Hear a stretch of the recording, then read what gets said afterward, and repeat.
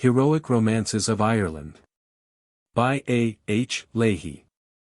Volume 1. How do you find this book? Any thoughts about the book or the author? Any suggestion for improvement? Please take a moment to share your thoughts in a comment. If you like it, share it with your friends who might enjoy it as well. Subscribe to keep in touch. Visit CompleteAudiobooks.com for more quality content. Preface. At a time like the present, when in the opinion of many the great literatures of Greece and Rome are ceasing to hold the influence that they have so long exerted upon human thought, and when the study of the greatest works of the ancient world is derided as useless, it may be too sanguine to hope that any attention can be paid to a literature that is quite as useless as the Greek, which deals with a time which, if not actually as far removed from ours as our classical times, is yet further removed in ideas. A literature which is known to few and has yet to win its way to favor, while the far superior literature of Greece finds it hard to defend the position that it long ago won. It may be that reasons like these have weighed with those scholars who have opened up for us the long-hidden treasures of Celtic literature. Despairing of the effort to obtain for that literature its rightful crown, and the homage due to it from those who can appreciate literary work for itself, they have been contented to ask for the support of that smaller body who from philological, antiquarian, or, strange as it may appear, from political reasons, are prepared to take a modified interest in what should be universally regarded as in its way one of the most interesting literatures of the world. The literary aspect of the ancient literature of Ireland has not indeed been altogether neglected.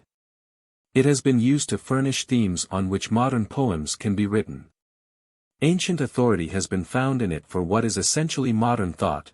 Modern English and Irish poets have claimed the old Irish romances as inspirers, but the romances themselves have been left to the scholars and the antiquarians. This is not the position that Irish literature ought to fill. It does undoubtedly tell us much of the most ancient legends of modern Europe which could not have been known without it, but this is not its sole, or even its chief claim to be heard. It is itself the connecting link between the old world and the new, written, so far as can be ascertained, at the time when the literary energies of the ancient world were dead, when the literatures of modern Europe had not been born. One in a country that had no share in the ancient civilization of Rome, among a people which still retained many legends and possibly a rudimentary literature drawn from ancient Celtic sources, and was producing the men who were the earliest classical scholars of the modern world. The exact extent of the direct influence of Irish literature upon the development of other nations is hard to trace.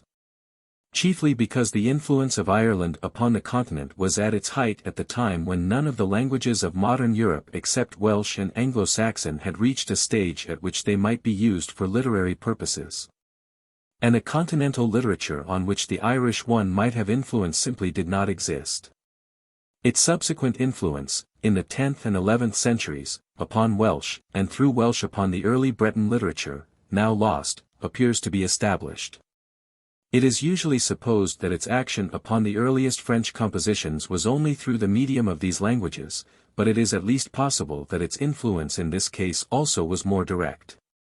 In Merovingian and early Carlovingian times, when French songs were composed, which are now lost but must have preceded the extant chansons de geste, the Irish schools were attracting scholars from the neighboring countries of Europe. Ireland was sending out a steady stream of learned men to France, Germany, and Italy. And it is at least possible that some who knew the Irish teachers realized the merit of the literary works with which some of these teachers must have been familiar. The form of the 12th-century French romance, Aucassin and Nicolete, is that of the chief Irish romances, and may well have been suggested by them. Whilst the variety of the rhythm and the elaborate laws of the earliest French poetry, which, both in its northern and southern form, dates from the first half of the 12th century, almost imply a pre-existing model. And such a model is more easily traced in Irish than in any other vernacular literature that was then available. It is indeed nearly as hard to suppose that the beautiful literature of Ireland had absolutely no influence upon nations known to be in contact with it, as it would be to hold to the belief that the ancient Cretan civilization had no effect upon the literary development that culminated in the poems of Homer. Before speaking of what the Irish literature was, it may be well to say what it was not. The incidents related in it date back, according to the antiquaries, of the 9th to the 12th centuries, some to the Christian era, some to a period long anterior to it. But occasional allusions to events that were unknown in Ireland before the introduction of Christianity, and a few to classical personages, show that the form of the present romances can hardly be pre-Christian. Or even close translations into Old or Middle Irish of Druidic tales. It has therefore been the fashion to speak of the romances as inaccurate survivals of pre-Christian works, which have been added to by successive generations of bards.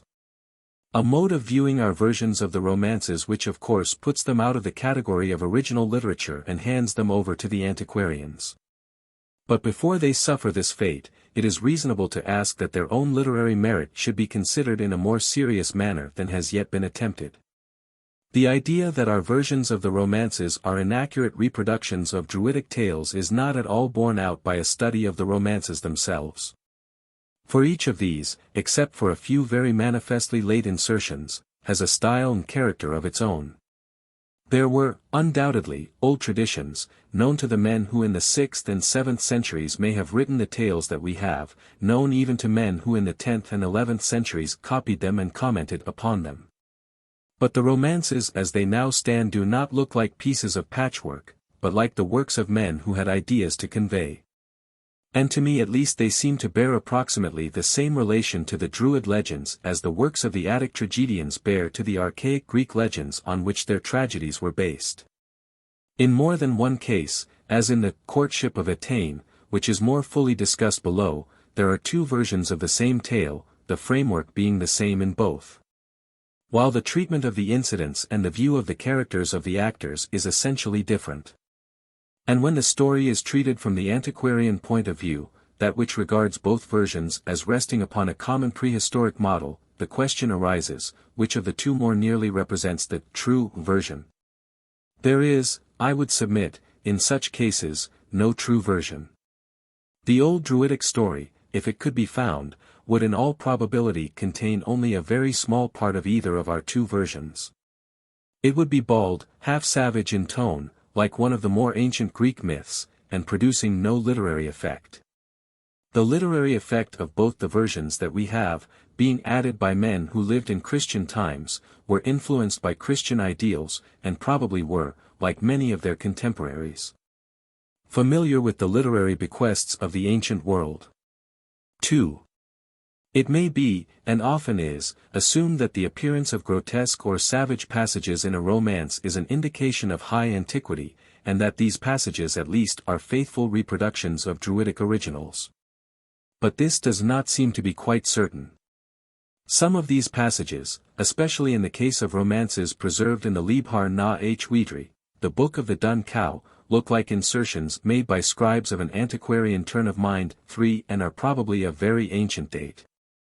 In other cases, as for example in the Boar of MacDatho, where Conall dashes Amulwan's head into Ket's face, the savagery is quite in keeping with the character of the story.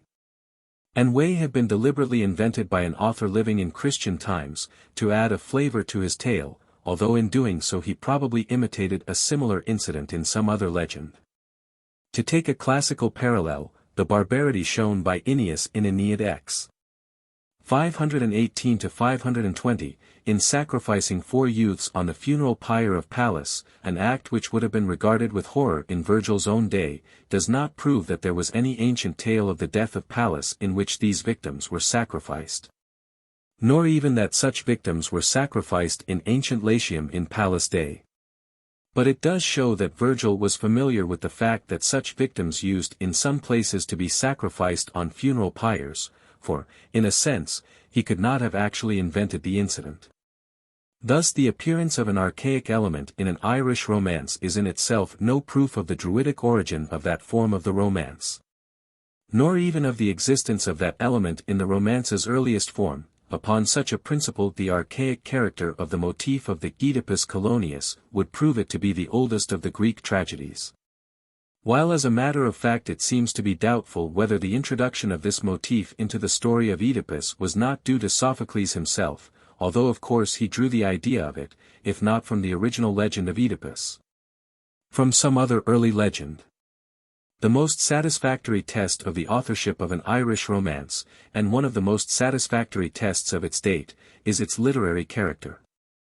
And if we look at the literary character of the best of the Irish romances, there is one point that is immediately apparent: the blending of prose and verse. The most common explanation of this is that the verse was added to the original tale, another that the verse is the older part, the prose being added to make a framework for the verse. But a general view of some of the original romances appears to lead to a very different conclusion. It seems much more probable that the Irish authors deliberately chose a method of making their work at once literary and suited to please a popular audience. They told their stories in plain prose, adding to them verse, possibly chanted by the reciters of the stories, so that while the prose told the story in simple language, the emotions of pity, martial ardor, and the like were awakened by the verse. They did not use the epic form, although their knowledge of classical literature must have made them familiar with it. The Irish epic form is romance. They had, besides the prose and what may be called the regular verse, a third form, that of prose, or as it is sometimes called rhetoric, which is a very irregular form of verse. Sometimes it rhymes, but more often not. The lines are of varying lengths, and to scan them is often very difficult, an alliteration taking the place of scansion in many cases. The rhetoric does not in general develop the story nor take the form of description. It usually consists of songs of triumph, challenges, prophecies, and exhortations, though it is sometimes used for other purposes. It does not conform to strict grammatical rules like the more regular verse and the prose, and many of the literal translations which Irish scholars have made for us of the romances omit this rhetoric entirely. Owing to the difficulty in rendering it accurately, and because it does not develop the plots of the stories. Notable examples of such omissions are in Miss Faraday's translation of the Leabhar na H-Uidhri version of the Great Tain, and in Whitley Stokes' translation of the Destruction of de Durga's Hostel. With all respect to these scholars, and with the full consciousness of the difficulty of the task that has naturally been felt by one who has vainly attempted to make sense of what their greater skill has omitted, it may be suggested that the total omission of such passages injures the literary effect of a romance in a manner similar to the effect of omitting all the choric pieces in a Greek tragedy, the rhetoric indeed, on account of its irregularity. Its occasional strophic correspondence, its general independence of the action of the tale, and its difficulty as compared with the other passages, may be compared very closely to a Greek chorus. Few of the romances written in prose and verse are entirely without rhetoric, but some contain very little of it. All the 6 romances of this character given in the present volume, counting as the 2 versions of Etain, contain some rhetoric, but there are only 21 such passages in the collection altogether, 10 of which are in one romance. The Sick-Bed of Cuchulain. The present collection is an attempt to give to English readers some of the oldest romances in English literary forms that seem to correspond to the literary forms which were used in Irish to produce the same effect, and has been divided into 2 parts. The first part contains 5 separate stories, all of which are told in the characteristic form of prose and verse. They are the Courtship of Etain, the Boar of MacDatho, the Sickbed of Cuchulain, the Death of the Sons of Usnach, Book of Leinster version, and the Combat at the Ford out of the Book of Leinster version of the Tain Bo Cualnge. 2 versions are given of the Courtship of Etain, and the Sick-Bed of Cuchulain, as is pointed out in the special preface prefixed to it, really consists of 2 independent versions. It was at first intended to add the better-known version of the Death of the Sons of Usnach, known as that of the Glen Mossine MS. But the full translation of this has been omitted, partly to avoid making the volume too bulky, partly because this version is readily attainable in a literal form. An extract from it has, however, been added to the Book of Leinster version for the purpose of comparison. In the renderings given of these romances the translation of the prose is nearly literal, but no attempt has been made to follow the Irish idiom where this idiom sounds harsh in English. Actives have been altered to passive forms and the reverse. Adjectives are sometimes replaced by short sentences which give the image better in English. Pronouns, in which Irish is very rich, are often replaced by the persons or things indicated. And common words, like Iram, Yarson, Iarton, Emoro, and the like, meaning thereafter, moreover, and have been replaced by short sentences that refer back to the events indicated by the words. Nothing has been added to the Irish, except in the Leabhar na H-Uidhri version of Etain, where there is a lacuna to be filled up, and there are no omissions. The translations of the verse and of the rhetoric are, so far as is possible, made upon similar lines. It was at first intended to add literal renderings of all the verse passages, but it was found that to do so would make the volume of an unmanageable size for its purpose. Literal renderings of all the verse passages in Etain, the first of the tales in Volume I, are given in the notes to that story. The literal renderings of Deirdre's lament in the Sons of Usnach, and of 2 poems in The Combat at the Ford, are also given in full as specimens. But in the case of most of the poems, reference is made to easily available literal translations either in English or German, where the literal rendering adopted differs from that referred to. Or where the poem in question has not before been translated, the literal rendering has been given in the notes. These examples will, it is believed, give a fair indication of the relation between my verse translations and the originals, the deviations from which have been made as small as possible. The form of 4-line verse divided into stanzas has generally been used to render the passages in 4-line verse in the Irish. The only exception to this rule being in the verses at the end of the Boar of MacDatho. These are in the nature of a ballad version of the whole story, and have been rendered in a ballad meter that does not conform to the arrangement in verses of the original. The meter of all the Irish 4-line verses in this volume is, except in 2 short pieces, a 7-syllabled line, the first 2 lines usually rhyming with each other, and the last 2 similarly rhyming. For in a few cases in the Boar of MacDatho, these rhymes are alternate, and in the extract from the Glen Mosine version of the Sons of Usnach, there is a more complicated rhyme system. It has not been thought necessary to reproduce this meter in all cases, as to do so would sound too monotonous in English. The meter is, however, reproduced once at least in each tale except in that of the Death of the Sons of Usnach.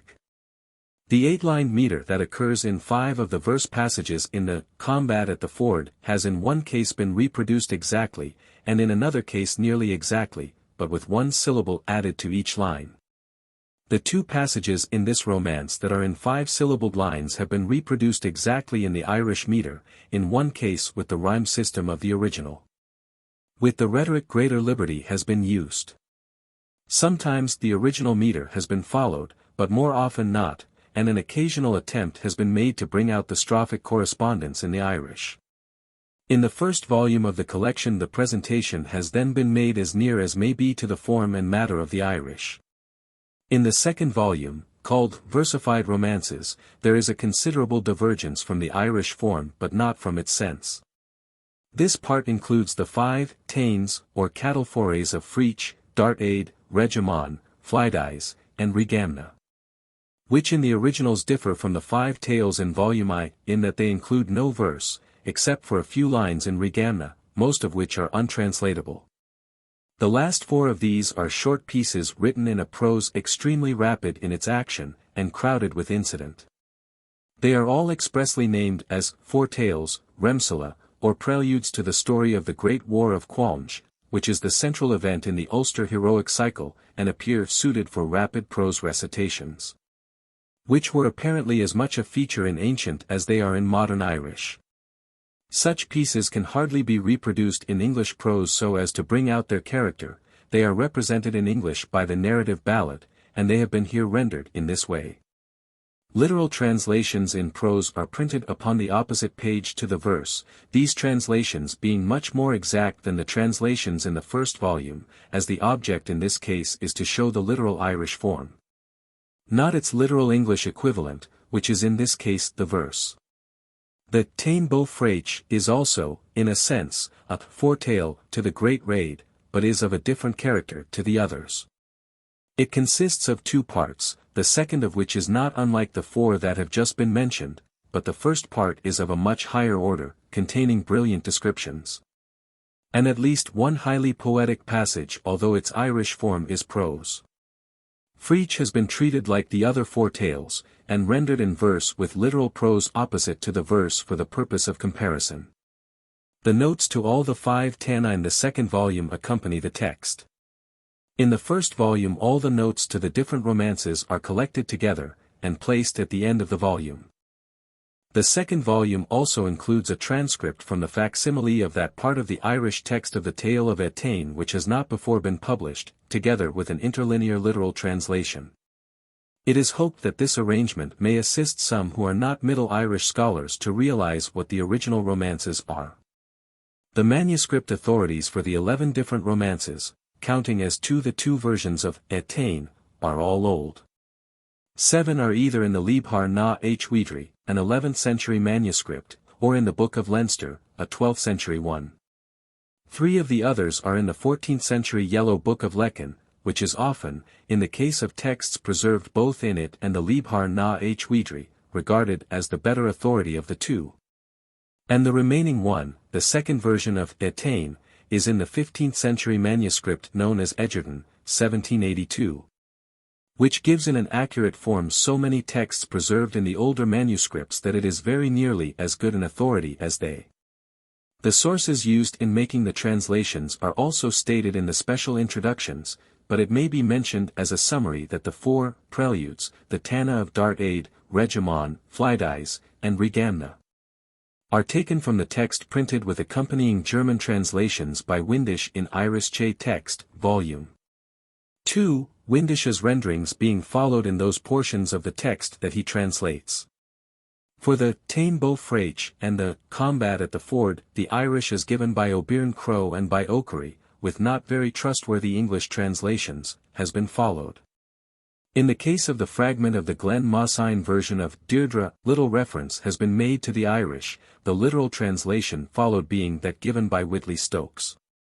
The remaining 5 romances, the Boar of MacDatho, the Leinster version of Deirdre, the Sick-Bed of Cuchulain, the Egerton version of Etain, and the greater part of the Leabhar na H-Uidhri version of the same, are taken from the Irish text printed without translation in Irish text, Volume I, the end of the Leabhar na H-Uidhri version omitted by Windisch being taken from the facsimile of the manuscript published by the Royal Irish Academy.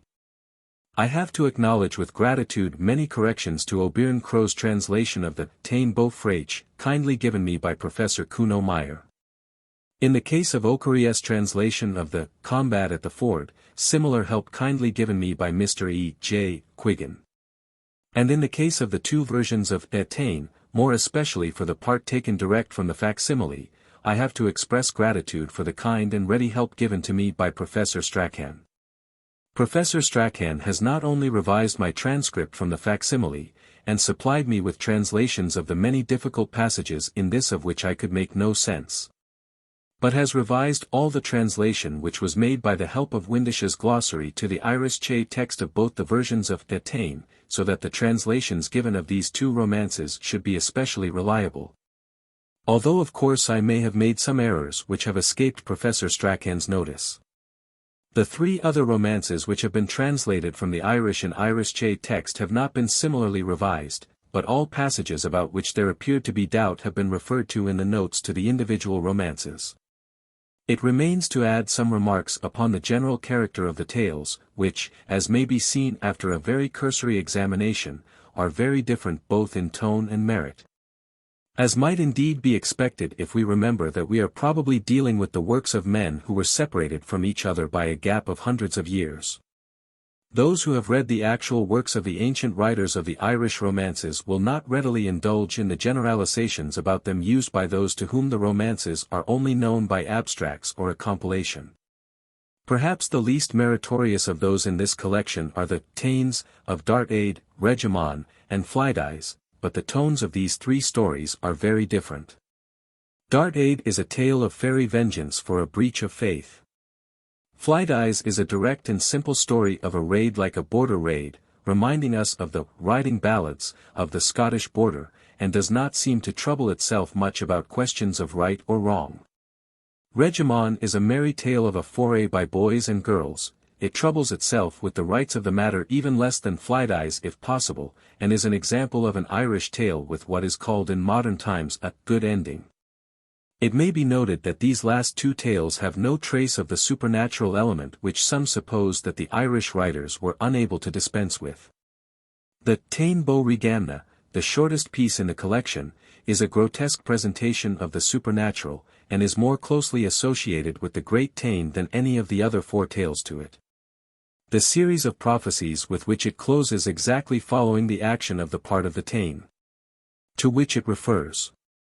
Some of the grotesque character of Regamna appears in the Boar of MacDatho, which, however, like Regamon and Flidais, has no supernatural element. Its whole tone is archaic and savage, relieved by touches of humor, but the style of the composition is much superior to that of the first three stories. A romance far superior to MacDatho is the Leinster version of the well-known Deirdre story, The Death of the Sons of Usnach. The opening of the story is savage, the subsequent action of the prose is very rapid, while the splendid lament at the end, one of the best sustained laments in the language, and the restraint shown in its account of the tragic death of Deirdre, place this version of the story in a high position. As has been already mentioned, parts of the 15th-century version of the story have been added to this version for purposes of comparison. The character of the Deirdre of the Leinster version would not have been in keeping with the sentiment of the lament given to her in the later account. The remaining 5 romances, treating as to the 2 versions of Etain, all show great beauty in different ways. 3 of the 4 tales given in them have good endings, and the feeling expressed in them is less primitive than that shown in the other stories, although it is an open question whether any of them rises quite so high as Deirdre's lament. Fraich has, as has been mentioned before, 2 quite separate parts. The second part is of inferior quality, showing, however, an unusual amount of knowledge of countries lying outside Celtdom, but the first is a most graceful romance. Although the hero is a demigod, and the fairies play a considerable part in it, the interest is essentially human, and the plot is more involved than is the case in most of the romances. It abounds in brilliant descriptions. The description of the Connaught Palace is of antiquarian interest, and one of the most beautiful pieces of Celtic mythology, the parentage of the 3 fairy harpers, is included in it. The Sick-Bed of Cuchulain and the Leabhar na H-Uidhri version of the Courtship of Etain seem to have had their literary effect injured by the personality of the compiler of the manuscript from which the Leabhar na H-Uidhri was copied. Seemingly an antiquarian, interested in the remains of the old Celtic religion and in old ceremonies, he has inserted pieces of antiquarian information into several of the romances that he has preserved for us. And though these are often of great interest in themselves, they spoil the literary effect of the romances in which they appear. It is possible that both the Leabhar na H-Uidhri version of Etain and the Sick-Bed might be improved by a little judicious editing. They have, however, been left just as they stand in the manuscript. The Sick-Bed, as is pointed out in the special introduction to it, consists of 2 separate versions. The first has plainly some of the compiler's comments added to it, but the second and longer part seems not to have been meddled with. And, although a fragment, it makes a stately romance, full of human interest although dealing with supernatural beings. And its conclusion is especially remarkable in early literature on account of the importance of the action of the 2 women who are the heroines of this part of the tale. The action of Fand in resigning her lover to the weaker mortal woman who has a better claim upon him is quite modern in its tone.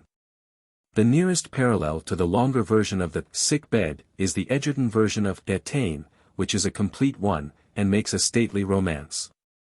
It is full of human interest, love being its keynote. It keeps the supernatural element which is an essential to the original legend in the background, and is of quite a different character to the earlier Leabhar na H-Uidhri version. Although there is no reason to assume that the latter is really the more ancient in date. In the Leabhar na H-Uidhri version of Etain, all that relates to the love story is told in the baldest manner, the part which deals with the supernatural being highly descriptive and poetic. I am inclined to believe that the antiquarian compiler of the manuscript did here what he certainly did in the case of the Sick-Bed of Cuchulain, and pieced together 2 romances founded upon the same legend by different authors. The opening of the story in Fairyland and the concluding part where Midir again appears are alike both in style and feeling, while the part that comes between is a highly condensed version of the love story of the Egerton manuscript, and suggests the idea of an abstract of the Egerton version inserted into the story as originally composed. The effect being similar to that which would be produced upon us if we had got Aeschylus, Coaphri, handed down to us with a condensed version of the dialogue between Electra and Chrysothemis out of Sophocles' Electra, inserted by a conscientious antiquarian who thought that some mention of Chrysothemis was necessary. This version of the legend, however, with its strong supernatural flavor, its insistence on the idea of rebirth, its observation of nature, and especially the fine poem in which Midir invites Tain to Fairyland, is a most valuable addition to the literature, and we have to lament the gap in it owing to the loss of a column in that part of the Leabhar na H-Uidhri manuscript which has been preserved. The last piece to be mentioned is the extract from the Tain of Cualnge known as the Combat at the Ford. This seems to me the finest specimen of Old Irish work that has been preserved for us. The brilliance of its descriptions, the appropriate changes in its meters, the chivalry of its sentiments, and the rapidity of its action should, even if there were nothing to stand beside it in Irish literature, give that literature a claim to be heard. As an account of a struggle between two friends, it is probably the finest in any literature. It has been stated recently, no doubt upon sound authority, that the grammatical forms of this episode show it to be late, possibly dating only to the 11th century. The manuscript in which it appears, however, is of the earlier part of the 12th century. No literary modern work other than Irish can precede it in time.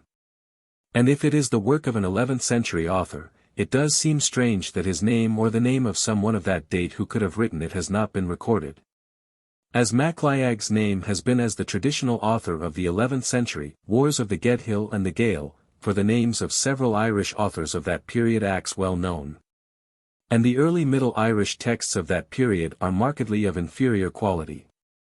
Compare for example the Borromean tribute which Stokes considers to take high rank among texts of that period, Revue Celtique, 13. Page 32. One would certainly like to believe that this episode of the Combat at the Ford belongs to the best literary period, with which upon literary grounds it seems to be most closely connected. But, whether this comparative lateness of the Combat at the Ford be true or not, it, together with all the varied work contained in this collection, with the possible exception of the short extract from the Glen Mossine Deirdre, is in the actual form that we have it, older than the Norman conquest of Ireland, older than the Norse sagas. Its manuscript authority is older than that of the Volsunga saga.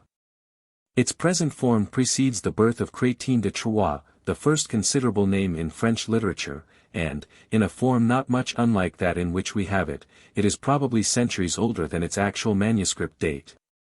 The whole thing stands at the very beginning of the literature of modern Europe, and compares by no means unfavorably with that which came after, and may, in part, have been inspired by it. Surely it deserves to be raised from its present position as a study known only to a few specialists, and to form part of the mental equipment of every man who is for its own sake interested in and a lover of literature. Introduction in verse. 'Tis hard an audience now to win, for lore that Ireland's tales can teach. And faintly, mid the modern din, is heard the old heroic speech. For long the tales in silence slept. The ancient tomes by few were read. E'en those who still its knowledge kept have thought the living music dead. And some, to save the lore from death, with modern arts each tale would deck. Inflate its rhymes with magic breath, as if to buoy a sinking wreck. They graft new morbid magic dreams on tales where beating life is felt. In each romance find mystic gleams, and traces of the moody Celt. Yet, though with awe the grassy mound, that fairy's haunt, is marked today. And though in ancient tales are found dim forms of gods, long passed away, though later men to magic turned, inserting many a druid spell, and ill the master's craft had learned, who told the tales, and told them well. No tale should need a magic dress, Or modern art, its life to give. Each for itself, or great, or less. Should speak, if it deserves to live. Think not a dull, a scribal pen. Dead legends wrote, half known, and feared. In lettered lands to poet men. Romance, who lives today, appeared. For when, in fear of warrior bands, had learning fled the western world, and, raised once more by Irish hands, her banner stood again unfurled. 'Twas there, where men her laws revered, that learning aided art's advance. And Ireland bore, and Ireland reared these eldest children of romance. Her poets knew the Druid creeds, yet not on these their thoughts would rest. They sang of love, of heroes' deeds, of kingly pomp, of cheerful jest. Not as in Greece aspired their thought. They joyed in battles wild and stern. Yet pity once to men they taught, from whom a fiercer age could learn. Their frequent theme was war, they sang the praise of chiefs of courage high. Yet, from their harps the accents rang that taught to knighthood chivalry. Their heroes praise a conquered foe, oppose their friends for honor's sake, to weaker chieftains mercy show, and strength of cruel tyrants break. Their nobles, loving fame, rejoice in glory, got from bards, to shine. Yet thus ascends Cuchulain's voice. No skill indeed to boast is mine. They sang, to please a warlike age, of wars, and women's wild lament. Yet oft, restraining warriors' rage, their harps to other themes were bent. They loved on peaceful pomp to dwell, rejoiced in music's magic strains.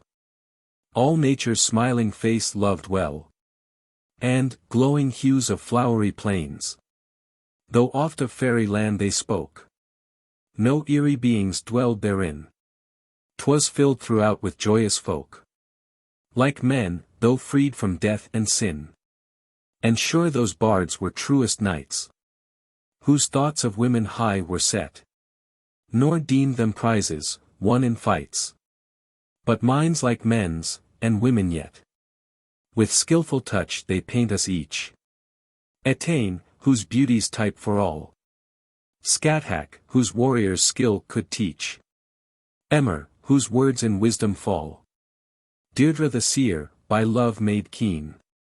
Flidais, whose bounty armies feeds. The prudent Mugine, Connor's queen. Crun's wife, more swift than Connor's steeds. Finnabar, death for love who dared. Revengeful Ferb, who died of grief. Fand, who a vanquished rival spared. Queen Meave, who Connaught led, its chief. Not for the creeds their lines preserve. Should Ireland's hero tales be known, their pictured pages praise deserve. From all, not learned men alone, their works are here, though flawed by time. To all the living verses speak of men who taught to Europe rhyme, who knew no masters, save the Greek, in forms like those men loved of old. Not added, nothing torn away. The ancient tales again are told. Can none their own true magic sway? Pronunciation of proper names. The following list of suggested pronunciations does not claim to be complete or to be necessarily correct in all cases. Some words like Ferdia and Concobar, Connor, have an established English pronunciation that is strictly speaking wrong. Some, like Murtham, are doubtful. The suggestions given here are those adopted by the editor for such information as is at his disposal. It seems to be unnecessary to give all the names, as the list would be too long. This list contains those names in the first volume as are of frequent occurrence, names that occur less commonly, and some of those in the following list have a pronunciation indicated in footnotes. The most important names are in small capitals. List of names. 8th, EEFA, pages 117, 129, 1342-141, 148, an instructress of Cuchulain, Ferdia, and others in the art of war. Cathbad, Cahba, pages 91, 92, 93, 95, a Druid. Cualgne, Kel New York, mentioned in the preface, introductions, the Combat and Elsewhere, a district corresponding to County Louth. Cuchulain, H-Uidhri, the hero of the Sick-Bed and the Combat, and of the Ulster heroic cycle in general. Deirdre, the heroine of the Exile of the Sons of Usnach. Dubhtha, pages 48, 97, 98, 107, an Ulster hero. Eachaid Aram, Yeohe Aram, the king in the Courtship of Etain. Eachaid Jul, Yeohe Yul, pp. 63, 70, 76, 79, a fairy king killed by Cuchulain. Eogan mac Durthecht, Yogan mac Dorha, pages 43, 48, 93, 97, 101, 107, an Ulster hero, the slayer of the Sons of Usnach. Etain, Eteoin, the heroine of the Courtship of Etain. Ferdia, Cuchulain's opponent in the combat at the ford. The true pronunciation is probably Fairdeed. Fuamnach, Fumna, pages 79, 9, 10, 19, 26, a sorceress. Leahy, son of Rheingabra, the charioteer and friend of Cuchulain, frequently mentioned in the Sick-Bed and the Combat at the Ford. Leahy, pages 42, 46, 67, an Ulster hero. Leabhar na H-Uidhri, Leabhar na Huri, frequently mentioned, the oldest Irish manuscript of romance. It means the Book of the Dun Cow, sometimes referred to as Lu. MacDatho, king of Leinster in the Boar of MacDatho, the word means son of two mutes. Mortemi, pp. 57, 59, 61, 73, 77, 78, a district in Ulster, with which Cuchulain is connected in the Sick-Bed, in the combat he is Cuchulain of Cualnge. Naisi, the hero of the Exile of the Sons of Usnach. Skaha, pp. 117, 129, 131, 134, 141, 149, 151 a sorceress in the Isle of Skye, instructress of Cuchulain in war.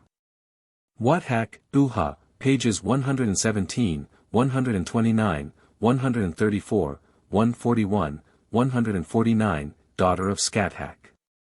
Other prominent characters, in the pronunciation of whose names as given in the text no special assistance is required, are Ailil mac Mada, Alil, king of Connaught. Ailil Anglanach, lover of Etain, in the Courtship of Etain. Conall Cernach, Conall the victorious, second champion of Ulster after Cuchulain. Conor, properly spelt Concobar and pronounced Conaur, king of Ulster.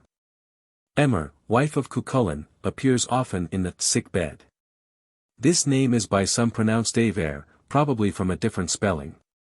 Fand, the fairy princess, in love with Cuchulain, in the Sick-Bed. Fergus, son of Rog, prominent in the Exile of the Sons of Usnach, and in Combat.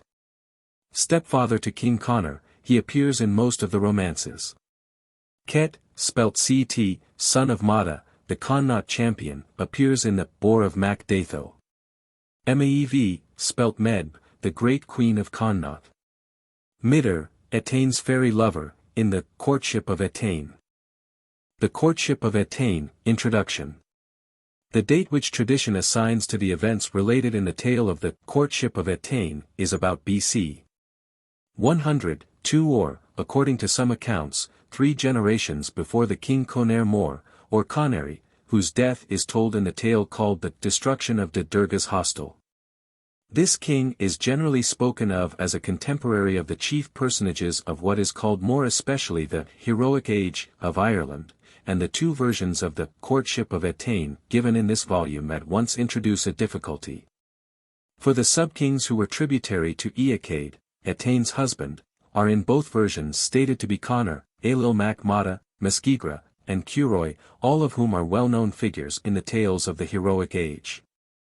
As Conairy is related to have ruled 60 years, and several of the characters of the heroic age survived him, according to the tale that describes his death. The appearance of the names of Conor and Ailill in a tale about his grandfather, or according to the Egerton version his great-grandfather, introduces an obvious discrepancy. It appears to be quite impossible to reconcile the dates given to the actors in the tales of the heroic and preceding age. They seem to have been given in the antiquarian age of the 10th and 11th centuries. Not only do they differ according to different chronologers by upwards of 100 years, but the succession of kings in the accounts given by the same chronologer is often impossible in view of their mutual relationships. The real state of things appears to be that the Courtship of Etain, together with the story of Conairy, the lost tale of the destruction of the fairy hill of Nenta, 5 and the tale of the bull feast and election of Lugaid Redstripes as King of Ireland, forms a short cycle of romance based upon ancient legends that had originally no connection at all with those on which the romances of the heroic age were built. The whole government of the country is essentially different in the two cycles. In the Etain cycle the idea is that of a land practically governed by one king, the vassal kings being of quite small importance. In the tales of the heroic age proper, the picture we get is of two, if not of four, practically independent kingdoms, the allusions to any over-king being very few, and in great part late. But when the stories of Etain and of Conairy assumed their present forms, when the writers of our romances formed them out of the traditions which descended to them from pro-Christian sources, both cycles of tradition were pretty well known. And there was a natural tendency to introduce personages from one cycle into the other, although these personages occupy a subordinate position in the cycle to which they do not properly belong. Even Conall Cernach, who is a fairly prominent figure in the tale of the death of Conairy, has little importance given to him compared with the people who really belong to the cycle. And the other warriors of the heroic age mentioned in the tale are little but lay figures compared with Conairy, Exile, and Mac Sect.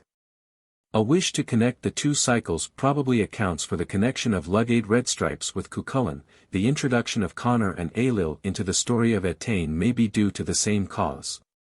And there is no need to suppose that the authors of our versions felt themselves bound by what other men had introduced into the tale of Conairy. The practice of introducing heroes from one cycle into another was by no means uncommon, or confined to Ireland. Greek heroes' names sometimes appear in the Irish tales. Cuchulain, in much later times, comes into the tales of Finn. And in Greece itself, characters who really belong to the time of the Trojan War appear in tales of the Argonauts. There are very few corresponding allusions to personages from the small Etain cycle found in the great cycle of romances that belong to the heroic age. But Mac Sect's name appears in a 15th-century manuscript which gives a version of the tale of Flidais. And I suspect an allusion to the Etain story in a verse in the Sick-Bed of Cuchulain, see note, page 184. It may be observed that the introduction of Conor and his contemporaries into the story of Conairy's grandparents is an additional piece of evidence that our form of the story of Etain precedes the antiquarian age. For at that time the version which we have of the story of Conairy must have been classical and the connection of Conor's warriors with Conairy well known. A keen eye was at that time kept on departures from the recognized historical order, compare a note by Mr. Nutt in the Voyage of Bran, Volume 2. Page 61. And the introduction of Conor into our version of the tale of Etain must have been at an earlier date. The two versions of the Courtship of Etain, the Egerton one, and that in the Leabhar na H-Uidhri, have been compared in the general preface to the volume, and little more need be said on this point. It may, however, be noted that 8 pages of the Egerton version, pages 11 to 18, are compressed into 2 pages in LU, pages 23 and 24. References to the Etain story are found in different copies of the Din Shenkas, under the headings of Rath Esa, Rath Cragan, and Bree Leith. The principal manuscript authorities, besides the 2 translated here, are the Yellow Book of Lecan, pp. 91 to 104, and the Book of Leinster, 163b, facsimile. These do not add much to our versions. There are, however, 1 or 2 new points in a hitherto untranslated manuscript source mentioned by O'Curry, Manners and Customs, Volume 2. p. 192 to 194. The Leabhar na H-Uidhri version is defective both at the beginning and at the end. There is also a complete column torn from the manuscript, making the description of the chess match defective. These three gaps have been filled up by short passages enclosed in square brackets, at the commencement of the prologue, on page 28, and at the end of the LU version. The two first of these insertions contain no matter that cannot be found by allusions in the version itself. The conclusion of the tale is drawn, partly from the Dinshenkas of Rath Esa, partly from the passage in Okari's Manners and Customs.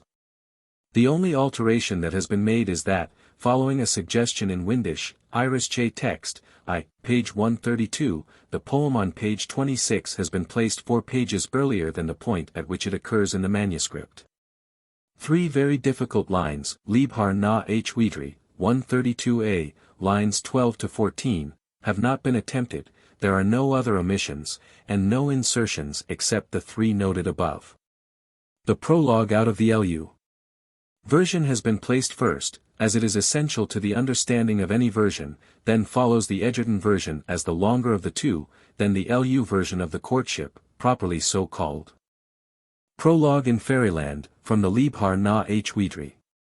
Etain of the Horses, the daughter of Ailil, was the wife of Midr, the fairy dweller in Bree Leith. 6 Now Midr had also another wife named Fuamnach 7 who was filled with jealousy against Etain, and sought to drive her from her husband's house. And Fuamnach sought out Bresel Itarlam the Druid and besought his aid. And by the spells of the Druid, and the sorcery of Fuamnach, Etain was changed into the shape of a butterfly that finds its delight among flowers. And when Etain was in this shape she was seized by a great wind that was raised by Fuamnach's spells. And she was borne from her husband's house by that wind for 7 years till she came to the palace of Angus Mac Oc who was son to the Dagda, the chief god of the men of ancient Erin. Mac Oc had been fostered by Midr, but he was at enmity with his foster father, and he recognized Etain, although in her transformed shape, as she was borne towards him by the force of the wind. And he made a bower for Etain with clear windows for it through which she might pass, and a veil of purple was laid upon her, and that bower was carried about by Mac Oc wherever he went. And there each night she slept beside him by a means that he devised, so that she became well nourished and fair of form. For that bower was filled with marvellously sweet-scented shrubs, and it was upon these that she thrived, upon the odor and blossom of the best of precious herbs. Now to Fuamnach came tidings of the love and the worship that Etain had from Mac Oc, and she came to Midr, and, Let thy foster son, said she, be summoned to visit thee, that I may make peace between you two. And may then go to seek for news of Etain. And the messenger from Midr went to Mac Oc, and Mac Oc went to Midr to greet him, but Fuamnach for a long time wandered from land to land till she was in that very mansion where Etain was. And then she blew beneath her with the same blast as aforetime, so that the blast carried her out of her bower, and she was blown before it, as she had been before for 7 years through all the land of Erin. And she was driven by the wind of that blast to weakness and woe. And the wind carried her over the roof of a house where the men of Ulster sat at their ale, so that she fell through the roof into a cup of gold that stood near the wife of Eger the warrior, whose dwelling place was near to the bay of Sichmony in the province that was ruled over by Connor. And the woman swallowed Etain together with the milk that was in the cup, and she bare her in her womb, till the time came that she was born thereafter as an earthly maid, and the name of Etain, the daughter of Eger, was given to her. And it was 1012 years since the time of the first begetting of Etain by Ailil to the time when she was born the second time as the daughter of Eger. Now Etain was nurtured at Inver Sichmony in the house of Eger, with 50 maidens about her of the daughters of the chiefs of the land. And it was Eger himself who still nurtured and clothed them, that they might be companions to his daughter Etain. And upon a certain day, when those maidens were all at the river mouth to bathe there, they saw a horseman on the plain who came to the water towards them. A horse he rode that was brown, curvetting, and prancing, with a broad forehead and a curly mane and tail. Green, long, and flowing was the cloak that was about him, his shirt was embroidered with embroidery of red gold, and a great brooch of gold in his cloak reached to his shoulder on either side. Upon the back of that man was a silver shield with a golden rim, the handle for the shield was silver, and a golden boss was in the midst of the shield. He held in his hand a 5-pointed spear with rings of gold about it from the haft to the head. The hair that was above his forehead was yellow and fair, and upon his brow was a circlet of gold, which confined the hair so that it fell not about his face. He stood for a while upon the shore of the bay. And he gazed upon the maidens, who were all filled with love for him, and then he sang this song. West of Alba, near the Mound 8. Where the fair-haired women play. There, mid little children found. Etain dwells, by Sichmain's bay. She hath healed a monarch's eye. By the well of Loch Leahy. Yea, and Aider's wife, when dry. Drank her, heavy draught was she. Chased by king for Etain's sake. Birds their flight from Tefa wing. 'Tis for her Darbra's lake. Drowns the coursers of the king. Echaid, who in Meath shall reign. Many a war for thee shall wage. He shall bring on Fairy's bane. Thousands roused to battle's rage. Etain here to harm was brought. Etain's form is beauty's test. Etain's king in love she sought. Etain with our folk shall rest. And after that he had spoken thus, the young warrior went away from the place where the maidens were, and they knew not whence it was that he had come, nor whither he departed afterwards. Moreover it is told of MacDatho, that after the disappearance of Etain he came to the meeting appointed between him and Midr, and when he found that Fuamnach was away, 'tis deceit, said Midr, that this woman hath practised upon us. And if Etain shall be seen by her to be in Ireland, she will work evil upon Etain. And indeed, said MacDatho, it seemeth to me that thy guess may be true. For Etain hath long since been in my own house, even in the palace where I dwell. Moreover she is now in that shape into which that woman transformed her, and 'tis most likely that it is upon her that Fuamnach hath rushed. Then MacDatho went back to his palace, and he found his bower of glass empty, for Etain was not there. And MacDatho turned him, and he went upon the track of Fuamnach, and he overtook her at Enoch Bodnai, in the house of Bressil Atarlam the Druid. And MacDatho attacked her, and he struck off her head, and he carried the head with him till he came to within his own borders. Yet a different tale hath been told of the end of Fuamnach, for it hath been said that by the aid of Manannan both Fuamnach and Midr were slain in Bree Leith, and it is of that slaying that men have told when they said, think on Sigmol. And Bree with its forest. Little wit silly Fuamnach had learned. Midr's wife found her need was the sorest. When Bree Leith by Manannan was burned. The Courtship of Etain, Egerton version. Once there was a glorious and stately king who held the supreme lordship over all the land of Ireland. The name of the king was Eochaid, and he was the son of Finn, who was the son of Fintan. Who was the son of Rogan the Red, who was the son of Esamain, who was the son of Blathecht, who was the son of Beathecht, who was the son of Labraid the Tracker, who was the son of Enna the Swift. Who was the son of Angus of Tara, called the Shamefaced, who was the son of Eochaid the Broad-jointed, who was the son of Aelil of the Twisted Teeth, who was the son of Comla the Fair, who was the son of Ire. Who was the son of Melg the Praiseworthy, who was the son of Cobtak the Slender from the plain of Breg, who was the son of Ugain the Great, who was the son of Eochaid the Victorious. Now all the 5 provinces of Ireland were obedient to the rule of Eochaid, for Conor the son of Ness, the king of Ulster, was vassal to Eochaid, and Mesgigra the king of Leinster was his vassal. And so was Curoy, the son of Dare, king of the land of Munster, and so were Aelil and Meath, who ruled over the land of Connaught. 2 great strongholds were in the hands of Eochaid, they were the strongholds of Fermain in Meath, and of Fermain in Tethba, and the stronghold that he had in Tethba was more pleasing to him than any of those that he possessed. Less than a year had passed since Eochaid first assumed the sovereignty over Erin, when the news was proclaimed at once throughout all the land that the festival of Tara should be held. That all the men of Ireland should come into the presence of their king, and that he desired full knowledge of the tributes due from, and the customs proper to each. And the one answer that all of the men of Ireland made to his call was, that they would not attend the festival of Tara during such time, whether it be long or short, that the king of Ireland remained without a wife that was worthy of him. For there is no noble who is a wifeless man among the men of Ireland, nor can there be any king without a queen, nor does any man go to the festival of Tara without his wife, nor does any wife go thither without her husband. Thereupon Eochaid sent out from him his horsemen, and his wizards, and his officers who had the care of the roads, and his couriers of the boundaries throughout all Ireland. And they searched all Ireland as they sought for a wife that should be worthy of the king, in her form, and her grace, and her countenance, and her birth. And in addition to all this there yet remained one condition, that the king would take as his wife none who had been before as a wife to any other man before him.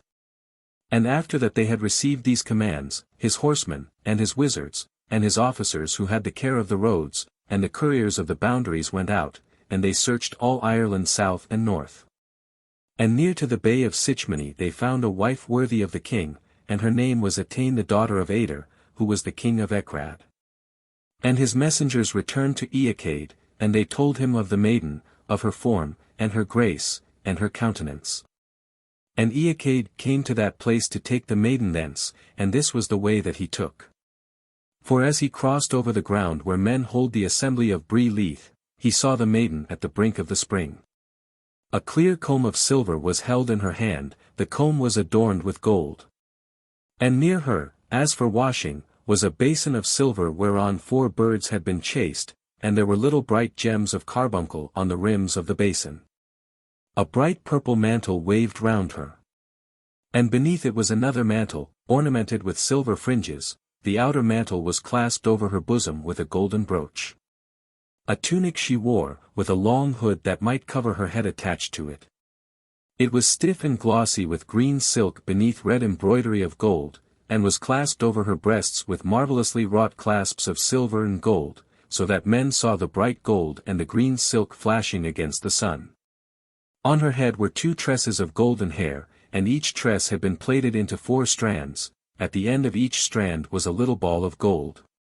And there was that maiden, undoing her hair that she might wash it, her 2 arms out through the armholes of her smock. Each of her 2 arms was as white as the snow of a single night, and each of her cheeks was as rosy as the foxglove. Even and small were the teeth in her head, and they shone like pearls. Her eyes were as blue as a hyacinth, her lips delicate and crimson, very high, soft, and white were her shoulders. Tender, polished, and white were her wrists. Her fingers long, and of great whiteness, her nails were beautiful and pink. White as the snow, or as the foam of the wave, was her side, long was it, slender, and as soft as silk. Smooth and white were her thighs. Her knees were round and firm and white, her ankles were as straight as the rule of a carpenter. Her feet were slim, and as white as the ocean's foam, evenly set were her eyes. Her eyebrows were of a bluish black, such as ye see upon the shell of a beetle.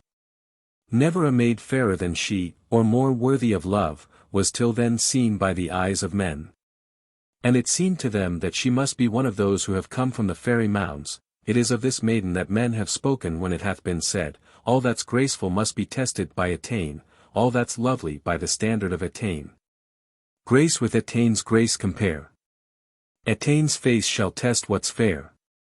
And desire of her seized upon the king, and he sent a man of his people in front of him to go to her kindred, in order that she might abide to await his coming. And afterwards the king came to the maiden, and he sought speech from her. Whence art thou sprung, O maiden, says Eochaid, and whence is it that thou hast come? It is easy to answer thee, said the maiden, Etain is my name, the daughter of the king of Ecrad, out of the fairy mound am I. Shall an hour of dalliance with thee be granted to me, said Eochaid. 'Tis for that I have come hither under thy safeguard, said she. And indeed 20 years have I lived in this place, ever since I was born in the mound where the fairies dwell, and the men who dwell in the elf mounds, their kings and their nobles, have been wooing me, yet to never a one of them was granted sleep with me, for I have loved thee, and have set my love and affection upon thee. And that ever since I was a little child, and had first the gift of speech.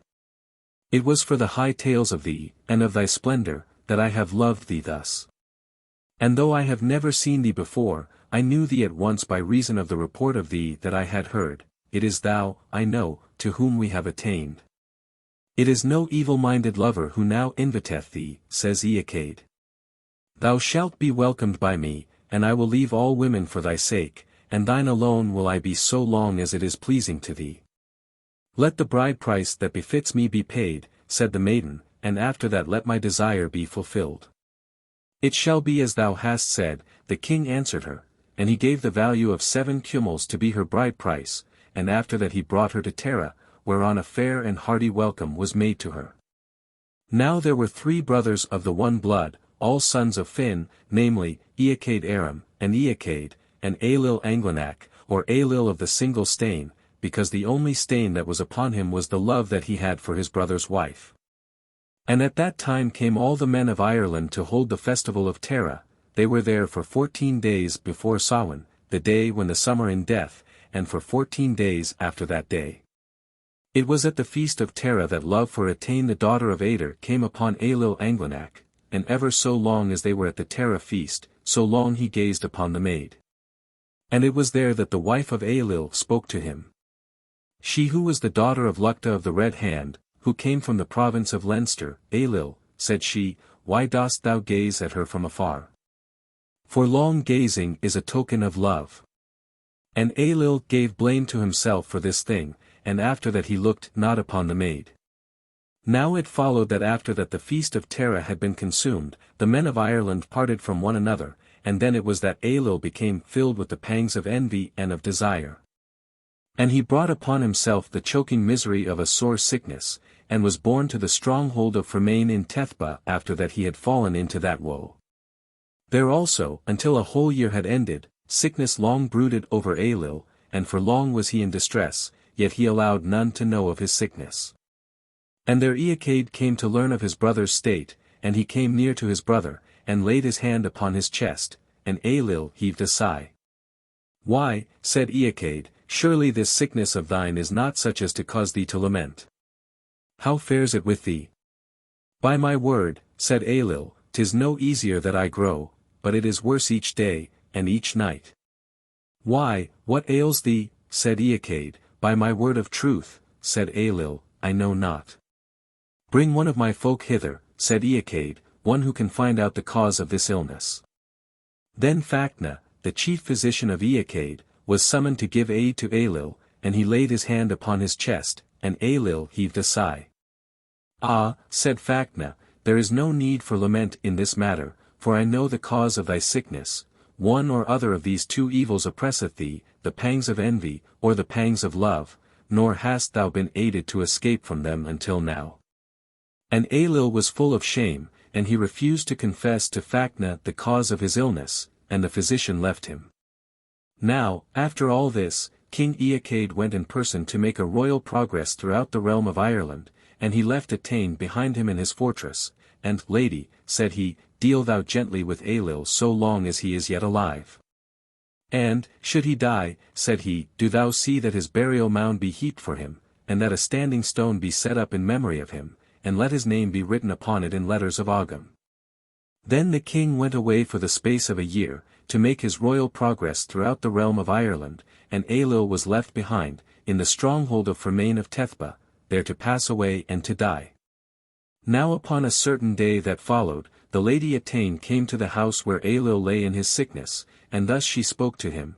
What is it, she said, that ails thee? Thy sickness is great, and if we but knew anything that would content thee, thou shouldest have it. It was thus that at that time she spoke, and she sang a verse of a song, and Aelil in song made answer to her. Etain. Young man, of the strong step and splendid. What hath bound thee? What ill dost thou bear? Thou hast long been on sick bed extended. Though around thee the sunshine was fair. Aelil. There is reason indeed for my sighing. I joy not at my harp's pleasant sound.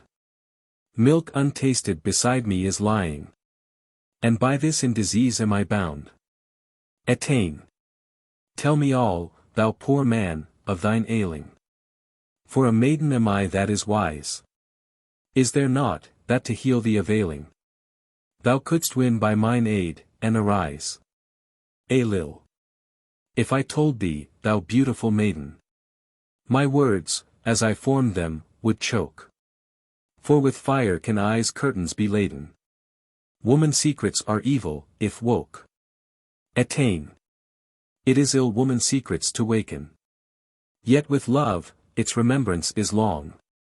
And its part by itself may be taken. Nor a thought shall remain of the wrong. Ailill. I adore thee, white lady, as grateful. Yet thy bounty deserve I but ill. To my soul is my longing but hateful. For my body doth strive with me still. Eocho Fedlec 9 his bride to him taking. Made thee queen. And from thence is my woe. For my head and my body are aching. And all Ireland my weakness must know. Etain. If, among the white women who near me abide, there is one who is vexing, whose love thou dost hide, to thy side will I bring her, if thus I may please. And in love thou shalt win her, thy sickness to ease. Ah lady, said Ailill, easily could the cure of my sickness be wrought by the aid of thee, and great gain should there come from the deed, but thus it is with me until that be accomplished. Long ago did my passion begin. A full year it exceeds in its length. And it holds me, more near than my skin. And it rules over wrath in its strength. And the earth into four it can shake. Can reach up to the heights of the sky. And a neck with its might it can break. Nor from fight with a spectre would fly. In vain race up to heaven, 'tis urged. It is chilled, as with water, and drowned. 'Tis a weapon, in ocean submerged. 'Tis desire for an echo, a sound. 'Tis thus my love, my passion seem.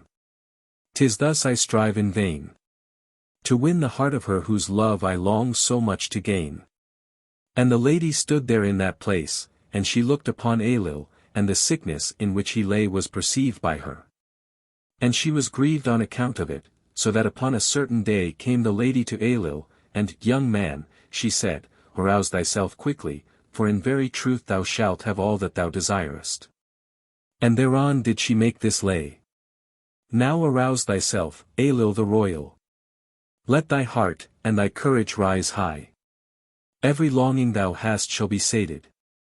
For before thee, to heal thee, am I. Is my neck and its beauty so pleasing? 'Tis around it thine arms thou shalt place.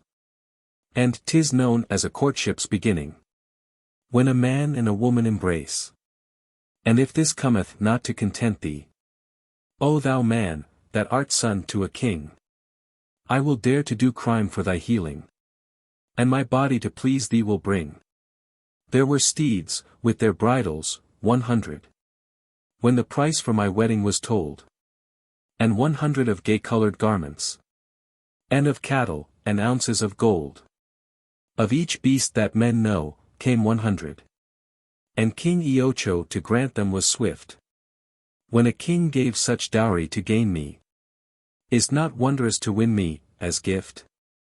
Now each day the lady came to Ailill to tend him, and to divide for him the portion of food that was allotted to him, and she wrought a great healing upon him, for it grieved her that he should perish for her sake. And one day the lady spoke to Ailill, Come thou tomorrow, said she, to tryst with me at the break of day, in the house which lieth outside, and is beyond the fort, and there shalt thou have granted thy request and thy desire. On that night Ailill lay without sleep until the coming of the morning, and when the time had come that was appointed for his tryst, his sleep lay heavily upon him, so that till the hour of his rising he lay deep in his sleep. And Etain went to the tryst, nor had she long to wait ere she saw a man coming towards her in the likeness of Ailill, weary and feeble, but she knew that he was not Ailill, and she continued there waiting for Ailill. And the lady came back from her tryst, and Ailill awoke, and thought that he would rather die than live, and he went in great sadness and grief. And the lady came to speak with him, and when he told her what had befallen him, Thou shalt come, said she, to the same place, to meet with me upon the morrow. And upon the morrow it was the same as upon the first day. Each day came that man to her tryst. And she came again upon the last day that was appointed for the tryst, and the same man met her. "'Tis not with thee that I tryst," said she, "why dost thou come to meet me?" And for him whom I would have met here, neither from desire of his love nor for fear of danger from him had I appointed to meet him, but only to heal him, and to cure him from the sickness which had come upon him for his love of me. "It were more fitting for thee to come to tryst with me," says the man, "for when thou wast at Tain of the horses, and when thou wast the daughter of Ailill, I myself was thy husband." "Why," said she, "what name hast thou in the land? That is what I would demand of thee." "It is not hard to answer thee," he said, "Midder of Bree Leith is my name." "And what made thee to part from me, if we were as thou sayest?" said Etain. "Easy again is the answer," said Midder. "It was the sorcery of Fuamnach and the spells of Bressil Atarlam that put us apart." And Midder said to Etain, "Wilt thou come with me?" "Nay," answered Etain, "I will not exchange the king of all Ireland for thee. For a man whose kindred and whose lineage is unknown." "It was I myself indeed," said Midder, "who filled all the mind of Ailill with love for thee, it was I also who prevented his coming to the tryst with thee, and allowed him not thine honour to spoil it." After all this the lady went back to her house, and she came to speech with Ailill, and she greeted him. "It hath happened well for us both," said Ailill, "that the man met thee there, for I am cured for ever from my illness, thou also art unhurt in thine honour, and may a blessing rest upon thee." "Thanks be to our gods," said Etain, "that both of us do indeed deem that all this hath chanced so well." And after that Eacade came back from his royal progress, and he asked at once for his brother. And the tale was told to him from the beginning to the end, and the king was grateful to Etain, in that she had been gracious to Ailill, and, what hath been related in this tale, said Eacade, is well pleasing to ourselves. And, for the after history of Eacade and Etain, it is told that once when Eacade was in Fermain, at such time as the people had prepared for themselves a great gathering in certain horse races. Thither also to that assembly came Etain, that she might see the sight. Thither also came Midder, and he searched through that assembly to find out where Etain might be.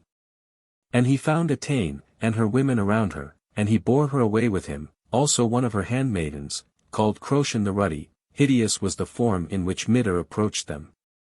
And the wives of the men of Ireland raised cries of woe, as the queen was carried off from among them, and the horses of Ireland were loosed to pursue Midder, for they knew not whether it was into the air or into the earth he had gone.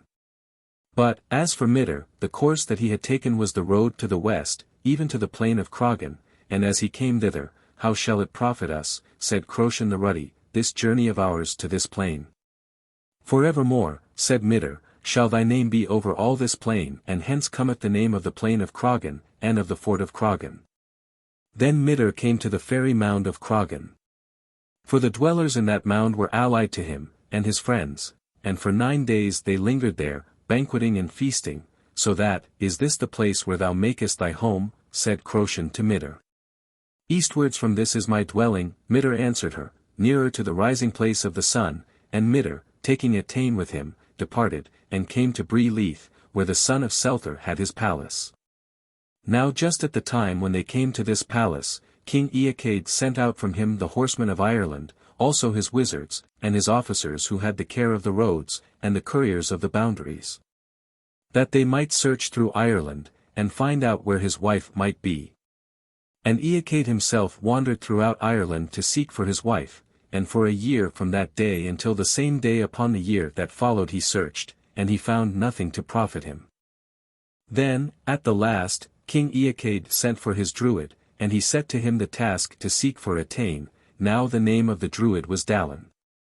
And Dallan came before him upon that day. And he went westwards, until he came to the mountain that was after that known as Slieve Dallan, and he remained there upon that night.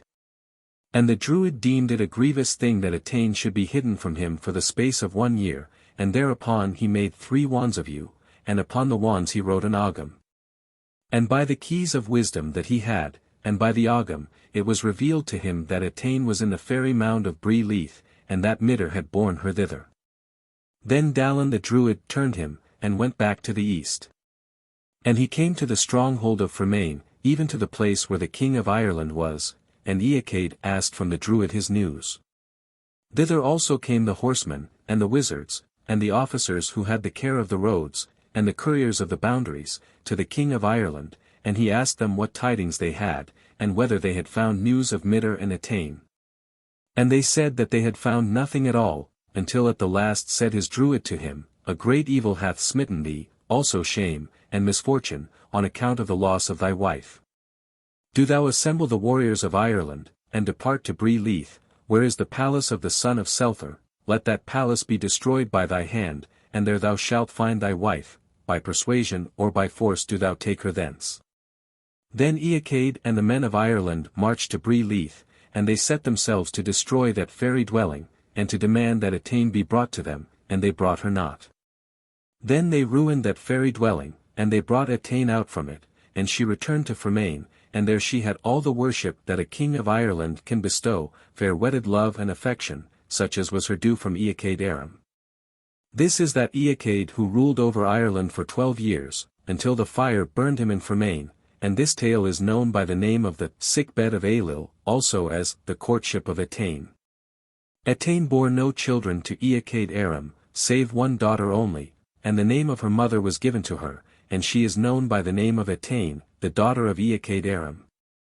And it was her daughter Mesbwchala who was the mother of King Conairy the Great, the son of Etersal, and it was for this cause that the fairy host of Mag Breg and Midr of Bree Leith violated the taboos of King Conairy, and devastated the plain of Breg, and out off Conairy's life.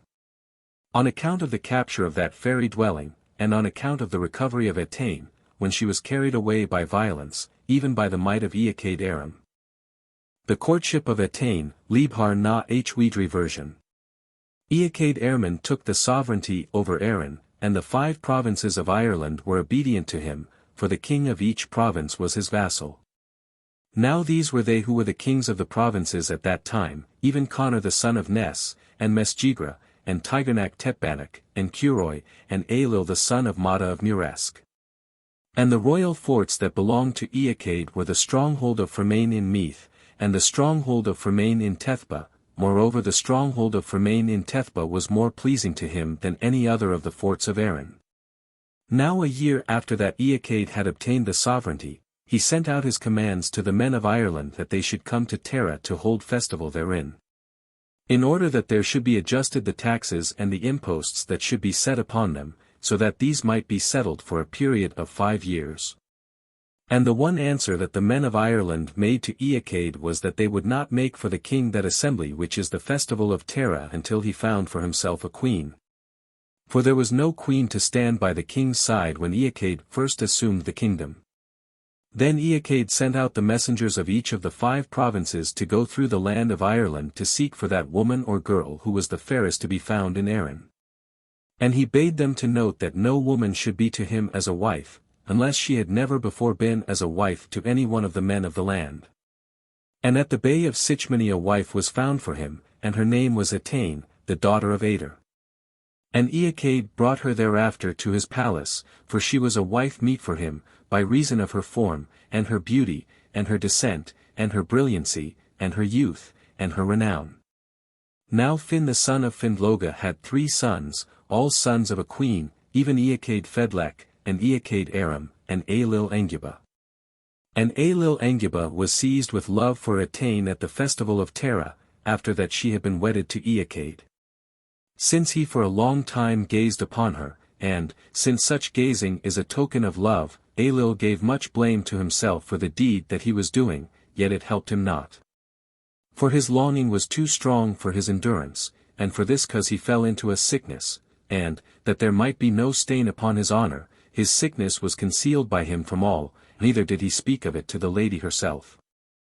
Then Facna, the chief physician of Eachaid, was brought to look upon Aelil, when it was understood that his death might be near, and thus the physician spoke to him, one of the 2 pangs that slay a man, and for which there is no healing by leechcraft, is upon thee. Either the pangs of envy or the pangs of love. And Aelil refused to confess the cause of his illness to the physician, for he was withheld by shame and he was left behind in Fermain of Tethba to die.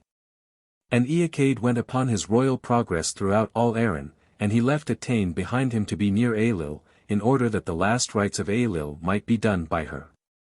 That she might cause his grave to be dug, and that the keen might be raised for him, and that his cattle should be slain for him as victims. And to the house where Ailill lay in his sickness went Etain each day to converse with him, and his sickness was eased by her presence, and, so long as Etain was in that place where he was, so long was he accustomed to gaze at her. Now Etain observed all this, and she bent her mind to discover the cause, and one day when they were in the house together, Etain asked of Ailill what was the cause of his sickness. "My sickness," said Ailill, "comes from my love for thee.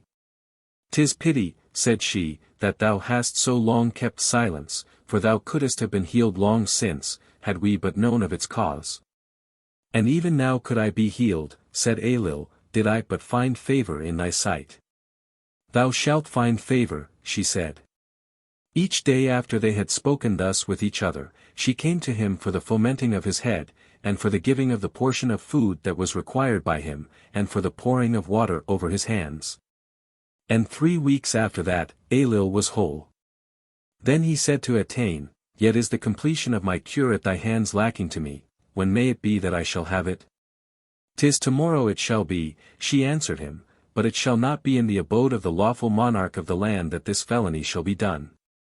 Thou shalt come," she said, "on the morrow to yonder hill that riseth beyond the fort, there shall be the tryst that thou desirest."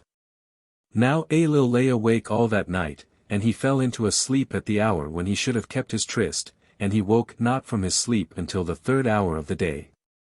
And Etain went to her tryst, and she saw a man before her.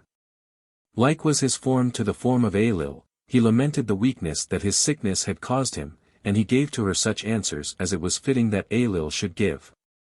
But at the 3rd hour of the day, Ailill himself awoke, and he had for a long time remained in sorrow when Etain came into the house where he was, and as she approached him, "What mocketh thee so sorrowful?" said Etain.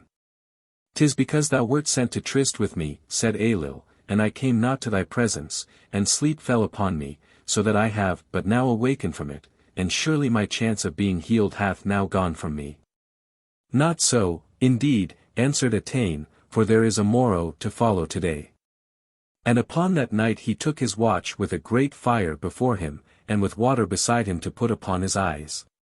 At the hour that was appointed for the tryst, Etain came for her meeting with Ailill, and she saw the same man, like unto Ailill, whom she had seen before, and Etain went to the house, and saw Ailill still lamenting.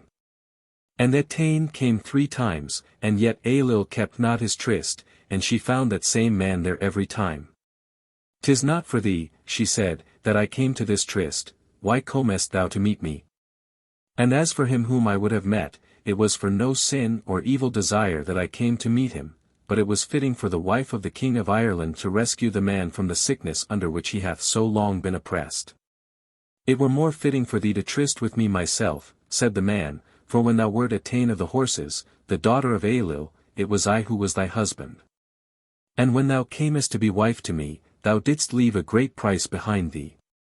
Even a marriage price of the chief plains and waters of Ireland, and as much of gold and of silver as might match thee in value."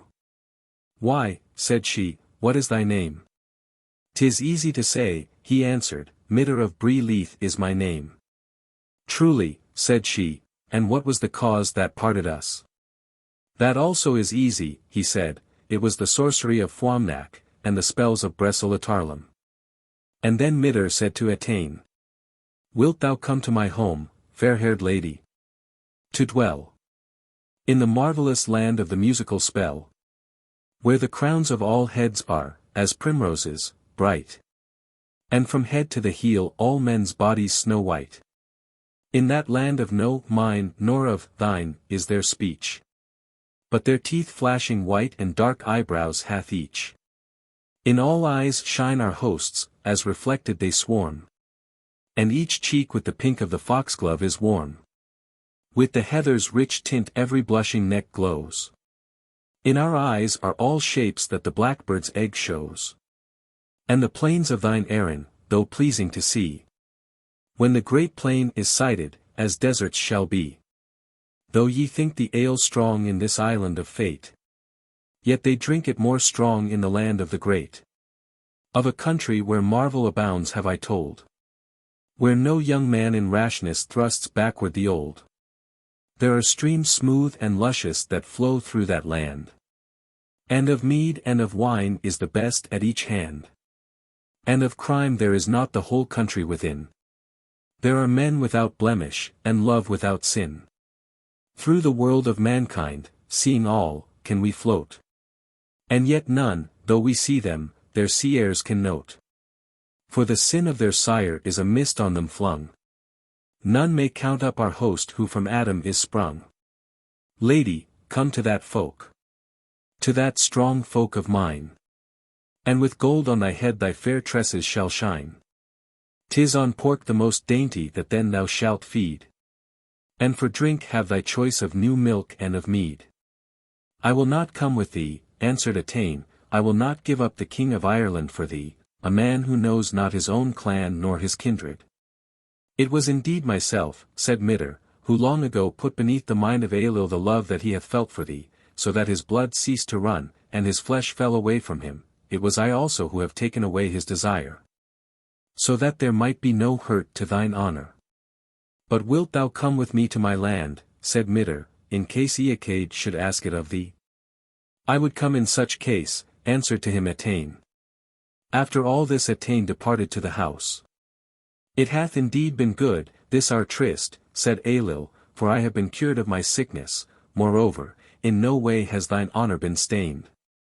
'Tis glorious that it hath fallen out so, answered Etain. And afterwards Eochaid came back from his royal progress, and he was grateful for that his brother's life had been preserved, and he gave all thanks to Etain for the great deed she had done while he was away from his palace. Now upon another time it chanced that Eochaid Aram, the king of Tara, arose upon a certain fair day in the time of summer, and he ascended the high ground of Tara to behold the plain of Breg. Beautiful was the colour of that plain, and there was upon it excellent blossom, glowing with all hues that are known. And, as the aforesaid Eochaid looked about and around him, he saw a young strange warrior upon the high ground at his side. The tunic that the warrior wore was purple in colour, his hair was of a golden yellow, and of such length that it reached to the edge of his shoulders. The eyes of the young warrior were lustrous and grey. In the one hand he held a 5-pointed spear, in the other a shield with a white central boss, and with gems of gold upon it. And Eochaid held his peace, for he knew that none such had been in Tara on the night before, and the gate that led into the lists had not at that hour been thrown open. The warrior came, and placed himself under the protection of Eochaid. And, welcome do I give, said Eochaid, to the hero who is yet unknown.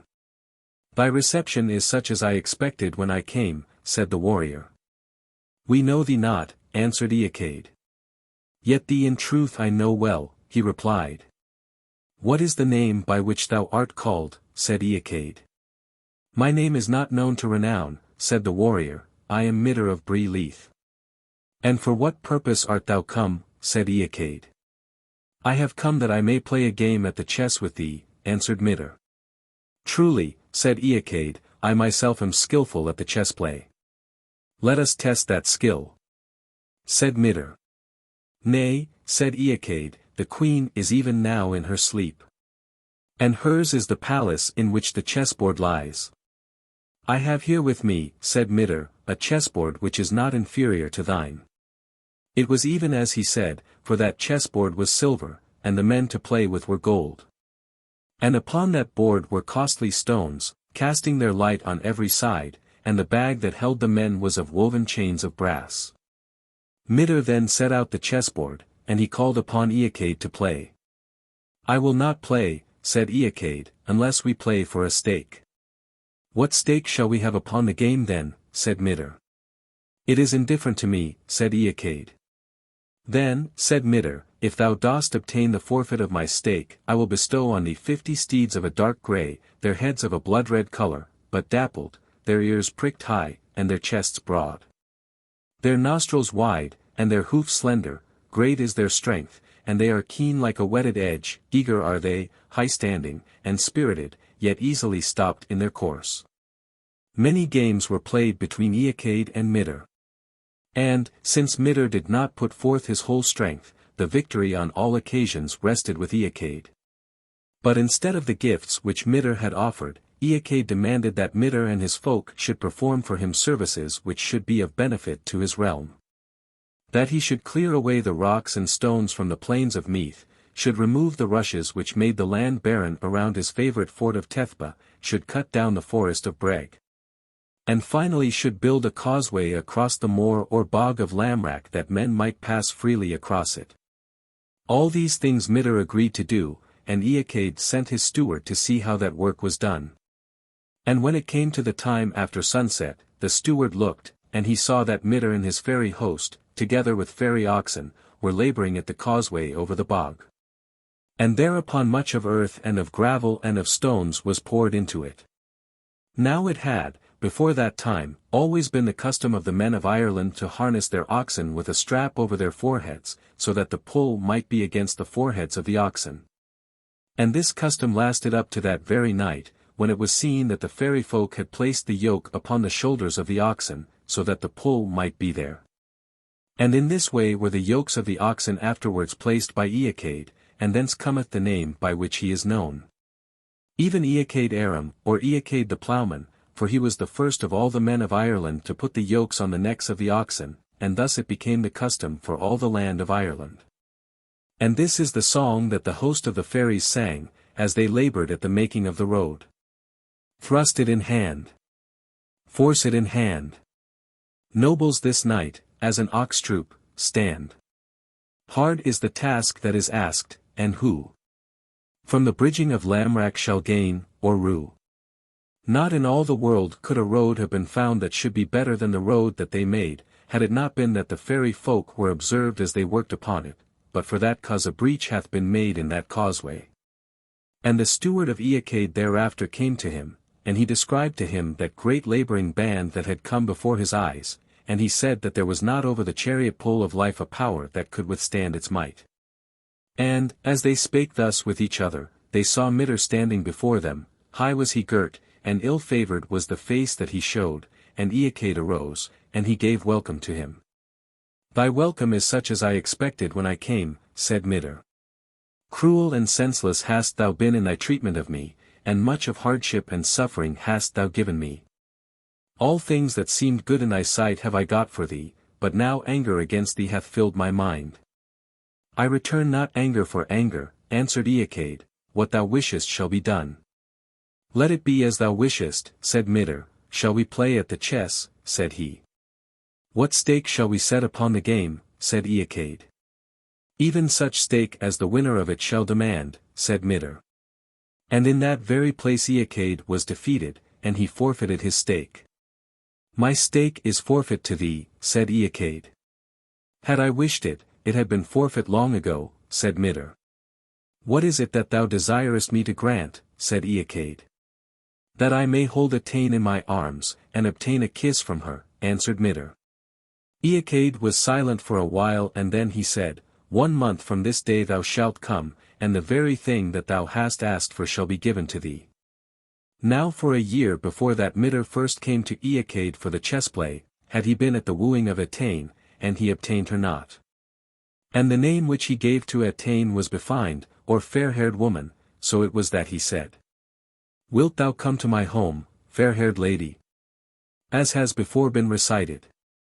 And it was at that time that Etain said, If thou obtainest me from him who is the master of my house, I will go, but if thou art not able to obtain me from him, then I will not go. And thereon Midr came to Eachaid, and allowed him at the first to win the victory over him, in order that Eachaid should stand in his debt, and therefore it was that he paid the great stakes to which he had agreed. And therefore also was it that he had demanded of him that he should play that game in ignorance of what was staked. And when Midr and his folk were paying those agreed-on stakes, which were paid upon that night, to wit, the making of the road, and the clearing of the stones from Meath, the rushes from around Tethba, and of the forest that is over Breg, it was thus that he spoke, as it is written in the book of Drom Snechta. Pile on the soil. Thrust on the soil. Red are the oxen around who toil. Heavy the troops that my words obey. Heavy they seem, and yet men are they. Strongly, as piles, are the tree trunks placed. Red are the wattles above them laced. Tired are your hands, and your glances slant.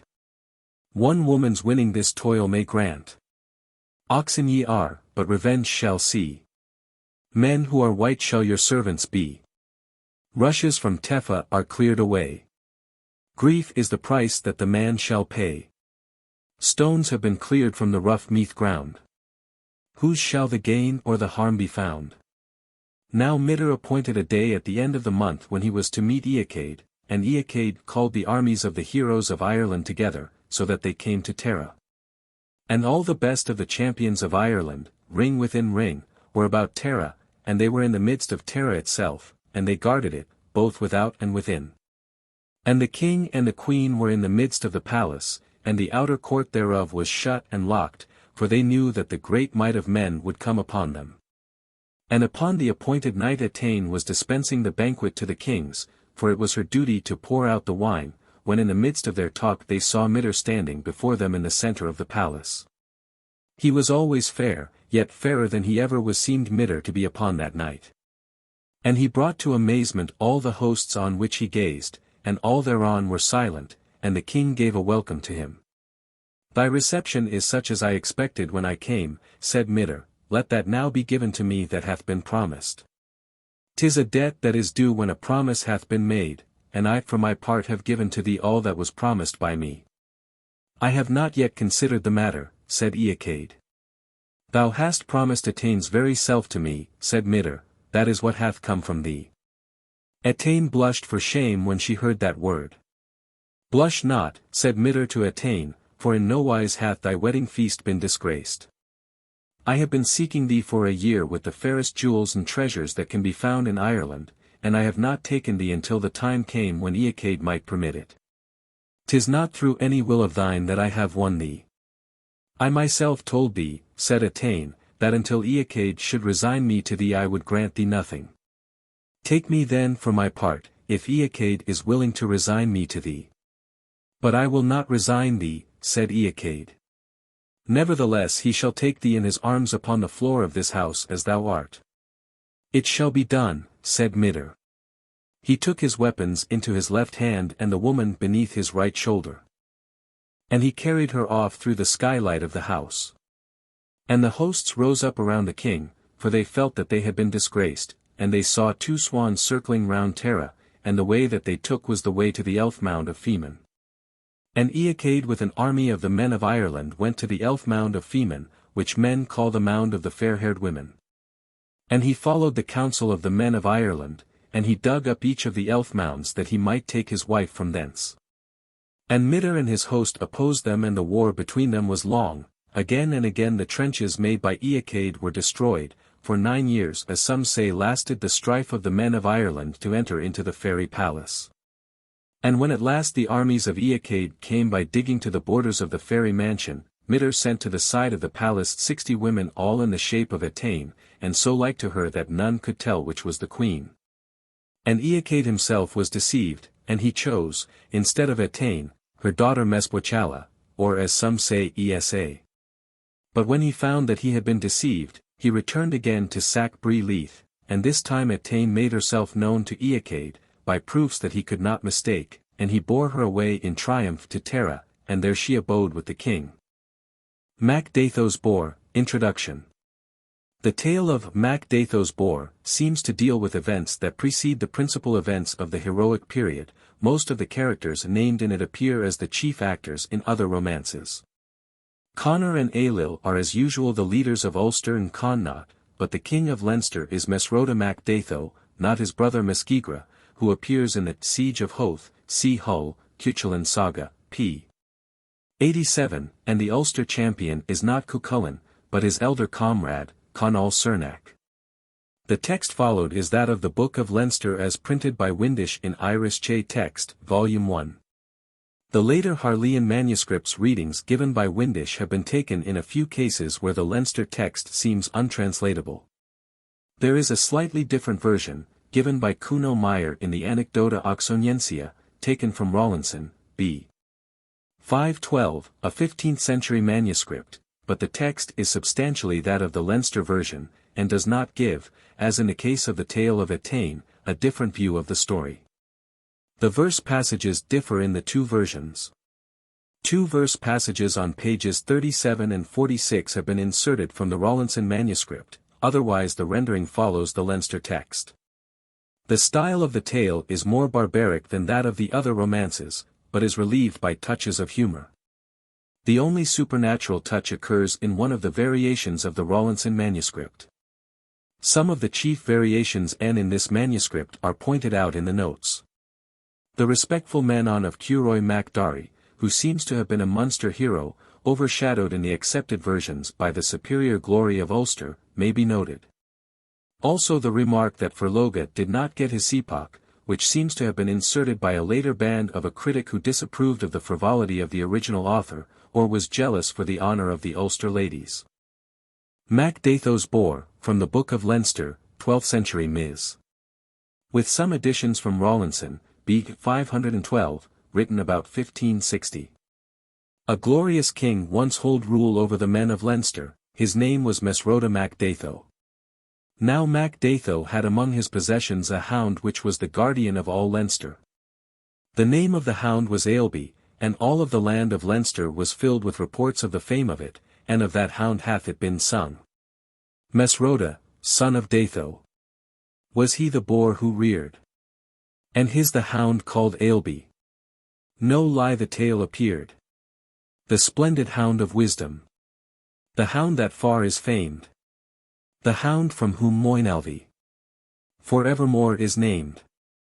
By King Ailill and Queen Meave were sent folk to the son of Datho to demand that hound, and at that very hour came heralds from Conor the son of Ness to demand him.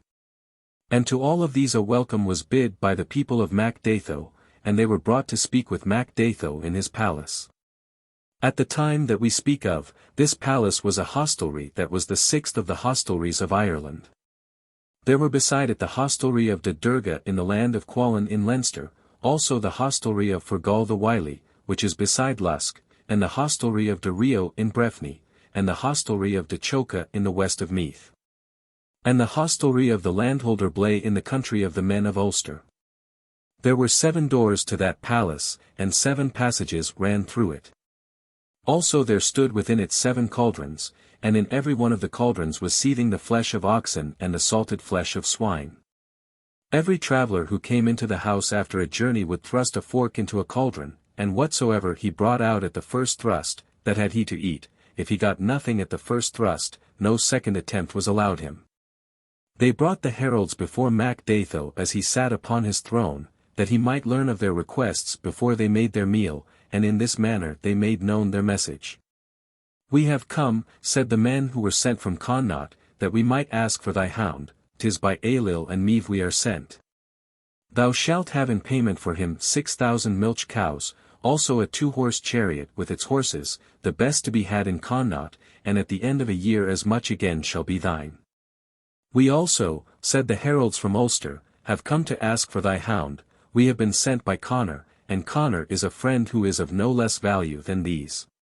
He also will give to thee treasures and cattle, and the same amount at the end of a year, and he will be a stout friend to thee. Now after he had received this message MacDatho sank into a deep silence. He ate nothing, neither did he sleep, but tossed about from one side to another, and then said his wife to him, For a long time hast thou fasted. Food is before thee, yet thou eatest not, what is it that ails thee? And MacDatho made her no answer, whereupon she said. The wife 10. Gone is King MacDatho's sleep. Restless cares his home invade. Though his thoughts from all he keep. Problems deep his mind hath weighed. He, my sight avoiding, turns towards the wall, that hero grim. Well his prudent wife discerns. Sleep hath passed away from him. MacDatho. Crimthan Seth, Nar's sister's son. Secrets none to women tell. Woman's secret soon is won. Never thrall kept jewel well. The wife. Why against a woman speak? Till ye test, and find she fails. When thy mind to plan is weak. Oft another's wit avails. MacDatho. At ill season indeed came those heralds. Who his hound from MacDatho would take? In more wars than by thought can be counted. Fair-haired champions shall fall for its sake. If to Connor I dare to deny him, he shall deem it the deed of a churl. Nor shall cattle or country be left me. By the hosts he against me can hurl. If refusal to Ailill I venture, with all Ireland my folk shall he sack. From our kingdom MacMata shall drive us, and our ashes may tell of his track. The wife. Here a counsel I find to deliver. And in woe shall our land have no share. Of that hound to them both be thou giver. And who dies for it little we care. MacDatho. Ah! The grief that I had is all ended. I have joy for this speech from thy tongue. Surely Ailbe from heaven descended. There is none who can say whence he sprung. After these words the son of Datho rose up, and he shook himself, and may this fall out well for us, said he, and well for our guests who come here to seek for him. His guests abode 3 days and 3 nights in his house, and when that time was ended, he bade that the heralds from Connaught be called to confer with him apart, and he spoke thus, I have been, he said, in great vexation of spirit. And for long have I hesitated before I made a decision what to do. But now have I decided to give the hound to Ailill and Meath, let them come with splendor to bear it away. They shall have plenty both to eat and to drink, and they shall have the hound to hold, and welcome shall they be. And the messengers from Connaught were well pleased with this answer that they had. Then he went to where the heralds from Ulster were, and thus he addressed them, after long hesitation, said he, I have awarded the hound to Connor, and a proud man should he be.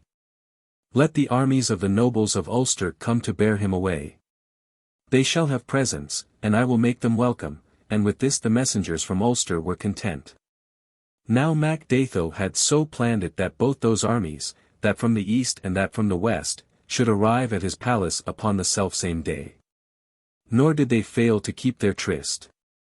Upon the same day those 2 provinces of Ireland came to MacDatho's palace, and MacDatho himself went outside and greeted them, for 2 armies at the same time we were not prepared, yet I bid welcome to you, ye men. Enter into the court of the house. Then they went all of them into the palace, one half of the house received the Ulster men, and the other half received the men of Connaught. For the house was no small one, it had 7 doors and 50 couches between each 2 doors. And it was no meeting of friends that was then seen in that house, but the hosts that filled it were enemies to each other. For during the whole time of the 300 years that preceded the birth of Christ there was war between Ulster and Connaught. Then they slaughtered for them MacDatho's boar, for 7 years had that boar been nurtured upon the milk of 50 cows, but surely venom must have entered into its nourishment, so many of the men of Ireland did it cause to die. They brought in the boar, and 40 oxen as side dishes to it, besides other kind of food.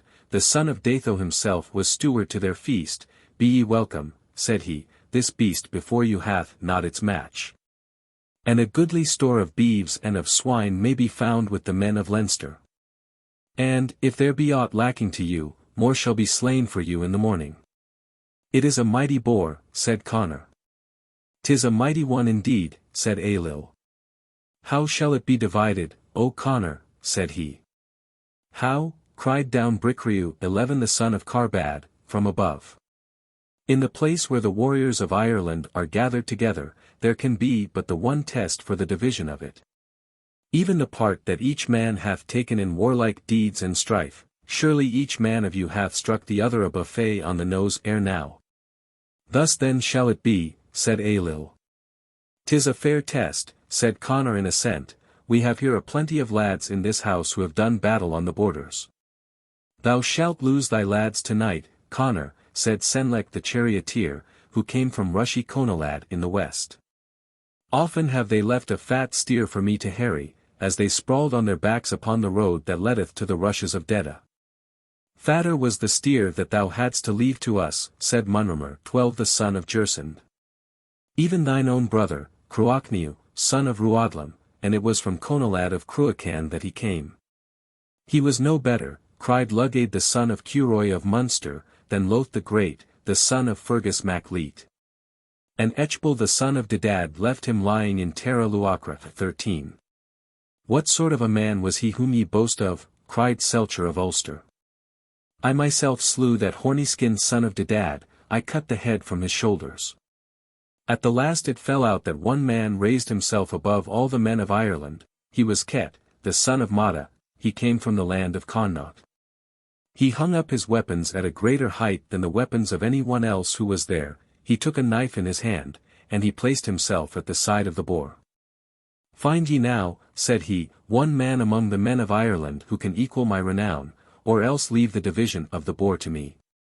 All of the Ulstermen were thrown into amazement. Sayest thou that, O Leabhar? 14 said Connor. Never shall it be, said Leabhar the triumphant, that Ket should have the division of this boar in the face of us all. Softly now, O Leabhar, said Ket, let me hold speech with thee. With you men of Ulster it hath for long been accustomed that each lad among you who takes the arms of a warrior should play first with us the game of war. Thou, O Leabhar, like to the others didst come to the border, and we rode against one another. And thou didst leave thy charioteer, and thy chariot and thy horses behind thee, and thou didst fly pierced through with a spear. Not with such a record as that shalt thou obtain the boar, and Leabhar sat himself down. It shall never come to pass, said a great fair-haired warrior, stepping forward from the bench whereon he had sat, that the division of the boar shall be left to Ket before our very eyes. To whom then appertains it? asked Ket. To one who is a better warrior than thou, he said, even to Angus, the son of Lama Gabaid, hand in danger, of the men of Ulster.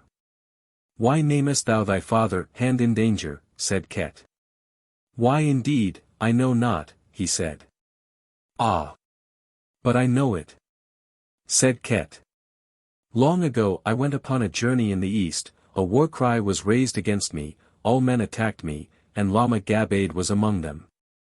He made a cast of a great spear against me, I hurled the same spear back upon him, and the spear cut his hand from him so that it lay upon the ground. How dares the son of that man to measure his renown with mine? And Angus went back to his place. Come, and claim a renown to match mine, said Ket, else let me divide this boar. It shall never be thy part to be the first to divide it, said a great fair-haired warrior of the men of Ulster. Who then is this? said Ket. 'Tis Egerton, son of Dartaid. 15 said they all, Egerton, the lord of Fernmay. I have seen him upon an earlier day, said Ket. Where hast thou seen me? said Egerton. It was before thine own house, said Ket. As I was driving away thy cattle, a cry of war was raised in the lands about me, and thou didst come out at that cry. Thou didst hurl thy spear against me, and it was fixed in my shield. But I hurled the same spear back against thee, and it tore out one of thy 2 eyes. All the men of Ireland can see that thou art one-eyed, here is the man that struck thine other eye out of thy head, and he also sat down. Make ye ready again for the strife for renown, O ye men of Ulster, cried Ket. Thou hast not yet gained the right to divide the boar, said Munramer, Gerson's son. Is that Munramer? cried Ket, I have but one short word for thee, O Munramer. Not yet hath the 3rd day passed since I smote the heads off 3 warriors who came from your lands, and the midmost of the 3 was the head of thy firstborn son, and Munramer also sat down. Come to the strife for renown, cried Ket. That strife will I give to thee, said Mend the son of Salcocam, the sword-heeled. Who is this? asked Ket. 'Tis Mend, said all who were there. Hey there, cried Ket. The son of the man with the nickname comes to measure his renown with mine. Why, Mend, it was by me that the nickname of thy father came, 'twas I who cut the heel from him with my sword so that he hopped away from me upon one leg. How shall the son of that one-legged man measure his renown with mine? And he also sat down. Come to the strife for renown, cried Ket. That warfare shalt thou have from me, said an Ulster warrior, tall, grey, and more terrible than the rest. Who is this? asked Ket. 'Tis Selcher, the son of Uithri, cried all. Pause thou a little, Selcher, said Ket, unless it be in thy mind to crush me in an instant. Once did I come to thy dwelling, O Selcher, a cry was raised about me, and all men hurried up at that cry, and thou also camest beside them. It was in a ravine that the combat between us was held. Thou didst hurl thy spear against me, and against thee I also hurled my spear, and my spear pierced thee through the leg and through the groin, so that from that hour thou hast been diseased, nor hath son or daughter been born to thee. How canst thou strive in renown with me? And he also sat down. Come to the strife for renown, cried Ket. That strife shalt thou have, said Cuthred the Stammerer, of Macha, King Connor's son. Who is this? Said Ket. Tis Cuthred, said all. He hath a form which is as the form of a king. Nor hath he aught to thank thee for, said the youth. Good, said Ket. It was against me that thou didst come on the day when thou didst first make trial of thy weapons, my lad, 'twas in the borderland that we met. And there thou didst leave the third part of thy folk behind thee, and thou didst fly with a spear thrust through thy throat so that thou canst speak no word plainly, for the spear cut in sunder the sinews of thy neck. And from that hour thou hast been called Cuthred the Stammerer. And in this fashion did Ket put to shame all the warriors of the province of Ulster. But as he was exulting near to the boar, with his knife in his hand, all saw Conall, the victorious enter the palace, and Conall sprang into the midst of the house, and the men of Ulster hailed him with a shout. And Connor himself took his helmet from his head, and swung it on high to greet him. "'Tis well that I wait for the portion that befalls me," said Conall. "Who is he who is the divider of the boar for ye?" "That office must be given to the man who stands there," said Connor, even to Ket, the son of Mata. "Is this true, O Ket?" said Conall. "Art thou the man to allot this boar?" And then sang Ket. Conall, all hail. Hard stony spleen. Wild glowing flame. Ice glitter keen. Blood in thy breast. Raggeth and boils. Oft didst thou rest. Victory's spoils. Thou scarred son of Finicombe, 16 thou truly canst claim. To stand rival to me, and to match me in fame. And Conall replied to him. Hail to thee, Ket. Well are we met. Heart icy cold. Home for the bold. Ender of grief. Car-riding chief. Sea's stormy wave. Bull, fair and brave. Ket. First of the children of Matak. The proof shall be found when to combat we dart. The proof shall be found when from combat we part. He shall tell of that battle who guardeth the stirks. He shall tell of that battle at handcroft who works. And the heroes shall stride to the wild lion fight. For by men shall fall men in this palace tonight.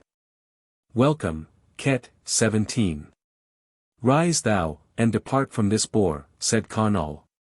What claim wilt thou bring why I should do this, said Ket.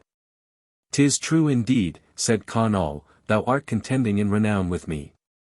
I will give thee one claim only, O Ket. I swear by the oath of my tribe that since the day that I first received a spear into my hand I have seldom slept without the head of a slain man of Connaught as my pillow. And I have not let pass a day or a night in which a man of Connaught hath not fallen by my hand. 'Tis true indeed, said Ket, thou art a better warrior than I, were but Onluan here, he could battle with thee in another fashion. Shame upon us that he is not in this house. Aye, but Onluan is here, cried Conall, and therewith he plucked Onluan's head from his belt. And he threw the head towards Ket, so that it smote him upon the chest, and a gulp of the blood was dashed over his lips. And Ket came away from the boar, and Conall placed himself beside it. Now let men come to contend for renown with me, cried Conall. But among the men of Connaught there was none who would challenge him, and they raised a wall of shields, like a great vat around him, for in that house was evil wrangling, and men in their malice would make cowardly casts at him. And Conall turned to divide the boar, and he took the end of the tail in his mouth. And although the tail was so great that it was a full load for 9 men, yet he sucked it all into his mouth so that nothing of it was left. And of this hath been said. Strong hands on a cart thrust him forward. His great tail, though for 9 men a load, was devoured by the brave Conall Cernach, as the joints he so gaily bestowed. Now to the men of Connaught Conall gave nothing except the 2 forelegs of the boar, and this share seemed to be but small to the men of Connaught, and thereon they sprang up, and the men of Ulster also sprang up, and they rushed at each other. They buffeted each other so that the heap of bodies inside the house rose as high as the side walls of it, and streams of blood flowed under the doors. The hosts brake out through the doors into the outer court, and great was the din that uprose. The blood upon the floor of the house might have driven a mill, so mightily did each man strike out at his fellow. And at that time Fergus plucked up by the roots a great oak tree that stood in the outer court in the midst of it. And they all burst out of the court, and the battle went on outside. Then came out MacDatho, leading the hound by a leash in his hand, that he might let him loose between the 2 armies, to see to which side the sense of the hound would turn. And the hound joined himself with the men of Ulster, and he rushed on the defeated Connaughtmen, for these were in flight, and it is told that in the plain of Ailbe. The hound seized hold of the poles of the chariot in which Ailill and Meave rode, and their fair Loga, charioteer to Ailill and Meave, fell upon him, so that he cast his body to one side, and his head was left upon the poles of the chariot. And they say that it is for that reason that the plain of Ailbe is so named, for from the hound Ailbe the name hath come. The route went on northwards, over Ballymun, past Ruin Hill, over the Midbine ford near to Mulletmast, over Drum Cryack Ridge which is opposite to what is Kildare today, over Rathingen which is in the forest of Gabla. Then by Mac Lugna's ford over the ridge of the 2 plains till they came to the bridge of Carpree that is over the Boyne. And at the ford which is known as the ford of the Hound's Head, which standeth in the west of Meath, the Hound's Head fell from the chariot. And, as they went over the heather of Meath, Ferloga the charioteer of Ailill fell into the heather, and he sprang behind Connor who followed after them in his chariot, and he seized Connor by the head. I claim a boon from thee if I give thee thy life, O Connor, said he. I choose freely to grant that boon, said Connor. 'Tis no great matter, said Ferloga. Take me with thee to Emain Macha, and at each 9th hour let the widows and the growing maidens of Ulster serenade me 18 with the song, Ferloga is my darling. And the women were forced to do it. For they dared not to deny him, fearing the wrath of Connor. And at the end of a year Ferloga crossed by Athlone into Connaught, and he took with him 2 of Connor's horses bridled with golden reins. And concerning all this hath it been sung. Hear truth, ye lads of Connaught. No lies your griefs shall fill. A youth the boar divided. The share you had was ill. Of men thrice 50/50s. Would win the Ailbe hound. In pride of war they struggled. Small cause for strife they found. Yet there came conquering Connor. And Ailill's hosts, and Ket. No law Cuchulain granted. And brooding Bod 19 was met. Dark Derthic's son, great Egerton, shall find that journey hard. From east came Congal Eidni. And Fiaman 20 sailor bard. 3 sons of Nera, famous for countless warlike fields. 3 lofty sons of Usnach, with hard-set cruel shields. From high Conalad Croghan, wise Senlec 21 drave his car. And Dubtak 22 came from Emain. His fame is known afar. And Elon came, whom glorious for many a field they hail. Loch Sale's grim chief, Munramer. Burb Baither, smooth of tail.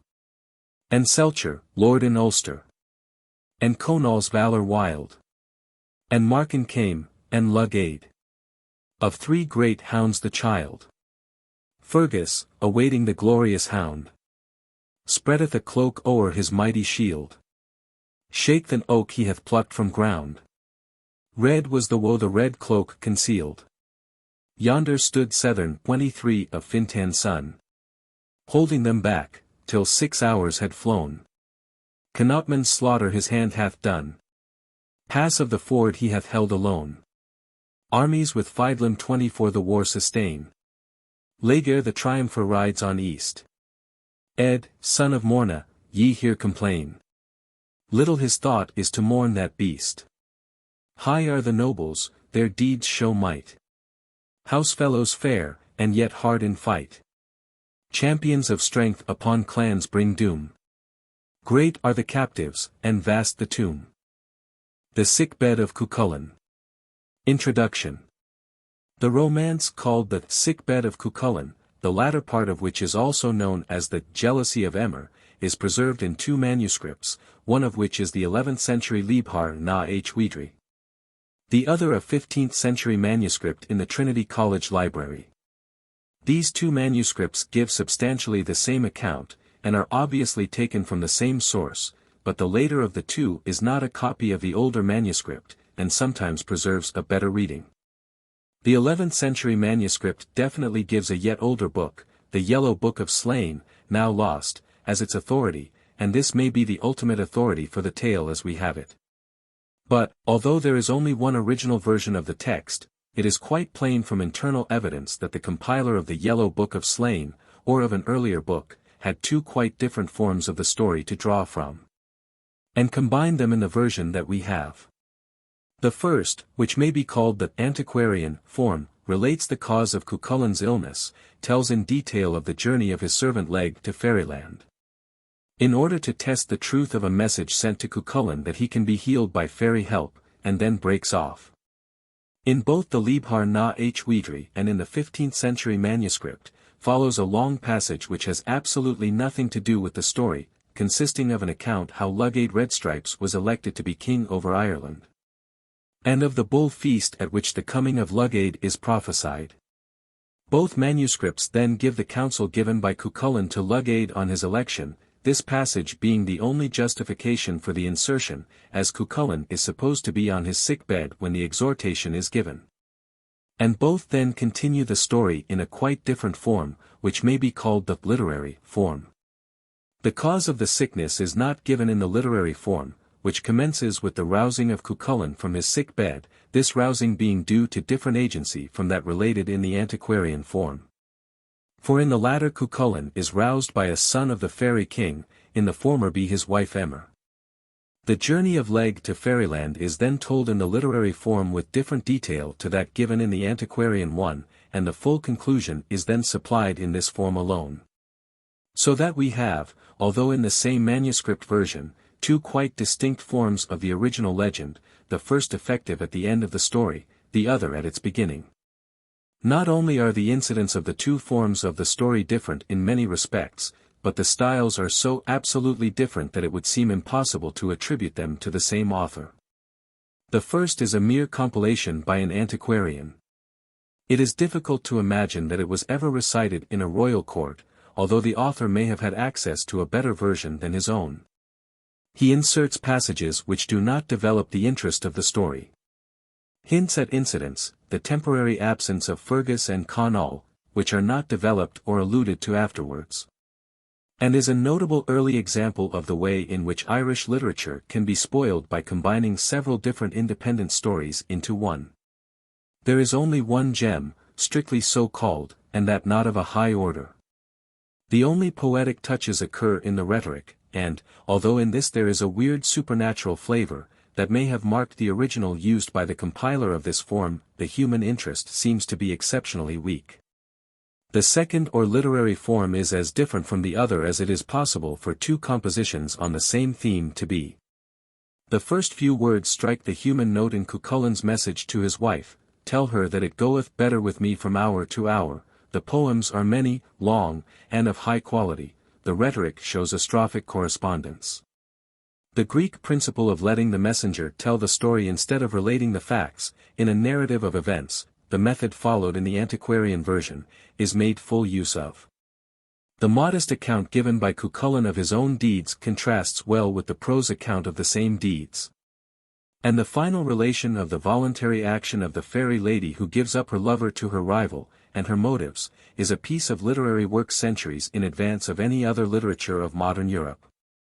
Some modern accounts of this romance have combined the two forms, and have omitted the irrelevant incidents in the antiquarian version. There are literary advantages in this course, for the disconnected character of the antiquarian opening, which must stand first, as it alone gives the beginning of the story, affords little indication of the high quality of the better work of the literary form that follows. But, in order to heighten the contrast, the two forms are given just as they occur in the manuscripts, the only omissions being the account of the election of Leahy, and the exhortation of Cuchulain to the new king. Thurneson, in his Sagan aus dem Alten Irland, places the second description of Fairyland by leg with the antiquarian form, and this may be justified not only by the allusion to Eithne, who does not appear elsewhere in the literary form, but from the fact that there is a touch of rough humor in this poem, which appears in the antiquarian form, but not elsewhere in the literary one, where the manuscripts place this poem. But on the other hand, the poetry of this second description, and its vividness, come much closer to the literary form, and it has been left in the place that the manuscript gives to it. The whole has been translated direct from the Irish in Irish Che text, Volume 1, with occasional reference to the facsimile of the Leabhar na H-Uidhri. The words marked as doubtful by Windisch in his glossary, which are rather numerous, being indicated by marks of interrogation in the notes, and, where Windisch goes not indicate a probable meaning, a special note is made on the word, unless it has been given in dictionaries subsequent to that of Windisch. Thurneson's translation has sometimes been made use of, when there is no other guide. But he omits some passages, and Windisch has been followed in the rendering given in his glossary in cases where there would seem to be a difference, as Thurneson often translates freely. The Sick-Bed of Cuchulain, transcribed from the Lost Yellow Book of Slane, by Maelmurray mac Celiachair into the Leabhar na H-Uidhri in the 11th century. Every year the men of Ulster were accustomed to hold festival together. And the time when they held it was for 3 days before Samhain, the summer end, and for 3 days after that day, and upon Samhain itself. And the time that is spoken of is that when the men of Ulster were in the plain of Murtham, and there they used to keep that festival every year.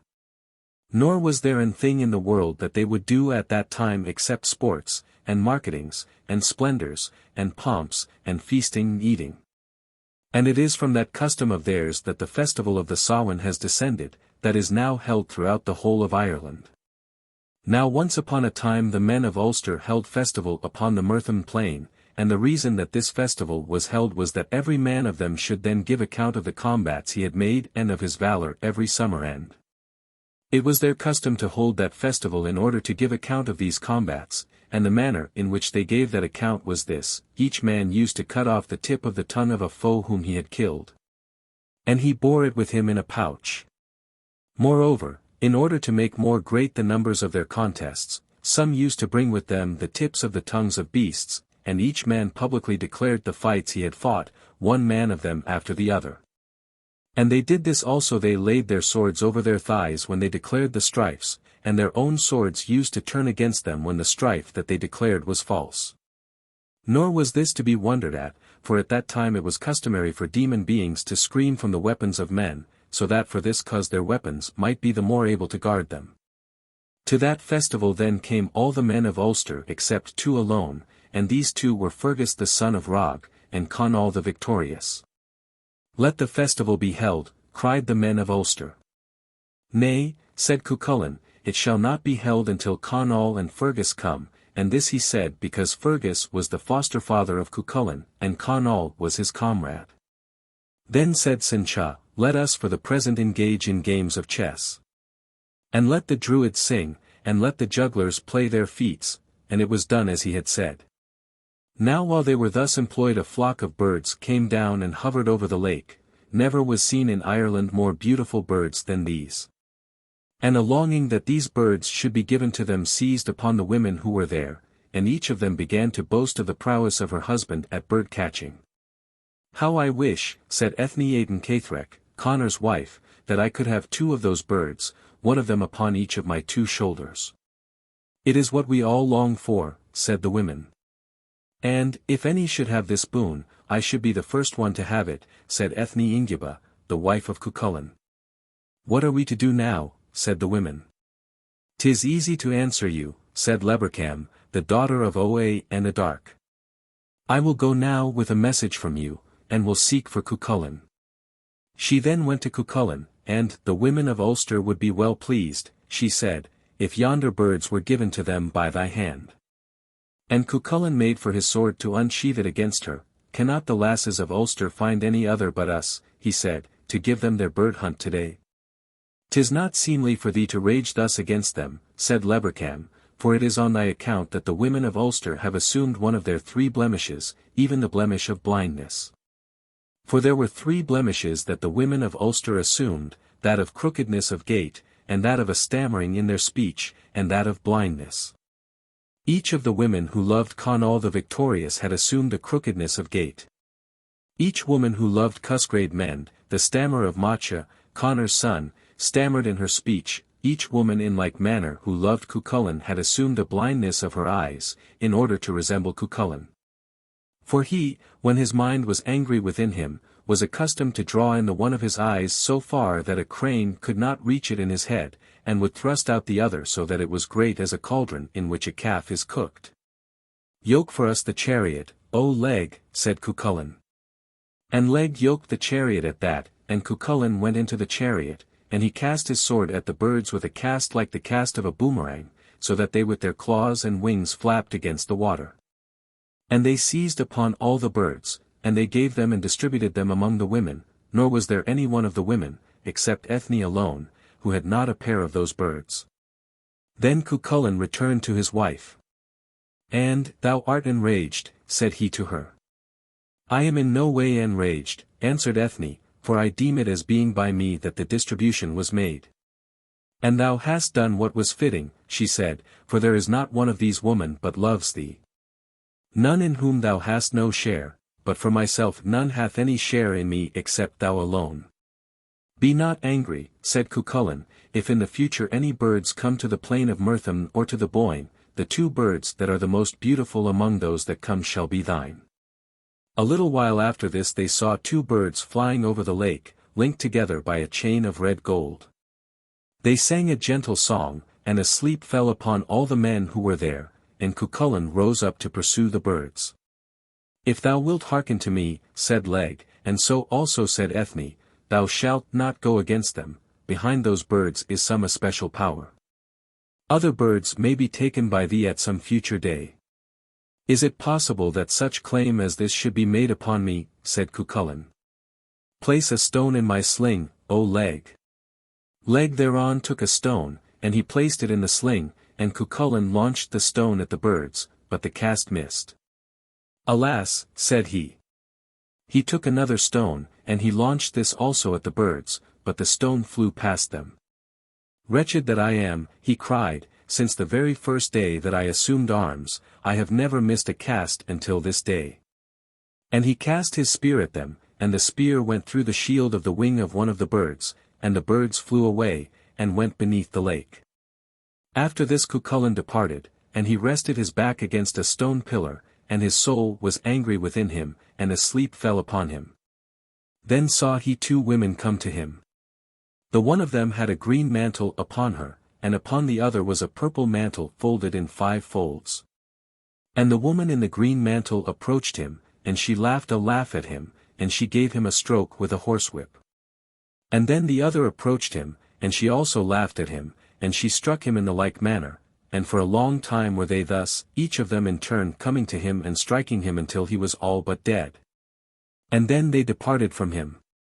Now the men of Ulster perceived the state in which Cuchulain was in, and they cried out that he should be awakened, but, nay, said Fergus, ye shall not move him, for he seeth a vision. And a little after that Cuchulain came from his sleep. What hath happened to thee, said the men of Ulster, but he had no power to bid greeting to them. Let me be carried, he said, to the sick bed that is in Tetbrec. Neither to Dun Imrith, nor yet to Dun Delga. Wilt thou not be carried to Dun Delga to seek for Emer, said Leg. Nay, said he, my word is for Tetbrec. And thereon they bore him from that place, and he was in Tetbrec until the end of 1 year, and during all that time he had speech with no one. Now upon a certain day before the next summer end, at the end of a year, when the men of Ulster were in the house where Cuchulain was, Fergus being at the side wall, and Conall Cernach at his head, and Lugaid Redstripes at his pillow. and Ethne Inguba at his feet. When they were there in this manner, a man came to them, and he seated himself near the entrance of the chamber in which Cuchulain lay. "What hath brought thee here?" said Conall the victorious. "No hard question to answer," said the man. "If the man who lies yonder were in health, he would be a good protection to all of Ulster. In the weakness and the sickness in which he now is, so much the more great is the protection that they have from him. I have no fear of any of you," he said, "for it is to give to this man a greeting that I come." "Welcome to thee, then, and fear nothing," said the men of Ulster, and the man rose to his feet, and he sang them these staves. "Ah! Cuchulain, who art under sickness still. Not long thou its cure shouldst need. Soon would Eobra's daughters, to heal thine ill. To thee, at thy bidding, speed. Liban, she at swift Leabhar's right hand who sits. Stood up on Cruch's 25 plain, and cried. 'Tis the wish of Fan's heart, she the tale permits. To sleep at Cuchulain's side. If Cuchulain would come to me," Fan thus told. "How goodly that day would shine. Then on high would our silver be heaped, and gold. Our revellers pour the wine. And if now in my land, as my friend, had been Cuchulain, of Swaltam 26 son. The things that in visions he late hath seen. In peace would he safe have won. In the plains of Murtham, to south that spread. Shall Liban my word fulfill. She shall seek him on Samhain, he not need dread. By her shall be cured his ill. Who art thou, then, thyself?" said the men of Ulster. "I am Angus, the son of Eobraid," he answered, and the man then left them, nor did any of them know whence it was he had come, nor whither he went. Then Cuchulain sat up, and he spoke to them. "Fortunate indeed is this," said the men of Ulster. "Tell us what it is that hath happened to thee." "Upon Samhain night last year," he said, "I indeed saw a vision," and he told them of all he had seen. "What should now be done, Father Connor?" said Cuchulain.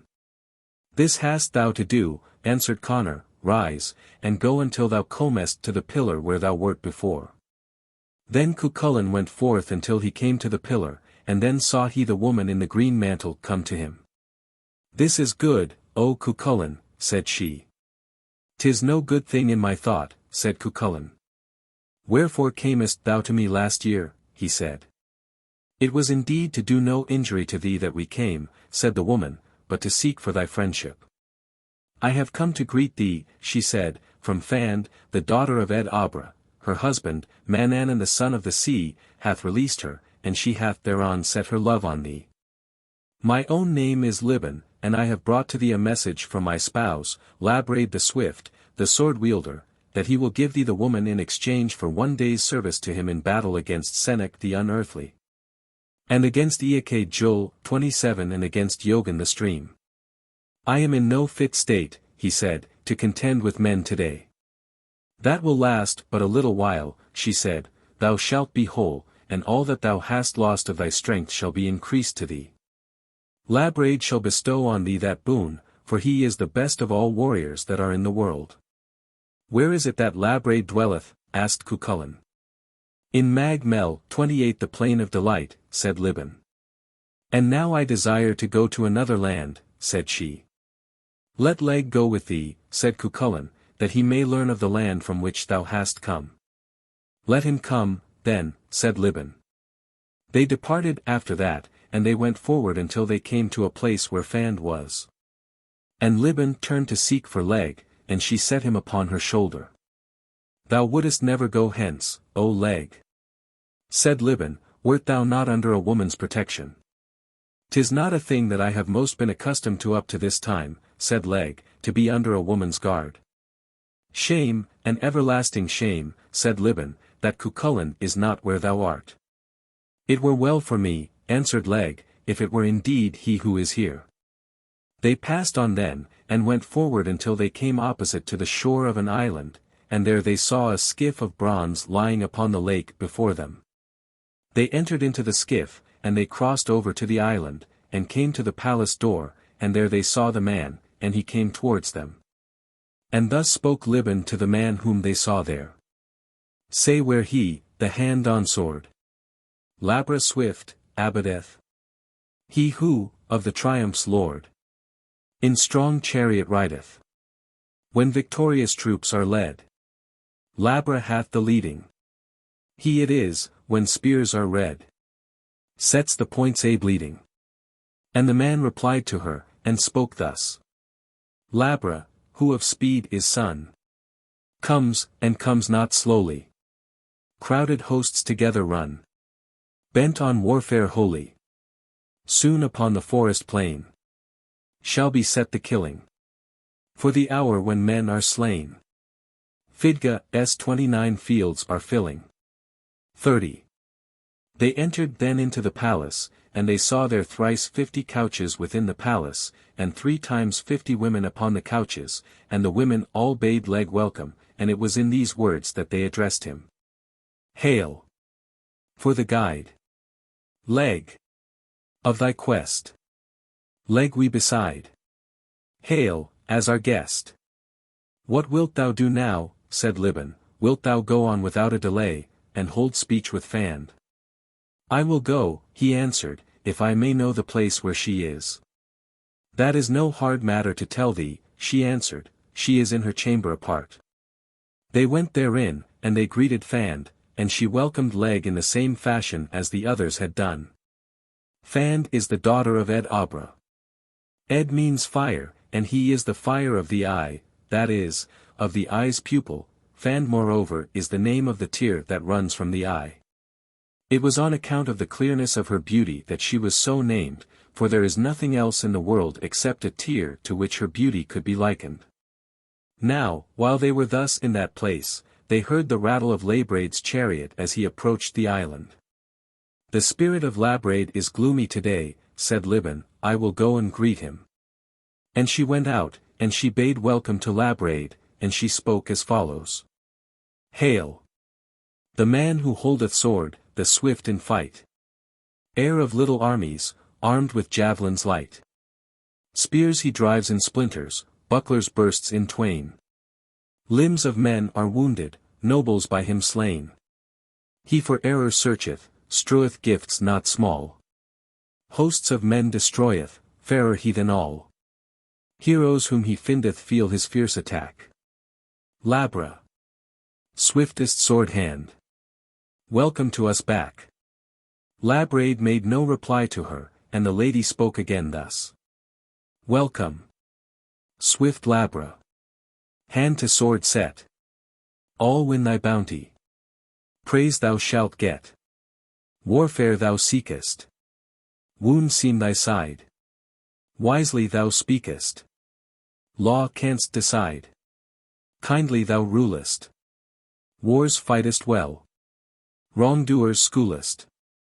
Hosts shalt repel. Labraid still made no answer, and she sang another lay thus. Labra. All hail. Sword-wielder, swift. War can he wage. Warriors can sift. Valiant is he. Fighters excels. More than in sea. Pride in him swells. Down in the dust. Strength doth he beat. They who him trust.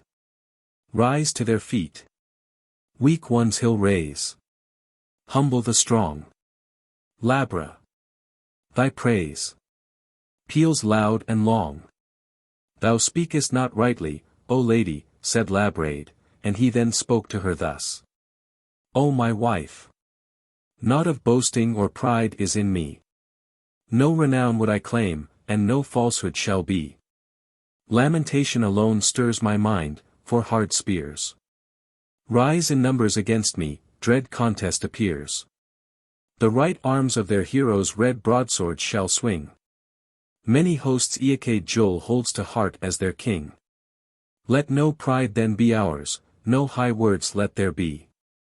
Pride and arrogance far should be, lady, from me.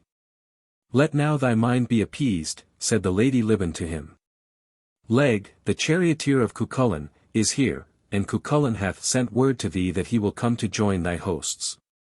Then Labraid bade welcome to Leg, and he said to him, Welcome, O leg. For the sake of the lady with whom thou comest, and for the sake of him from whom thou hast come. Do thou now go to thine own land, O leg, said Dartaid, and Leabhar shall accompany thee. Then Leg returned to Etain, and he gave news of what he had seen to Cuchulain, and to all others beside. And Cuchulain rose up, and he passed his hand over his face, and he greeted Leg brightly, and his mind was strengthened within him for the news that the lad had brought him. At this point occurs the break in the story indicated in the preface, and the description of the bull feast at which Dartaid Redstripes is elected king over all Ireland. Also the exhortation that Cuchulain, supposed to be lying on his sick bed, gives to Dartaid as to the duties of a king. After this insertion, which has no real connection with the story itself proceeds, but from another point, for the thread is taken up at the place where Cuchulain has indeed awaked from his trance, but is still on his sick bed. The message of Angus appears to have been given, but Cuchulain does not seem to have met Leabhar for the second time, nor to have sent Leg to inquire. Eithne has disappeared as an actor from the scene. Her place is taken by Emer, Cuchulain's real wife. And the whole style of the romance so alters for the better that, even if it were not for the want of agreement of the two versions, we could see that we have here two tales founded upon the same legend but by two different hands. The end of the first and the beginning of the second alike missing, and the gap filled in by the story of the election of Dartaid. Now as to Cuchulain it has to be related thus, he called upon Leg to come to him, and, Do thou go, O Leg, said Cuchulain, to the place where Emer is. And say to her that women of the fairies have come upon me, and that they have destroyed my strength, and say also to her that it goeth better with me from hour to hour, and bid her to come and seek me. And the young man Leg then spoke these words in order to hearten the mind of Cuchulain. It fits not heroes lying on sick bed in a sickly sleep to dream. Witches before thee flying. Of Trogaca's fiery plain the dwellers seem. They have beat down thy strength, made thee captive at length. And in womanish folly away have they driven thee far. Arise. No more be sickly. Shake off the weakness by those fairies sent. For from thee parteth quickly thy strength that for the chariot chiefs was meant. Thou crouchest, like a youth. Art thou subdued, in truth?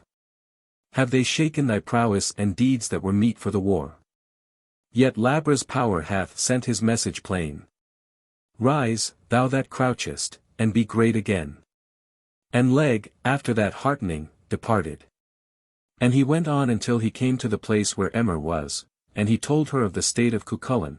Ill hath it been what thou hast done, O youth, she said, for although thou art known as one who dost wander in the lands where the fairies dwell, yet no virtue of healing hast thou found there and brought for the cure of thy lord. Shame upon the men of Ulster, she said, for they have not sought to do a great deed, and to heal him. Yet, had Conor thus been fettered? Had it been Fergus who had lost his sleep, had it been Conall the victorious to whom wounds had been dealt, Cuchulain would have saved them. And she then sang a song, and in this fashion she sang it. Leg. Who off the fairy hill 31. Searchest, slack I find thee still. Lovely Dectyre's son shouldst thou by thy zeal have healed ere now. Ulster, though for bounties famed, foster sire and friends are shamed. None hath deemed Cuchulain worth one full journey through the earth. Yet, if sleep on Fergus fell, such that magic arts dispel, Dectyre's son had restless rode, till a druid raised that load. I, had Conall come from wars, weak with wounds and recent scars, all the world our hound would scour, till he found a healing power. Were it Leaghar 32 war had pressed, Erin's meads would know no rest, till, made whole from wounds, he won.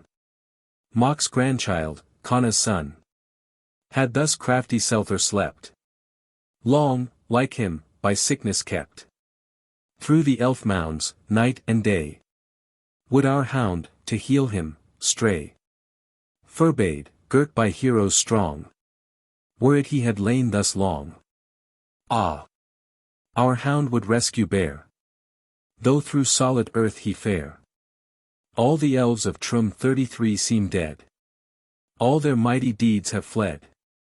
For their hound, who hound surpassed, elves have bound in slumber fast. Ah! On me thy sickness swerves, hound of Smith who Connor serves. Sore my heart, my flesh must be. May thy cure be wrought by me. Ah! 'Tis blood my heart that stains. Sick for him who rode the plains. Though his land be decked for feast, he to seek its plain hath ceased. He in Emain still delays. 'Tis those shapes the bar that raise. Weak my voice is, dead its tone. He in evil form is shown. Month-long, year-long watch I keep. Seasons pass, I know not sleep. Men's sweet speech strikes not mine ear. Not, Reangebra, S34 son, I hear. And, after that she had sung that song, Emer went forward to Emain that she might seek for Cuchulain, and she seated herself in the chamber where Cuchulain was, and thus she addressed him, Shame upon thee. She said, to lie thus prostrate for a woman's love. Well may this long sick-bed of thine cause thee to ail. And it was in this fashion that she addressed him, and she chanted this lay. Stand up, O thou hero of Ulster. Wake from sleep. Rise up, joyful and sound. Look on Connor the king. On my beauty. Will that loose not those slumbers profound? See the Ulstermen's clear shining shoulders. Hear their trumpets that call to the fight. See their war cars that sweep through the valleys. As in hero chess, leaping each night. See their chiefs, and the strength that adorns them. Their tall maidens, so stately with grace. The swift kings, springing on to the battle. The great queens of the Ulstermen's race. The clear winter but now is beginning.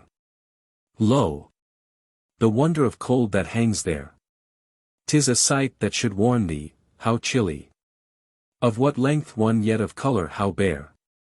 This long slumber is ill, it decays thee. 'Tis like milk for the full, the saw saith. Hard is war with fatigue, deadly weakness. Is a prince who stands second to death. Wake! 'Tis joy for the sodden, this slumber. Throw it off with a great glowing heat. Sweet-voiced friends for thee wait in great number. Ulster's champion. Stand up on thy feet. And Cuchulain at her word stood up. And he passed his hand over his face, and he cast all his heaviness and his weariness away from him, and then he arose, and went on his way before him until he came to the enclosure that he sought, and in that enclosure Liban appeared to him. And Liban spoke to him, and she strove to lead him into the fairy hill, but, what place is that in which Labraid dwelleth, said Cuchulain. It is easy for me to tell thee, she said. Labra's home's a pure lake, whither troops of women come and go. Easy paths shall lead thee thither. Where thou shalt swift Labra know. Hundreds his skilled arm repelleth. Wise be they his deeds who speak. Look where rosy beauty dwelleth. Like to that think Labra's cheek. Head of wolf, for gore that thirsteth. Near his thin red falchion shakes. Shields that cloak the chiefs he bursteth. Arms of foolish foes he breaks. Trust of friend he I requiteth. Scarred his skin, like bloodshot eye. First of fairy men he fighteth. Thousands, by him smitten, die. Chiefs at Ecade 35 Joel's name tremble. Yet his land strange tale he sought. He whose locks gold threads resemble. With whose breath wine scents are brought. More than all strife-seekers noted. Fiercely to far lands he rides. Steeds have trampled, skiffs have floated. Near the isle where he abides. Labra, swift sword-wielder, gaineth fame for actions over sea. Sleep for all his watch sustaineth. Sure no coward hound is he. The chains on the necks of the coursers he rides. And their bridles are ruddy with gold. He hath columns of crystal and silver besides. The roof of his house to uphold. I will not go thither at a woman's call, said Cuchulain. Let Leg then go, said the lady, and let him bring to thee tidings of all that is there. Let him depart, then, said Cuchulain. And Leg rose up and departed with Liban, and they came to the plain of speech, and to the tree of triumphs, and over the festal plain of Etain, and over the festal plain of Fidga, and in that place was Ed-Abra, and with him his daughters. Then Fan bade welcome to Leg, and, How is it, said she, that Cuchulain hath not come with thee? It pleased him not, said Leg, to come at a woman's call. Moreover, he desired to know whether it was indeed from thee that had come the message, and to have full knowledge of everything. It was indeed from me that the message was sent, she said. And let now Cuchulain come swiftly to seek us, for it is for today that the strife is set. Then Leg went back to the place where he had left Cuchulain, and Liban with him, and, How appeareth this quest to thee, O Leg, said Cuchulain. And Leg answering said, In a happy hour shalt thou go, said he, for the battle is set for today. And it was in this manner that he spake, and he recited thus. I went gaily through regions, though strange, seen before. By his cairn found I Labra, a cairn for a score. There sat yellow-haired Labra. His spears round him rolled, his long bright locks well gathered. Round apple of gold, on my five-folded purple. His glance at length fell, and he said, Come and enter, where Failby doth dwell. In one house dwells white Failby, with Labra, his friend, and retainers thrice 50. Each monarch attend. On the right, couches 50, where 50 men rest. On the left, 50 couches, by men's weight oppressed. For each couch copper frontings, posts golden, and white, and a rich flashing jewel, as torch, gives them light. Near that house, to the westward, where sunlight sinks down, stand grey steeds, with manes dappled, and steeds purple-brown. On its east side are standing 3 bright purple trees, whence the birds' songs, oft ringing, the king's children please. From a tree in the forecourt, sweet harmony streams. It stands silver, yet sunlit, with gold's glitter gleams. 60 trees swaying summits, now meet, now swing wide. Rindless food for thrice 100. Each drops at its side. Near a well by that palace, gay cloaks spread out lie, each with splendid gold fastening, well hooked through its eye. They who dwell there, find flowing a vat of glad ale. 'Tis ordained that for ever that vat shall not fail. From the hall steps a lady, well gifted, and fair. None is like her in Erin. Like gold is her hair, and so sweet, and so wondrous. Her words from her fall, that with love and with longing, she breaks hearts of all. Who art thou, said that lady? For strange thou art here. But if him of Murtham thou servest, draw near. Slowly, slowly I neared her. I feared for my fame. And she said, Comes he hither? Of Dectyre who came? Ah! Long since, for thy healing, thou there shouldst have gone, and have viewed that great palace, before me that shone. Though I ruled all of Erin, and Yellow Brags Hill, I'd give all, no small trial, to know that land still. The quest then is a good one, said Cuchulain. It is goodly indeed, said Leg, and it is right that thou shouldest go to attain it, and all things in that land are good. And thus further also spoke Leg, as he told of the loveliness of the fairy dwelling. I saw a land of noble form and splendid, where dwells not evil. None can speak a lie. There stands the king, by all his hosts attended. Brown Labra, swift to sword his hand can fly. We crossed the plain of speech, our steps arrested, near to that tree, whose branches triumphs bear. At length upon the hill-crowned plain we rested, and saw the double-headed serpent's lair.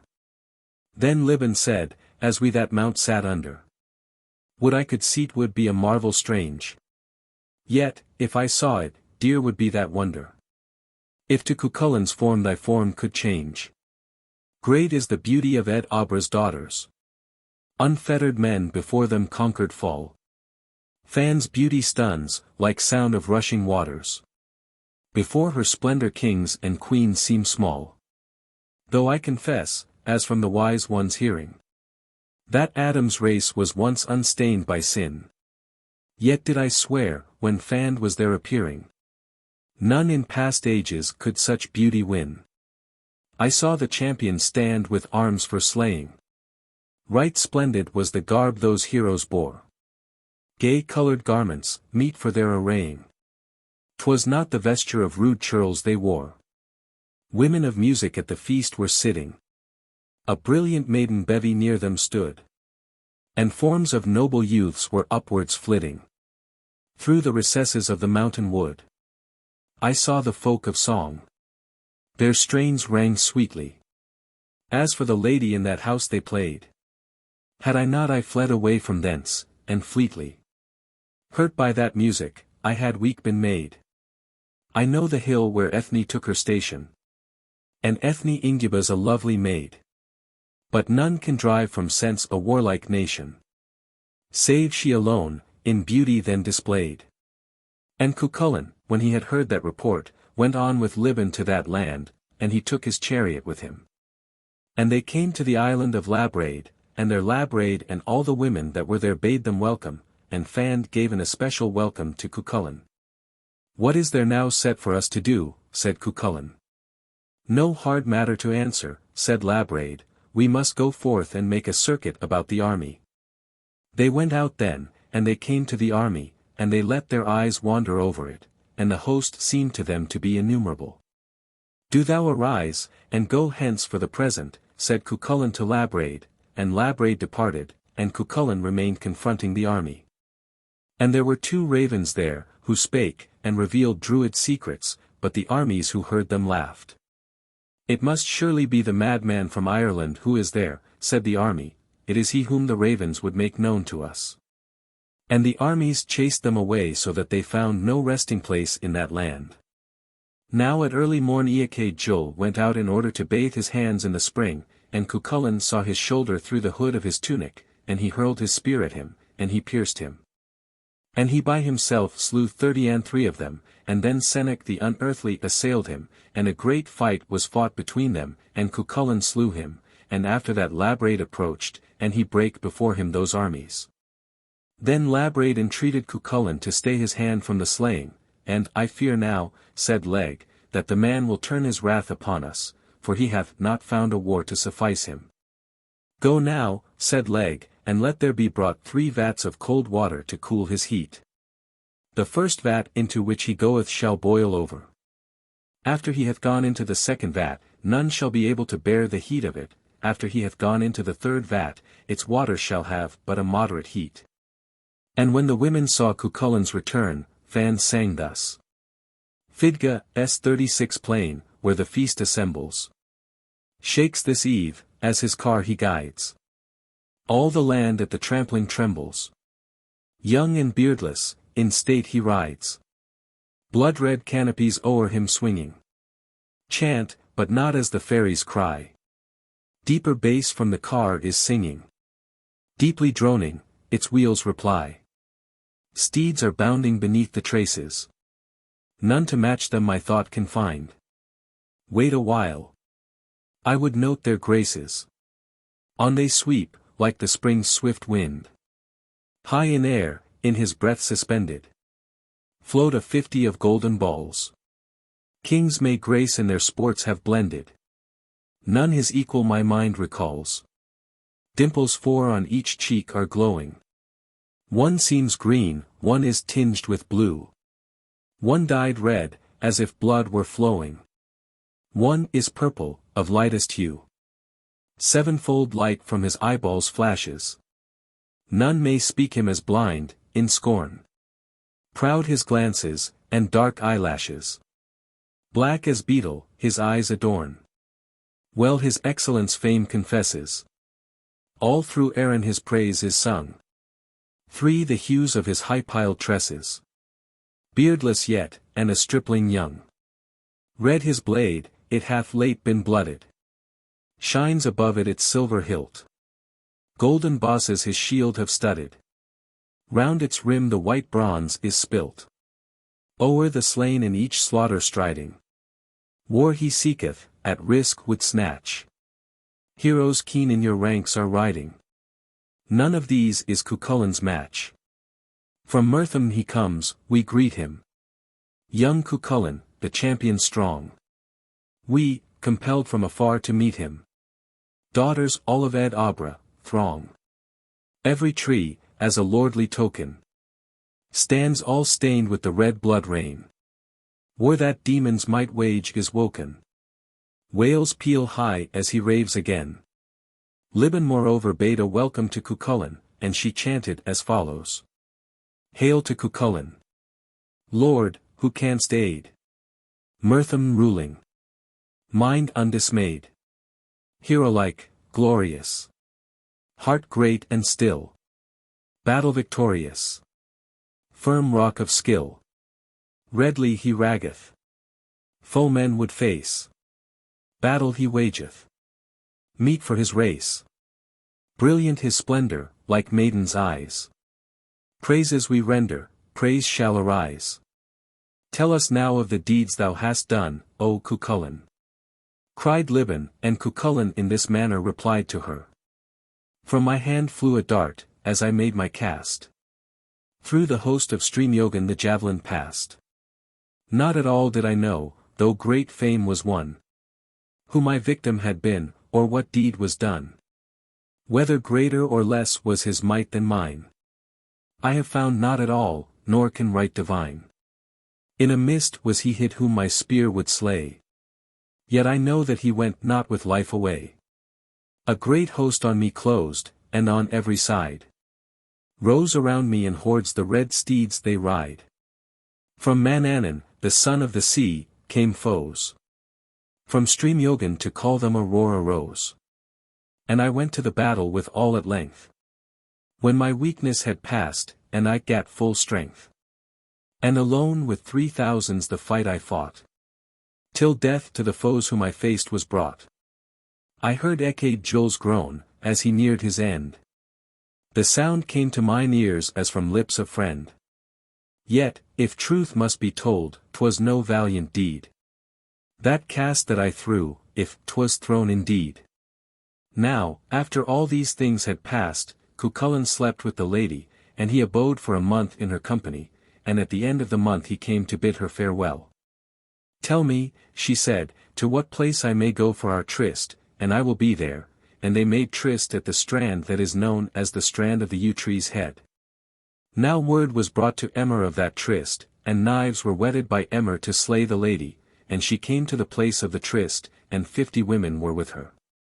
And there she found, Cuchulain and Leg, and they were engaged in the chess-play, so that they perceived not the women's approach. But Fand marked it, and she cried out to Leg, Look now, O Leg, she said, and mark that sight that I see. What sight is that of which thou speakest? Said Leg, and he looked and saw it, and thus it was that the lady, even Fand, addressed him. Leg! Look behind thee. Close to thine ear. Wise, well-ranked women. Press on us near. Bright on each bosom shines the gold clasp. Knives, with green edges, whetted, they grasp. As for the slaughter chariot chief's race, comes Forgal's daughter, changed is her face. Have no fear, said Cuchulain, no foe shalt thou meet. Enter thou my strong car, with its sunny bright seat. I will set thee before me, will guard thee from harm. Against women, from Ulster's 4 quarters that swarm. Though the daughter of Forgal the war with thee vows. Though her dear foster sisters against thee she rouse. No deed of destruction bold Emer will dare. Though she raggeth against thee, for I will be there. Moreover to Emer he said. I avoid thee, O lady, as heroes avoid to meet friends in a strife. The hard spear thy hand shakes cannot injure, nor the blade of thy thin gleaming knife. For the wrath pent within thee that raggeth is but weak, nor can cause mine affright. It were hard if the war my might wageth must be quenched by a weak woman's might. Speak, and tell me, Cuchulain, cried Emer, why this shame on my head thou wouldst lay? Before women of Ulster dishonoured I stand, and all women who dwell in the wide Irish land, and all folk who love honour beside. Though I came on thee, secretly creeping, though oppressed by thy might I remain, and though great is thy pride in the battle, if thou leavest me, naught is thy gain. Why, dear youth, such attempt dost thou make? Speak thou, Emer, and say, said Cuchulain, should I not with this lady delay? For this lady is fair, and bright, and well skilled, a fit mate for a monarch, in beauty fulfilled, and the billows of ocean can ride. She is lovely in countenance, lofty in race, and with handicraft skilled can fine needlework trace. Hath a mind that with firmness can guide, and in steeds hath she wealth, and much cattle doth she own. There is naught under sky a dear wife for a spouse should be keeping. But that gift with this lady have I, though the vow that I made thee I break. Thou shalt ne'er find champion rich, like me, in scars, ne'er such worth, such brilliance, none who wins my wars.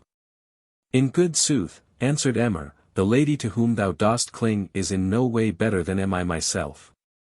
Yet fair seems all that's red, seems white what's new alone, and bright what's set o'erhead, and sour are things well known.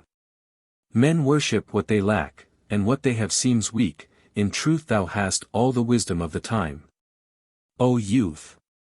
She said, once we dwelled in honour together, and we would so dwell again, if only I could find favour in thy sight, and her grief weighed heavily upon her. By my word, said Cuchulain, thou dost find favour, and thou shalt find it so long as I am in life. Desert me, then, cried Fand. Nay, said Emer, it is more fitting that I should be the deserted one. Not so, indeed, said Fand. It is I who must go, and danger rusheth upon me from afar. And an eagerness for lamentation seized upon Fand, and her soul was great within her, for it was shame to her to be deserted and straightway to return to her home. Moreover the mighty love that she bare to Cuchulain was tumultuous in her, and in this fashion she lamented, and lamenting sang this song. Mighty need compels me. I must go my way. Fame for others waiteth. Would I here could stay. Sweeter were it resting, guarded by thy power, than to find the marvels in Ed Obra's bower. Emer, noble lady, take thy man to thee. Though my arms resign him, longing lives in me. Oft in shelters hidden, men to seek me came. None could win my trysting. I myself was flame. Ah! No made her longing on a man should set, till a love full equal to her own she get. 50 women hither, Emer, thou hast brought. Thou wouldst Fand make captive, hast on murder thought, till the day I need them. Waits, my home within, thrice thy host. Fair virgins, these my war shall win. Now upon this it was discerned by Manannan that Fand the daughter of Ed Obra was engaged in unequal warfare with the women of Ulster, and that she was like to be left by Cuchulain. And thereon Manannan came from the east to seek for the lady, and he was perceived by her, nor was there any other conscious of his presence saving Fand alone.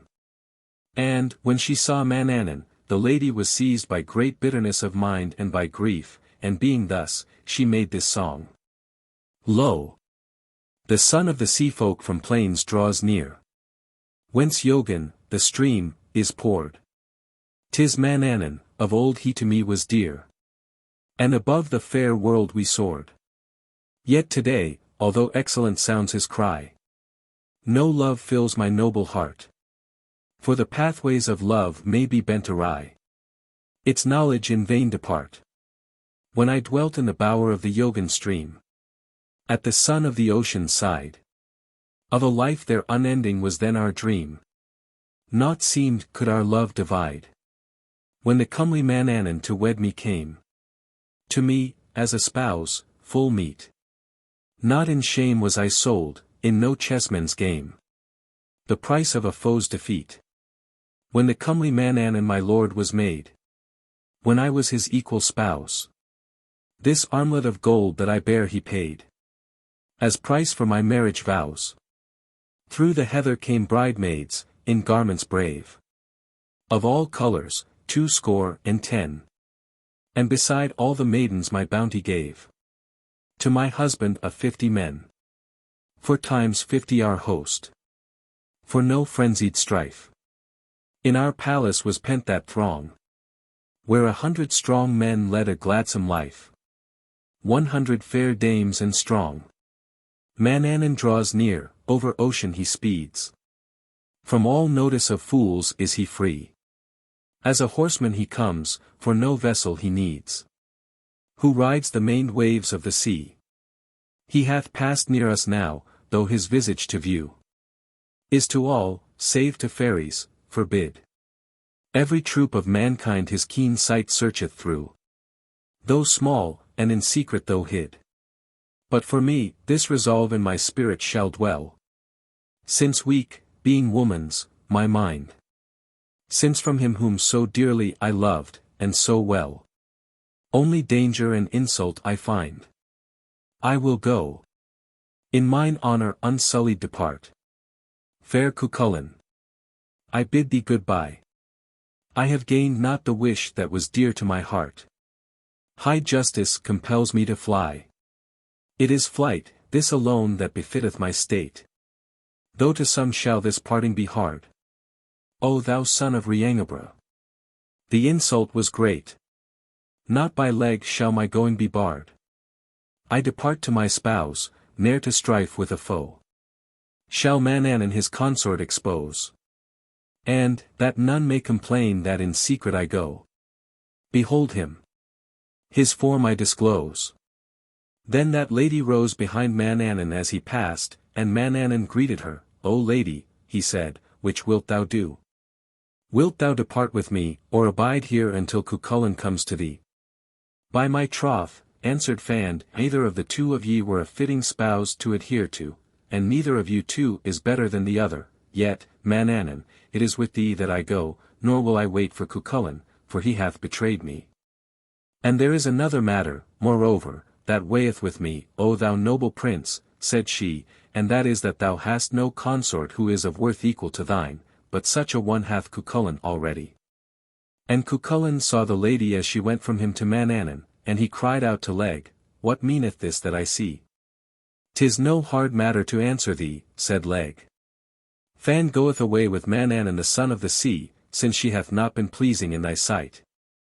Then Cuchulain bounded 3 times high into the air, and he made 3 great leaps towards the south, and thus he came to Terra Luachra 37, and there he abode for a long time, having no meat and no drink, dwelling upon the mountains, and sleeping upon the high road that runneth through the midst of Luachra. Then Emer went on to Etain, and there she sought out King Connor, and she told Connor of Cuchulain's state, and Connor sent out his learned men and the people of skill, and the druids of Ulster, that they might seek for Cuchulain, and might bind him fast, and bring him with them to Etain. And Cuchulain strove to slay the people of skill, but they chanted wizard and fairy songs against him, and they bound fast his feet and his hands until he came a little to his senses. Then he begged for a drink at their hands, and the druids gave him a drink of forgetfulness, so that afterwards he had no more remembrance of Fand nor of anything else that he had then done. And they also gave a drink of forgetfulness to Emer that she might forget her jealousy, for her state was in no way better than the state of Cuchulain. And Manannan shook his cloak between Cuchulain and Fand, so that they might never meet together again throughout eternity. The Exile of the Sons of Usnach, Introduction. The version given in the following pages of the well-known tale of Deirdre has been translated from the Irish text of the Book of Leinster version as printed by Windisch in Irish Che Text, Volume 1. Readings from the two parallel texts of the Book of Lecan and Egerton, 1782, have been used where the Leinster text is deficient or doubtful, but the older MS has in the main been followed, the chief alterations being indicated in the notes. The only English translation hitherto given of this version is the unreliable one in Atlantis, Volume 3. There is a German translation in Thurney's Essagen aus dem Alten Irland which may be consulted for literal renderings of most of the verse portions, which, however, are sometimes nearer the original than Thurney's renderings. It was at first intended to place beside this version the much better known version of the tale given by the Glen Mosine manuscript and its variants. But, as this version is otherwise available in English 38, it has been thought better to omit most of it. A verse translation of Deirdre's final lament in this version has, however, been added for the purpose of comparing it with the corresponding lament in the Leinster text. These two poems are nearly of the same length, but have no other point in common. The lament in the Leinster version strikes the more personal note, and it has been suggested that it shows internal evidence that it must have been written by a woman. The idea of Deirdre as a seer, which is so prominent in the Glen Mosine version of the tale, does not appear in the older Leinster text. The supernatural druidic mist, which even in the Glen Mosine version only appears in the late manuscript which continues the story after the 15th century manuscript breaks off, does not appear in the Book of Leinster. And the later version introduces several literary artifices that do not appear in the earlier one. That portion of the Glen Mosine version immediately following after Deirdre's lament is given as an instance of one of these, the common artifice of increase of horror at a catastrophe by the introduction of irrelevant matter. The tragedy of Deirdre's death being immediately followed by a cheerful account of the relationships of the chief heroes of the heroic period. A still better example of this practice in the old Irish literature is the almost comic relief that is introduced at the most tragic part of the tale of the murder of the son of Ronan. The Exile of the Sons of Usnach, Book of Leinster version. I in the house of Feidlimid 39 the son of Dal, even he who was the narrator of stories to Conor the king, the men of Ulster sat at their ale. And before the men, in order to attend upon them, stood the wife of Feidlimid, and she was great with child. Round about the board went drinking horns, and portions of food, and the revellers shouted in their drunken mirth. And when the men desired to lay themselves down to sleep, the woman also went to her couch. And, as she passed through the midst of the house, the child cried out in her womb, so that its shriek was heard throughout the whole house, and throughout the outer court that lay about it. And upon that shriek, all the men sprang up. And, head closely packed by head, they thronged together in the house, whereupon Sancha, the son of Ailil, rebuked them, "Let none of you stir," cried he, "and let the woman be brought before us, that we may learn what is the meaning of that cry." Then they brought the woman before them, and thus spoke to her Feidlimid, her spouse. "What is that, of all cries far the fiercest? In thy womb raging loudly and long. Through all ears with that clamour thou piercest. With that scream, from bide swollen and strong. Of great woe, for that cry, is foreboding my heart. That is torn through with terror, and sore with the smart."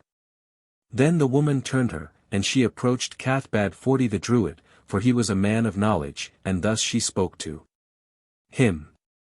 "Give thou ear to me, Cathbad, thou fair one of face. Thou great crown of our honour, and royal in race. Let the man so exalted still higher be set. Let the Druid draw knowledge, that Druids can get. For I want words of wisdom, and none can I fetch. Nor to feel him a torch of sure knowledge can stretch. As no wit of a woman can what she bears. I know not of that cry from within me that tears." And then said Cathbad, "'Tis a maid who screamed wildly so lately. Fair and curling shall locks round her flow. And her eyes be blue-centred and stately. And her cheeks, like the foxglove, shall glow. For the tint of her skin, we commend her. In its whiteness, like snow newly shed. And her teeth are all faultless in splendour. And her lips, like to coral, are red. A fair woman is she, for whom heroes that fight in their chariots for Ulster, to death shall be dight. 'Tis a woman that shriek who hath given golden-haired, with long tresses, and tall, for whose love many chiefs shall have striven, and great kings for her favours shall call. To the west she shall hasten, beguiling a great host, that from Ulster shall steal. Red as coral, her lips shall be smiling. As her teeth, white as pearls, they reveal. Aye, that woman is fair, and great queens shall be fain of her form. That is faultless, unflawed by a stain. Then Cathbad laid his hand upon the body of the woman, and the little child moved beneath his hand. Aye, indeed, he said, it is a woman-child who is here, Deirdre shall be her name, and evil woe shall be upon her. Now some days after that came the girl-child into the world, and then thus sang Cathbad. O Deirdre, of ruin great 'cause thou art, though famous, and fair, and pale, ere that Phelim's hid daughter from life shall part, all Ulster her deeds shall wail. Aye, mischief shall come, in the aftertime. Thou fair shining maid, for thee, hear ye this, Usnach's sons, the three chiefs sublime, to banishment forced shall be. While thou art in life, shall a fierce wild deed in Etain, though late, be done. Later yet, it shall mourn it refuse to heed the guard of Rog's powerful son. O Lady of Worth, it is to thee we owe that Fergus to exile flies, that a son of King Conor we hail in woe, when Fiachna 41 is hurt and dies. O Lady of Worth, it is all thine the guilt.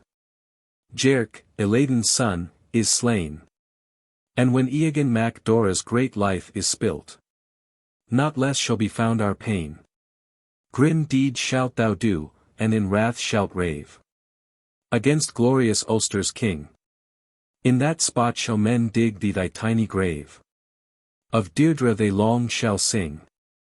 Let that maiden be slain, cried out the young men of Ulster, but not so, said Conor, she shall in the morning be brought to me, and shall be reared according to my will, and she shall be my wife, and in my companionship shall she dwell. The men of Ulster were not so hardy as to turn him from his purpose, and thus it was done. The maiden was reared in a house that belonged to Conor, and she grew up to be the fairest maid in all Ireland. She was brought up at a distance from the king's court, so that none of the men of Ulster might see her till the time came when she was to share the royal couch. None of mankind was permitted to enter the house where she was reared, save only her foster father, and her foster mother. And in addition to these Leabhar, to whom naught could any refuse, for she was a witch. Now once it chanced upon a certain day in the time of winter that the foster father of Deirdre had employed himself in skinning a calf upon the snow, in order to prepare a roast for her, and the blood of the calf lay upon the snow. And she saw a black raven who came down to drink it. And Leabhar, said Deirdre, that man only will I love, who hath the three colours that I see here, his hair as black as the raven, his cheeks red like the blood, and his body as white as the snow. Dignity and good fortune to thee, said Leabhar, that man is not far away. Yonder is he in the burg which is nigh, and the name of him is Nisai, the son of Usnach. I shall never be in good health again, said Deirdre, until the time come when I may see him. It befell that Nisai was upon a certain day alone upon the rampart of the burg of Etain, and he sent his warrior cry with music abroad. Well did the musical cry ring out that was raised by the sons of Usnach. Each cow and every beast that heard them, gave of milk 2/3 more than its wont, and each man by whom that cry was heard deemed it to be fully joyous, and a dear pleasure to him. Goodly moreover was the play that these men made with their weapons. If the whole province of Ulster had been assembled together against them in one place, and they three only had been able to set their backs against one another, the men of Ulster would not have borne away victory from those three, so well were they skilled in parry and defence. And they were swift of foot when they hunted the game, and with them it was the custom to chase the quarry to its death. Now when this Nisai found himself alone on the plain, Deirdre also soon escaped outside her house to him, and she ran past him, and at first he knew not who she might be. "Fair is the young heifer that springs past me," he cried. "Well may the young heifers be great," she said, "in a place where none may find a bull." "Thou hast, as thy bull," said he, "the bull of the whole province of Ulster, even Conor the king of Ulster." "I would choose between you two," she said, "and I would take for myself a younger bull, even such as thou art." "Not so indeed," said Nisai, "for I fear the prophecy of Cathbad." "Sayest thou this, as meaning to refuse me?" said she. "Yea indeed," he said, and she sprang upon him, and she seized him by his 2 ears. "2 ears of shame and of mockery shalt thou have," she cried, "if thou take me not with thee." "Release me, O my wife," said he. "That will I." Then Nisai raised his musical warrior cry, and the men of Ulster heard it, and each of them one after another sprang up, and the sons of Usnach hurried out in order to hold back their brother. "What is it," they said, "that thou dost? Let it not be by any fault of thine that war is stirred up between us and the men of Ulster." Then he told them all that had been done, and, "There shall evil come on thee from this," said they. "Moreover thou shalt lie under the reproach of shame so long as thou dost live, and we will go with her into another land, for there is no king in all Ireland who will refuse us welcome if we come to him." Then they took counsel together, and that same night they departed, 3 times 50 warriors, and the same number of women, and dogs, and servants, and Deirdre went with them. And for a long time they wandered about Ireland, in homage to this man or that, and often Conor sought to slay them either by ambuscade or by treachery. From round about Assaroe, near to Ballyshannon in the west, they journeyed, and they turned them back to Ben Ader, in the northeast, which men today call the mountain of Hoth. Nevertheless the men of Ulster drave them from the land, and they came to the land of Alba, and in its wildernesses they dwelled. And when the chase of the wild beasts of the mountains failed them, they made foray upon the cattle of the men of Alba, and took them for themselves, and the men of Alba gathered themselves together with intent to destroy them. Then they took shelter with the king of Alba, and the king took them into his following, and they served him in war. And they made for themselves houses of their own in the meadows by the king's burg. It was on account of Deirdre that these houses were made, for they feared that men might see her, and that on her account they might be slain. Now one day the high steward of the king went out in the early morning, and he made a cast about Nisai's house, and saw those 2 sleeping therein, and he hurried back to the king, and awaked him.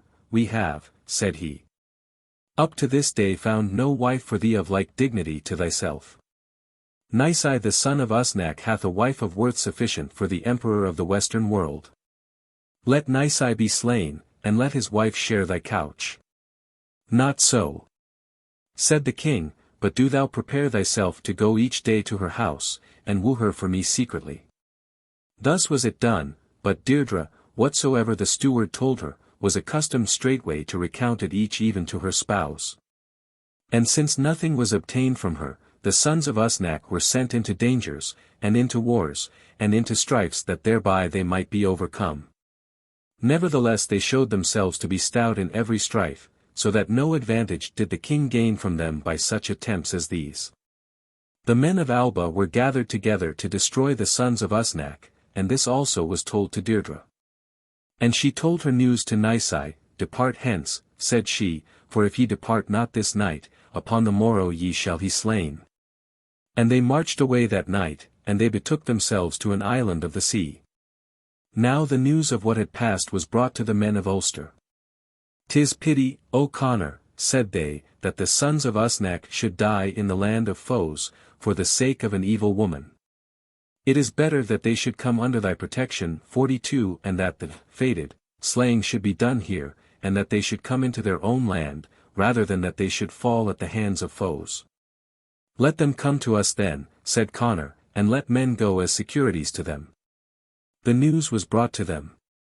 "This is welcome news for us," they said. "We will indeed come, and let Fergus come as our surety, and Dubtak, and Cormac the son of Conor." These then went to them, and they moved them to pass over the sea. But at the contrivance of Connor, Fergus was pressed to join in an ale feast, while the sons of Usnach were pledged to eat no food in Erin, until they had eaten the food of Connor. So Fergus tarried behind with Dubhtac and Cormac. And the sons of Usnach went on, accompanied by Fiacha, Fergus' son, until they came to the meadows around Etain. Now at that time Eogan the son of Derthacht had come to Etain to make his peace with Connor, for they had for a long time been at enmity. And to him, and to the war men of Connor, the charge was given that they should slay the sons of Usnach, in order that they should not come before the king. The sons of Usnach stood upon the level part of the meadows, and the women sat upon the ramparts of Etain. And Eogan came with his warriors across the meadow, and the son of Fergus took his place by Nisai's side. And Eogan greeted them with a mighty thrust of his spear, and the spear brake Nisai's back in sunder, and passed through it. The son of Fergus made a spring, and he threw both arms around Nisai, and he brought him beneath himself to shelter him, while he threw himself down above him, and it was thus that Nisai was slain, through the body of the son of Fergus. Then there began a murder throughout the meadow, so that none escaped who did not fall by the points of the spears, or the edge of the sword, and Deirdre was brought to Connor to be in his power, and her arms were bound behind her back. Now the sureties who had remained behind, heard what had been done, even Fergus and Dubhtac, and Cormac. And thereon they hastened forward, and they forthwith performed great deeds. Dubhtac slew, with the one thrust of his spear, Maenus son of Connor, and Fiachna the son of Phaedulm, Connor's daughter, and Fergus struck down Traithrin, the son of Tregulthan, and his brother. And Connor was wrath at this, and he came to the fight with them, so that upon that day 300 of the men of Ulster fell, and Dubhtac slew the women of Ulster, and, ere the day dawned, Fergus set Etain on fire. Then they went away into exile, and betook them to the land of Connaught to find shelter with Ailill and Meave, for they knew that that royal pair would give them good entertainment. To the men of Ulster the exiles showed no love, 3,000 stout men went with them.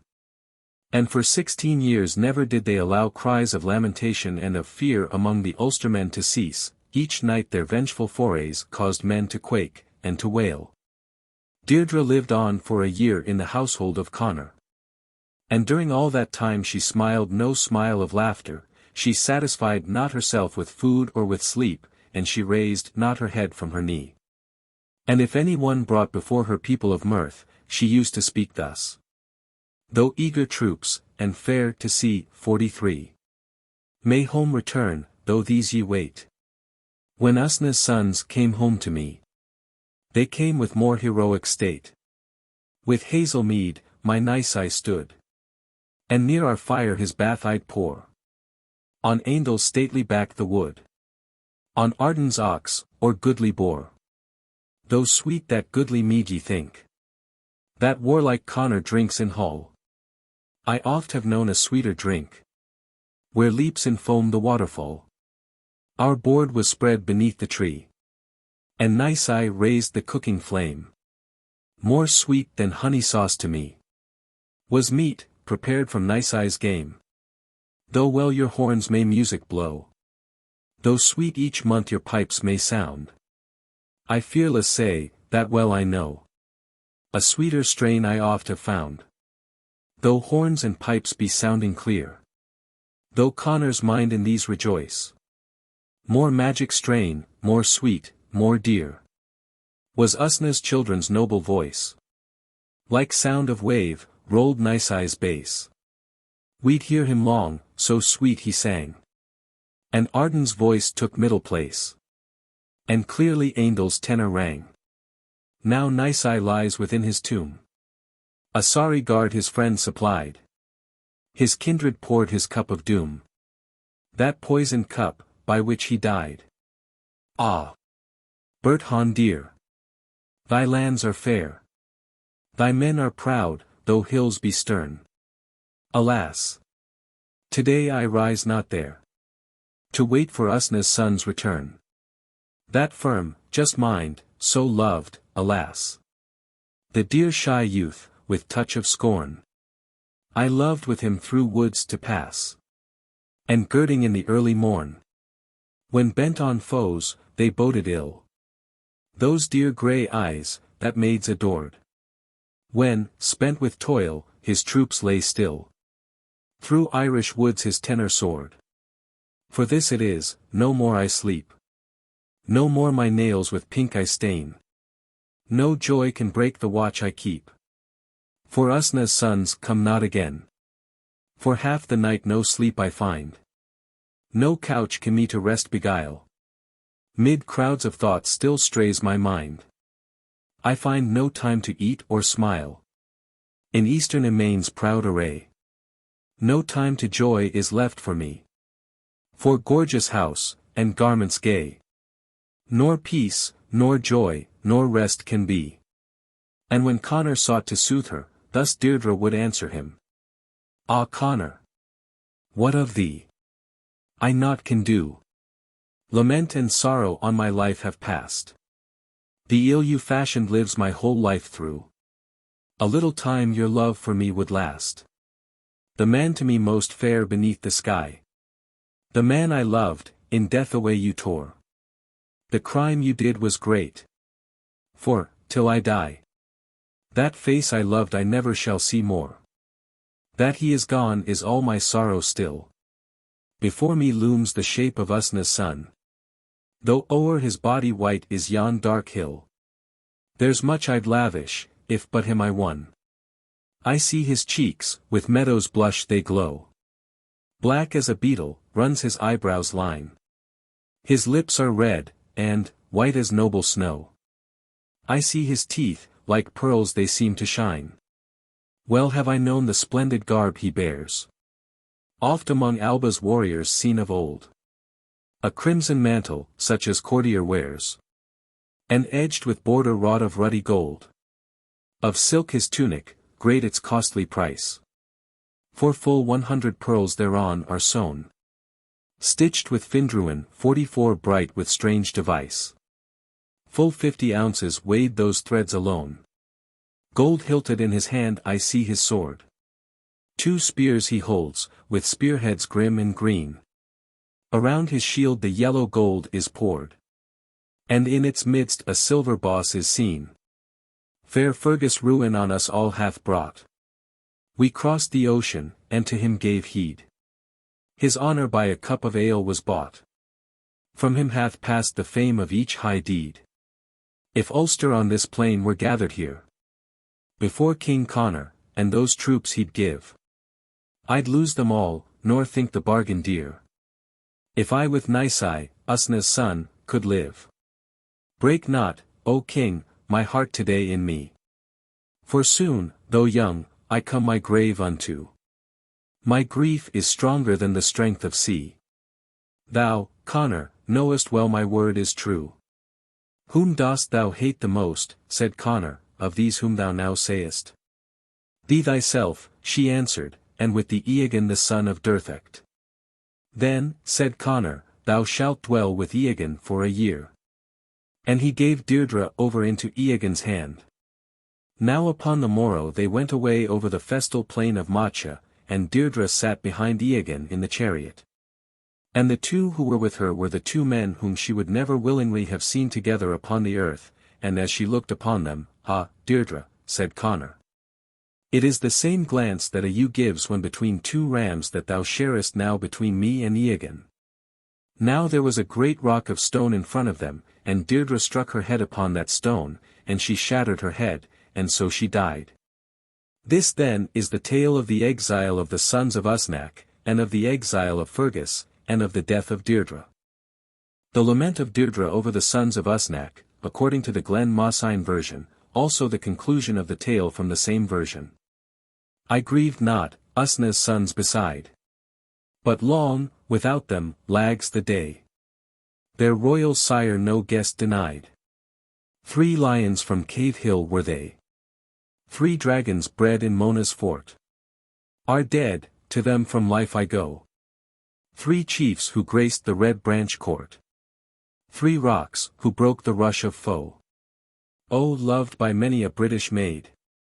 O swift as hawks round Gullion's peak. True sons of king, who warriors swayed. To whom bent chiefs in homage meek. No vassal look those champions wore. Full grief is mine that such should die. Those sons, whom Cathbad's daughter bore. Those props, who Cualnge s45 war held high. 3 bears of might, to war they came. From Una's walls, like lions, burst. 3 hero chiefs, who loved their fame.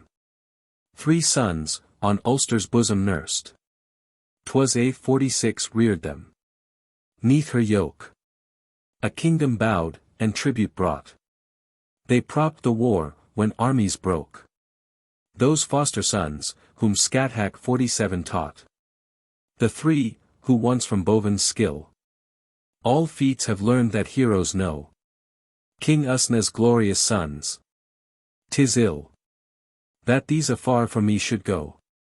That I should live, with Nisai dead. Let none such shame believe of me. When Arden's life, when Ainul's fled. But short my life I knew would be. Great Ulster's king my hand had won. I left him, Nisai's love to find. Till Nisai's funeral rites be done. I wait a little while behind. This widowed life no more I'll bear. The 3 rejoiced, when toil they faced. Where'er 'twas found, the war they'd dare. And proffered fight with joy embraced. A curse on Cathbad's wizard spell. 'Twas Nisai's death. And I the cause. None came to aid that king, who well to all the world might grant his laws. O man, who diggest low the grave, and from my sight my love would hide. Make wide the tomb, its room I crave. I come to seek my hero's side. Great load of hardship I'd endure with joy. If yet those heroes my companions were. No lack of house or fire could then annoy. No gloom I'd know with them, nor aught of care. Ah! Many a time each shield and guardian spear. To make my couch have piled those noble 3. O labouring man, their grave who diggest here. Their hardened swords above well set should be. The hounds of all the 3 their masters lack. Their hawks no quarry leave, nor hear their call. The 3 are dead, who battle's line held back. Who learned their skill in Conall Cernach's hall. Their hounds I view. From out my heart that sight hath struck a groan, behind their leashes trail. 'Twas mine to hold them once, and keep them tight. Now slack they lie, and cause me thus to wail. Oft in the desert and they have strayed. Yet never lonely was that desert known. For all the 3 a grave today is made. And here I sit, and feel indeed alone. I gazed on Nisai's grave, and now am blind. For naught remains to see. The worst is spent. My soul must leave me soon, no help I find. And they are gone, the folk of my lament. 'Twas guile that crushed them, they would save my life. And died therefore. Themselves 3 billows strong. Ere Usnach's children fell in cruel strife. Would I had died, and earth had held me long. To Red Branch Hall we made our mournful way. Deceitful Fergus led, our lives he stole. A soft sweet speech indeed he'd learned to say. For me, for them was ruin near that goal. All Ulster's pleasures now are nothing worth. I shun them all, each chief, each ancient friend. Alone I sit, as left behind on earth. And soon my lonely life in death shall end. I am Deirdre, the joyless. For short time alive. Though to end life be evil, 'tis worse to survive. And, after she had made this lament, Deirdre seated herself in the tomb, and she gave 3 kisses to Nisai before that he was laid in his grave, and with heaviness and grief Cuchulain went on to Dun Delga. And Cathbad the Druid laid a curse upon Etain Macha to take vengeance for that great evil, and he said that, since that treachery had been done, neither King Conor nor any other of his race should hold that burg. And as for Fergus, the son of Rosa the Red, he came to Etain Macha on the morrow after the Sons of Usnach had been slain. And, when he found that they had been slain, and that his pledge had been dishonored, he himself, and Cormac the partner of Exile, King Conor's own son, also Dubtak, the beadle of Ulster, and the armies they had with them, gave battle to the household of Conor. And they slew Main the son of Conor, and 300 of Conor's people besides. And Main Macha was destroyed, and burned by them, and Conor's women were slain, and they collected their adherents on every side. The number of their host was 3,000 warriors. And they went away to the land of Connaught, even to Ailill the Great, who was the king of Connaught at that time, and to Meath of Croghan, and with them they found a welcome and support. Moreover Fergus and Cormac the partner of Exile and their warriors, after that they had come to the land of Connaught, never let pass one single night wherein reivers went not forth from them to harry and burn the land of Ulster. So that the district which men today call the land of Cualnge was subdued by them. And from that in the aftertime came between the two kingdoms much of trouble and theft, and in this fashion they spent 7 years, or, as some say, 10 years, nor was there any truce between them, no, not for one single hour. And while those deeds were doing, Deirdre abode by Conor in his household for a whole year after the sons of Usnach had been slain. And, though it might have seemed but a small thing for her to raise her head, or to let laughter flow over her lips, yet she never did these things during all that time. And when Conor saw that neither sport nor kindness could hold her, and that neither jesting nor pleasing honour could raise her spirits, he sent word to Egerton the son of Durthacht, the lord of Fernmay, 48 as some tell the story, it was this Egerton who had slain Nisai in Main Macha. And after that Egerton had come to the place where Conor was, Conor gave command to Deirdre that, since he himself had failed to turn her heart from her grief, she must depart to Egerton, and spend another space of time with him. And with that she was placed behind Egerton in his chariot, and Conor went also in the chariot in order to deliver Deirdre into Egerton's hand. And as they went on their way, she cast a fierce glance at Egerton in front of her, and another at Conor behind her, for there was nothing in all the world that she hated more than those two men. And when Conor saw this, as he looked at her and at Egerton, he said, Ah Deirdre! It is the glance of a ewe when set between two rams that thou castest on me and on Egerton. And when Deirdre heard that, she sprang up, and she made a leap out of the chariot, and she struck her head against the stony rocks that were in front of her, and she shattered her head so that the brains leapt out. And thus came to Deirdre her death. This is the tree of their race, and an account of the kinships of some of the champions of the Red Branch, which is given here before we proceed to speak of the deeds of Cuchulain. 'Twas Cathbad first won Magica's love, and arms around her threw. From Maelcrow's loins, the battle chief, his princely source he drew. 2. More in love she knew, of these the wrath was long and dread. Fierce Rosa, named the ruddy-faced, and Carber, thatched with red. To all the three were children born, and all with beauty graced. To Cathbad, and to Carber red, and Rosa ruddy-faced. A gracious three indeed were they to whom she gave her love. Fair Magic, brown the lashes were that slept her eyes above. 3 sons to Rosa ruddy-faced as children Magic bore. To Carber sons again she gave, the count of these was 4. And 3 white shoots of grace were hers, on these no shame shall fall. To Cathbad children 3 she bare, and these were daughters all. To Cathbad, who in wizard lore and all its arts had might. 3 daughters lovely Magic bore, each clothed in beauty white. All maids who then for grace were famed in grace those maids surpassed. And Finicombe, 49 Ailbe twain he named, and Deichim named the last. To Finchom, wizard Cathbad's child, was born a glorious son. And well she nursed him, Conall wild, who every field hath won. And Ailbe glorious children bare in whom no fear had place. These Arden, Ainul, Nisai were, who came of Usnach's race. A son to Deichim fair was born, a bright-cheeked mother she. She bore but one, Cuchulain of Dun Delga's hold was he. Of those whom Cathbad's daughters reared the names full well ye know. And none of these a wound hath feared, or therefore shunned a foe.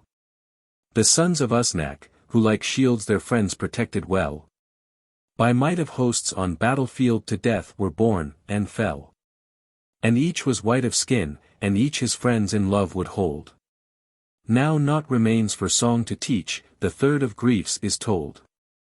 The Combat at the Ford, Introduction. This version of the Combat at the Ford, the best-known episode of the Irish romance or romantic epic, the War of Cualnge, will hardly be, by Irish scholars, considered to want a reference. It is given in the Book of Leinster, which cannot have been written later than 1150 AD. And differs in many respects from the version in the 14th-century Book of Lecan, which is, for the purposes of this text, at least equal in authority to the Leabhar na H-Uidhri, which must have been written before 1100 AD. Mr. Alfred Nutt has kindly contributed a note on the comparison of the two versions, which has been placed as a special note at the end of the translation of the Combat.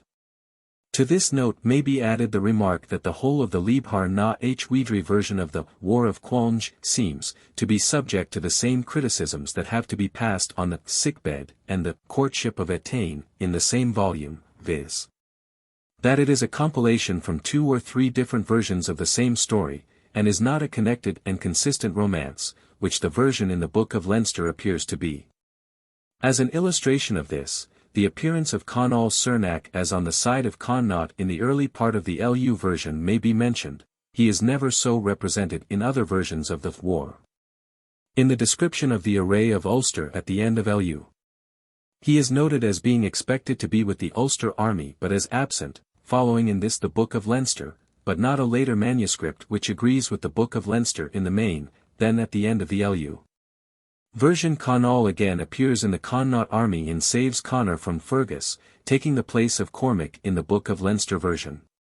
Miss Faraday, in her version of the War as given in LU, notes the change of style at page 82 of her book. Several difficulties similar to that of the position of Conall could be mentioned. And on the whole it seems as if the compiler of the manuscript from which both the Leabhar na H-Uidhri and the Yellow Book of Lecan were copied, combined into one several different descriptions of the war. One of which is represented by the Book of Leinster version. This version shows no signs of patchwork, at any rate in the story of the Combat at the Ford, which has, ever since it was reintroduced to the world by O'Curry, been renowned for the chivalry of its action. It forms one of the books of Aubrey de Vere's Foray of Queen Maeve, and is there well reproduced, although with several additions, perhaps sufficient attention has not been paid to the lofty position of the character, as distinguished from the prowess, that this version gives to Cuchulain. The first verse, put in Cuchulain's mouth, strikes a new note, contrasting alike with the muddle-headed bargaining of Ferdia and Maeve, and the somewhat fussy anxiety of Fergus. The contrast between the way in which Cuchulain receives Fergus's report of the valour of Ferdia, and that in which Ferdia receives the praises of Cuchulain from his charioteer, is well worked out. Cuchulain, conscious of his own strength, accepts all Fergus's praises of his opponent and adds to them. Ferdia cannot bear to hear of Cuchulain's valour, and charges his servant with taking a bribe from his enemy in order to frighten him. Ferdia boasts loudly of what he will do. Cuchulain apologizes for his own confidence in the issue of the combat, and gently banters Fergus, who is a bit of a boaster himself, on the care he had taken to choose the time for the war when King Conor was away, with a modest implication that he himself was a poor substitute for the king. Cuchulain's first 2 stanzas in the opening dialogue between himself and Ferdia show a spirit quite as truculent as that of his opponent. The reason of this being, as indicated in the first of these stanzas and more explicitly stated in the preceding prose, that his anxiety for his country is outweighing his feeling for his friend. But in the 3rd stanza he resumes the attitude of conscious strength that marks all his answers to Fergus, and this, added to a feeling of pity for his friend's inevitable fate, is maintained up to the end of the tale. In the 4th stanza, which is an answer to a most insulting speech from Ferdia, he makes the first of those appeals to his former friend to abandon his purpose that come from him throughout the first 3 days of the fight. Even in the fatal battle of the 4th day, he will not at first put forward all his strength, and only uses the irresistible Gibog when driven to it by his foe. The number of Cuchulain's laments after the battle there are 5 of these, 1 in prose, besides his answers to Legge has been adversely criticized. And it is just possible that 1 or more of these come from some other version, and have been incorporated by a later hand than that of the author. But the only one that seems to me not to develop the interest is the Brooch of Gold, which it may be noticed is very like the only lament which is preserved in the Book of Lecan text of the LU version. Cuchulain's allusion to Eif's only son in the first verse lament is especially noticeable, see note, page 196. Ferdia's character, although everywhere inferior to that of his victor, is also a heroic one. He is represented at the commencement of the episode as undertaking the fight for fear of disgrace if he refused, and this does appear to be represented throughout as the true reason. His early boasts and taunts are obviously intended to conquer a secret uneasiness, and the motif of a passion for Finnabar with which Cuchulain charges him hardly appears outside Cuchulain's speeches, and has not the importance given to it in the Leabhar na H-Uidhri version. The motif of resentment against Cuchulain for a fancied insult, invented by Maeve, which is given in the LU version as the determining cause, does not appear in the Leinster version at all. And that of race enmity of the Firbolg against the Celt, given to him by Aubrey de Vere, is quite a modern idea and is in none of the old versions. His dialogue with Maeve suggests that, as stated in the text, he was then slightly intoxicated. His savage language to his servant gives the idea of a man who feels himself in the wrong and makes himself out to be worse than he is by attributing to himself the worst motives, the hope of pay. But as the battle proceeds he shows himself equal to Cuchulain in generosity, and in the dialogue at the beginning of the third day's fight his higher character comes out, for while his old boastfulness appears in one passage of it, and is immediately repressed, the language of both heroes in this dialogue is noticeable for a true spirit of chivalry. The mutual compliments, thy kingly might, fair graceful hound, gently ruling hound, recall the French, beau sire. It may be also noted that these compliments are paid even when Ferdia is protesting against Cuchulain's reproaches. Similar language is used elsewhere, as, much thine arms excel, page 122, and, Cuchulain for beautiful feats renowned, page 134. It may be considered that these passages are an indication that the episode is late, but it should be noticed that the very latest date that can possibly be assigned to it, the 11th century, precedes that of all other known romances of chivalry by at least 100 years. To this later attitude of Ferdia, and to that maintained by Cuchulain throughout the whole episode, nothing in French or Welsh romance of approximately so early a date can be compared. Is it not possible that the chivalric tone of the later Welsh romances, like the Lady of the Fountain, which is generally supposed to have come from France, really came from an Irish model?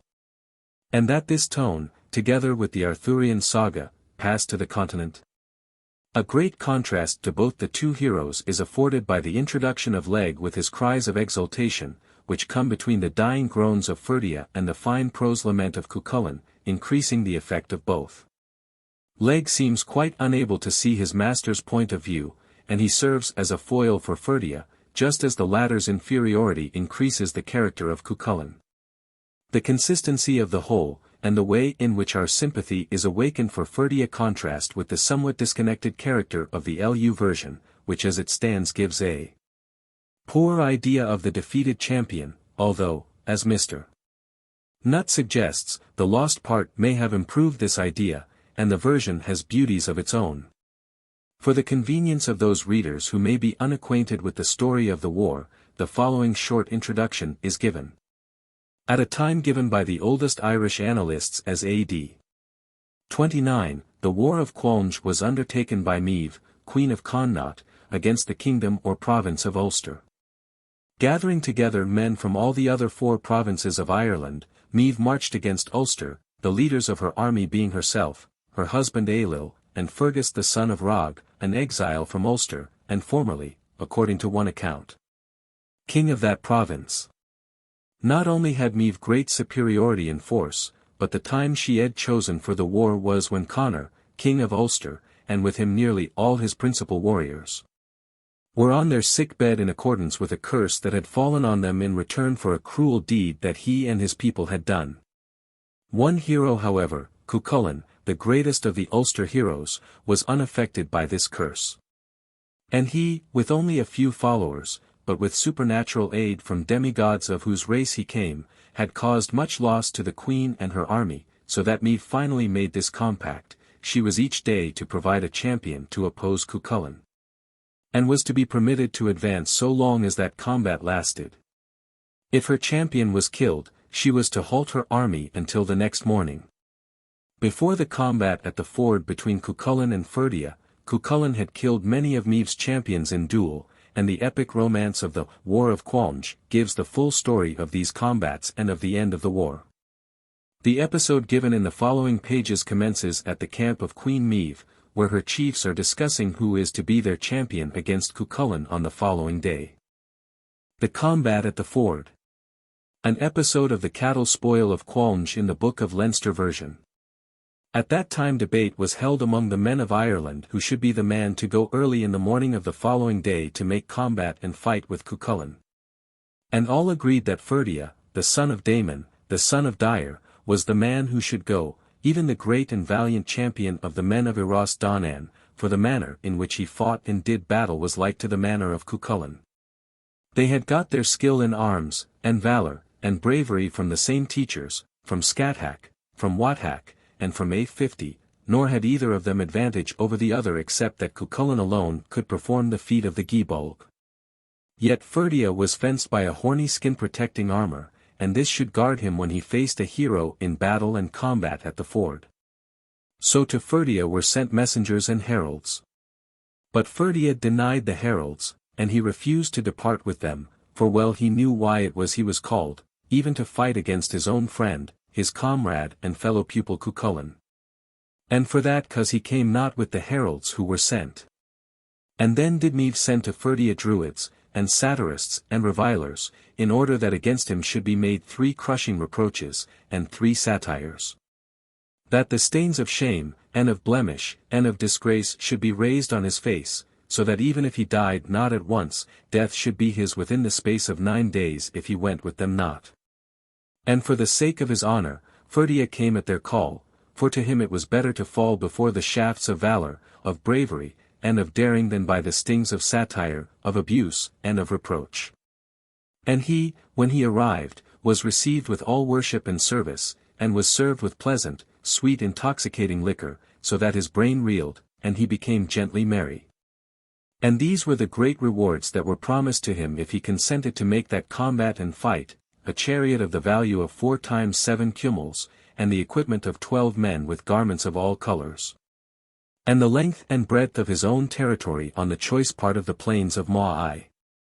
Free of tribute, without purchase, free from the incidents of attendance at courts and of military service, that therein his son, and his grandson, and all his descendants might dwell in safety to the end of life and time. Also Finnabar the daughter of Meave as his wedded wife, and the golden brooch which was in the cloak of Queen Meave in addition to all this. And thus ran the speech of Meave, and she spake these words, and thus did Ferdia reply. Meave. Of rings great treasure sending, 51. Wide plains and woodlands bending. I grant, till time hath ending. I free thy tribe and kin. O thou who oft o'ercomest. 'Tis thine what gift thou namest. Why hold'st thou back, nor claimest a boon that all would win? Ferdia. A bond must hold thee tightly. No force I lend thee lightly. Dread strife 'twill be, for rightly he bears that name of hound. For sharp spear combat breaketh. That morn, hard toil it waketh. The war Cuchulain mocketh. Shall fearless war be found? Meave. Our chiefs, with oaths the gravest, shall give the pledge thou cravest. For thee, of all men bravest, brave bridled steeds shall stand. From tax my word hath freed thee. To hostings none shall lead thee. As bosom friend I need thee. As first in all the land. Ferdia. Mere words are not availing. If oaths to bind be failing. That wondrous ford fight hailing. All time its tale shall greet. Though sun, moon, sea for ever. And earth from me I sever. Though death I win yet never. Unpledged, that war I'll meet. Meave. These kings and chiefs behind me. Their oaths shall pledge to bind me. With boundless wealth thou'll to find me. With wealth too great to pay. 'Tis thou who oaths delayest. 'Tis done whatever thou sayest. For well I know thou slayest the foe who comes to slay. Ferdia.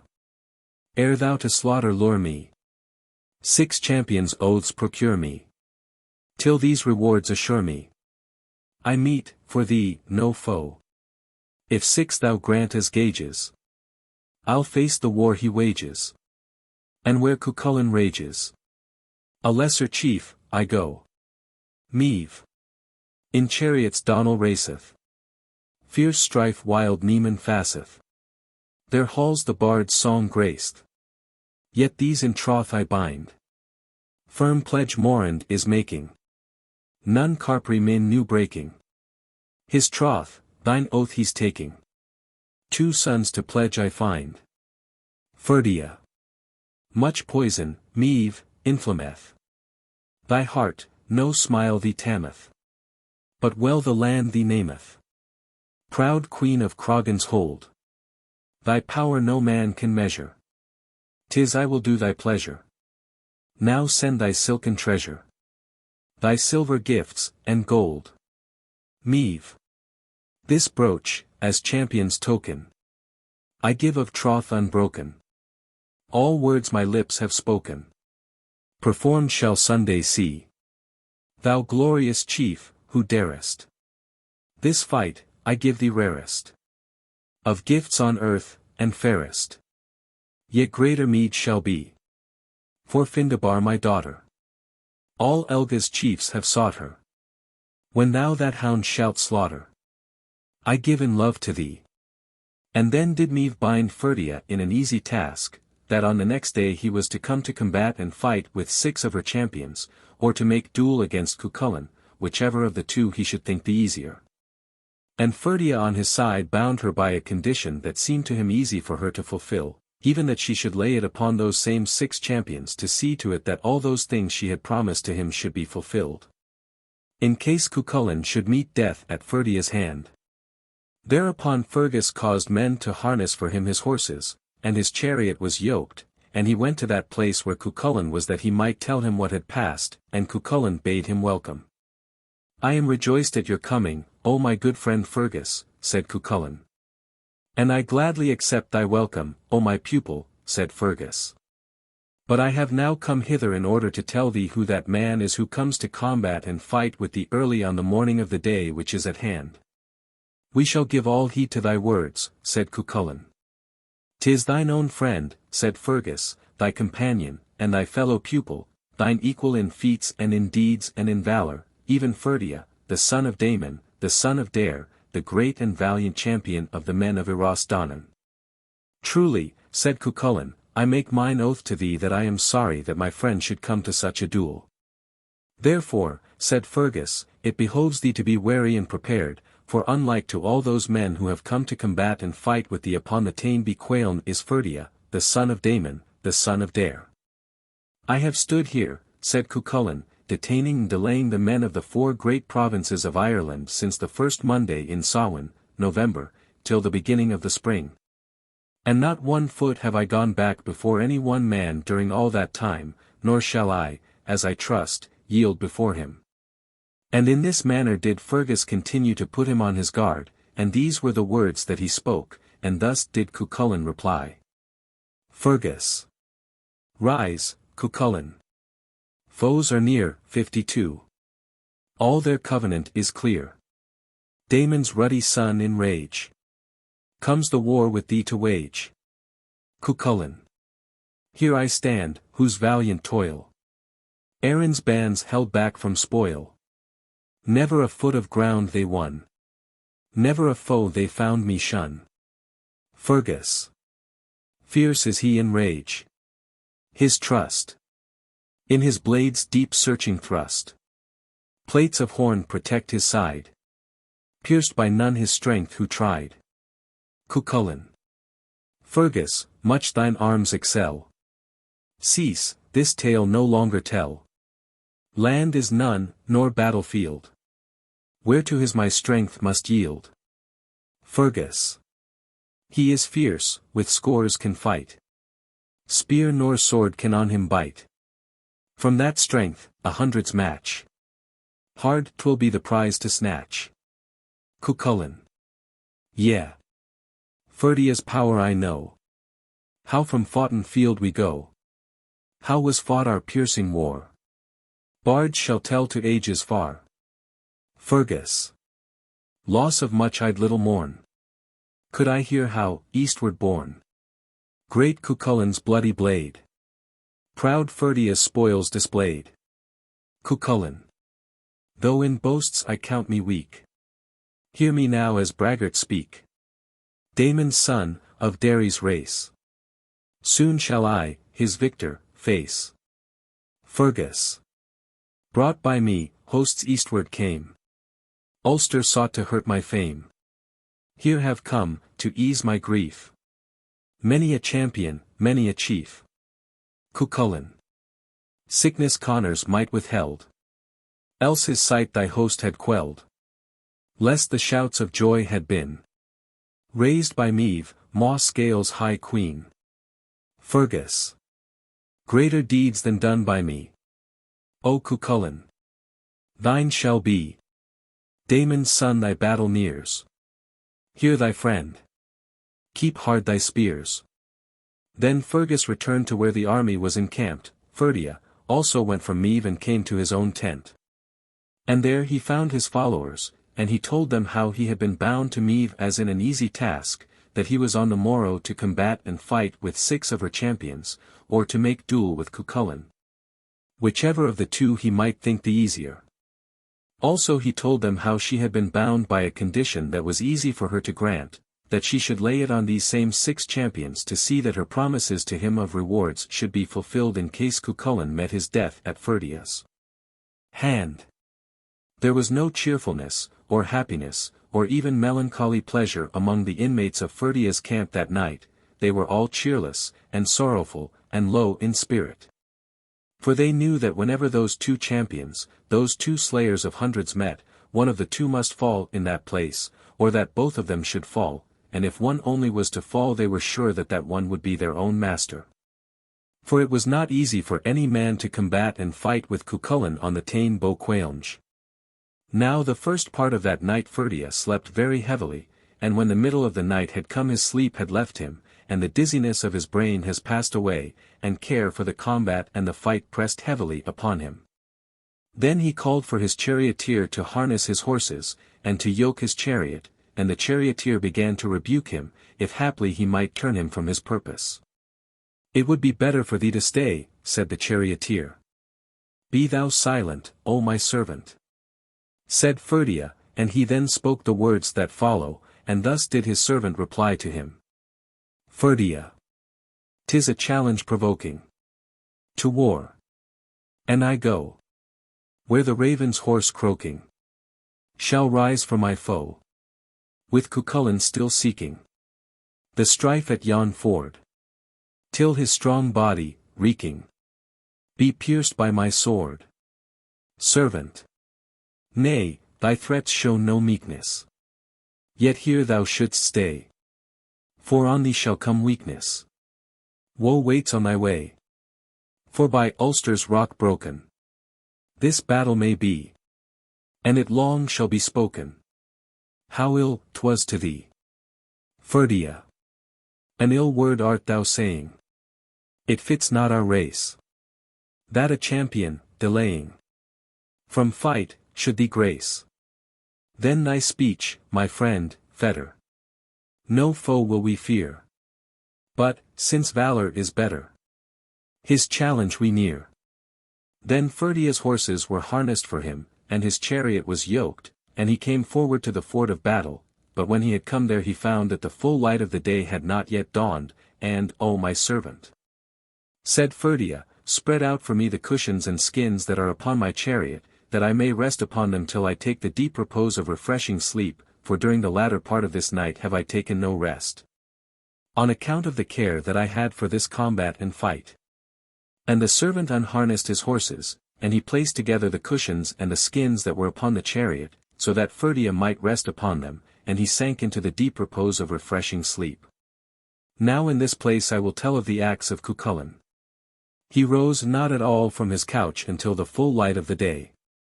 And this he did in order that the men of Ireland should not be able to say that it was from fear or from dread that he rose, if it had been early that he had arisen.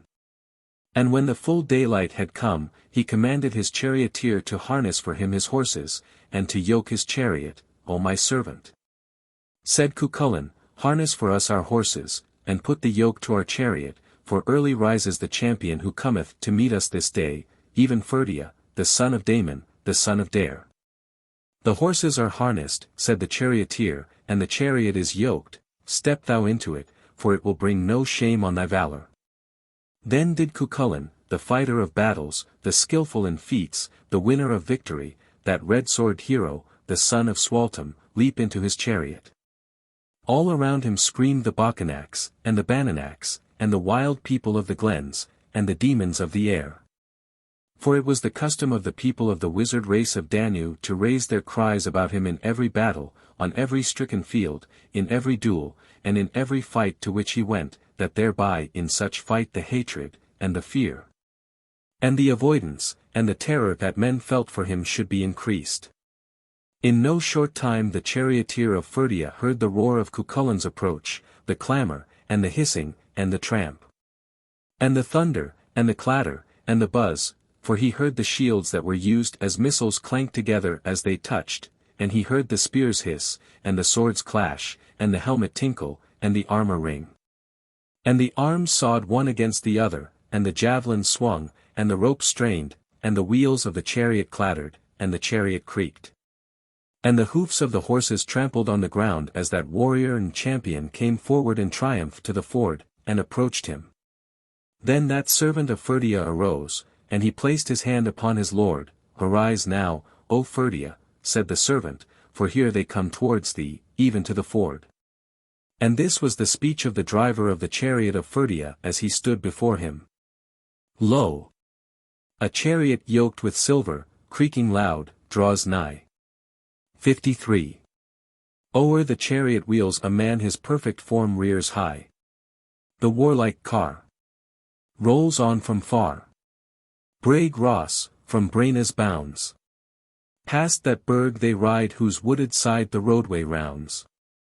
For its triumphs high in triumph cry its song resounds. Urged by hero hound, and yoked by charioteer's hand true. Flies the war car southward ever, nobler hawk ne'er flew. Than he who speeds his rushing steeds. That chief of stubborn might. Soon the blood to flow from slaughtered foe shall meet his sight. Sure for us, 'tis ill, for soon with skill he gives us fight. Woe to him who here on hillock stands, that hound to wait. Emain Macha's perfect hound is he, foretold by fate. Last year I cried. That him I spied. Who guards his land from foe. That battle hound, on whom are found all hues to glow. 'Twas then from far I heard that car, its sound I know. O my servant! Said Ferdia, wherefore is it, that thou hast continued in thy praise of this man ever since the time that I left my tent? Surely it must be a reward that thou seekest at his hand, so greatly dost thou extol him. Yet Ailill and Meave have foretold that it is by me he shall fall. Certain it is that for sake of the fee I shall gain he shall be slain quickly, and 'tis full time that the relief that we wait for should come. Thus then it was that in that place he spoke these words, and thus did his servant reply. Ferdia! 'Tis time that I grant my assistance. Be still, let thy praise of him sink. Peer not, like a seer, at the distance. Wilt fail me on battlefield's brink? Though Cualnge's proud champion, displaying his gambols and pride thou dost see. Full soon shalt thou witness his slaying. For price to be paid down to me. Servant! If he who this glory is showing be champion of Cualnge indeed, 'tis not in retreat he is going. To meet us he cometh with speed. He comes, nor 'tis slowly he blunders. Like wind his swift journey he makes. As stream, from the cliff top that thunders. As bolt, from the storm cloud that breaks. Ferdia. 'Tis pay at his hand thou hast taken. So loudly resoundeth thy praise. Else why, since our tent was forsaken, hast sung with such frequence thy lays? Men, like thou, who, when foes are appearing, would to chant the foe's praises begin, will attack not, when battle is nearing, but the name of base cowards shall win. Now the charioteer of Ferdia was not long in that place before he saw a marvellous sight, for before his eyes came the beautiful five-pointed, four-peaked chariot, skillfully driven with swiftness and power. A canopy of green overspread it. Thin and well-seasoned was the body of it, lofty and long were the spears that adorned it, well was it fashioned for war. Under the yokes of that chariot sped forward with great bounds two great-eared, savage, and prancing steeds. Bellies had they like whales, broad were their chests, and quick panting their hearts, their flanks were high, and their hoofs wide, their pasterns fine, their loins broad, and their spirits untamable. The horse under one of the yokes was grey, with a long mane and with broad hind quarters, swiftly he galloped, and his leaps were great. The horse beneath the other yoke was black, his mane was in tufts, his back was broad, and eager was his pace. As a hawk, on a day when the wind bloweth hard, darts up from the furrow, as the gusts of the wind in spring sweep forward over a smooth plain upon a day in March. Swift as a going stag at the beginning of the chase, after he hath been roused by the cry of the hounds. Such was the pace of the two steeds that bore forward Cuchulain in his chariot, touching upon the soil as rapidly as if the stones that they trod on were hot with the fire, so that the whole earth trembled and shook at the violence of their going. And Cuchulain reached the ford, and Ferdia awaited him on the south side of it, and Cuchulain halted his horses upon the north. Then did Ferdia bid welcome to Cuchulain. O Cuchulain, said Ferdia, I rejoice to see thine approach. Thy welcome would have been received by me upon an earlier day, said Cuchulain, but this day I cannot receive it as one from a friend. And Ferdia, said he, it were more suitable that it was I who bade welcome to thee rather than that thou shouldest welcome me, for out in flight before thee are my women, and my children, my youths, and my steeds, and my maras. My flocks, and my herds, and my cattle. Ah, Cuchulain, said Ferdia, how hast thou been persuaded to come to this fight and this battle at all? For when we were with Scathach, with Wathach, and with Aif, thou wert mine attendant.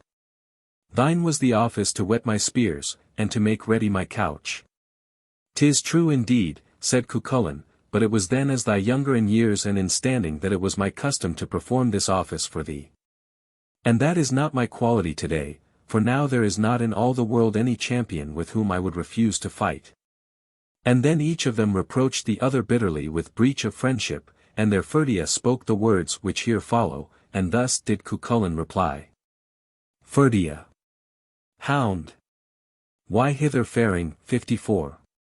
Strife with strong ones daring. As if home were flaring. Woe shall come on thee. Blood from out thee draining. Shall thy steeds be staining. Thou, thy home if gaining. Wounded sore shalt be. Cuchulain. Hot with indignation. Take I battle station. Face yon warrior nation. Round their warlike king. They shall see me meet thee. Count the strifes that greet thee.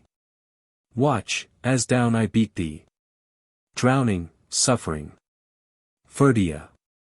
Here is one to shame thee. How 'twas I o'ercame thee. They who champion name thee. Long the tale shall tell. Ulster, near thee lying. Soon shall see thee dying. All shall say, with sighing. There's the chief who fell. Cuchulain. Thine shall be the choosing. Say, what warfare using? Hosts shall see thee losing. At the ford this fight. Swords dost choose, hard clashing. Cars, in conflict crashing. Spears, thy life blood splashing. 'Tis thy death in sight. Ferdia. Ere the twilight gleameth. Red thy life blood streameth. Small thy stature seemeth.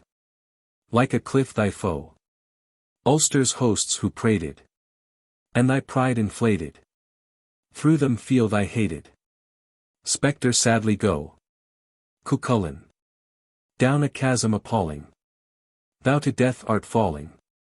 Won thy foe, yet galling. Weapons press thee sore. Proud thou wert but lately. Strife shall change thee greatly. Thee as champion stately. Earth shall know no more. Ferdia. Cease this endless vaunting. Speech for ever flaunting. Thou a chief. A taunting. Giggling child thou art. None would pay, or fee thee. I as coward see thee. Strength hast none to free thee. Caged bird. Quaking heart. Cuchulain. Ah! In bygone story. We, as peers in glory. Sports and combats gory. Shared when Skaha taught. Thou, of all who nearest. To my soul appearest. Clansman.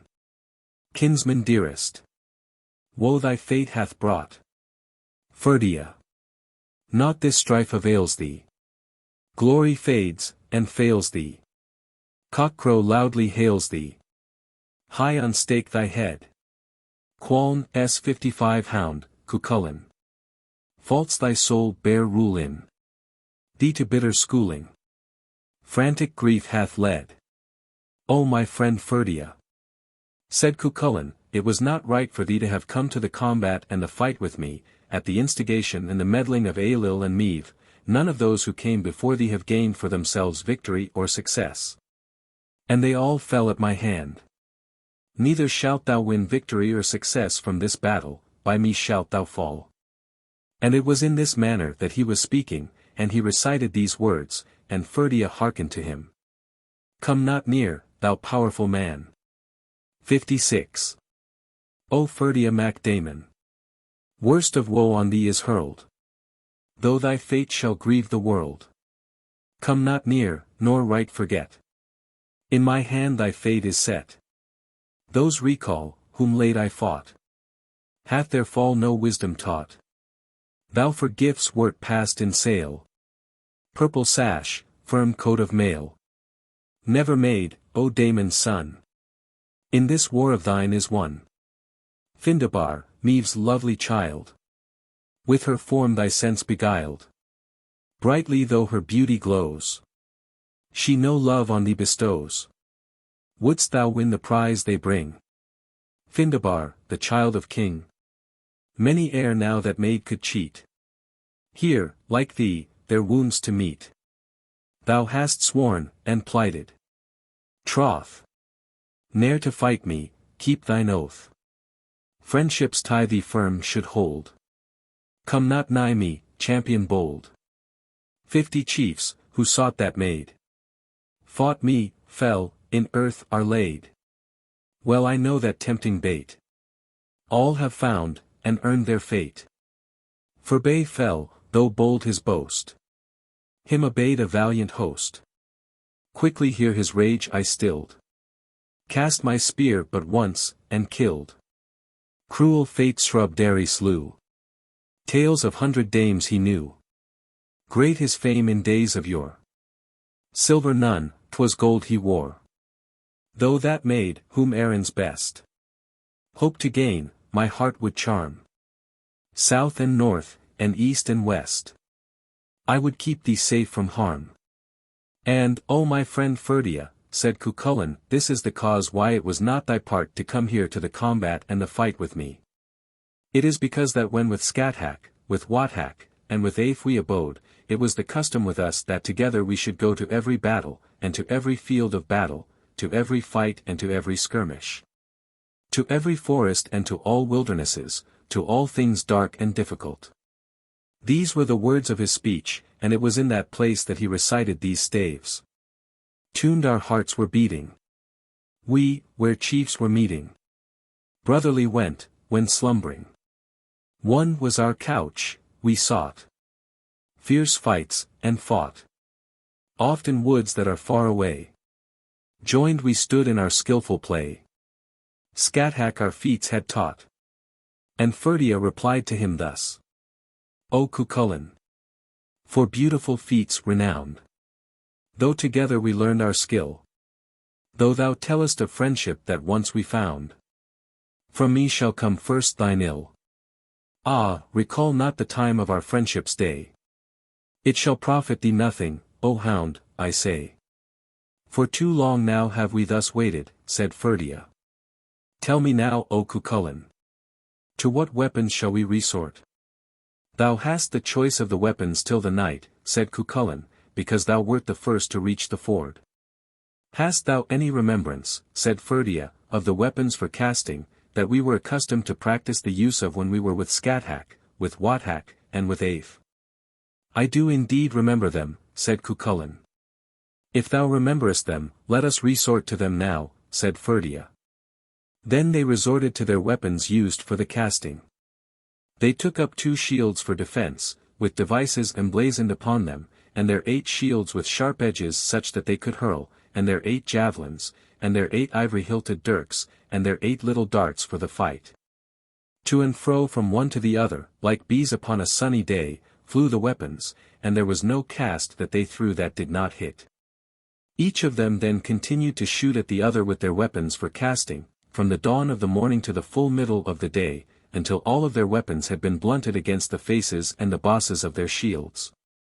And although their casting was most excellent, yet so good was the defense that neither of them wounded the other nor drew the other's blood during all that time. Cease now from these feats, O Cuchulain, said Ferdia, for it is not by means of these that the struggle between us shall come.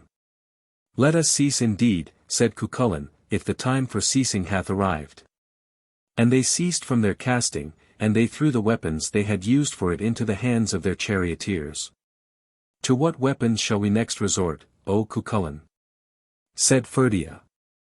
Thou hast the choice of weapons until the night, said Cuchulain, because thou wert the first to reach the ford. Then, said Ferdia, let us turn to our straight, well-trimmed, hard, and polished casting spears with tough cords of flax upon them. Let us do so indeed, said Cuchulain. Then they took 2 stout shields of defense, and they turned to their straight, well-trimmed, hard, and polished casting spears with the tough cords of flax upon them.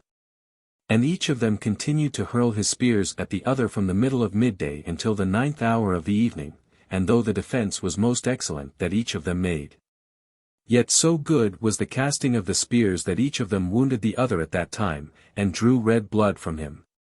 Let us desist from this now, O Cuchulain, said Ferdia. Let us desist indeed, said Cuchulain, if the time has come. They ceased, and they threw away their weapons into their charioteers' hands.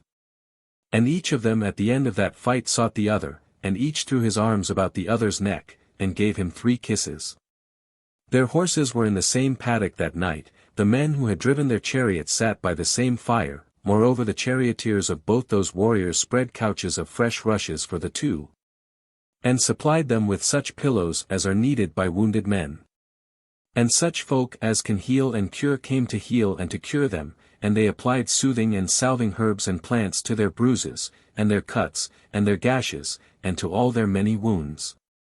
And of every soothing and salving herb and plant that was brought for the bruises, the cuts, and the gashes, and all the wounds of Cuchulain, he used to send an equal portion westward across the ford to Ferdia. So that in case Ferdia fell at his hand the men of Ireland should not be able to say that it was owing to superiority in leechcraft that he had done it. And of each kind of food, and of pleasant, palatable, intoxicating drink that the men of Ireland brought to Ferdia, he would send a fair half northward across the ford to Cuchulain. For the men who provided food for Ferdia were more in number than they who provided food for Cuchulain. All the army of the men of Ireland helped to provide Ferdia with food, because he was their champion to defend them against Cuchulain.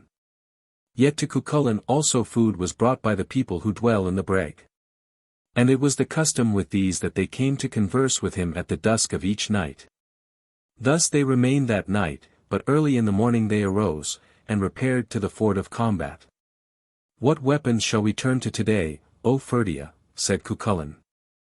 Thou hast the choice of weapons until the night, answered Ferdia, because it is I who had my choice of them in the day that is past. Let us then, said Cuchulain, resort to our great, broad-bladed, heavy spears this day. For nearer shall we be to our battle by the thrusting of our spears this day than we were by the throwing weapons of yesterday. Let our horses be harnessed for us, and our chariots yoked. That upon this day from our chariots and our horses we may fight. Let us turn to these indeed, said Ferdia. They then took to them 2 exceedingly stout, broad shields, and they resorted to their great, broad-bladed, heavy spears that day. And each of them continued to thrust at, and to pierce through, and to redden, and to tear the body of the other from the dawn of the morning until the 9th hour of the evening. And if it were the custom for birds in their flight to pass through the bodies of men, they could have passed through the bodies of those warriors that day, carrying with them pieces of their flesh from their wounds into the clouds and to the sky around them. So when the 9th hour of the evening was come, the horses were weary, and the charioteers were weak, and they themselves, champions and heroes of valor as they were, had themselves become weary, and, let us cease now from this, O Ferdia. Said Cuchulain, for our horses are weary, and our charioteers are weak, and now that these are weary, why should not we be weary too? And then it was that he sang this stave. Not like Fomorians, men of the sea. Stubborn, unending our struggle should be. Now that the clamor of combat must cease. Quarrels forget, and between us be peace. Let us cease now indeed, said Ferdia, if the time for it hath come. They ceased, and they threw away their weapons into their charioteers' hands, and each of them at the end of that fight sought the other, and each threw his arms about the other's neck, and gave him 3 kisses. Their horses were in the same paddock that night, the men who had driven their chariots sat by the same fire, moreover the charioteers of both those warriors spread couches of fresh rushes for the 2. And supplied them with such pillows as are needed by wounded men. And such folk as can heal and cure came to examine into their wounds and to tend them that night, for they could do nothing more for them, so severe and so deadly were the stabs and the thrusts, and the gashes of the many wounds that they had.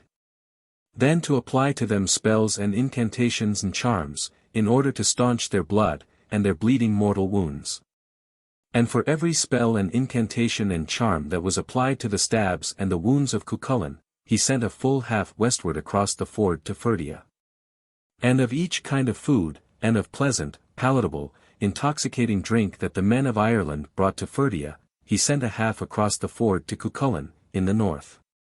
For the men who brought food to Ferdia were more in number than they who brought food to Cuchulain, for all the army of the men of Ireland helped to provide Ferdia with food, because he was their champion to defend them against Cuchulain.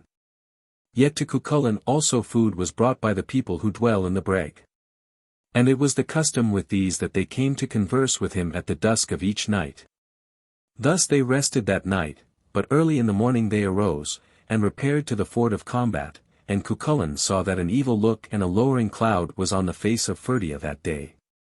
Ill dost thou appear to me today, O Ferdia, said Cuchulain. Thy hair hath been darkened today, and thine eye hath been dimmed, and the form and the features and the visage that thou art wont to have are gone from thee. 'Tis from no fear or from terror of thee that I am what I am today, said Ferdia, for there is not in Ireland today a champion that I am not able to subdue. And Cuchulain complained and lamented, and he spoke the words that follow, and thus did Ferdia reply. Cuchulain. Is't indeed Ferdia's face, 57. Sure his meed is dire disgrace. He, to war by woman led, comes his comrade's blood to shed. Ferdia. Thou who warrior art indeed, champion tried, who wounds dost breed, I am forced the sod to see, where my final grave shall be. Cuchulain. Meave her daughter, Findabar, who all maids excelleth far, gave thee, not at love's behest, she thy kingly might would test. Ferdia. Gently ruling hound, I know. That was tested long ago. None so great is known to fame. None, till now, to match it came. Cuchulain. All that's chanced from thee hath sprung. Derry's grandchild, Damon's son. Woman's hest hath brought thee here. Swords to test with comrade dear. Ferdia. Comrade. Had I fled, nor found fight with thee, fair graceful hound. Meave my word could broken call. Croghan hold my fame but small. Cuchulain. None put meet his lips between. None to king or stainless queen. Yet was born, whose praise I'd gain. None whose scorn would win thy pain. Ferdia. Thou who deep in wars dost wade. 'Twas not thou, 'twas Meave betrayed. Back with conquest shalt thou ride. Fault hast none thy fame to hide. Cuchulain. Clots of blood my faithful heart choke. My soul is like to part. 'Tis with little force my arm strikes, to do Ferdia harm. Greatly although thou makest complaint against me today, said Ferdia, tell me to what arms shall we resort? Thine is the choice of weapons until the night, said Cuchulain, because it was I who had the choice in the day that is past. Then, said Ferdia, let us this day take to our heavy heart-smiting swords. For sooner shall we attain to the end of our strife by the edge of the sword this day than we did by the thrusts of our spears in the day that is gone. Let us do so indeed, said Cuchulain. That day they took upon them 2 long and exceedingly great shields, and they resorted to their heavy and hard-striking swords. And each of them began to hew, and to cut, and to slaughter. And to destroy till larger than the head of a month-old child were the masses and the gobbets of flesh which each of them cut from the shoulders and the thighs and the shoulder-blades of his foe. After this fashion did each of them hew at each other from the dawn of the day until the 9th hour of the even, and then Ferdia said, let us desist from this now, O Cuchulain. Let us cease indeed, said Cuchulain, if the time has come. They ceased from their strife, and they threw from them their arms into the hands of their charioteers. Pleasant and cheerful and joyous was the meeting of the two, mournfully, and sorrowfully, and unhappily did they part from each other that night. Their horses were not in the same paddock, their charioteers were not at the same fire, and there they stayed for that night. It was early in the morning when Ferdia arose, and he advanced alone towards the ford of combat. Well did he know that the battle and the conflict would be decided that day, that upon that day and in that place one of the two would fall or that both would fall. And then, before Cuchulain could come, Ferdia put on the armor that he was to use for that battle in the conflict and fight. And this was the battle armor that he used for that conflict and fight. He put a kilt of striped silk, bordered with spangles of gold, next to his white skin, and over that he put his well-sewn apron of brown leather to protect the lower part of his body. Upon his belly he put a great stone as large as a millstone, and over that great stone as large as a millstone he put his firm deep apron of purified iron, on account of the fear and the dread that he had of the Giebald that day. And his crested helmet that he used for battle and conflict and fight he put upon his head, there were upon it 4 jewels of carbuncle, each one of them fit to adorn it, also it was studded with enamels, with crystals, with carbuncles, and with blazing rubies that had come from the east. Into his right hand he took his death-dealing sharp-pointed strong spear. Upon his left side he hung his curved sword of battle with its golden hilt and its pommels of red gold, upon the slope of his back he took his great and magnificent shield with great bosses upon it, 50 was the number of the bosses. And upon each of them could be supported a full-grown hog. Moreover in the center of the shield was a great boss of red gold. Upon that day Ferdia displayed many noble, rapidly changing, wonderful feats of arms on high. Feats which he had never learned from any other, either from his nurse or his tutor, or from Scathach, or from Wathach, or from Aif, but which he himself invented that day for his battle with Cuchulain. And Cuchulain approached the ford, and he saw the many, rapidly changing, wonderful feats that Ferdia displayed on high, and, oh my friend Leg, said Cuchulain, I mark those noble, rapidly changing, wonderful feats which Ferdia displays, and I know that all of those feats will in turn be tried upon me. And for this reason if it be I who begin to go backwards this day, let it be thy part to rouse me by reproaches, and by evil speech, so that my rage and my wrath may be kindled, and increase. And if it be I that shall prevail, then do thou give to me praise and approval, and speak good words tome, that my courage may be the greater. This indeed will I do, O Cuchulain, said Leg. Then did Cuchulain put on his battle armor that he used for the combat and fight. And that day he displayed noble, many-changing, wonderful, and many feats that he had learned from none, neither from Scathach, from Wathach, or from Aeth. And Ferdia marked those feats, and he know that each in turn would be tried upon him. O Ferdia, said Cuchulain, tell me to what arms we shall resort. Thine is the choice of weapons until the night, said Ferdia. Then, said Cuchulain, let us try the feat of the ford 58, let us do so indeed, said Ferdia. But although he thus spoke, it was with sorrow that he consented, for he knew that Cuchulain had ever destroyed every hero and champion who had contended with him at the feat of the ford. Mighty were the deeds that were done upon that day at the ford by those two heroes, the champions of the west of Europe, by those two hands which in the northwest of the world were those that best bestowed bounty, and pay, and reward. Those twin-loved pillars of valor of the Gael, those two keys of the bravery of the Gaels, brought to fight from afar, owing to the urging and the intermeddling of Ailill and Meave. From the dawn till the middle of the day, each began to shoot at the other with his massive weapons, and when midday had come, the wrath of the two men became more furious, and each drew nearer to the other.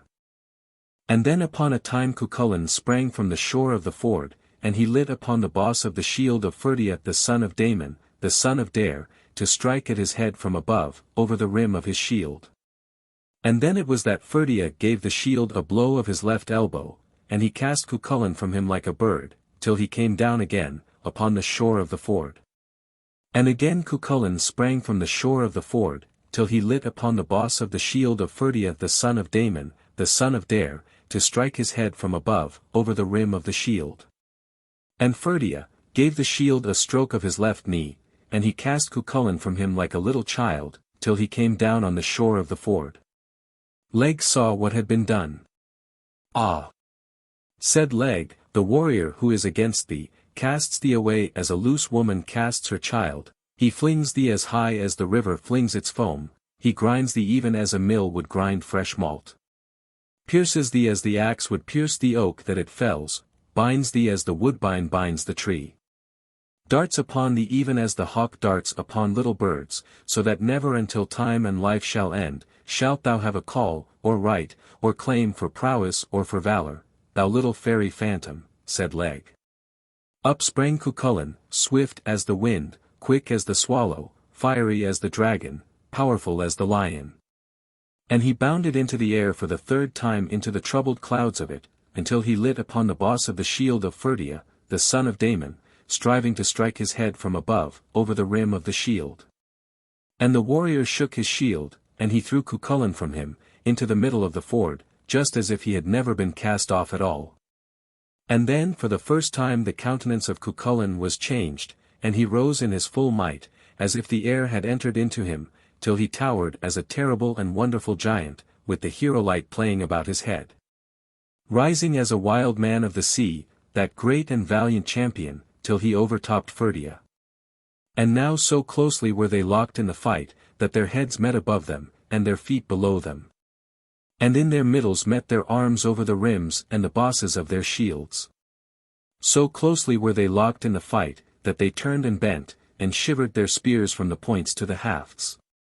And cleft and loosened their shields from the centres to the rims. So closely were they locked, that the Bacchanacs, and the Bananacs, and the wild people of the glens, and the demons of the air screamed from the rims of their shields, and from the hilts of their swords, and from the hafts of their spears.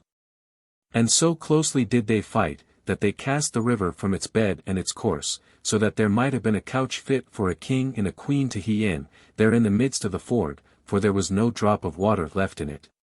Except such as fell therein from off those two heroes and champions, as they trampled and hewed at each other in the midst of the ford. And so fierce was their fight, that the horses of the Gaels, in fear and in terror, rushed away wildly and madly, bursting their chains, and their yokes, and their tethers, and their traces.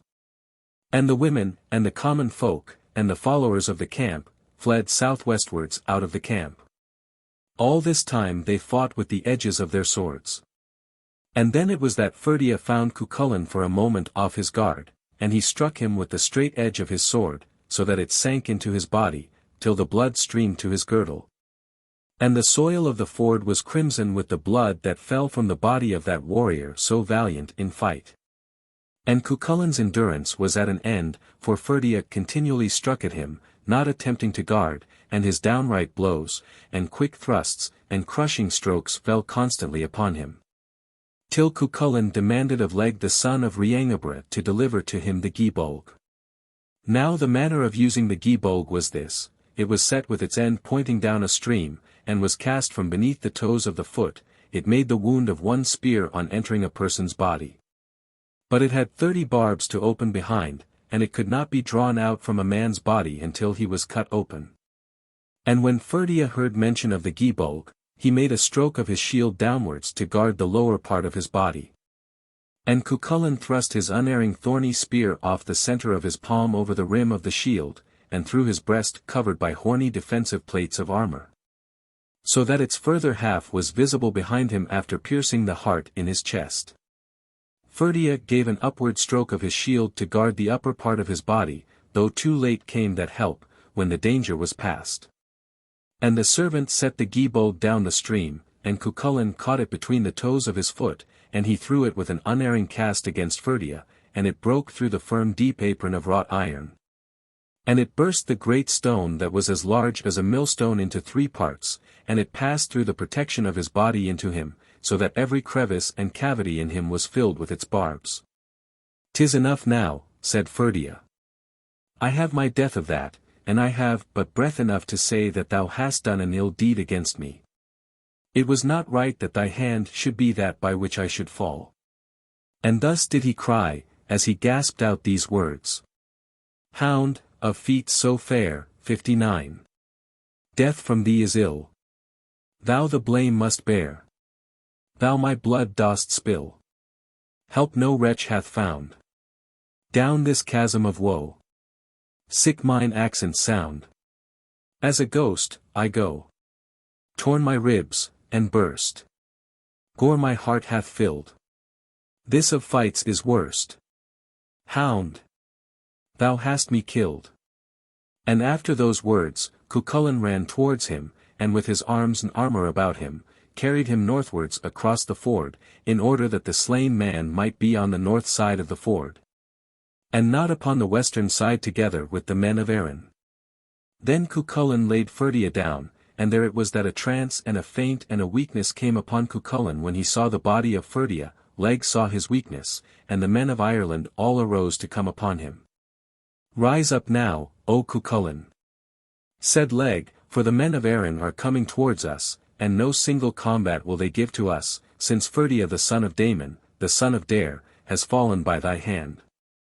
How shall I be the better for a rising, O my servant?" said he, "now that he who Leahy hath fallen by me?" And it was in this manner that his servant spoke to him, and he recited these words, and thus did Cuchulain reply. "Leg. Now arise, battle-hound of Emania. It is joy and not grief should be sought.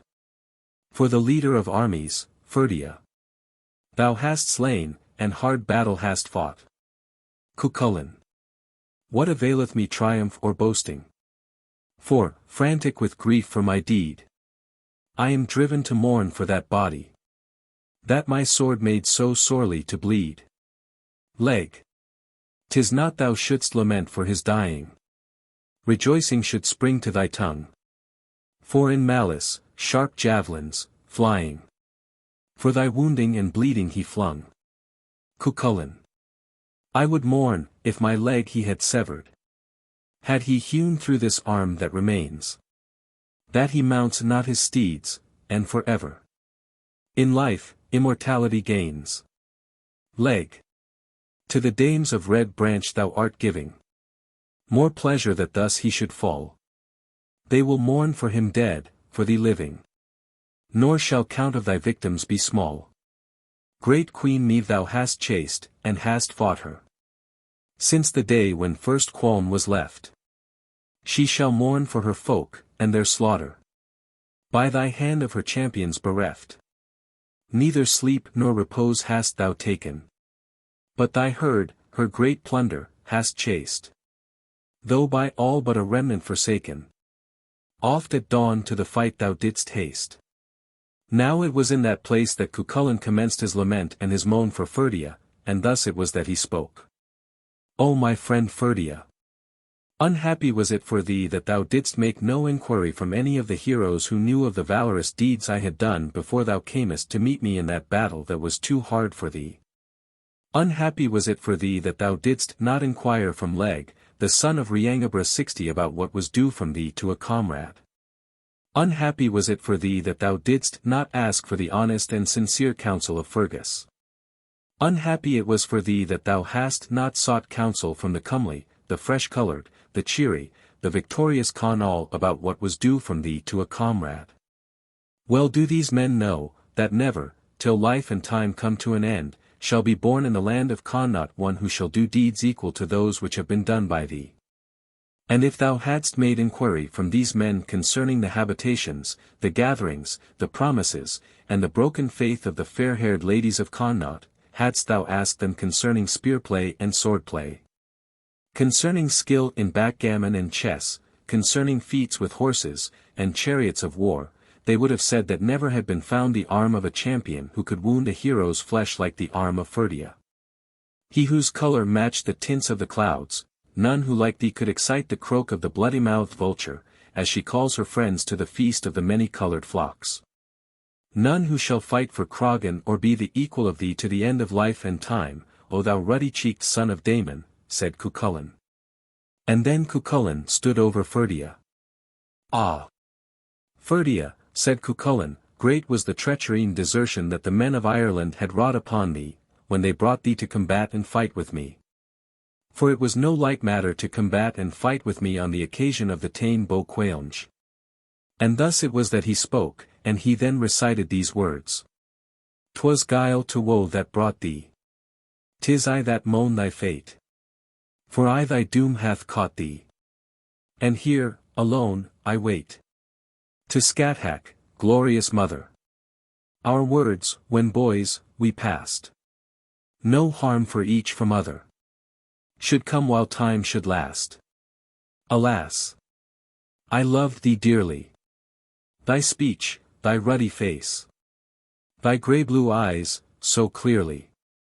That shone, thy faultless grace. In wrath for strife advances. No chief, none shield can rear. To piercing storm of lances. Of Daemon's son the peer. Since he whom Ave 61 bore me. By me was slain in fight. No champion stood before me.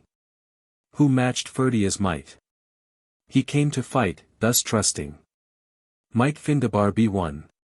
Such hopes have madmen, thrusting. With spears at sand or sun. Still Cuchulain continued to gaze upon Ferdia. And now, O my friend Leg, said Cuchulain, strip from me the body of Ferdia, and take from him his armour and his garments, that I may see the brooch for the sake of which he undertook this combat and fight. Then Leg arose, and he stripped Ferdia. He took his armour and his garments from him, and Cuchulain saw the brooch, and he began to lament and to mourn for him, and he spake these words. Ah! That brooch of gold, 62. Bards Ferdia knew. Valiantly on foes. With hard blows he flew. Curling golden hair. Fair as gems it shone. Leaf-like sash, on side. Tied, till life had gone. Comrade, dear esteemed. Bright thy glances beamed. Chess play thine, worth gold. Gold from shield rim gleamed. None of friend had deemed. Could such tale be told? Cruel end it seemed. Ah! That brooch of gold! And now, O my friend Leg, said Cuchulain, open the body of Ferdia, and take the gee-bulg out of him, for I cannot afford to be without my weapon. Leg came, and he opened Ferdia's body, and he drew the gee-bulg out of him, and Cuchulain saw his weapon all bloody and red by the side of Ferdia, and then he spake these words. Ferdia, I mourn for thy dying. Thou art pale. Although purple with gore. Unwashed is my weapon still lying. And the blood streams from out of thee pour. Our friends in the east who have seen us, when with Wathack and Scathack 63 we dwelled, can bear witness, no quarrel between us, or with words or with weapons was held.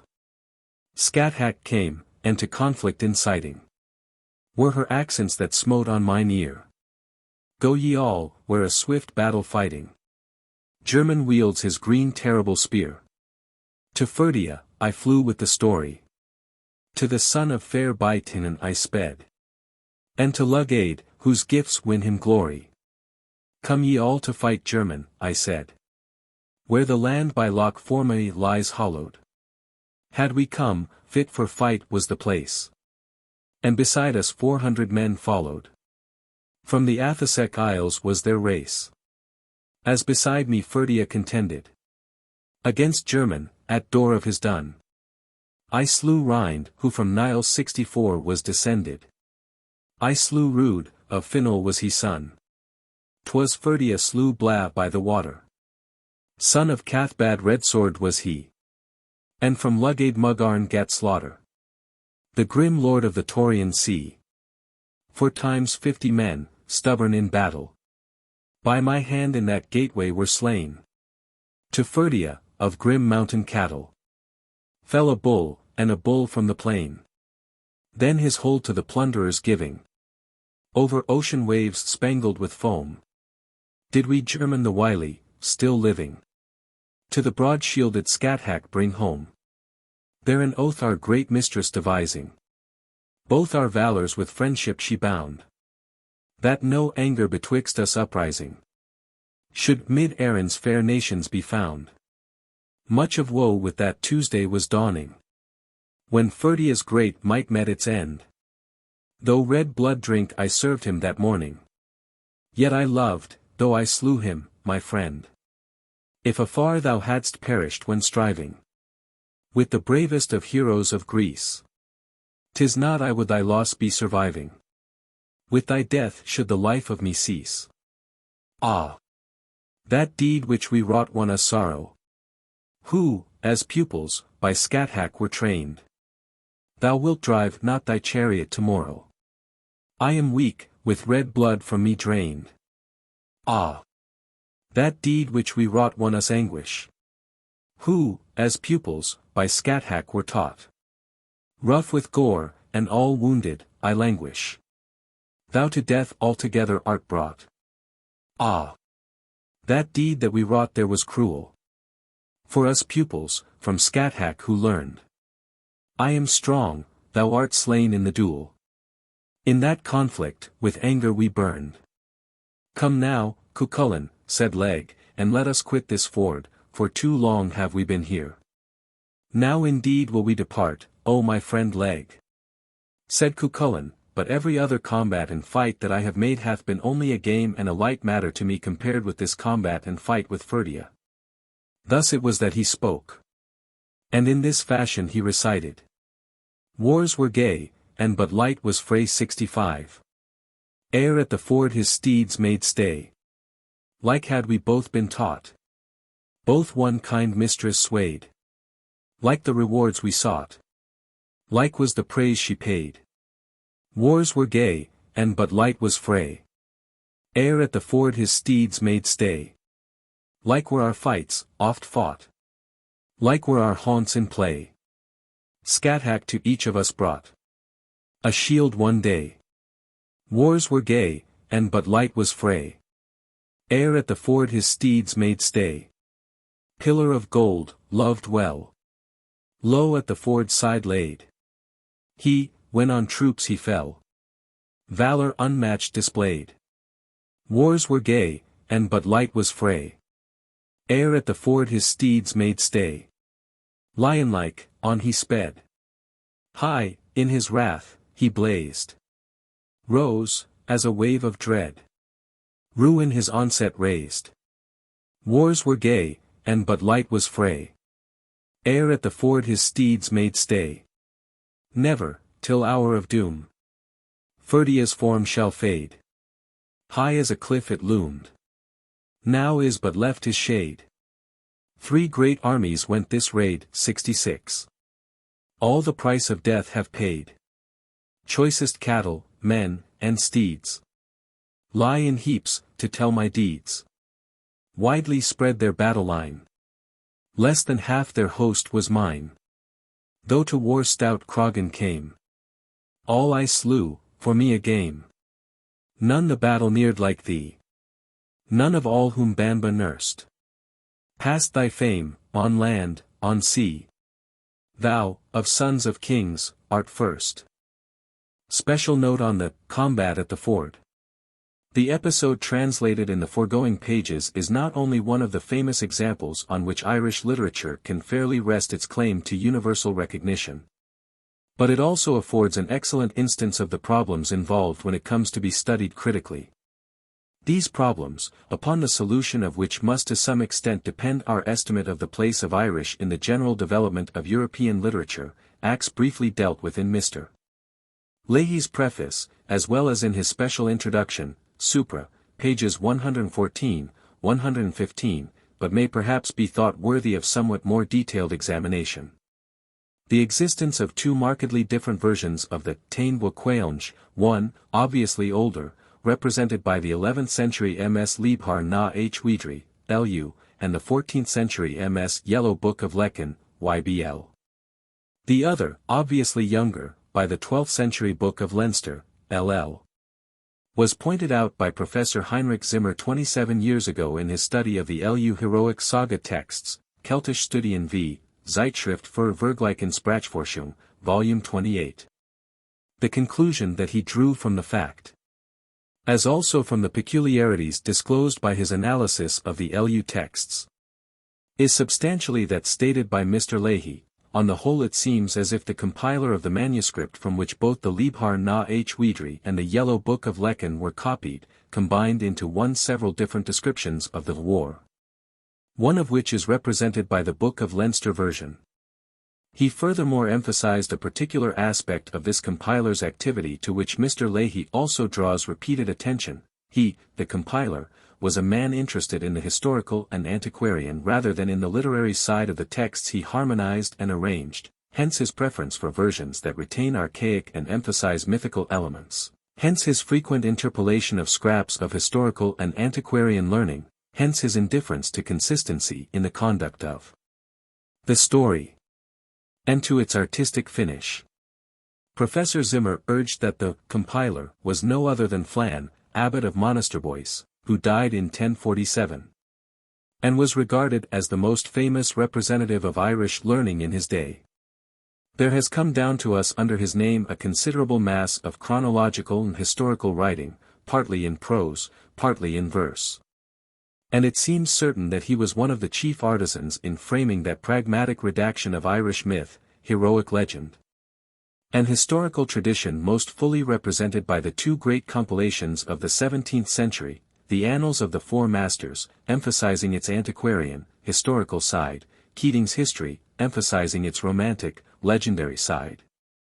Whilst Professor Zimmer's conclusion as to the personality of the LU compiler has been challenged, his main thesis has remained unshaken.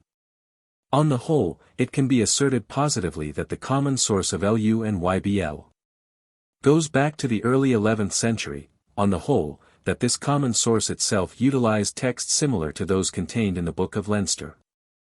Moreover, the progress of linguistic analysis during the past quarter-century has strengthened the contention that some of the elements used by Flann, or another, in compiling his 11th-century harmony are as old, in point of language, as any existing remains of Irish outside the Ogham inscriptions.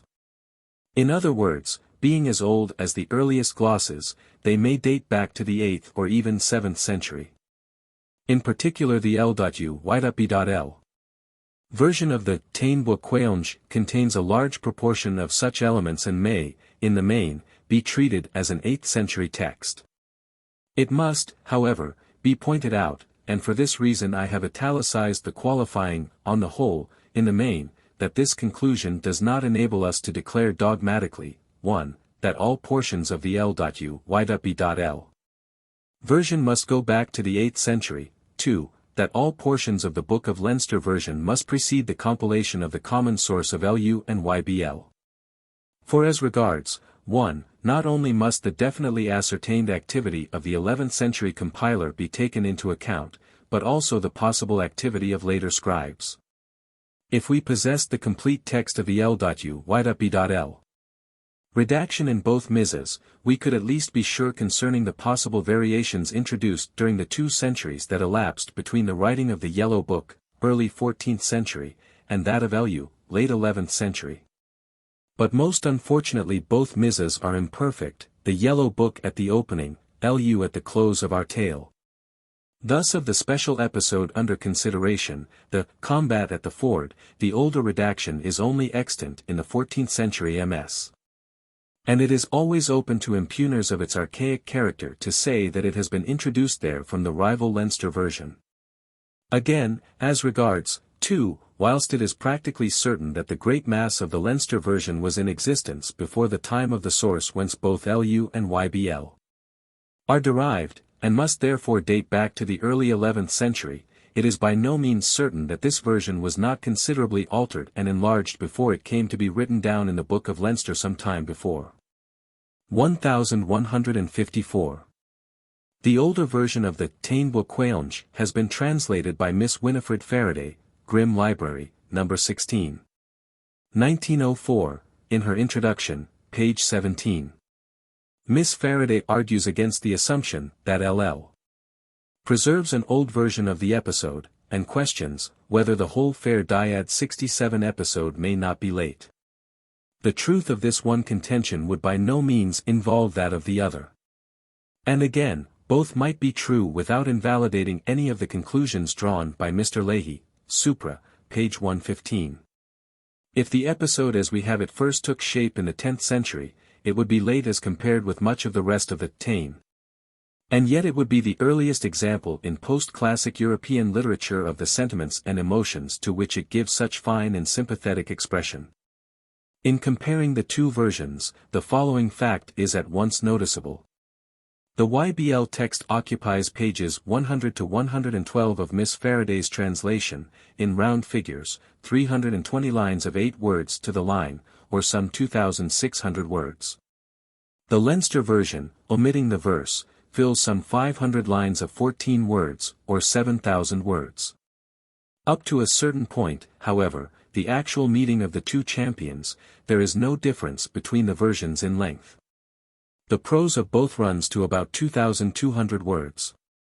But the whole of the actual fight, Supra, pages 129 to 153 in the Leinster version, is compressed into a page and a half in the older redaction, some 800 words as against over 4,000. Obviously this cannot represent the original state of things. It would be psychologically impossible for any storyteller to carry on his narrative up to a given stage with the dramatic vigor, point, and artistically chosen detail displayed in the first portion of the YBL version of the combat, and then to treat the culmination of the tale in such a huddled, hasty, scamped manner. The most likely explanation is that the original from which the YBL scribe was copying was imperfect, and that the lacuna was supplied from memory, and from a very faulty memory. No conclusion can thus, I think, be drawn from the fact that the details of the actual combat are so bald and meager in the only extant text of the older redaction.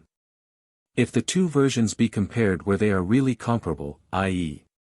in that portion which both narrate at approximately the same length, the older redaction will be found fuller of incident, the characters drawn with a bolder, more realistic touch, the presentment more vigorous and dramatic. Ferdiad is unwilling to go against Cuchulain not, apparently, solely for prudential reasons, and he has to be goaded and taunted into action by Meb, who displays to the full her wonted magnificently resourceful unscrupulousness. Regardless of any and every consideration, so long as she can achieve her purpose. The action of Fergus is far more fully dwelt upon, and the scones between him and his charioteer, as also between him and Cuchulain, are given with far greater spirit. The hero is indignant that Fergus should think it necessary to warn him against a single opponent, and says roundly that it is lucky no one else came on such an errand. The tone of the older redaction is as a whole rough, animated, individualistic as compared with the smoother, more generalized, less accentuated presentment of the Leinster version. But to conclude from this fact that the older redaction of the actual combat, if we had it in its original fullness instead of in a bald and fragmentary summary, would not have dwelt upon the details of the fighting. Would not have insisted upon the courteous and chivalrous bearing of the two champions, would not have emphasized the inherent pathos of the situation, seems to me altogether unwarranted. On the contrary, the older redaction, by touches of strong, vivid, archaic beauty lacking in the Leinster version, leads up to and prepares for just such a situation as the latter describes so finely. One of these touches must be quoted. Cuchulain's charioteer asks him what he will do the night before the struggle, and then continues, "It is thus fair Daiad will come to seek you, with new beauty of plaiting and haircutting and washing and bathing. It would please me if you went to the place where you will got the same adorning for yourself, to the place where is Emmer of the beautiful hair." So Cuchulain went thither that night, and spent the night with his own wife. There is indeed the old Irish hero faring forth to battle as a lover to the love tryst. How natural, how inevitable with warriors of such absurd and magnificent susceptibility, such boyish love of swagger, how natural, I say, the free and generous emotion combined with an overmastering sense of personal honor. And a determination to win at all costs, which are so prominent in the Leinster version of the fight. 68. The contention that the older redaction, if we had it complete, would resemble the younger one in its insistence upon the chivalrous bearing of the two opponents, may also be urged on historical grounds. The sentiment which gives reality and power to the situation is based upon the strength of the tie of blood brotherhood. So strong is this that it almost balances the most potent element in the ideal of old Irish heroism, the sense of personal honor and preeminence in all that befits a warrior. The tie itself and the sentiment based upon it certainly belong to pre-Christian times, and must have been losing rather than gaining in strength during the historic period, say from the 4th century onwards. The episode of Cuchulain's combat with Ferdiad must have existed in the older redaction of the Tain, for the simple reason that a 10th and 11th century storyteller would have found nothing in the feelings, customs, or literary conventions of his own day to suggest to him such a situation and such a manner of working it out. But and this consideration may afford a ground of conciliation with Miss Faraday and the scholars who hold by the lateness of the episode, the intrinsic beauty and pathos of the situation, the fact of its constituting an artistic climax, would naturally tempt the more gifted of the storytelling class. There would be a tendency to elaborate, to adorn in the newest fashion, hence to modernize, and it is not only conceivable but most probable that the original form should be farther departed from than in the case of much else in the epic. Alfred Nutt. General Notes, The Courtship of Etain. The translation of both versions of this romance has been revised by Professor Strachan, and the linguistic notes are due to him, unless otherwise stated. The rendering given in the text is noted as doubtful, in cases where Professor Strachan does not assent. Page 7. Line 17. By a means that he devised, do Erech Memon, lit. By a device of mind. Compare Erech Memon 8th, Meyer, H.I.B.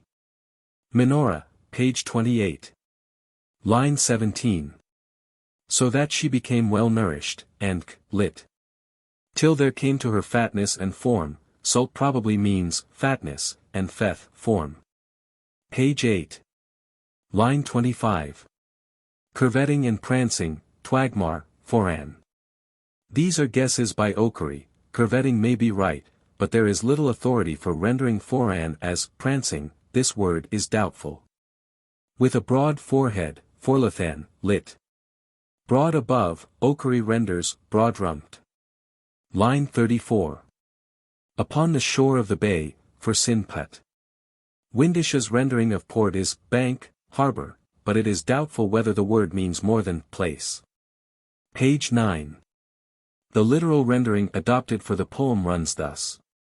Etain is here thus. At the elf mound of the fair-haired women west of Alba. Among little children to her. On the shore of the bay of Sichmain. It is she who cured the eye of the king. From the well of Loch de Lig. It is she who was drunk in a draught.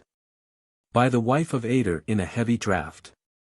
Through war for her the king will chase the birds from Tethba, and will drown his 2 horses. In the lake de Erbreck there shall be abundant and many wars. Through the war for the on Ecade of Meath, destruction shall be on the elf mounds, and war upon many thousands. It is she who was heard in the land. It is she who strove to win the king. It is she as compared to whom men speak of fair women. It is she, our Etain afterwards. Line 2. West of Alba is literally behind Alba, Yar en Albai. Yar is, however, also used in the sense of west of. Line 14 is given by Windish, through the war over Meath rich in horses. This is impossible.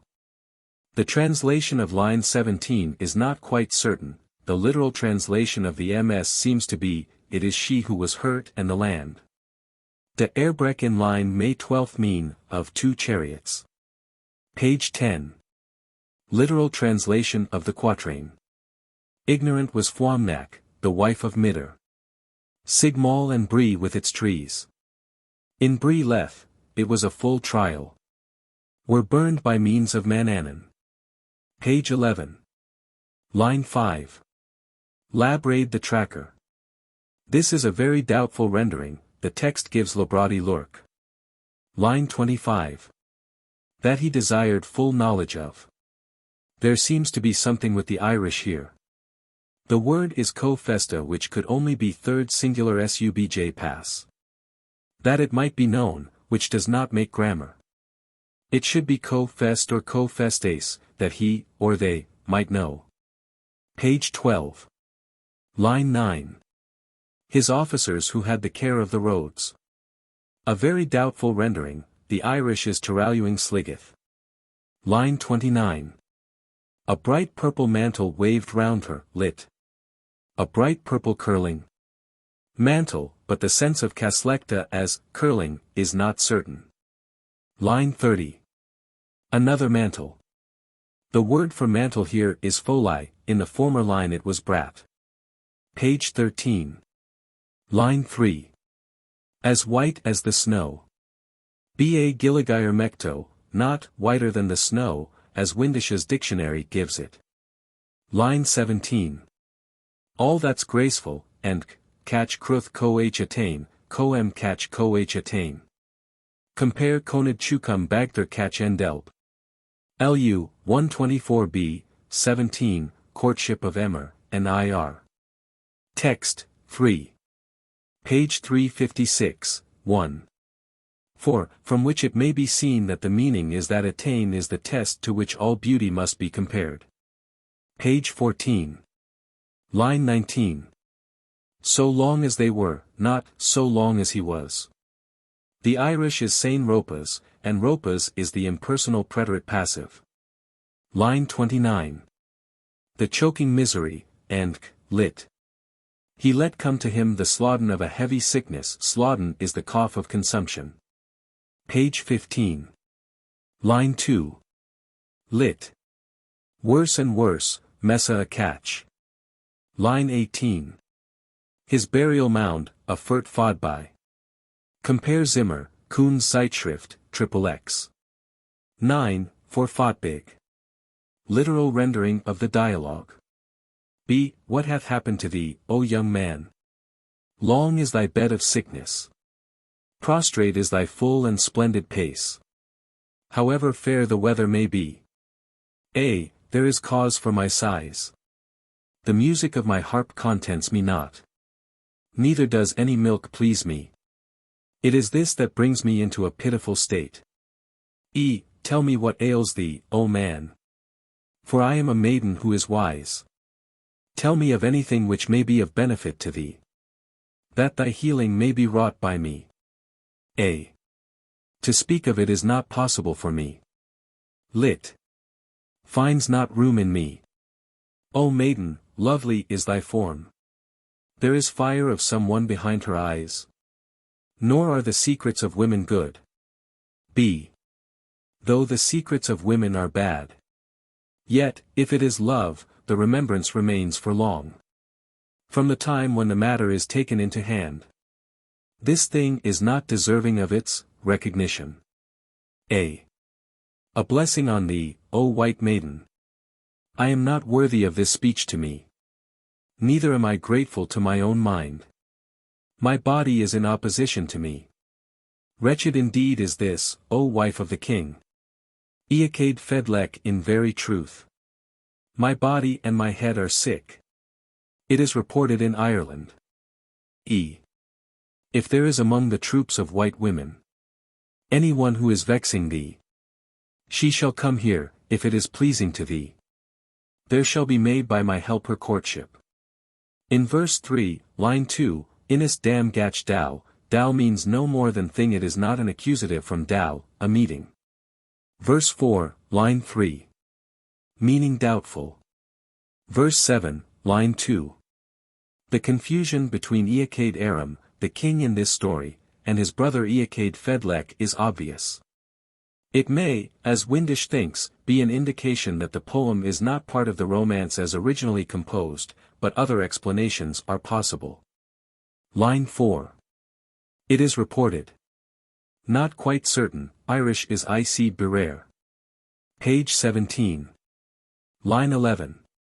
And great gain, and text defective, and meaning uncertain. Line 13. Rhetoric, the literal translation seems to be as follows, but some words are uncertain.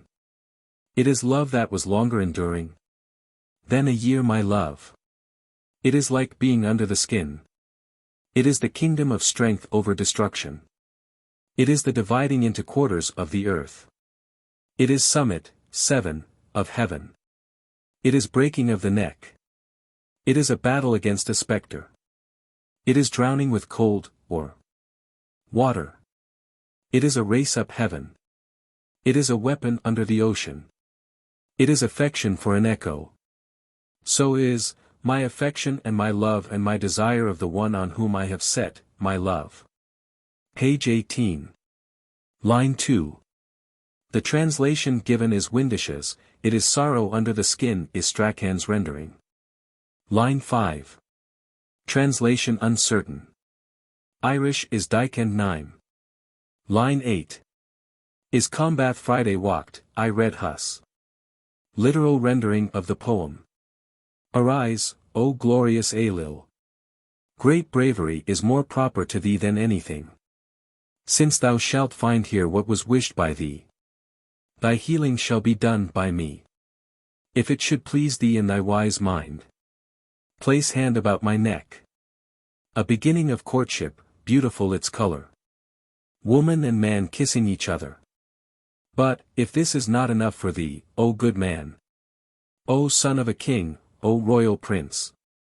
I will give for thy healing, O glorious crime. From my knee to my navel.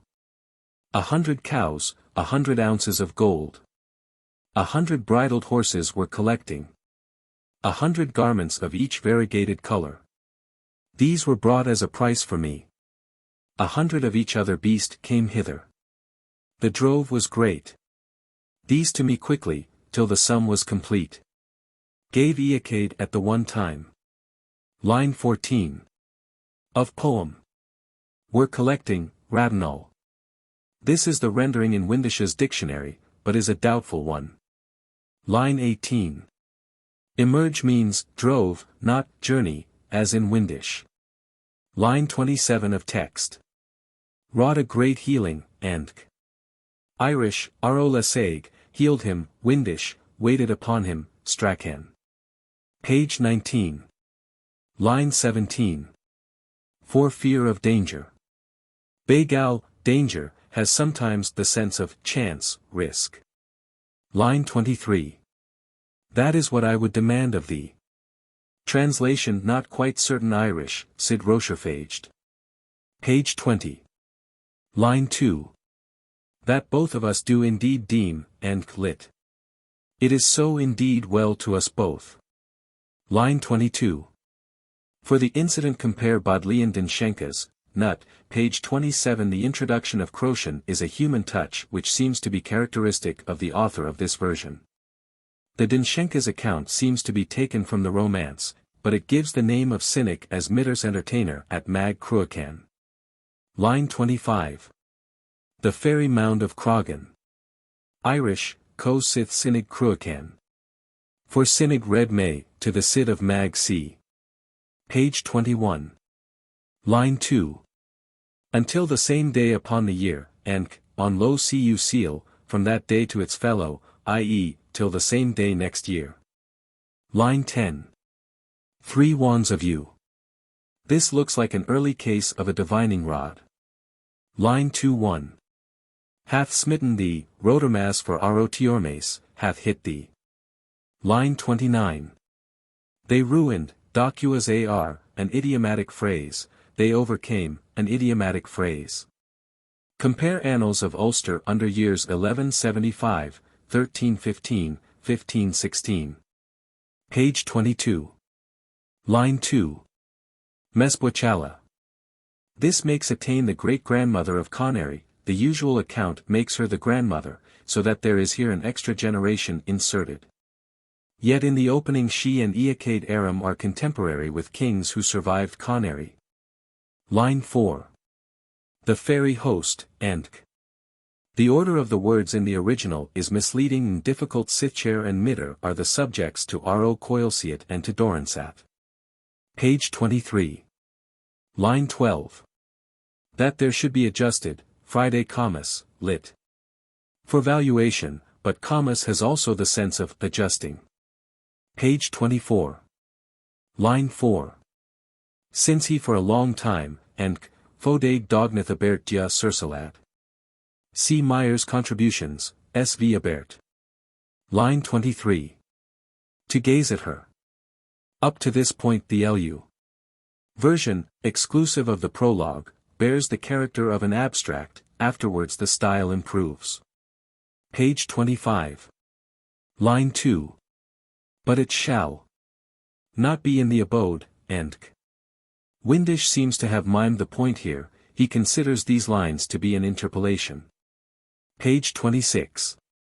Line 5. Following Windisch's suggestion, this poem has been placed here instead of the later place where it occurs in the text. This famous poem has been often translated, but as there appear to be points in it that have been missed, a complete literal rendering is appended. O fair-haired woman, will you come with me into a marvelous land wherein is music? The top of the head there is hair of primrose. The body up to the head is color of snow. In that country is no mine and no thine. White are teeth there, black are eyebrows. The color of the eyes is the number of our hosts. Each cheek there the hue of the foxglove. The purple of the plain is, on, each neck. The color of the eyes is, color of, eggs of blackbird. Though pleasant to the sight are the plains of Fowl, Ireland. They are a wilderness, 7, for a man who has known the great plain. Though intoxicating to ye the ale of the island of Fowl. The ale of the great country is more intoxicating. A wonder of a land is the land I speak of. A young man there goes not before an old man. Streams smooth and sweet flow through the land. There is choice of mead and wine. Men handsome, without blemish. Conception without sin, without crime. We see all on every side. And yet no one seeth us. The cloud of the sin of Adam it is. That encompasses us from the reckoning. O woman, if thou wilt come to my strong people. It is top of head of gold shall be on thy head. Unsalted pork, new milk and mead for drink. Shalt thou have with me there, O fair-haired woman. Line 2. High fill rind. The meaning of rind. Music, is uncertain. Line 3. Is bar sobark folt and. This line is often translated as hair is wreathed with primrose, the image would be better, but it is not the Irish. Bar is top of head, and folt is hair. Line 4. Is and nad by mui na tai. Muis is in Old Irish the possessive of the first sing. When followed by a noun it becomes mo, when not so followed it is mui, Tai is also found for do. H-Uidhri gave this line as, there is no sorrow nor care. Lines 7 and 10. Is Li Sula Lin Ar Sluag and Is Li Sula Gai Luin are so similar that Is Li Sula must mean the same in both, and cannot mean splendor of eyes in the first case unless it does so in the second. The idea in the first case seems to be that the hosts are reflected in the eyes, it is so rendered in the verse translation. A blackbird's egg has a blue ground, but is so thickly powdered with brown spots of all shapes that it looks brown at a distance. At first I was inclined to take the idea to be hazel eyes, but comparing line 7, it seems more likely that the idea is that all sorts of shapes appear in the pupil. Line 12. The translation of Anam as a wilderness is very doubtful, it more probably is seldom, and the line should be seldom will it be so after knowledge of and. Line 16. This has always been rendered, no youth there grows to old age. But the Irish is ni thect oac and re-cyan can only mean, before an old man. The sense possibly is, that as men do not become feeble with advancing years, the younger man has not the same advantage over his elders in the eyes of women that he has in this world. Line 17. Teeth Milsey, smooth and honey sweet, Meyer, Mac Congal, page 196. Line 24. Compare a story of some magical pigs that could not be counted accurately, Revue Celtique, volume 13. Page 449. Line 31. Muck you are, unsalted pork, see glossary to laws, p. 770, also Macconglin, Kuno Meyer, p. 99. Page 27. Line 23. He ascended. Phosrocabe for Sosta, phosrocabe is an unknown compound, equals Fosrood gabe. Perhaps frizicabe for Sosta, mounted on the heights. Line 29. Co brainia de imdi, to the edges of his two shoulders, see brain, in Meyer's contributions. Page 28. Line 19. Casting their light on every side, Kacha er d equals Kacha eridi, in every direction. Line 25. If thou dost obtain the forfeit of my stake, mad tu barasimo thossel. For Tosel C. Zimmer, Kunst Zeich, XXX. 80. Line 29. Eager, Femendi. C. Bruiden de Durga, Stokes, 50, 51. Line 30. Easily stopped, so Atadi suggested for Sostadi in the text, cf. Bruiden de Durga. The conjecture has not Strachan's authority. Page 29. Line 19. Literal translation of rhetoric, put it in hand, place it close in hand, noble are oxen for hours after sunset, heavy is the request, it is unknown to whom the gain, to whom the loss from the causeway. Line 28. Over the chariot pole of life seems to be a literal rendering of Forfurdas in Betha. Strachan renders, on the face of the world, which is of course the meaning of the simile. Line 30, high was he girt, ard chustel. The meaning of custel is not known, it was used of some arrangement of the dress. CIR text, 3. 226, also LU 79A, 35, LL 97A, 40, 98A, 51, 253A, 30. Line 31. Eacade arose, Atragester Eacade. Strachan thinks it much more likely that this is Eacade feared him, the verb coming from Adagur. It is, however, just possible that the word might be a deponent form from atragame, I arise. Eacade does not elsewhere show any fear of Mitter, the meaning given agrees better with the tone of the story, and is grammatically possible. Page 30. Line 1. All things that seemed good, and lit. I have been accustomed to get what seemed good to thee, Adathain than I bad maith. Line 3. Anger for anger, bara Friday beret. Compare the word bura in Meyer's contributions. Line 25. In order that Eacade should stand in his debt, lit. That there might be cause of reproach for him to Eacade. Line 32. Forest that is over breg. Ms fid dar brie, with mark of abbreviation. This is read to be dar breg. Professor Rees, Arthurian legend, p. 28, renders, to cover Darbrek with trees. Line 33. As it is written in the Book of Drom Snechta. This is a conjecture by Mrs. Hutton as a restoration of the words in Lu, which is torn just here. The words appear to be Amal Apert Leber drums. Page 31. Line 1. This rhetoric is very obscure, much of it cannot be translated. The text seems to be as follows.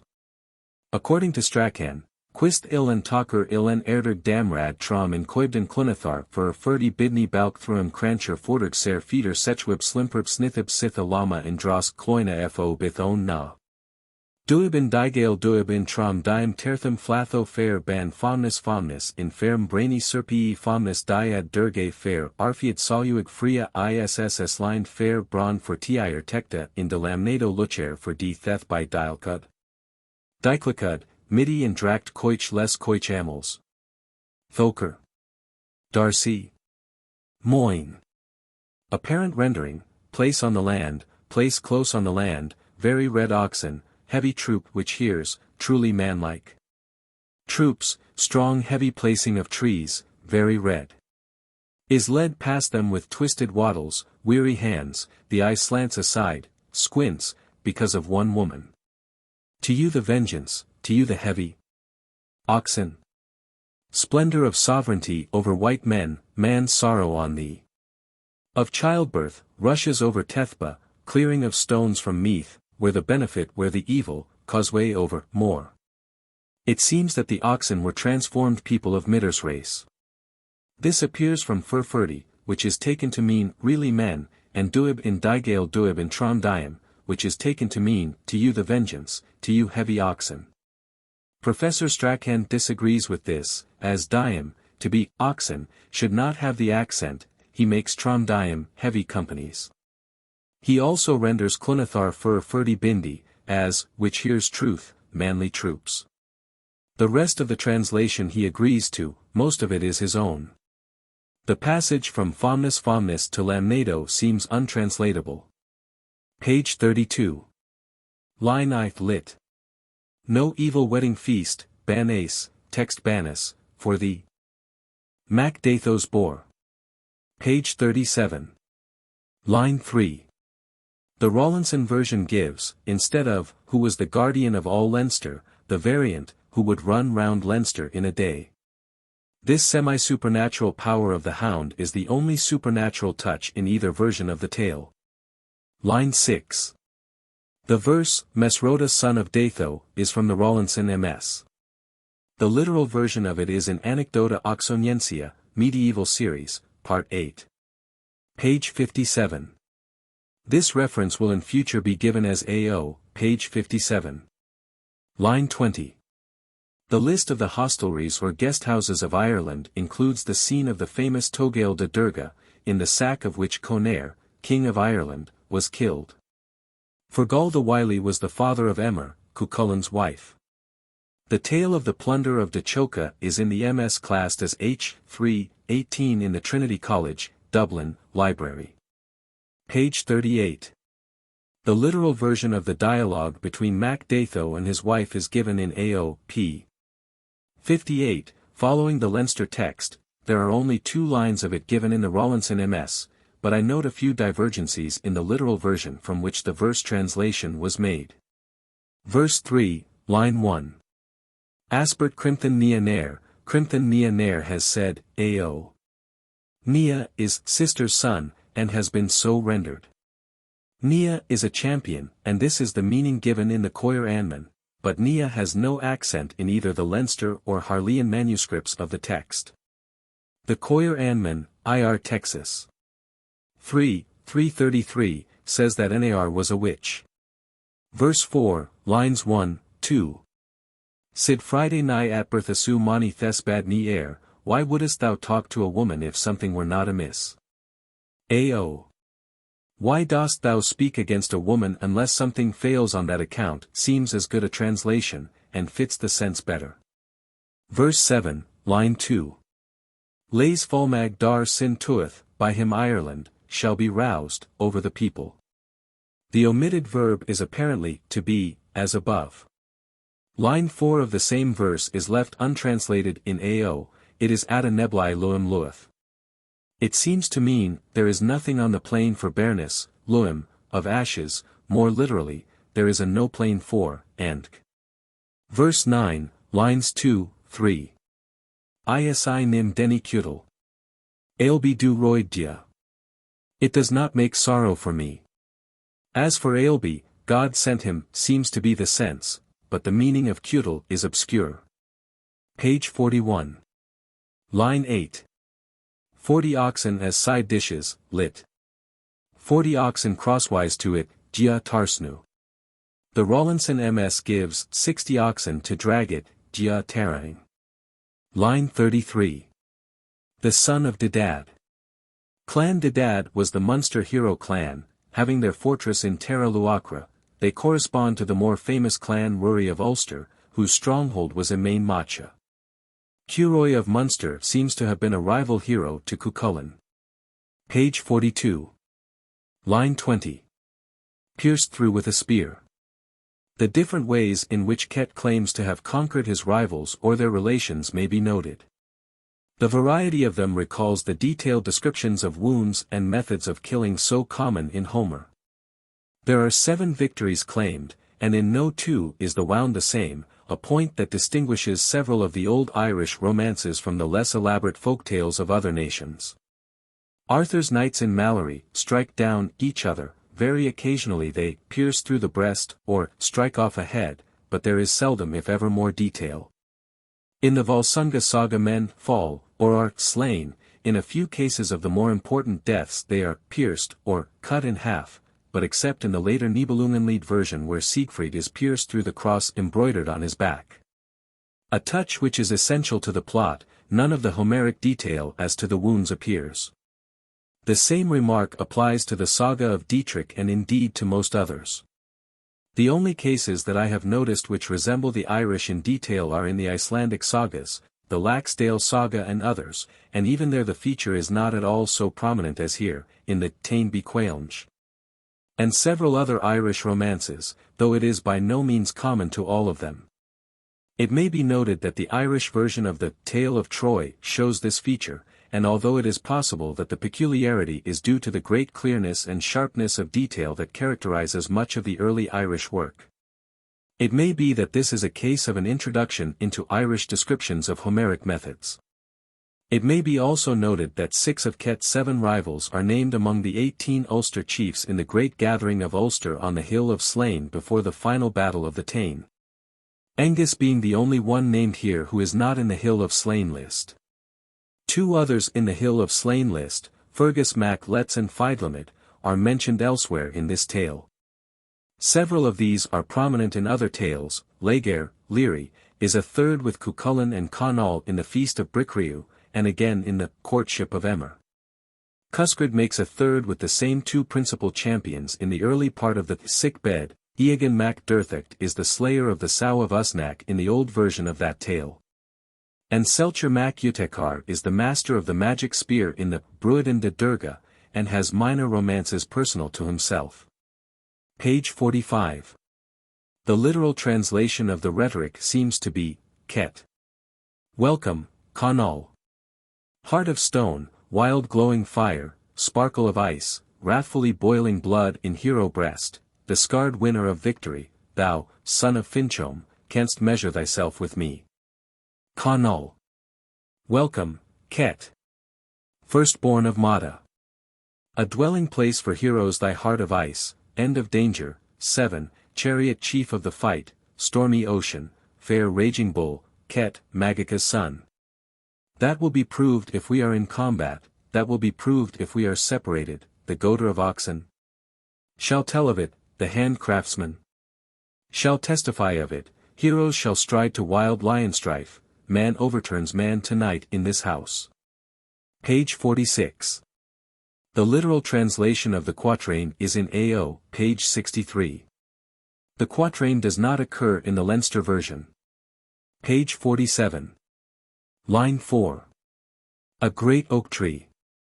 After the plucking up of the oak tree by Fergus, the Rawlinson MS. Adds, others say that it was Curoy MacDarry who took the oak to them, and it was then that he came to them, for there was no man of Munster there, before, except Lugaid the son of Curoy and Cheddon Posse. When Curoy had come to them, he carried off all alone one half of the boar from all the northern half of Ireland. This exploit attributed to Curoy is an example of the survival of the Munster account of the heroic age, part of which may be preserved in the tales of Finn Mac Cumhale. Page 48. The Rawlinson manuscript adds, after mentioning the rewards given to Prologue, but he did not get the serenade, Sipoka, though he got the horses. Literal translation of the final poem. O lads of Connaught, I will not fill your heaviness with a lying tale. A lad, small your portion. Divided the boar of MacDatho. 350s of 50 men are gone with troops of heroes. Combat of pride for that Ailbe. Small the fault in the matter of the dog. Victorious Connor came. Ailil of the hosts, and Ket. Bod bova the slaughters after the fight. Cuchulain conceded no right. Congal Eidni there from the east. Fiamane the man of harmony from the sea. He who suffered in journeys after that. Egerton the son of dark Dirthacht. 3 sons of Nera, famous, 4 numbers of battlefields. 3 sons of Usnach, fierce shields. Senlech the charioteer. He was not foolish, came, from high Conalad Cruachan. Dubtak of Etain, high his dignity. Burba bate her of the gentle word. Elon glorious for the multitude of his deeds. Fierce Munramer of Loch Sale. Conall Cernach, hard his valour. Marken. Selcher the Ulsterman, man over man. Lugaid of Munster, son of 3 dogs. Fergus waits great Ailbe. Shakes for them the oak. Took hero's cloak over very strong shield. Red sorrow over red shield. By Sethan the son of Fintan they were smitten. Single his number at the ford, and he was alone. The men of Connaught's host. He released not for the time of 6 hours. Fidlamid with multitude of troops. Logair the triumphant eastwards. Was half of complaint about the dog. With Ed son of Morna not great. Great nobles, mighty deeds. Hard heroes, fair companions in a house. Great champions, destruction of clans. Great hostages, great sepulchres. In this poem may be noted the reference to Cuchulain in line X2 in close connection with that to Bod the goddess of war, as indicating the original divine nature of Cuchulain as a war god, also the epithet of Lugaid, son of 3 dogs. 2 of the dogs are elsewhere stated to be Siuroy and Siuchulain, the third seems uncertain. Line 26, describing Marken, seems untranslatable, the Irish is Marken Sinat Set Rod's son. The epithet of the oak in line 32 is also obscure, the Irish is Derbre Endal. The Sick-Bed of Cuchulain. Page 57. Line 2. Samhain. Samhain was held on November 1st, and on its eve, Halloween. The exhibition of tips of tongues, on the principle of Indian scalps, has nothing at all to do with the story, and is not mentioned in the usual descriptions of the romance.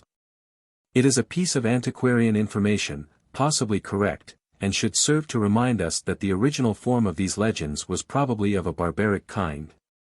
Before they were taken in hand by the literary men who gave to the best forms of the romances the character they now have. Line 23. For the demons screaming from the weapons of warriors, compare the Book of Leinster version of the Combat at the Ford, pages 126, 143 in this volume. Page 58. Line 4. The delay of Conall and Fergus leads to nothing, it is perhaps an introduction from some third form of the story. Line 19. Lebercam is, in the story of Deirdre, Deirdre's nurse and confidant. Line 26. Their 3 blemishes. This disfigurement of the women of Ulster in honor of their chosen heroes seems to point to a worship of these heroes as gods in the original legend. It may, however, be a sort of rough humor intentionally introduced by the author of the form of the story that we call the antiquarian form. There are other instances of such humor in this form of the story. Page 59. Line 2. Like the cast of a boomerang. This is an attempt to translate the word taithbeim, return stroke, used elsewhere, LU 63a, 4, for Cuchulain's method of capturing birds. Line 8. I deem it as being by me that the distribution was made.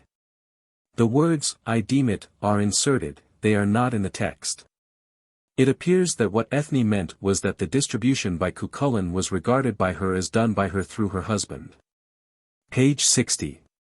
Line 9. Dun Imrith nor yet to Dun Delga. Dun Imrith is the castle in which Cuchulain was when he met the war goddess in the Apparition of the Morrigan, otherwise called the Tain Bo Regamna. Dun Delga or Dundalk is the residence usually associated with Cuchulain. The mention of Emer here is noticeable. The usual statement about the romance is that Eithne is represented as Cuchulain's mistress, and Emer as his wife. The mention here of Emer in the antiquarian form may support this. But this form seems to be drawn from so many sources, that it is quite possible that Eithne was the name of Cuchulain's wife in the mind of the author of the form which in the main is followed. There is no opposition between Emer and Eithne elsewhere hinted at. Line 15. The appearance of Lugaid Redstripes gives a reason for his subsequent introduction in the link between the 2 forms of the story. Line 18. Near the entrance of the chamber in which Cuchulain lay. It does not yet seem certain whether Imda was a room or a couch, and it would seem to have both meanings in the antiquarian form of this story. The expression for signed Iriniac na Imdai which occurs here might be rendered, at the head of the bed. But if we compare Inerniach Ind Rigthage which occurs twice in Bricriu's feast, and plainly means, at the entrance of the palace, it seems possible that Iriniac is here used in the same sense, in which case Imda would mean, room. As Whitley Stokes takes it in the Bruadan de Durga. On the other hand, the word Imda translated on page 63, line 11, certainly means, couches. Line 27. Cuchulain, Andk. Reference may be made for most of the verses in this romance to Thurnison's translation of the greater part of it in Sagan Aus dem Alten Erland but, as some of his renderings are not as close as the verse translations in the text, they require to be supplemented. The poem on pages 60, 61 is translated by Thurnison, pages 84 and 85, but the first 2 lines should run. Cuchulain, under thy sickness. Not long would have been the remaining. And lines 7 and 8 should be. Dear would be the day if truly Cuchulain would come to my land. The epithet, fair, given to Ed Obra's daughters in line 4 by Thurnison is not in the Irish, the rest of his translation is very close. Line 32. Plain of Cruch. Crom Cruch is the name of the idol traditionally destroyed by St. Patrick in the Lives. Crom Cruch is also described in the Book of Leinster, LL 213b, as an idol to whom human sacrifices were offered. The name of this plain is probably connected with this god. Page 61. Line 30. Hath released her, Irish Rose Lessie. These words are usually taken to mean that Manannan had deserted Fand, and that she had then turned to Cuchulain, but to desert is not the only meaning of Lessim. In the second form of the story, Fand seems to have left Manannan, and though of course the 2 forms are so different that it is not surprising to find a contradiction between the 2, there does not seem to be any need to find one here. And the expression may simply mean that Manannan left Fand at liberty to pursue her own course, which divine husbands often did in other mythologies. Manannan is, of course, the sea god, the Celtic Poseidon. Page 62. Line 3. Eogan in Bur, Yogan the stream, occurs in the Book of Leinster version of the Book of Invasions as one of the opponents of the Tuatha de Danann, the folk of the gods, LL 9b, 45, and elsewhere. Line 15. Said Liban. The text gives said fand. This seems to be a scribal slip. There is a similar error corrected on page 79, line 21, where the word fand is written emer in the text. Line 16. A woman's protection. The perilous passage, passed only by a woman's help, occurs elsewhere both in Irish and in other early literatures. See Maelduin, Para. 17, Etain, Cretin de Troyes, verses 907 SQQ, and Mabinogion, Lady of the Fountain, Nuts edition, page 177. Line 28. Labra. Labraid's usual title, as given to him by Liban in both forms of the romance and once by Legge in the second description of Fairyland, is Labraid Luth Lamarcladeb, the title being as closely connected with him as Greek Bone. Jaios mean Laos, with Menelaus in Homer. It is usually translated as Labraid quick hand-on sword, but the Luth need not be joined to Lam, it is not in any of the places in the facsimile closely joined to it, and others than Liban give to Labraid the title of Luth or Swift. Without the addition. The literal translation of the short pieces of rhetoric on pages 62, 63 are. Where is Labraid the swift hand-on sword? Who is the head of troops of victory? Who triumphs from the strong frame of his chariot? Who reddens red spear points? Labraid the son of swiftness is there. He is not slow, abundant shall be. The assembly of war, slaughter is set. When the plain of Fidga shall be full. Welcome to thee, O Legge. For the sake of her with whom thou hast come. And since thou hast come. Welcome to thee for thyself. The meter of the first two pieces is spirited and unusual. The second one runs. Atta Labraid Louis the Cland. Ni ba mal bid imda. Tainal Catha, Quirther ar. Dia ba Ian mag Fiji. Page 63. Line 24. Fand. The derivations of the names of Fand and of Ed Abra are quite in keeping with the character of the antiquarian form, and would be out of place in the other form of the romance. It may perhaps be mentioned that the proper meaning of Abra is an eyelash, but the rendering, Ed Abra of the fiery eyebrows, which has been employed in accounts of this romance, would convey a meaning that does not seem to have been in the mind of the authors of either of the two forms. For the literal translations of the three invocations to Labraid, on pages 63, 66, Thurnison, page 87, may be referred to, but there would be a few alterations. In the first, line 2 should be, heir of a little host, equipped with light spears, if Windish's dictionary is to be followed, line 5 would seem to begin, he seeketh out trespasses, Oirgniu. And line 7 should begin, attacker of heroes, not, an attacking troop, which hardly makes sense. In the second invocation the first line should alter Labraid's title to Labraid the swift hand-on sword of battle. Line 3 should end with, wounded his side. In line 6 and again in the third line of the third invocation, Thurnison translates Gus as, wrath, Windish gives the word to mean, strength. Line 4 of the third invocation is rendered, he pierceth through men, by Thurnison, the Irish is crieth raid ocu. Crieth rame is given by O'Reilly as meaning, to sift, he sifteth warriors, seems a satisfactory meaning, if O'Reilly is to be relied on. Page 65. Labraid's answer to the three invocations seems to run thus, but the translation is doubtful, many words are marked unknown by Windish, I have no pride or arrogance, O lady, nor renown, it is not error. For lamentation is stirred our judgment, reading na ardark nid mel, chai meskthare with the second ms. We shall come to a fight of very many and very hard spears, of plying of red swords in right fists, for many peoples to the one heart of Eke Jol, let be, no anby of thine nor pride, there is no pride or arrogance in me, O lady. I can make nothing of anby. Page 66. Thurnison does not translate the rhetoric, the translation seems to run thus. Great unprofitableness for a hero to lie in the sleep of a sick bed. For unearthly women show themselves women of the people of the fiery plain of Trogak. And they have subdued thee. And they have imprisoned thee. And they have chased thee away, amid great womanish folly. Rouse thyself from the contest of distress.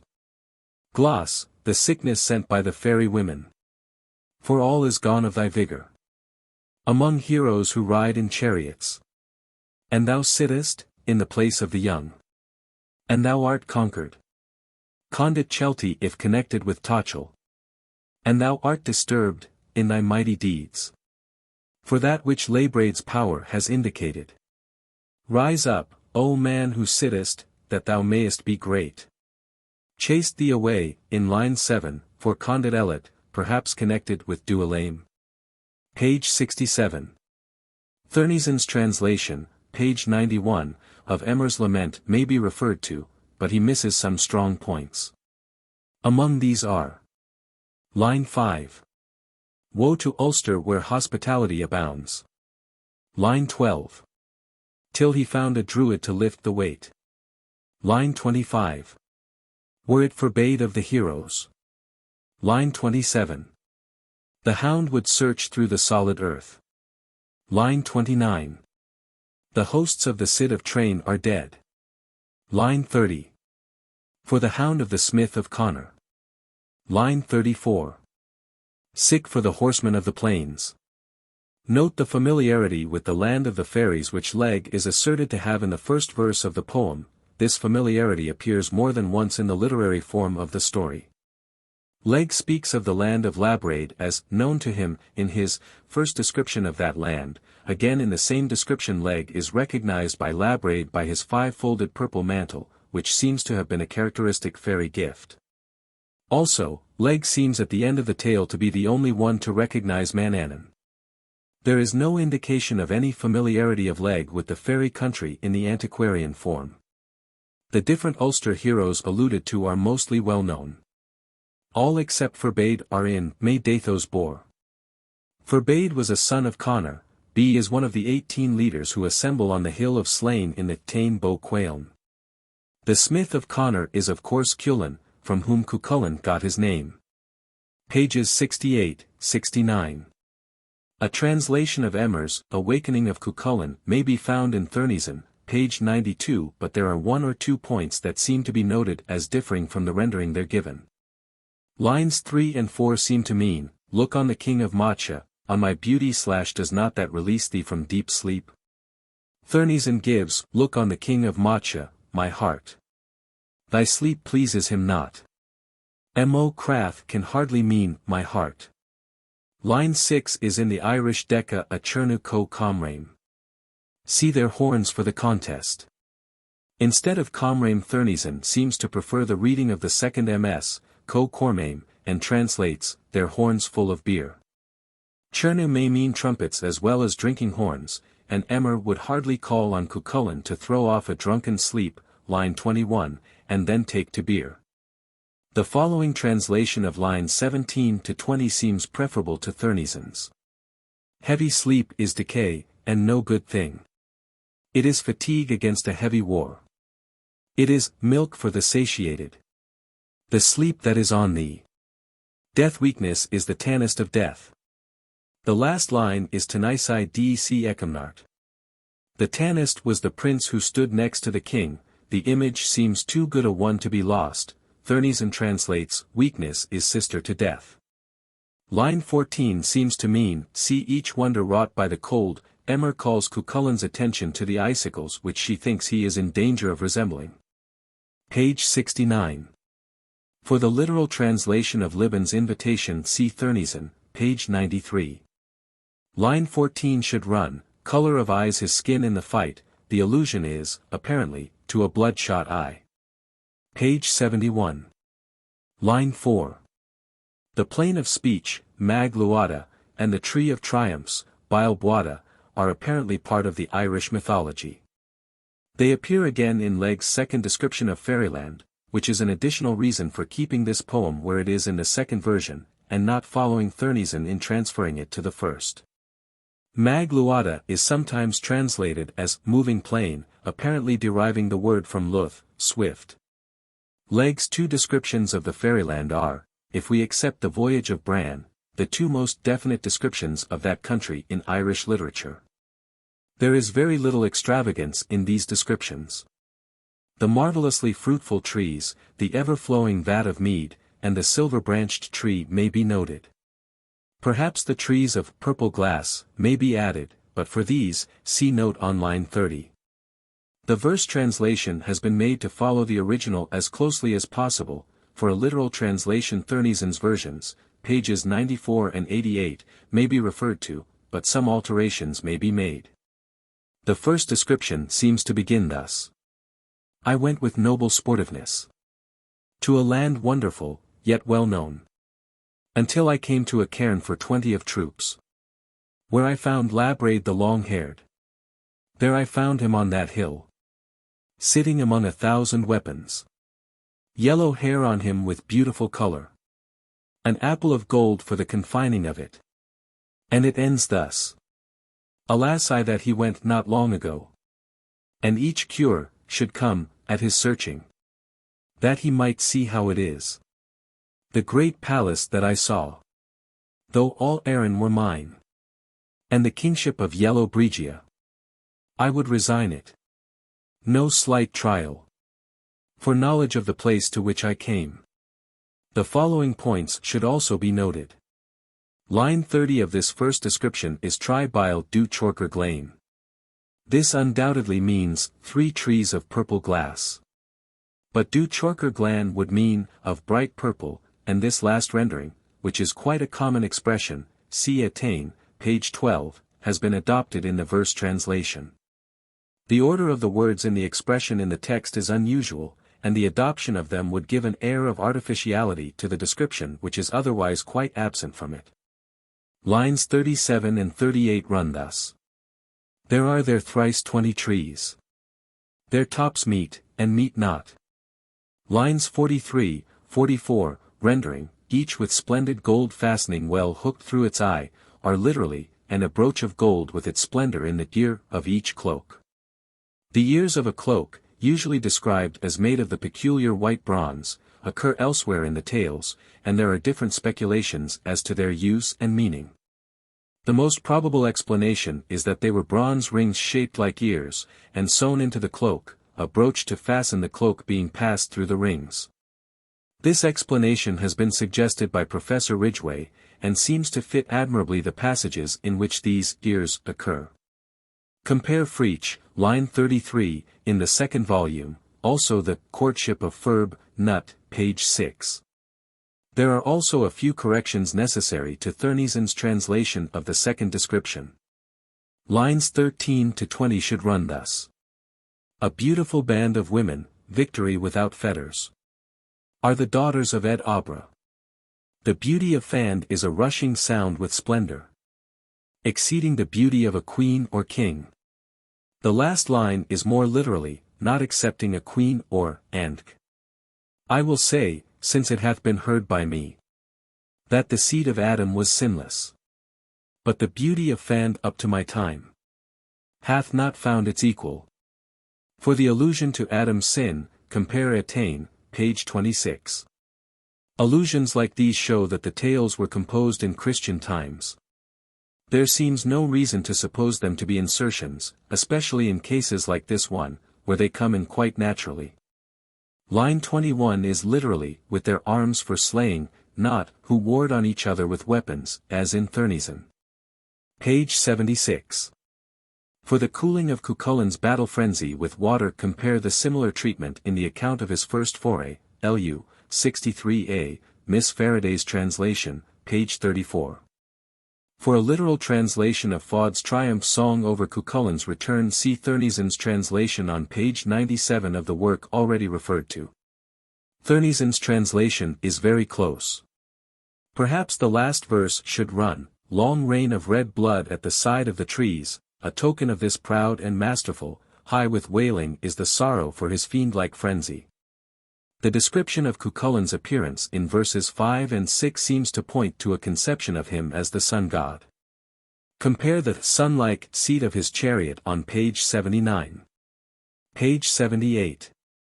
The literal translation of Libban's rhetoric in Welcome to Cuchulain seems to be, Hail to Cuchulain, King who brings help, great Prince of Murtham. Great his mind, pomp of heroes, battle triumphing, heart of a hero, strong rock of skill.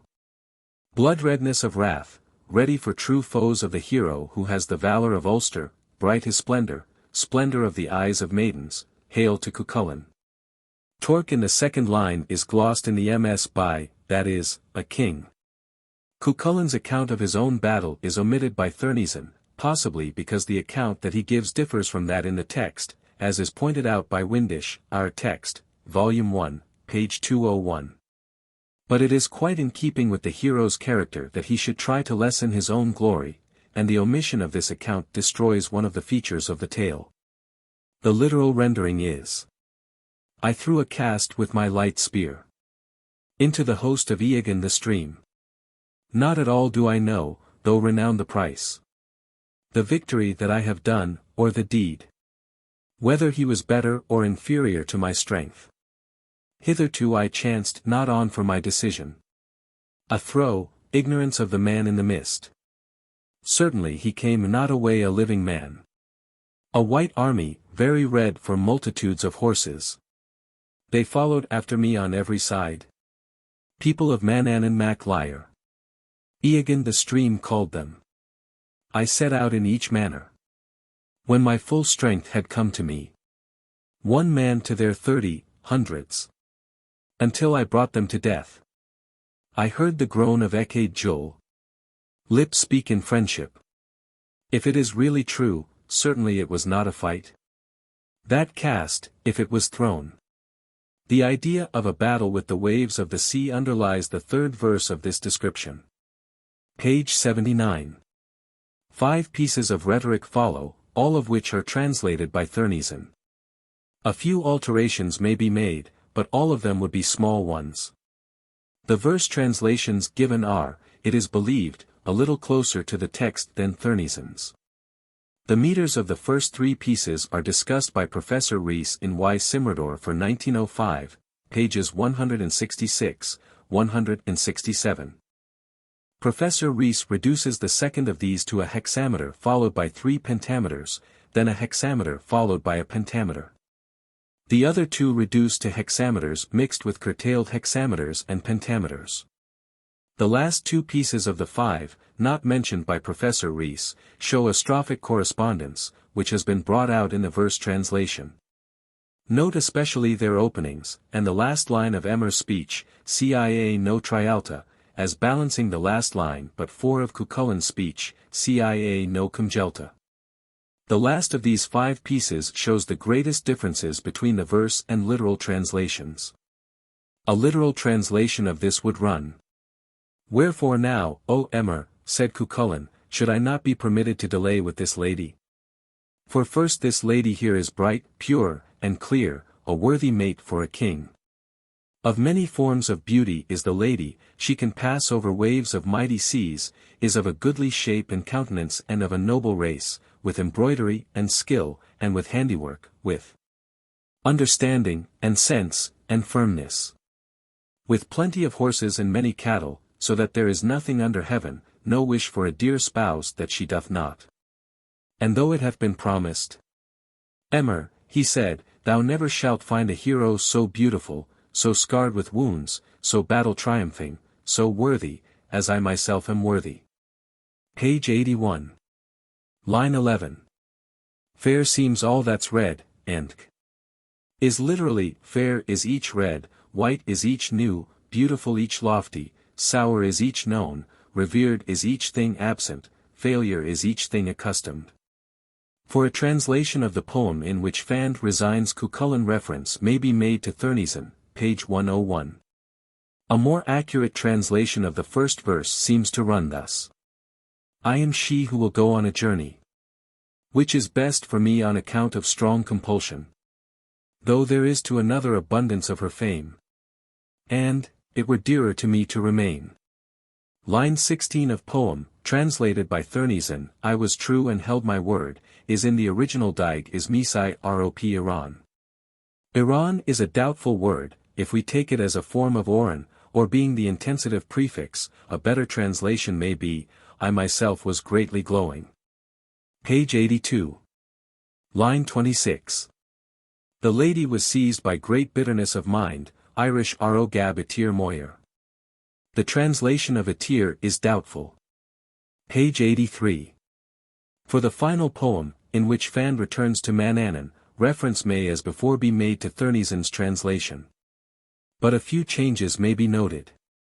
Line 1 should be, see the son of the hero people of the sea.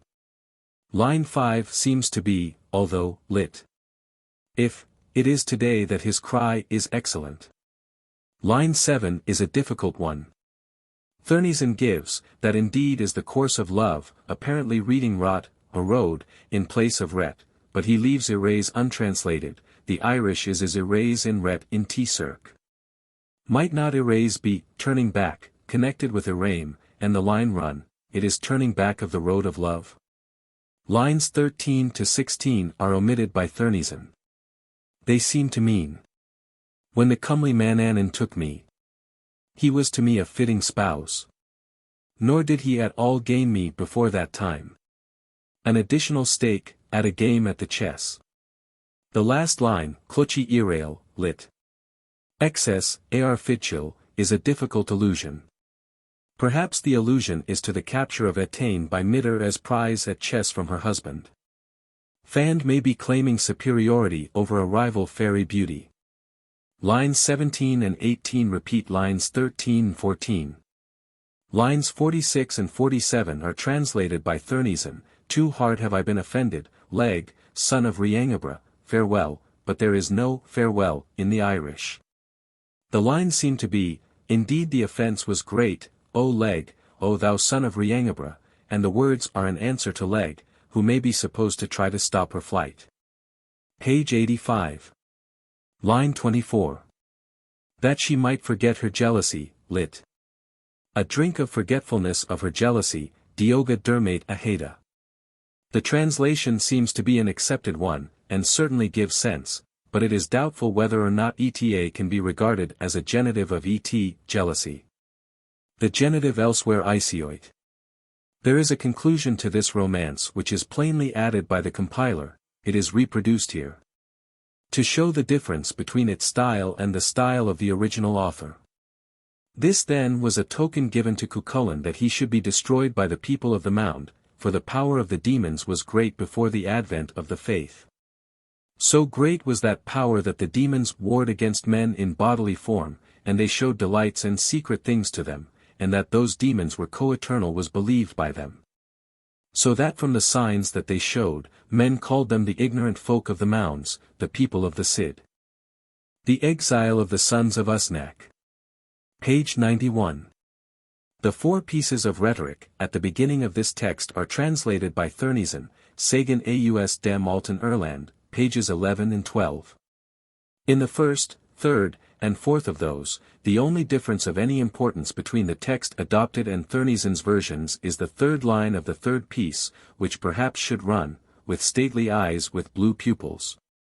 Segdabe Swalib Selglasabe, taking the text of the Yellow Book of Lecan. The second piece appears to run as follows.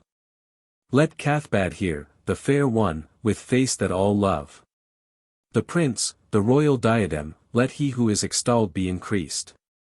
By Druid arts of the Druid. Because I have no words of wisdom. To oppose. To Fidlamid. The light of knowledge. For the nature of woman knows not. What is under her body? Or, what in the hollow of my womb cries out? These rhetorics are remarkable for the great number of the alliterations in the original. Page 93. Thurnison omits a verse of Cathbad's poem. A translation of the whole seems to run thus. Deirdre, great cause of destruction. Though thou art fair of face, famous, pale. Ulster shall sorrow in thy time. Thou hidden daughter of Fidlamid. Windish's dictionary gives, modest daughter, in the last line, the original is Injin feel. But the word might be more closely connected with feel, a veil. Modest is not exactly the epithet that one would naturally apply to the Deirdre of the Leinster version, and the epithet of veiled or hidden would suit her much better, the reference being to her long concealment by Connor. There shall be mischief yet afterwards. On thy account, O brightly shining woman. Hear thou this. At that time shall be the exile of the 3 lofty sons of Usnach. It is in thy time that a violent deed shall be done thereupon in Etain.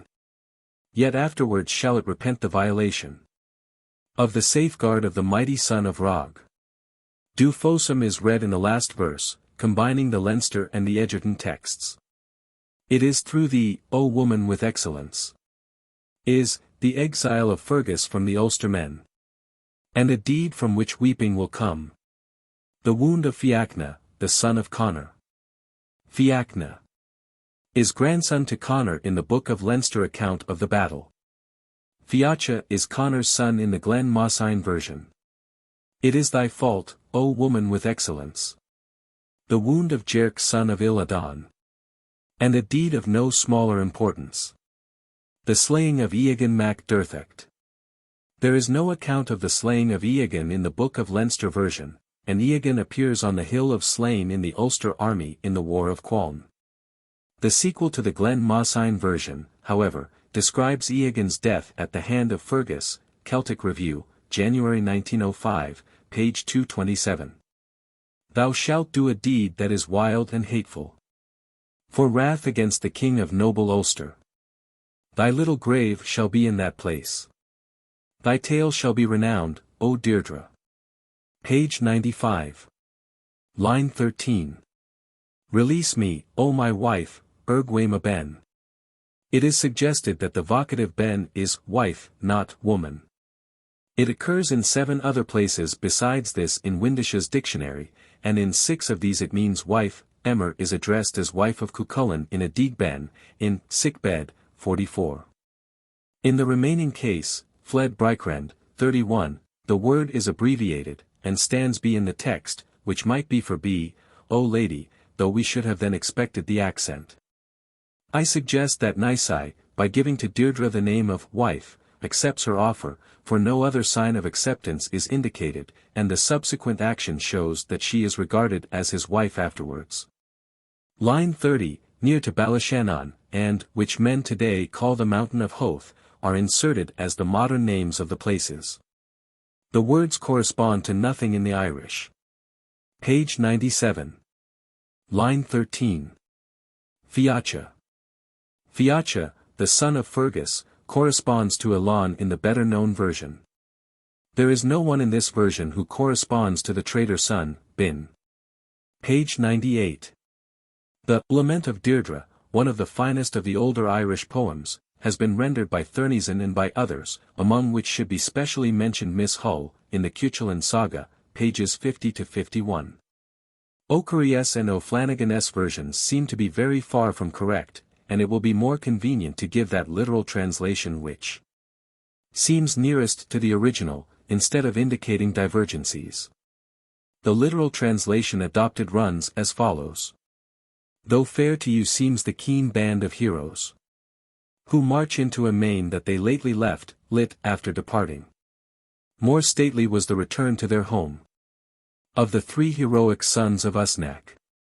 Nisai, with meat of delicious hazelnuts, came, to be bathed by me at the fire. Arden, with an ox or boar of excellence. Aindel, a faggot on his stately back. Though sweet be the excellent meat to you, which is drunk by the son of Ness, the rich in strife. There has been known to me, ere now, leaping over a bank, frequent sustenance which was sweeter. Line 3 of the above stanza seems to be Bathium Riam Ream for Bra, taking ream from the Egerton text. The allusion is to a cascade. When the noble Nisai spread out a cooking hearth on hero board of tree, sweeter than any food dressed under honey 69, was what was captured by the son of Usnach. Though melodious to you each month are the pipers and hornblowers. It is my open statement to you today. I have heard melody sweeter far than these. For Conor, the king, is melody. Pipers and blowers of horns. More melodious to me, renowned, enchanting. The voice given out by the Sons of Usnach. Like the sound of the wave, the voice of Leahy. It was a melodious sound, one to hearken to forever. Arden was a good baritone. The tenor of Eindel rang through the dwelling place. Leahy is laid in his tomb. Sad was the protection that he got. The nation by which he was reared poured out. The cup of poison by which he died. Dear is Berthan, beautiful its lands. Stately the men, though hilly the land. It is sorrowful that today I rise not. To await the Sons of Usnach. Dear the mind, firm, upright. Dear the youth, lofty, modest. After going with him through the dark wood. Dear the girding, at early morning. Dear his grey eye, which women loved.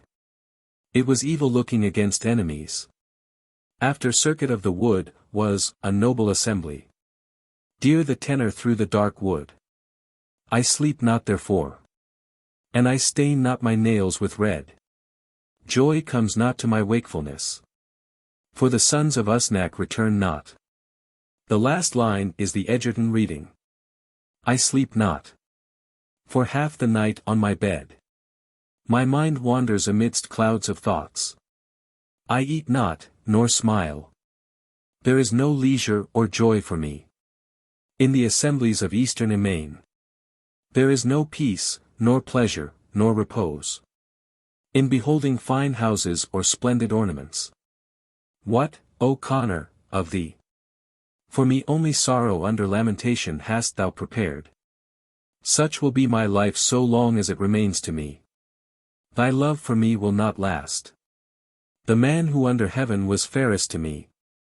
The man who was so dear. Thou hast torn from me. Great was the crime. So that I shall not see him until I die. His absence is the cause of grief to me. The shape of the Son of Usnach shows itself to me. A dark hill is above his white body. Which was desired before many things by me. His ruddy cheeks, more beautiful than meadows. Red lips, eyebrows of the color of the chafer. His teeth shining like pearls. Like noble color of snow. Well have I known his splendid garb. Among the warrior men of Alba. Mantle of crimson, meet for an assembly. With a border of red gold. His tunic of satin of costly price. On it 100 pearls could be counted, goodly the number. Lit. A smooth number. A round number. For its embroidery had been used, it was bright. 50 ounces of findruin, i.e. white bronze. A gold-hilted sword in his hand. 2 green spears with terrible points. A shield with border of yellow gold. And a boss of silver upon it. Fair Fergus brought injury upon us. When inducing us to cross the sea. He has sold his honor for ale. The glory of his high deeds is departed. If there were upon this plain the warriors of Ulster in the presence of Conor. All of them would I give up without a struggle. For the companionship of Leahy, the Son of Usnach. Break not today my heart, O Conor. Soon shall I reach my early grave. Stronger than the sea is my grief. Dost thou not know it, O Conor? Page 103.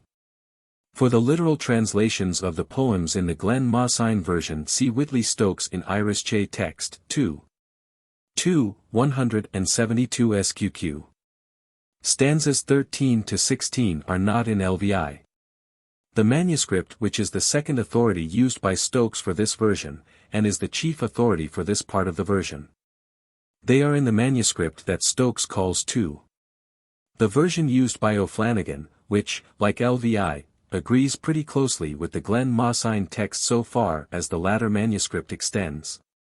Stanza 22 is also from O'Flanagan's manuscript. This verse is not translated by Stokes, but it seems worth inserting.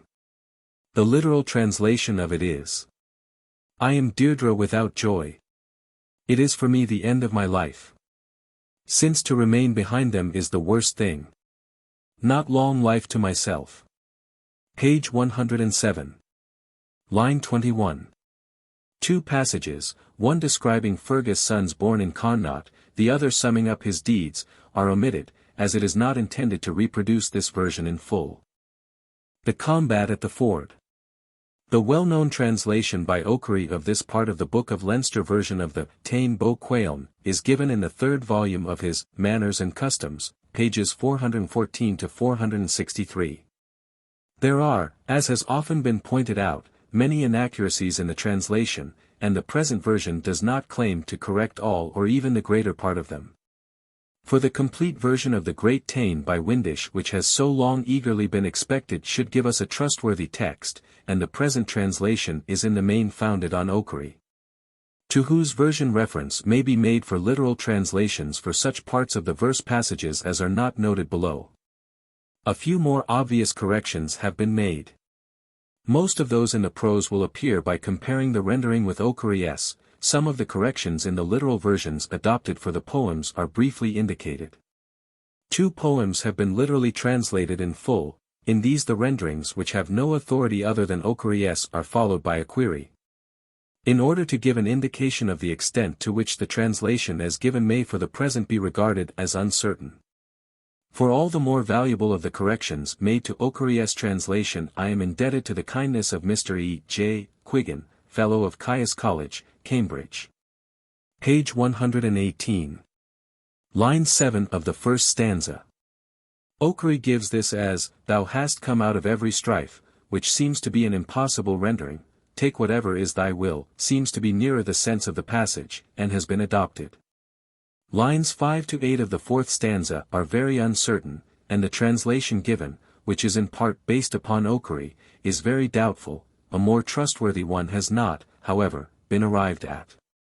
Line 4 of the fifth stanza in Egerton's rendering means, "Here is what thou wilt not earn, we can pay more than a full reward for thy services." Lines 5 and 6 of the sixth stanza should be, "If my request be granted me I will advance, though I am not his match." Line 2 of the eighth stanza, "Not thine a pleasant smile for a consort." Brachale in the next line is, "Guardian." Line 10 of the last stanza. Elga is one of the names of Ireland. Page 121. Line 1. Maith Enarag, in an easy task, the force of which Egerton seems to miss, translating it as he thought. There are several changes to make in Egerton's rendering of the dialogue between Fergus and Cuchulain. It should run thus. O Cuchulain, manifest is the bargain. I see that rising is timely for thee. Here comes to thee in anger. Ferdiad, son of Damon, of the ruddy face. See, I am here, it is no light task. Valiantly delaying the men of Erin. I have not yielded a foot in retreat. To shun the combat of any one man. Fierce is the man in his excited rage. Because of his blood-red sword. A horny skin is about Ferdiad of the troops. Against it prevails not battle or combat. See, be silent, urge not thy story. O Fergus of the powerful weapons. On any field, on any ground.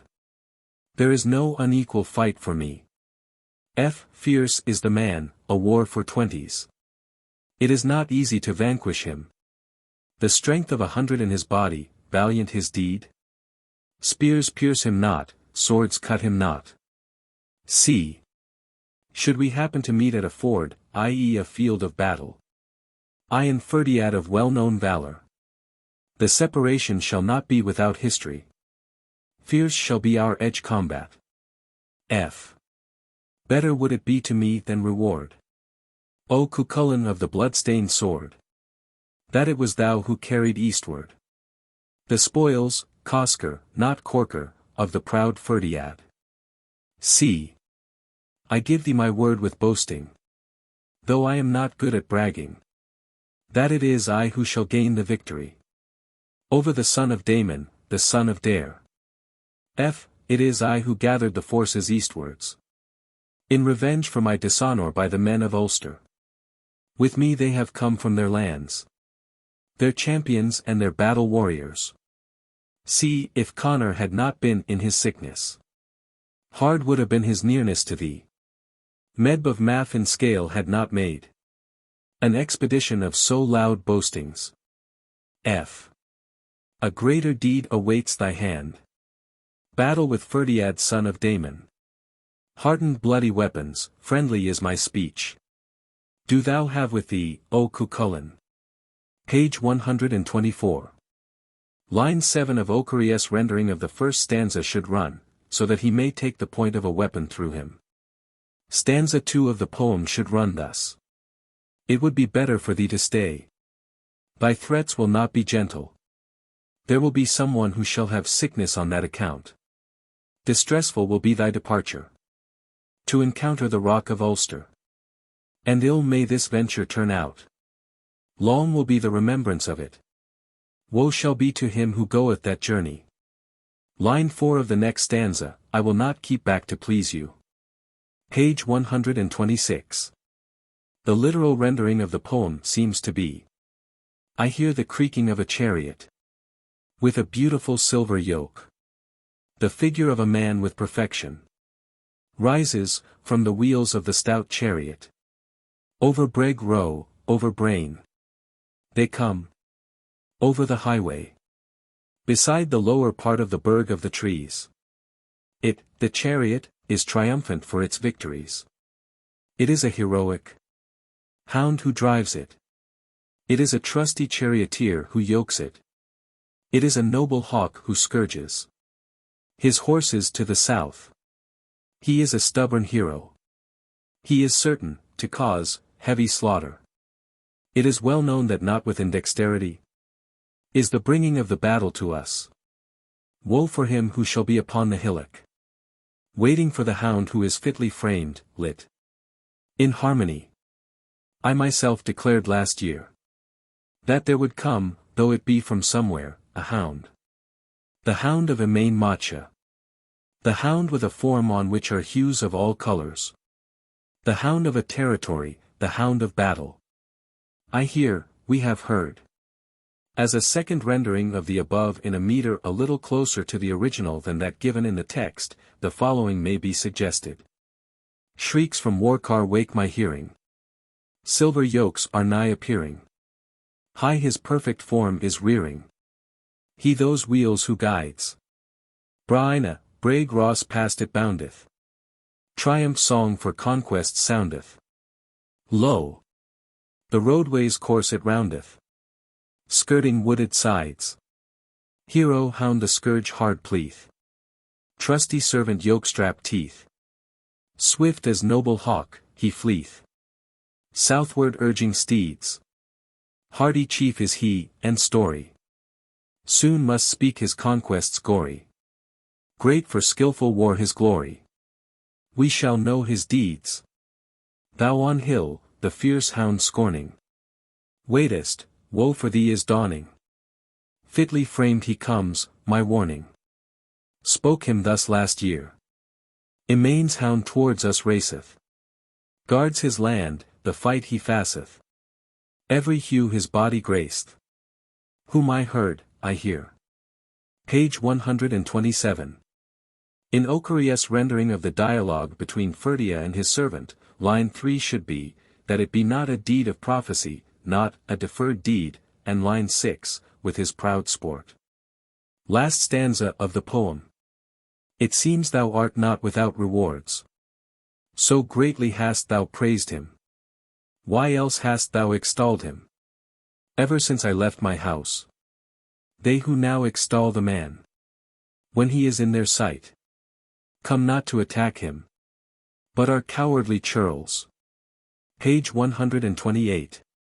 Line 34.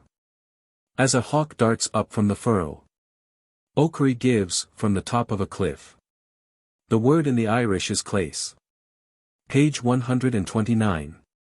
The meter of this poem, which is also the meter of all the preceding poems except the second in this romance, but does not occur elsewhere in the collection, may be illustrated by quoting the original of the 5th verse, which runs as follows. Re Funiad, Re Enachi. Madat Isen Airth. Comrac date Re Berche. Ni Ba Bon in Glio. Ule de Cot Germsiu. Ariengabarter Ailsiu. Bud Alk Doib in Tabesiu. Rakter Thersiu is Trio. Literal translation of the first two stanzas. What has brought thee here, O hound? To fight with a strong champion? Crimson red shall flow thy blood over the breaths of thy steeds. Woe is thy journey. It shall be a kindling of fuel against a house. Need shalt thou have of healing, if thou reach thy home, alive. I have come before warriors, who gather round a mighty host possessing prince. Before battalions, before hundreds. To put thee under the water. In anger with thee, and to slay thee. In a combat of hundreds of paths of battle. So that thine shall the injury. As thou protectest thy head. Line 2 of the 5th stanza, good is thy need of height. Line 8 of the 7th stanza, without valor, without strength. Page 133. Line 3. Literally, whatever be the excellence of her beauty. A similar literal translation for page 138, line 10, of the dialogue. The same line occurs in verse 3 on page 148, but is not rendered in the verse translation. Page 134. Line 18. O Cuchulain. For beautiful feats renowned. H-Uidhri gives this as prose, but it is clearly verse in the original. Page 138. Lines 5, 6 of dialogue. O Cuchulain. Who art a breeder of wounds, lit. Pregnant with wounds, O true warrior. O true, accent probably omitted, champion. Lines 7, 8. There is need for someone, i.e. himself, to go to the sod where his final resting place shall be. The Irish of line 7 is as Isen du Neach effect, which H-Uidhri translates, a man is constrained to come, and he is followed by Douglas Hyde, who renders the two lines. Fate constrains each one to stir, moving towards his sepulchre. But du Neach cannot possibly mean every man, it means some man, usually the person in question is obvious. Compare page 125 of this romance, line 3, which is literally, there will be someone who shall have sickness on that account, by ad nesh diamba galer, meaning, as here, Ferdia. The line is an explanation of Ferdia's appearance, and is not a moral reflection. Line 29. O Cuchulain. With floods of deeds of valor, or brimming over with deeds, Entk. Page 141. Line 9. For jewels of carbuncle. This is the reading of H. 2, 17, TCD, which H-Uidhri quotes as an alternative to 40 of the Book of Leinster. Each one of them fit to adorn it is by H-Uidhri translated, in each compartment. The Irish is a catch ain chumtak, apparently, for each one adornment. Page 144. Line 8 of poem. Alas for the departing of my ghost. Page 146. Lines 1, 2. Though he had struck off the half of my leg that is sound, though he had smitten off half my arm. Page 148. Line 5. Since he whom Aeth bore me, literally, never until now have I met, since I slew Aeth's only son, thy like in deeds of battle, never have I found it, O Ferdia. This is H-Uidhri's rendering. If it is correct, and it seems to be so substantially, the passage raises a difficulty. Aeth's only son is, according to other records, Conlake, son of Cuchulain and Aeth, killed by his father, who did not at the time know who Conlake was. This battle is usually represented as having taken place at the end of Cuchulain's life, but here it is represented as preceding the War of Cualnge, in which Cuchulain himself is represented to be a youth. The allusion certainly indicates an early date for the fight with Conlake, and if we are to lay stress on the age of Cuchulain at the time of the war, as recorded in the Book of Leinster, of whose version this incident is a part. The son of Aeth would not have been a son of Cuchulain at all in the mind of the writer of this verse. It is possible that there was an early legend of a fight with the son of Eith which was developed afterwards by making him the son of Cuchulain. The oldest version of this incident, that in the Yellow Book of Lecan, reconciles the difficulty by making Cualnge only 7 years old when he took up arms. This could hardly have been the original version. Line 23 of poem is literally, "It is like thrusting a spear into sand or against the sun." The meter of the poem, "Ah, that brooch of gold," and of that on page 144, commencing, "Hound, of feet so fair," are unique in this collection, and so far as I know do not occur elsewhere. Both have been reproduced in the original meter, and the rather complicated rhyme system has also been followed in that on page 148. The first verse of the Irish of this is Dursan, a eo war. A ferdiad na endam. A belk bemnig bwain. Ba boadak du lam.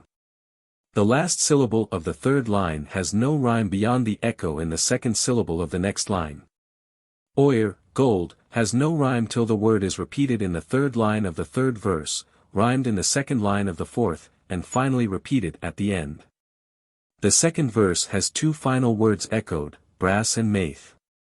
It runs thus. Du bar bud brass. Ba cas, ba cain set. Du Chris dolek maith. Imic tabe gu tec.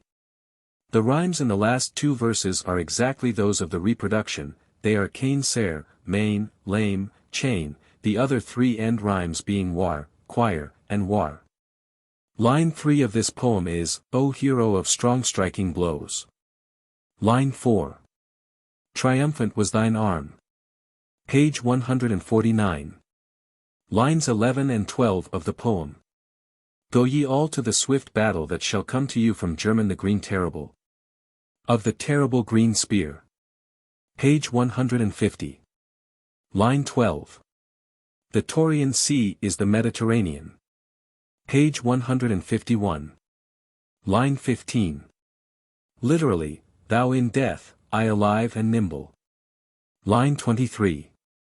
Wars were gay, and clutchy catch, gain catch, each was a game, each was little, taking gain as gain, the known derivative of gand, scanty. H-Uidhri gives the meaning as sport, and has been followed by subsequent translators, but there does not seem any confirmation of this rendering. Page 153.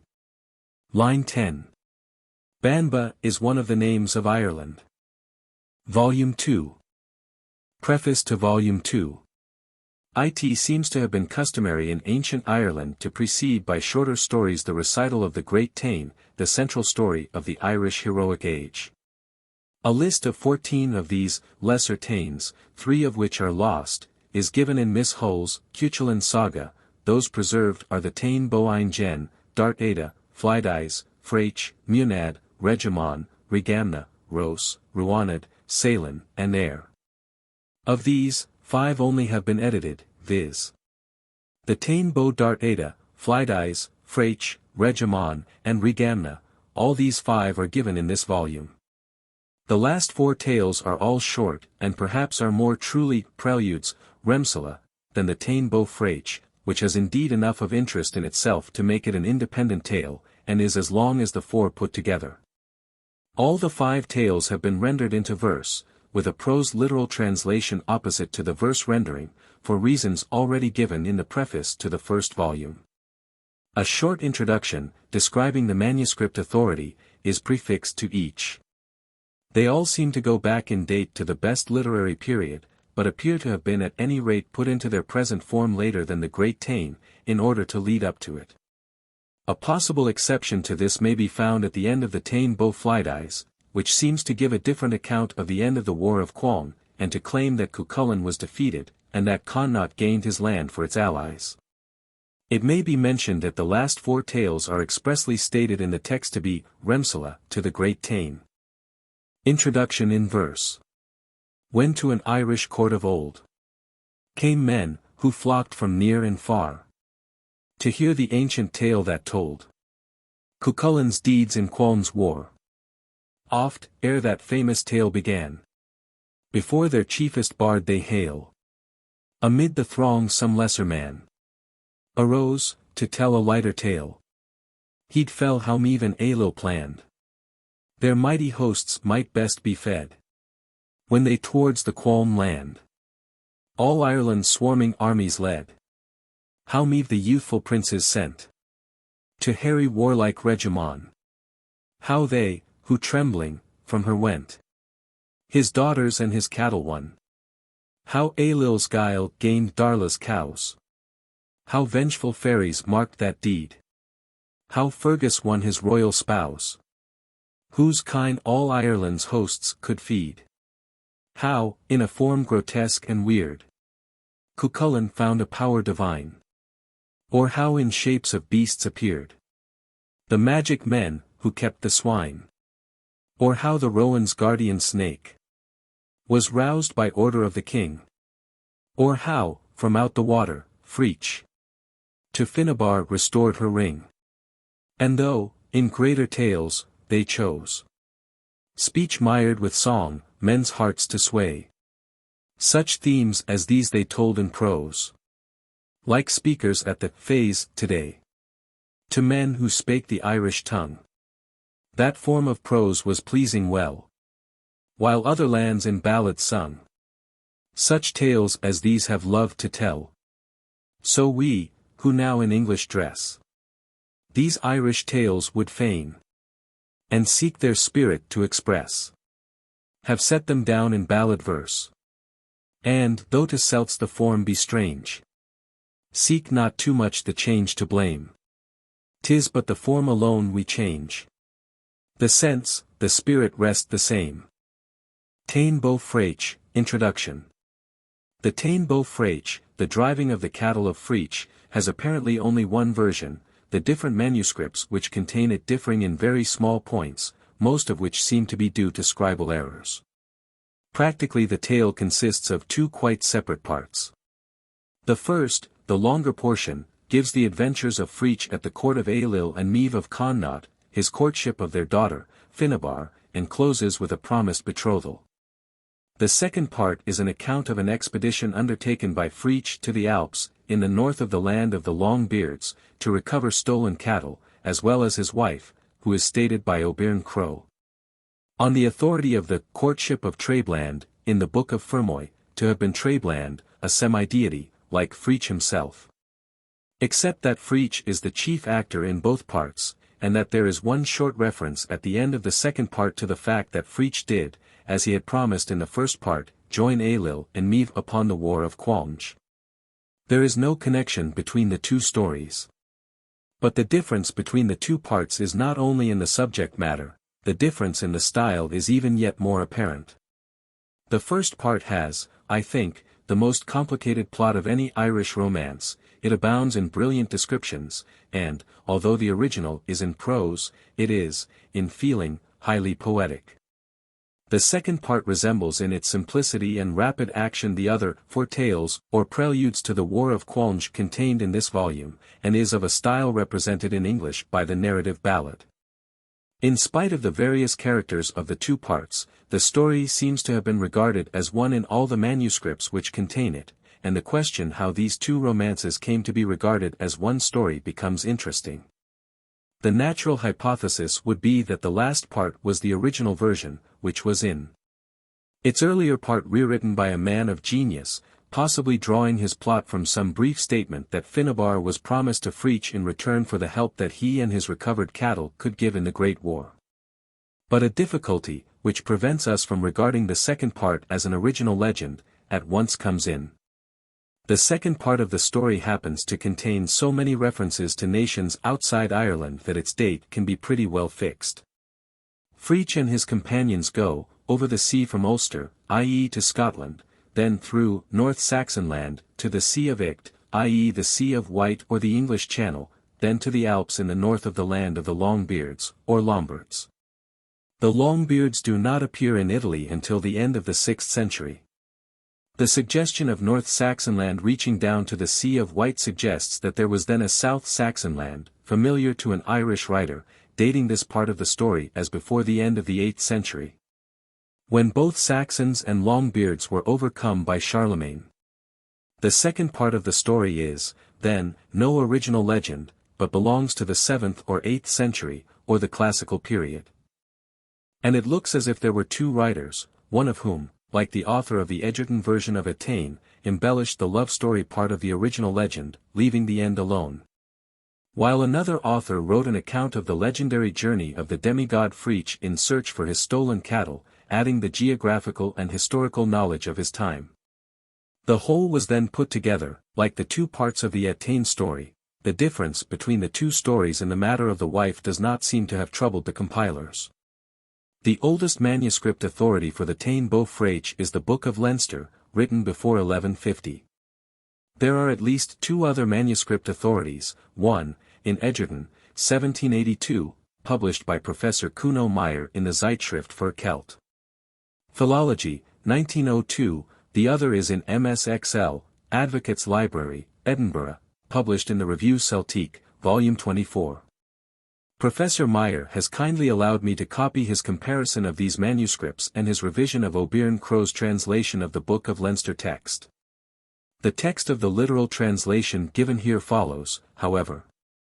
In the main O'Byrne Crow's translation, which is in the Proceedings of the Royal Irish Academy for 1870, a few insertions are made from the other misas, when so made the insertion is indicated by a note. For those who may be interested in the subsequent history of Fraich, it may be mentioned that he was one of the first of the Connaught champions to be slain by Cuchulain in the War of Cualnge. See Miss Faraday's translation, Grimm Library, page 35. Persons in the story. Mortals. Ailill, King of Connaught. Medb, or Meave, Queen of Connaught. Findabar, or Finnabar, their daughter. Froch, or Fraich, pronounced Fraich, son of a Connaught man and a fairy mother. Conall Cernach, Conall the Victorious, champion of Ulster. Two Irish women, in captivity in the Alps, north of Lombardy. Lothar, or Lother, a follower of Fraich. Bickney, a follower of Conall. Immortals. Befind, Fraich's fairy mother. Boned, pronounced like owned, sister to Befind, queen of the fairies. Three fairy harpers. Tain Bo Fraich, the raid for the cattle of Fraich. Literal translation. Fraich, son of Eidith of the men of Connaught, a son he to Befind from the side, a sister she to Boned. He is the hero who is the most beautiful that was of the men of Eriu and of Alba, but he was not long-lived. His mother gave him 12 cows out of the Cid, the fairy mound, they are white-eared. He had a good housekeeping till the end of 8 years without the taking of a wife. 50 sons of kings, this was the number of his household, co-aged, co-similar to him all between form and instruction. Findabar, daughter of Ailill and Medb, loves him for the great stories about him. It is declared to him at his house. Eriu and Alba were full of his renown and the stories about him. To Fraich 70 was Eidith 71 father. A Connaught man was he. And well we know his mother. Who dwells among the she, 72. Befind they call her, sister. To Boned, 73 the fairy queen. And Alba ne'er, nor Erin. Such grace as Fraich's hath seen. Yet wondrous though that hero's grace. 10. His fairy lineage high. For years but few his lovely face was seen by human eye. Fraich had 12 of white-eared fairy cattle. 'Twas his mother those cattle who gave. For 8 years in his home he dwelt wifeless. And the state of his household was brave. 50 princes, whose age, and whose rearing, and whose forms were as his, with him played. And his glory filled Alba and Erin. 20 till it came to the ears of a maid. For Meave and Ailill, S74 lovely child. Fair Findabar, 'twas said. By tales of Fraich to love beguiled. With Fraich in love would wed. Literal translation. After this going to a dialogue with the maiden occurred to him, he discussed that matter with his people. Let there be a message then sent to thy mother's sister, so that a portion of wondrous robing and of gifts from the side, fairy folk, be given thee from her. He goes accordingly to the sister, that is to Boned, till he was in Mag Breg, and he carried away 50 dark blue cloaks, and each of them was like the back of a black chafer, 75 and 4 black-grey, rings on each cloak. And a brooch of red gold on each cloak, and pale white tunics with loop animals of gold around them. And 50 silver shields with edges, and a candle of a king's house in the hand of them, the men, and 50 studs of Findruin 76 on each of them, the lances, 50 knobs of thoroughly burned gold on each of them, points, i.e. butt ends, of carbuncle under them beneath, and their point of precious stones.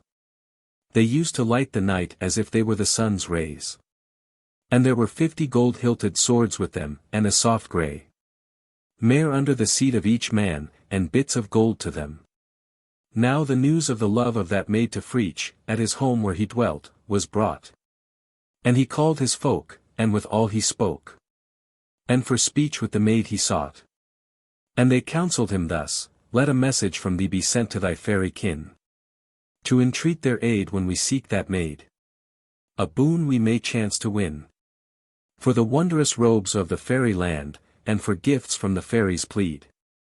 30, and sure thy mother's sister's hand will give to thee all thy need.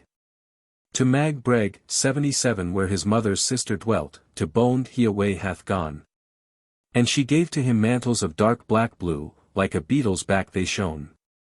For dark grey rings in each cloak she gave were sewn, and a brooch shone bright with the good red gold in each mantle's fold. She gave tunics pale and white.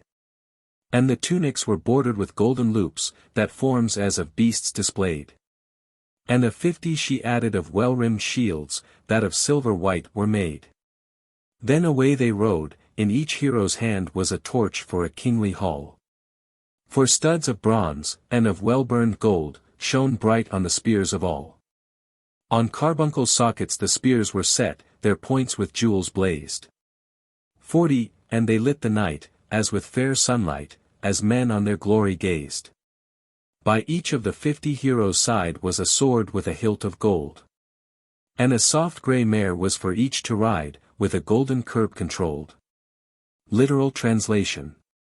A plate of silver with a little bell of gold around the neck of each horse. 50 caparisons 78 of purple with threads of silver out of them, with buckles of gold and silver and with head animals, i.e. spiral ornaments. 50 whips of Findruin, with a golden hook on the end of each of them. And 7 chasehounds in chains of silver, and an apple of gold between each of them. Greaves of bronze about them, by no means was there any colour which was not on the hounds. 7 trumpeters with them with golden and silver trumpets with many coloured garments, with golden fairy yellow heads of hair, with shining tunics. There were 3 jesters before them with silver diadems under gilding. Shields with engraved emblems, or marks of distinction, with each of them. 79. At each horse's throat was a silver plate, and in front of that plate was swung, with a tinkling sound to the horse's tread, a bell with a golden tongue. On each steed was a housing of purple hide, with threads of silver laced. And with spiral stitch of the silver threads the heads of beasts were traced. And each housing was buckled with silver and gold, of Findruin 80 was made the whip. For each rider to hold, with a crook of gold where it came to the horseman's grip. By their sides, 7 chasehounds were springing. 50, at leashes of silver they strained. And each couple a gold apple, swinging. On the fetter that linked them, sustained. And their feet with bronze sheaths had been guarded. As if greaves for defence they had worn. Every hue man hath seen, or hath fancied. By those chasehounds in brilliance was born. 7 trumpeters strode on the road before, with colour their cloaks were bright. And their coats, that shone with the gauds they wore, flashed back as they met the light. On trumpets of silver and gold they blew, and sweet was the trumpet's sound. 60, and their hair, soft and yellow, like fairy threads, shone golden their shoulders round. 3 jesters marched in the van, their crowns were of silver, by gilt concealed. And emblems they carried of quaint device, engraved on each jester's shield. Literal translation. With crested staves, with ribs of bronze, copper bronze, along their sides, 3 harp players with a king's appearance about each of them opposite to these. 81 They depart for Cuchulain with that appearance on them. The watchman sees them from the dun when they had come into the plain of Cuchulain. A multitude I see, he says, come, towards the dun in their numbers. Since Ailill and Meath assumed sovereignty there came not to them before, and there shall not come to them, a multitude, which is more beautiful, or which is more splendid. It is the same with me that it were in a vat of wine my head should be, with the breeze that goes over them. The manipulation and play that the young hero who is in it makes I have not before seen its likeness. He shoots his pole a shot's discharge from him, before it reaches to earth the 7 chasehounds with their 7 silver chains catch it. At this the hosts come from the dun of Cuchulain to view them. The people in the dun smother one another, so that 16 men die while viewing them. They had staves which with crests were adorned, and ribs down their edges in red bronze ran. 3 harp players moved by the jesters' sides, and each was a kingly man. All these were the gifts that the fairy gave, and gaily they made their start. And to Cragan's 82 hold, in that guise so brave, away did the host depart. On the fort stands a watchman to view them. And thus news down to Cragan he calls. From yon plain comes, in fullness of numbers, 70, a great army to Cragan's high walls. And, since Ailill the throne first ascended, since the day we hailed Meath as our queen, never army so fair nor so splendid yet hath come, nor its like shall be seen. 'Tis strange, said he, as dipped in wine, so swims, so reels my head, as o'er me steals the breath divine of perfume from them shed. A fair youth, said he, forth with them goeth, and the grace of such frolicsome play, and such lightness in leap as he showeth, have I seen not on earth till today. For his spear a full shot's length he flingeth, yet the spear never reacheth to ground. For his silver chain hounds follow after. In their jaws is the spear ever found. The Connaught hosts without the fort, to see that glory rushed. 16 within, of baser sort. 90, who gazed, to death were crushed. Literal translation. They alight in front of the dun. They tent their steeds, and they loose the chasehounds. They, the hounds, chase the 7 deer to Rath Cuchulain, and 7 foxes, and 7 hares, and 7 wild boars, until the youths kill them in the lawn of the dun. After that the chasehounds dart a leap into Bray, they catch 7 otters. They brought them to the elevation in front of the chief Rath. They, Fraich and his suite, sit down there. A message comes from the king for a parley with them. It is asked whence they came, they name themselves according to their true names, Fraich, son of H-Uidhri, say they. The steward tells it to the king and queen.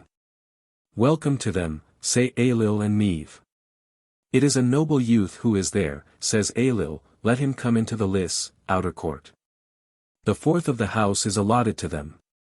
This was the array of the house, a 7-fold order in it. 7 apartments from fire to side wall in the house all round. A rail, or front, of bronze to each apartment, a partitioning of red yew under variegated planing all. To the fort came the youths, from their steeds they leapt, for the steeds and the stabling cared. And they loosed the hounds that in leash they kept, for the hunt were the hounds prepared. 7 deer, 7 foxes and hares, they chased to the dun on Cragan's plain. 7 boars they drave, on the lawn in haste the game by the youths was slain. With a bound they dashed into Bree, whose flood by the lawns of Cragan flows. 7 otters they caught in its stream, and brought to a hill where the gateway rose.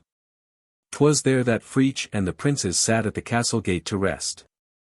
And the steward of Cragan with Fraich would speak, for such was the king's behest. Of his birth it was asked. And the men he led all truth to the herald spake. 100, it is Eiditha's son who is here, they said, and they gave him the name of Fraich. To Ailill and Meath went the steward back of the stranger's name to tell. Give him welcome, said they, of a noble race is that youth, and I know it well. Let him enter the court of our house, said the king, the gateway they opened wide. And the fourth of the palace they gave to Fraich, that there might his youths abide. Fair was the palace that there they found. 7 great chambers were ranged it round. Right to the walls of the house they spread. Facing the hall, where the fire glowed red.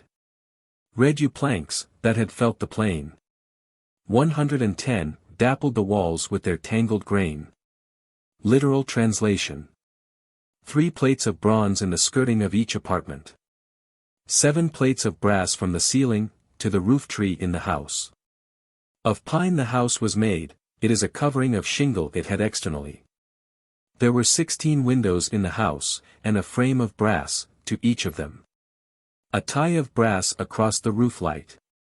4 beams of brass on the apartment of Ailill and Medb, adorned all with bronze, and it in the exact center of the house. 2 rails of silver around it under gilding. In the front a wand of silver that reached the middle rafters of the house. The house was encircled all round from the door to the other point 83. They hang up their arms in that house, and they sit, and welcome is made to them. Rails of bronze at the side walls stood.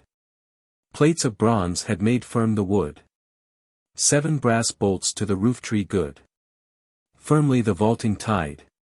All that house had of pine been made. Planks, as shingles, above were laid. 16 windows the light let pass. Each in a frame of the shining brass. High through the roof was the sky seen bright. 120 a girder of brass made that opening tight. Under the gap it was stretched, and light fell on its gleaming side. All those chambers in splendor excelling. The midmost of all in the ring. Rose a room, set apart as the dwelling of Queen Maeve, and of Ailill the king. 4 brass columns the awning supported. For their couch, there was bronze on the wall. And 2 rails, formed of silver, and gilded. 130, in that chamber encircled it all. In the front, to mid-rafters attaining. Rose in silver a wand from the floor. And with rooms was that palace engirdled. For they stretched from the door to the door. 'Twas there they went to take repose. On high their arms were hung. And down they sank, and welcome rose. Acclaimed by every tongue. Literal translation. Welcome to you, say Ailill and Medb. It is that we have come for, says Fraich. It shall not be a journey for boasting 84 this, says Medb, and Ailill and Medb arrange the chessboard after that. Fraich then takes to the playing of chess with a man of their people. It was a beauty of a chessboard. A board of Findruin in it with 4 ears 85 and edges of gold. A candle of precious stones at illuminating for them. Gold and silver the figures that were upon the table. Prepare ye food for the warriors, said Ailill.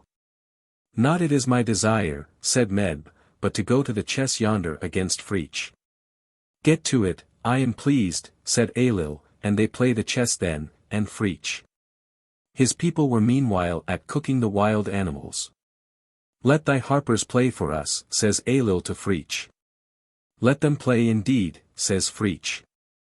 A harp, bag 86 of the skins of otters about them with their adornment of ruby, or coral, beneath their adornment of gold and silver. By the queen and the king they were welcome made, the strangers they turned to greet. 140, and their courtesy graciously Fraich repaid, 'twas thus we had hoped to meet. Not for boasting today are ye come, said Maeve, the men for the chess she set. And a lord of the court in the chessman's sport by Fraich in a match was met. 'Twas a marvellous board of Findruin fair was prepared, when they played that game. 4 handles, and edges of gold it had, nor needed they candles flame. For the jewels that blazed at the chessboard side, a light, as from lamps, would yield. And of silver and gold were the soldiers made, who engaged on that mimic field. Get ye food for the chiefs, said the king. Said Maeve, not yet, 'tis my will to stay. To sit with the strangers, and here with Fraich in a match at the chess to play. Let thy game be played. Said Ailill then, for it pleaseth me none the less. 150, and Queen Meave and Fraich at the chessboard sate, and they played at the game of chess. Now his men, as they played, the wild beasts late caught were cooking, they thought to feed. And said Ailill to Fraich, shall thy harpmen play? Let them play, said Fraich, indeed. Now those harpers were wondrous men, by their sides they had sacks of the otter's skin. And about their bodies the sacks were tied, and they carried their harps within. With stitches of silver and golden thread each case for a harp was sewed. And, beneath the embroidery gleaming red, the shimmer of rubies showed. The skin of a roe about them in the middle, it was as white as snow, black-grey eyes in their centre cloaks of linen as white as the tunic of a swan around these ties. 87 harps of gold and silver and bronze, with figures of serpents and birds, and hounds of gold and silver, as they moved those strings those figures used to run about the men all round. They play for them then so that 12 of the people 88 of Ailill and Medb die with weeping and sadness. Gentle and melodious were the triad, and they were the chants of Uithne 89, childbirth. The illustrious triad are 3 brothers, namely Geol-Trages, Sorrow-Strain, and Gen-Trages, Joy-Strain, and Swan-Trages, Sleep-Strain. Bone from the fairies is the mother of the triad. At every one of the harpers' waists was girded the hide of a roe. And black-grey spots in its midst were placed, but the hide was as white as snow. And round each of the 3 of them waved a cloak, as white as the wild swan's wings. 160 gold, silver, and bronze were the harps they woke. And still, as they touched the strings, the serpents, the birds, and the hounds on the harps took life at the harp's sweet sound. And those figures of gold round the harpmen rose, and floated in music round. Then they played, sweet and sad was the playing. 12 of Ailill's men died, as they heard. It was Bone 90 who foretold them that slaying. And right well was accomplished her word. 'Tis the 3 chants of childbirth. Give names to those 3. Of the harp of the Dagda 91. 170, the children they be. To those harpers a fairy is mother, of yore. To that harp, men call childbirth. Queen Bone the 3 bore. They are 3 noble brothers. And well are they known. They are kindly and gentle. And tuneful of tone. Literal translation. It is from the music which Uithne, the Dagda's harp, played that the 3 are named. The time the woman was at the bearing of children it had a cry of sorrow with the soreness of the pangs at first, it was smile and joy it played in the middle for the pleasure of bringing forth the 2 sons, it was a sleep of soothingness played the last son. On account of the heaviness of the birth, so that it is from him that the 3rd of the music has been named. Bone awoke afterwards out of the sleep. I accept, she says, thy 3 sons O Uithne of full ardour, since there is Swan-Trade and Gen-Trade, and Geol-Trade on cows and women who shall fall by Medb and Ailill. 1 is joy-song, 1 sorrows. 181, song that gives sleep. And the harp strains, their fathers remembered they keep. For when Bone was at bearing, came sorrow the first. From the harp, its strings tearing. With cry, sorrow burst. Then there came to her pleasure. For birth of a boy. And a sweet smiling measure. 190, the harp played, 'twas joy. And she swooned in her anguish. For hard the 3rd birth. From the harp, her pains soothing. Sleep strain came on earth. Then from Bone past her slumber. And, Uithne, 92 she cried. Thy 3 sons, thou sharp childbirth. I take to my side. Cows and women by Ailill. And Meave shall be slain. 200, for on these cometh sorrow. And joy, and sleep strain. Literal translation. Men who shall perish by the hearing of art from them. They cease from playing after that in the palace, it is stately it has come, says Fergus. Divide ye to us, says Fraich to his people, the food, bring ye it into the house. Leabhar went on the floor of the house, he divides to them the food. On his haunches he used to divide each joint with his sword, and he used not to touch the food part, since he commenced dividing, he never hacked the meat beneath his hand. They were 3 days and 3 nights at the playing of the chess on account of the abundance of the precious stones in the household of Fraich. After that Fraich addressed Meb. It is well I have played against thee, i.e. have beaten thee, he says, I take not away thy stake from the chessboard that there be not a decay of hospitality for thee in it. Yea, and men, who these harpers, thy children, shall hear. By their art to death stricken, shall perish in fear. Then the strains died away in the palace. The last notes seemed to sink, and to cease. It was stately, said Fergus, that music. And on all came a silence, and peace. Said Fraich, the food divide ye. Come, bring ye here the meat. And down to earth sank Leabhar. On floor he set his feet. He crouched, on haunches sitting. The joints with sword he split. On bones it fell unerring. No dainty part he hit.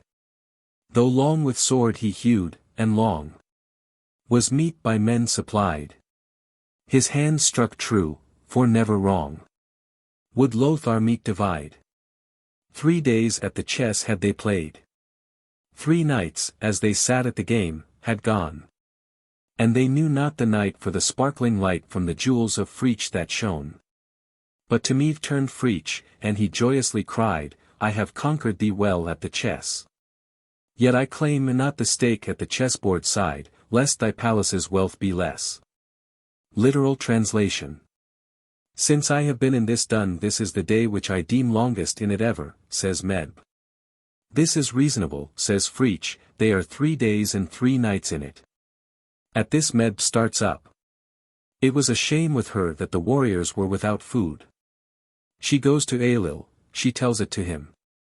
A great deed we have done, said she, the stranger men who have come to us to be without food. Dearer to thee is playing of the chess, says Ailill. It hinders not the distribution to his suite throughout the house. They have been 3 days and 3 nights in it, but that we perceived not the night with the white light of the precious stones in the house. Tell them, says Ailill, to cease from the lamenting until distribution is made to them. Distribution is then made to them, and things were pleasing to them, and they stayed 3 days and 3 nights in it after that over the feasting. It is after that Fraich was called into the house of conversation, and it is asked of him what brought him. A visit with you, said he, is pleasing to me. Your company is indeed not displeasing with the household, said Ailill, your addition is better than your diminution. For no lengthier day have I sat in such play, said Meave, since I here first came. And well may the day have seemed long, said Fraich, for 3 days and 3 nights was the game. Then up started Meave, and in shame she blushed that the chiefs she had failed to feed. 230, to her husband, King Ailill, in wrath she rushed, we have both done a goodly deed. For none from our stores hath a banquet brought for the youths who are strangers here. And said Ailill, in truth for the play was thy thought, and to thee was the chess more dear. We knew not that darkness had come, said Meave, 'tis not chess thou shouldst thus condemn. Though the day had gone, yet the daylight shone from the heart of each sparkling gem. Though the game we played, all could meal have made, had men brought of the night advice. But the hours sped away, and the night and the day have approached and have fled from us thrice. Give command, said the king, that those wailing chants, till we give them their food, be stilled. And food to the hands of each they gave, and all with the meat were filled. And all things merrily went, for long the men with a feast were fed. 244, as feasting they sat, thrice rose the day, thrice night above earth was spread. They brought Fraich, when that banquet was ended, to the house of debate, which was near. And they asked of his errand, in friendship. For a visit, said Fraich, am I here. And 'twas joy that we felt, when receiving this your host, said the king, ye have brought much of pleasure to all, and with grieving. When ye go, shall your presence be sought. Literal translation. We shall stay here then, says Fraich, another week. They stay after that till the end of a fortnight in the dun, and they have a hunt every single day towards the dun. The men of Connaught used to come to view them. It was a trouble with Fraich not to have a conversation with the daughter, for that was the prophet that had brought him. A certain day he starts up at the end of night for washing to the stream. It is the time she had gone and her maid for washing. He takes her hand. Stay for my conversing, he says, it is thou I have come for. I am delighted truly, says the daughter, if I were to come, I could do nothing for thee. Query, wouldst thou elope with me, he says. Then, said Fraich, for a week we abide here. For 2 weeks in that dun they abode. And the Connaught men pressed round to view them. As each eve home from hunting they rode. Yet Fraich was sad, with Findabar. A word he sought in vain. Though he in truth from home so far had come that word to gain. Fraich, as night was ending, sprang from out his bed. Sought the brook, intending there to lave his head. There King Ailill's daughter stood, and there her maid. They that hour from water sought the cleansing aid. Stay, he cried, and speaking, caught the maiden's hand. Thee alone as seeking. I have reached this land. Here am I who sought thee. Stay, and hear me woo. Ah! Thy speech hath brought me joy, she said, most true. Yet, thy side if nearing. What for thee can I? Maid. He cried, art fearing hence with me to fly? Literal translation. I will not elope, says she, for I am the daughter of a king and a queen. There is nothing of thy poverty that you should not get me, i.e. thy poverty is not so great that thou art not able to get me, from my family, and it shall be my choice accordingly to go to thee, it is thou whom I have loved. And take thou with thee this ring, says the daughter, and it shall be between us for a token. My mother gave it to me to put by, and I shall say that I put it astray. Each of them accordingly goes apart after that. I fear, says Ailill, the eloping of yon daughter with Fraich, though she would be given to him on solemn pledge that he would come towards us with his cattle for aid at the spoil. Fraich goes to them to the house of conversation. Is it a secret, Coker, translated, a whisper, by Crow, ye have, says Fraich. Thou wouldest fit in it, says Ailill. Flight I hold disloyal. Answered she in scorn. I from mother royal. 280, I to king was born. What should stay our wedding? None so mean or poor. Thou hast seemed, nor dreading. Kin of mine, be sure. I will go, 'tis spoken. Thou beloved shalt be. Take this ring as token. Lent by Meave to me. 'Twas my mother who bid me to save it. 290, for the ring she in secret would hide. 'Tis as pledge of our love that I gave it. As its pledge it with thee should abide. Till that ring we can freely be showing. I will tell them I put it astray. And, the love of each other thus knowing. Fraich and Finnabar went on their way. I have fear, said the king, that with Fraich yon maid to his home as his wife would fly. Yet her hand he may win, if he rides on the raid with his kine when the time draws nigh. Then Fraich to the hall of debate returned, and he cried, through some secret chink. 300, hath a whisper passed. And the king replied, thou wouldst fit in that space, I think. Literal translation. Will ye give me your daughter, says Fraich. The hosts will clearly see she shall be given, says Ailill, if thou wouldest give a dowry as shall be named. Thou shalt have it, says Fraich. 60 black grey steeds to me, with their bits of gold to them, and 12 milch cows, so that there be milk liquor of milk from each of them, and an ear red, white calf with each of them.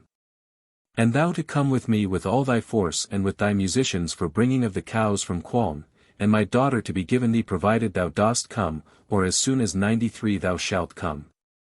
I swear by my shield, and by my sword, and by my accoutrement, I would not give that in dowry even of Meb. He went from them out of the house then. Ailill and Meb hold a conversation. It shall drive at us several of the kings of Erin around us if he should carry off the daughter. What is good is, let us dash after him, and let us slay him forthwith, before he may inflict destruction upon us. It is a pity this, says Meb, and it is a decay of hospitality for us. It shall not be a decay of hospitality for us, it shall not be a decay of hospitality for us, the way I shall prepare it. Will ye give me your daughter? Said Fraich, said the king, in sight of our hosts she goes. If, as gift to suffice for her marriage price, thy hand what I ask bestows. I will give thee what price thou dost name, said Fraich, and now let it some be told. Then 60 steeds do I claim, said the king, dark grey, and with bits of gold. And 12 milch cows, from their udders shall come the milk in a copious stream. And by each of the cows a white calf shall run, bright red on its ears shall gleam. And thou, with thy harpers and men, shalt ride by my side on the Cualnge 94 raid.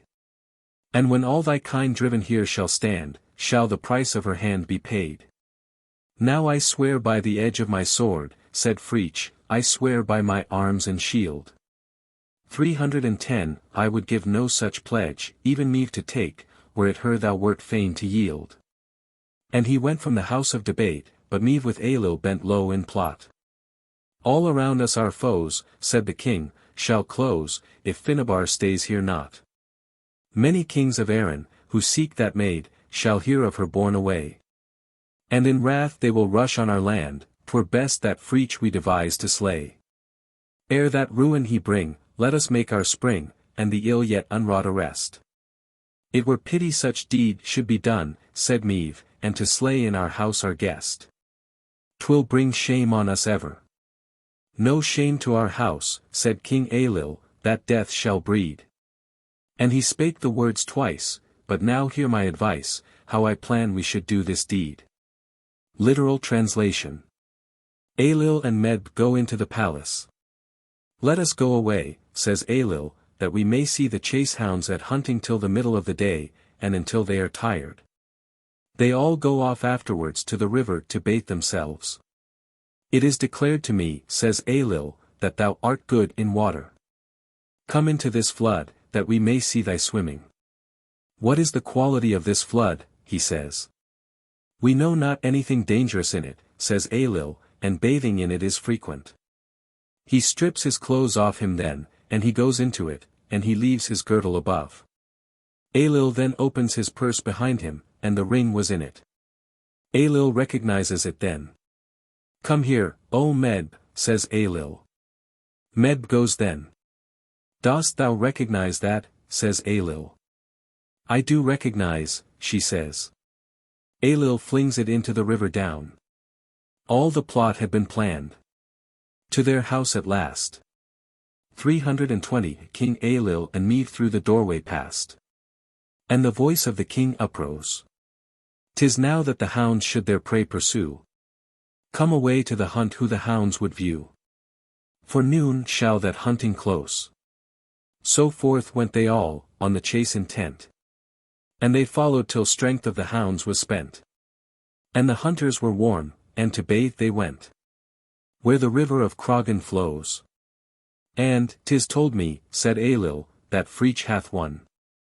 330, a great fame for the feats he in floods hath done. Wilt thou enter these streams by our side that run? We are longing to see thee swim. And said Fraich, is it good then indeed thy stream? And said Ailill, of danger no need to dream. For many a youth from the Connaught court in its current hath bathed, and hath swum it in sport. Nor of any who tried have we heard report. That ill hath been found by him. Then Fraich from his body his garments stripped. 340, and he sprang down the bank, and he swiftly slipped in the stream, and the king's glance fell on a belt, left by Fraich on the bank. The king bent low.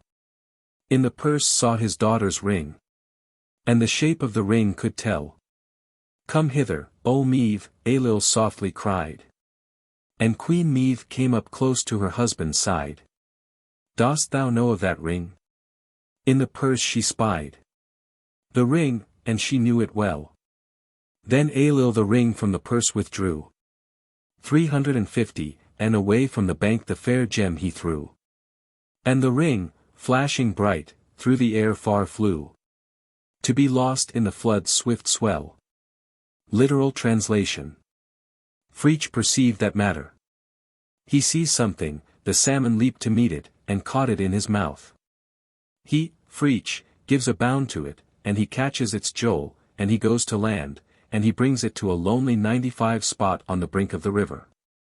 He proceeds to come out of the water then.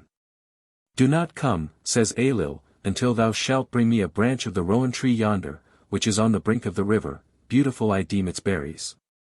He then goes away, and breaks a branch off the trees and brings it on his back over the water. The remark of Find-A-Bear was, is it not beautiful he looks? Exceedingly beautiful she thought it to see Fraich over a black pool, the body of great whiteness, and the hair of great loveliness, the face of great beauty, the eye of great greyness. And he a soft youth without fault, without blemish, with a below narrow, above broad face. And Fraich saw the gem as it brightly flashed. And a salmon rose high, at the light it dashed. And, as back in the stream with the ring he splashed. At the fish went Fraich with a spring. By its jowl was the salmon secured. And thrown to a nook in the bank, that by few was known. And unnoticed he threw it, to none was it shown. 360, as it fell to the earth, with the ring. And now Fraich from the stream would be going. But, come not, said the king, to us yet. Bring a branch from yon rowan tree, showing its fair berries, with water drops wet. Then Fraich, swimming away through the water, brake a branch from the dread rowan tree. And a sigh came from Ailill's fair daughter. Ah! How lovely he seemeth, said she.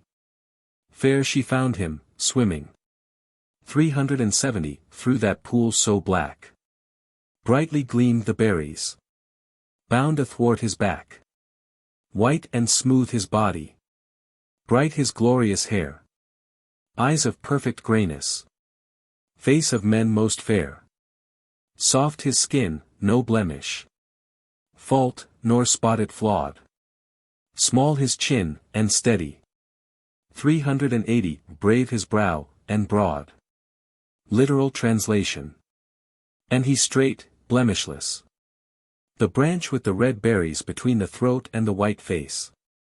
It is what Find-A-Bear used to say, that by no means had she seen anything that could come up to him half or third for beauty. After that he throws the branches to them out of the water. The berries are stately and beautiful, bring us an edition of them. He goes off again until he was in the middle of the water. The serpent catches him out of the water. Let a sword come to me from you, he says, and there was not on the land a man who would dare to give it to him through fear of Ailill and Medb. After that Find-A-Bear strips off her clothes, and gives a leap into the water with the sword. Her father lets fly a 5-pronged spear at her from above, a shot's throw, so that it passes through her 2 tresses, and that Fraich caught the spear in his hand. He shoots the spear into the land up, and the monster in his side. He lets it fly with a charge of the methods of playing of championship, so that it goes through the purple robe and through the tunic. Shirt, that was about Ailill. Straight he seemed, and stainless. Twixt his throat and chin. Straying scarlet berries. Touched with red his skin. Oft, that sight recalling, Find-A-Bear would cry. Ne'er was half such beauty. Not its third came nigh. To the bank he swam, and to Ailill was thrown, with its berries, the tree's torn limb. 390, ah! How heavy and fair have those clusters grown, bring us more, and he turned to swim. The mid-current was reached, but the dragon was roused that was guard to that rowan tree. And it rose from the river, on Fraich it rushed, throw a sword from the bank, cried he. And no man on the bank gave the sword, they were kept by their fear of the queen and the king. But her clothes from her Find-A-Bear stripped, and she leapt in the river his sword to bring. And the king from above hurled his 5-barbed spear. The full length of a shot it sped. At his daughter it flew, and its edge shore through 2 tresses that crowned her head. And Fraich in his hand caught the spear as it fell, and backward its point he turned. And again to the land was the spear launched well, 'twas a feat from the champions learned. Though the beast bit his side as that spear was cast, yet fiercely the dart was flung. 400, through the purple robe of the king it passed, through the tunic that next him clung. Literal translation. At this the youths who were about Ailill rise to him. Bear goes out of the water and leaves the sword in Fraich's hand, and he cuts the head off the monster, so that it was on its side, and he brought the monster with him to land. It is Dublin Fraich and Bray, in the lands of the men of Connaught. Ailill and Medb go to their dun afterwards. A great deed is what we have done, says Medb. We repent, says Ailill, of what we have done to the man. The daughter however, he says, her lips shall perish, common metaphor for death, tomorrow at once, and it shall not be the guilt of bringing of the sword that shall be for her. Let a bath be made by you for this man, namely, broth of fresh bacon and the flesh of a heifer to be minced in it under adze and axe, and he to be brought into the bath. All that thing was done as he said. His trumpeters then before him to the dun. They play then until. Then up sprang the youths of the court, their lord in danger they well might deem. But the strong hand of Fraich had closed firm on the sword, and Finnabar rose from the stream. Now with sword in his hand, at the monster's head hewed Fraich, on its side it sank. And he came from the river with blade stained red, and the monster he dragged to the bank. 'Twas then breeze Dublin in the Connaught land the dark water of Fraich was named. From that fight was it called, but the queen and the king went back to their dun, ashamed. It is noble, this deed we have done. Said Meave, 'tis pitiful, Ailill cried. For the hurt of the man I repent, but to her, our daughter, shall woe betide. On the morrow her lips shall be pale, and none shall be found to aver that her guilt. 410, when the sword for his succor to Fraich she gave, was the cause why her life was spilt. Now see that a bath of fresh bacon broth be prepared that shall heal this prince. And bid them with adze and with axe the flesh of a heifer full small to mince. Let the meat be all thrown in the bath, and there for healing let Fraich be laid. And all that he ordered was done with care, the queen his command obeyed. Then arose from Fraich's trumpets complaining. As his men travelled back to the dun. Their soft notes lamentation sustaining. And a many their deaths from them won. Literal translation. 30 of the special friends of Ailill die at the long-drawn, or plaintive, music. He goes then into the dun, and he goes into the bath. The female company rise around him at the vat for rubbing, and for washing his head. He was brought out of it then, and a bed was made. They heard something, the lament cry on Cuchulain. There were seen the 3 times 50 women with crimson tunics, with green headdresses, with brooches of silver on their wrists. A messenger is sent to them to learn what they had bewailed. Fraich, son of Uidhri, says the woman, boy pet of the king of the side of Erin. At this Fraich heard their lament cry. 30 men whom King Ailill loved dearly. 420 by that music were smitten to die. And his men carried Fraich, and they laid him in that bath, for his healing to lie. Around the vat stood ladies. They bathed his limbs and head. From out the bath they raised him. And soft they made his bed. Then they heard a strange music. The wild Crogan, keen. And of women thrice 50. 430, on Crogan were seen. They had tunics of purple. With green were they crowned. On their wrists glistened silver. Where brooches were bound. And there neared them a herald. To learn why they wailed. 'Tis for Fraich, was their answer. By sickness assailed. 'Tis for Fraich, son of Uidhri, 96. Boy darling is he. Of our Lord, who in Erin is king of the She, 97. And Fraich heard the wail in their cry. Literal translation. Lift me out of it, he says to his people. This is the cry of my mother and of the women of Bond. He is lifted out at this, and he is brought to them.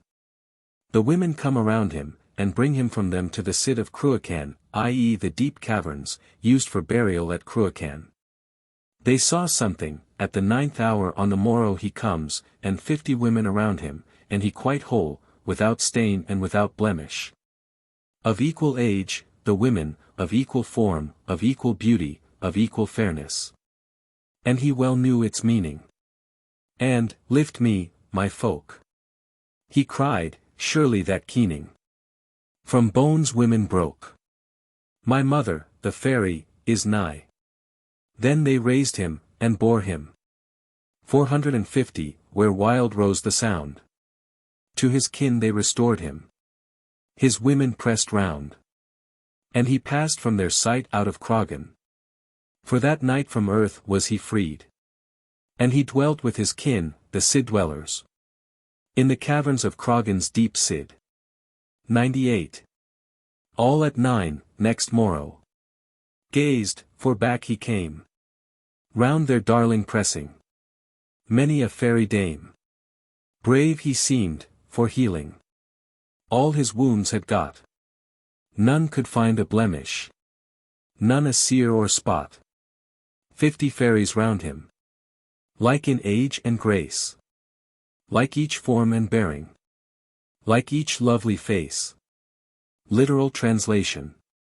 Of equal symmetry, of equal stature, with the dress of women of the fairies about them so that there was no means of knowing of one beyond the other of them.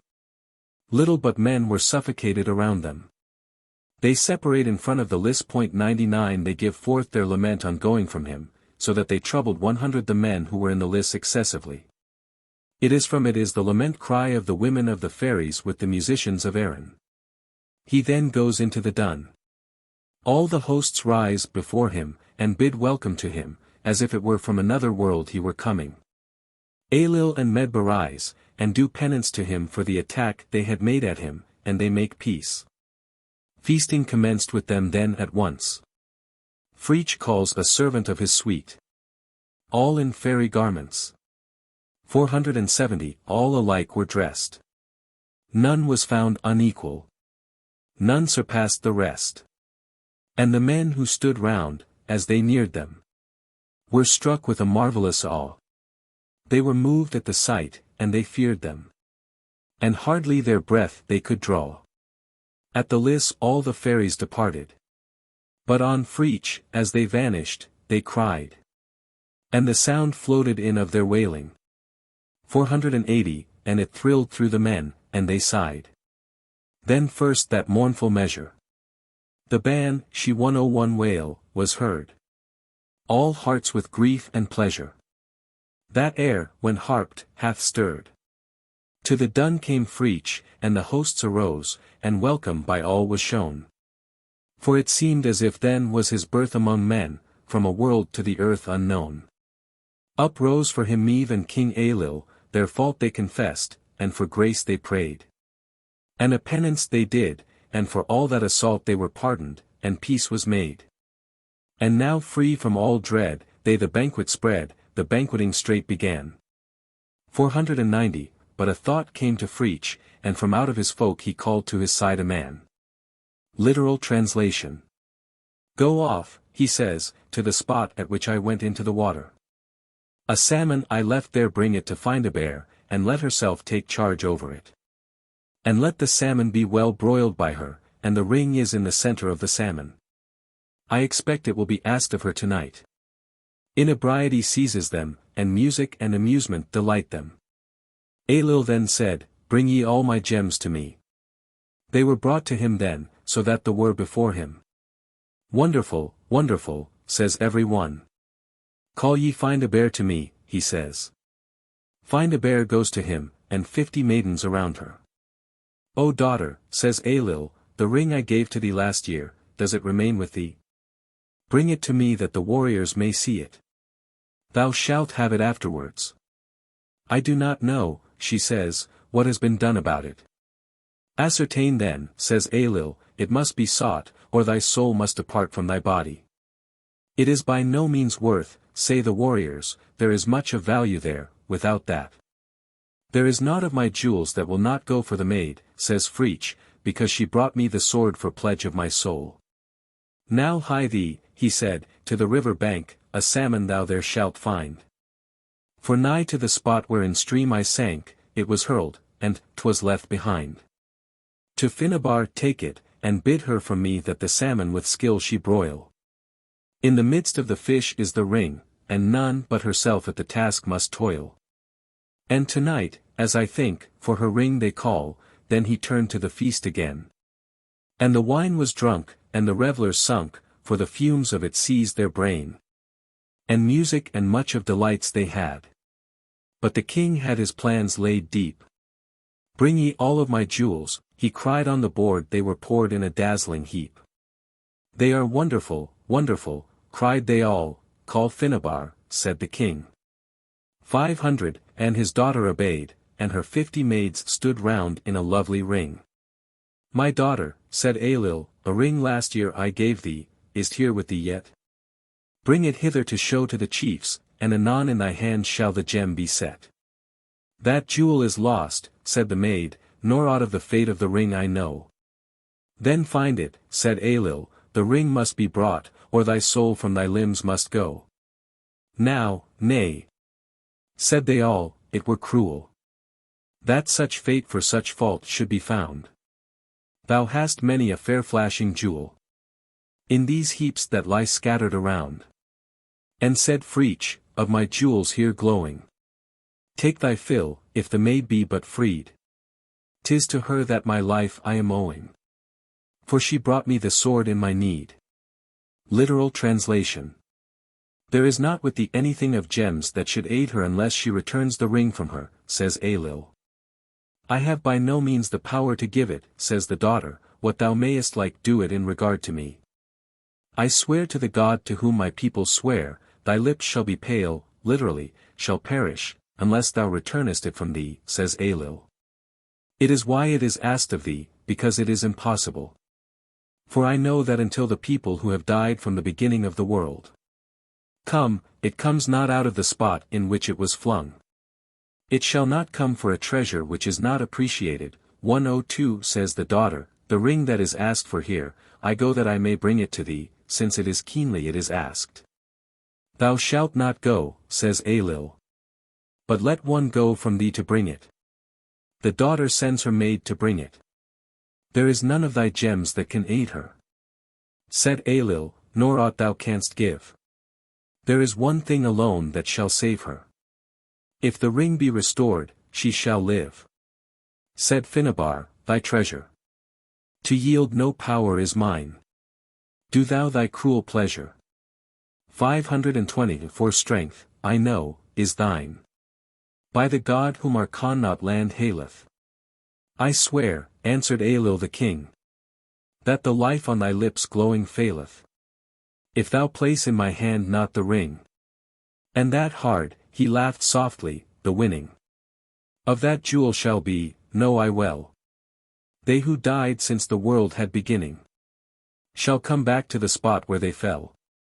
Ere that ring she can find, and can bear it. 530, to my hand from the spot where 'twas tossed. And as knowing this well, have I dared her to restore what for I hath been lost. No ring for treasure thus despised. She said, exchanged should be. Yet since the king its worth hath prized, I'll find the gem for thee. Not thus shalt thou fly, said the king, to thy maid let the quest of the ring be bid. And his daughter obeyed, and to one whom she sent she told where the ring was hid. Literal translation. I swear to the God to whom my territories swear, if it shall be found. I shall by no means be under thy power any longer though I should be at great drinking continually. 103, I shall by no means prevent you from doing that, namely even if it were to the groom thou shouldst go if the ring is found, says Ailill. The maid then brought the dish into the palace, and the broiled salmon on it, and it dressed under honey which was well made by the daughter, and the ring of gold was on the salmon from above. Ailill and Meb view it. After that Fraich looks at it, and looks at his purse. It seems to me it was for proof that I left my girdle, says Fraich. On the truth of the sovereignty, says Fraich, say what thou didst about the ring. This shall not be concealed from thee, says Ailill, mine is the ring which was in thy purse, and I knew it as Findabair gave it to thee. It is therefore I flung it into the dark pool. On the truth of thine honour and of thy soul, O Fraich, declare thou what way the bringing of it out happened. But, Findabair cried, by my country's God I swear that from out this hour 540 will I leave this land, and my father's hand shall no more on my life have power. And no feasting shall tempt me to stay. No draughts of wine my resolve shall shake. No reproach would I bring, if as spouse, said the king, thou a groom from my stalls wouldst take. But that ring must be found ere thou goest. Then back came her maid, and a dish she bore. And there lay a salmon well broiled, as sauce with honey 'twas garnished o'er. By the daughter of Ailill herself with skill had the honey-sweet sauce been made. And high on the breast of the fish, the ring of gold that they sought was laid. King Ailill and Meve at the ring gazed hard. Fraich looked, in his purse he felt. Now it seemeth, he said, 'twas to prove my host that I left on the bank my belt. And Ailill now I challenge. 550 all truth, as king to tell. What deed his cunning fashioned? And what that ring befell? There is naught to be hidden, said Ailill. It was mine, in thy purse though it lay. And my daughter I knew as its giver.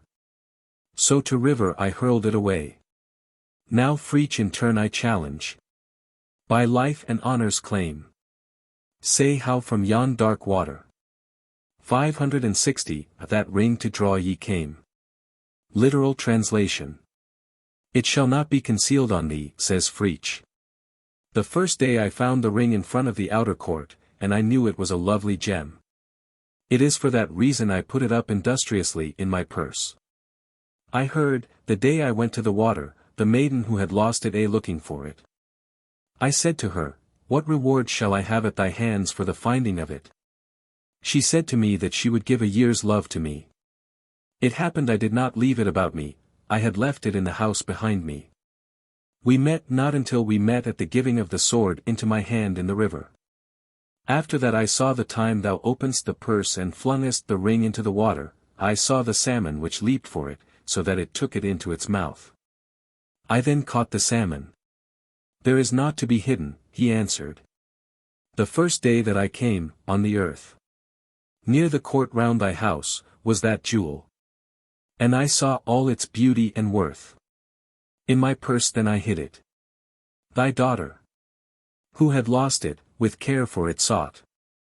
And the day that I went to that water, was the news of her search to me brought. And I asked what reward she would give me. 570, if the gem in her hand should be placed. And she answered that I, if I found it, for a year by her love should be graced. But not then could the ring be delivered.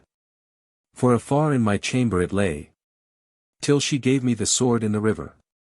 We met not again on that day. 'Twas then I saw thee open my purse, and take the ring. I watched, and towards the water 580 at that gem I saw thee fling. I saw the salmon leaping. The ring it caught, and sank. I came behind, and seized it. And brought the fish to bank. Literal translation. Took it up in the cloak, put it into the hand of the daughter. It is that salmon accordingly which is on the dish.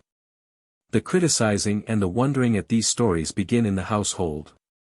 I shall not throw my mind on another youth in Erin after thee, says Findabair. Bind thyself for that, say Ailill and Meb, and come thou to us with thy cows to the spoil of the cows from Cualnge.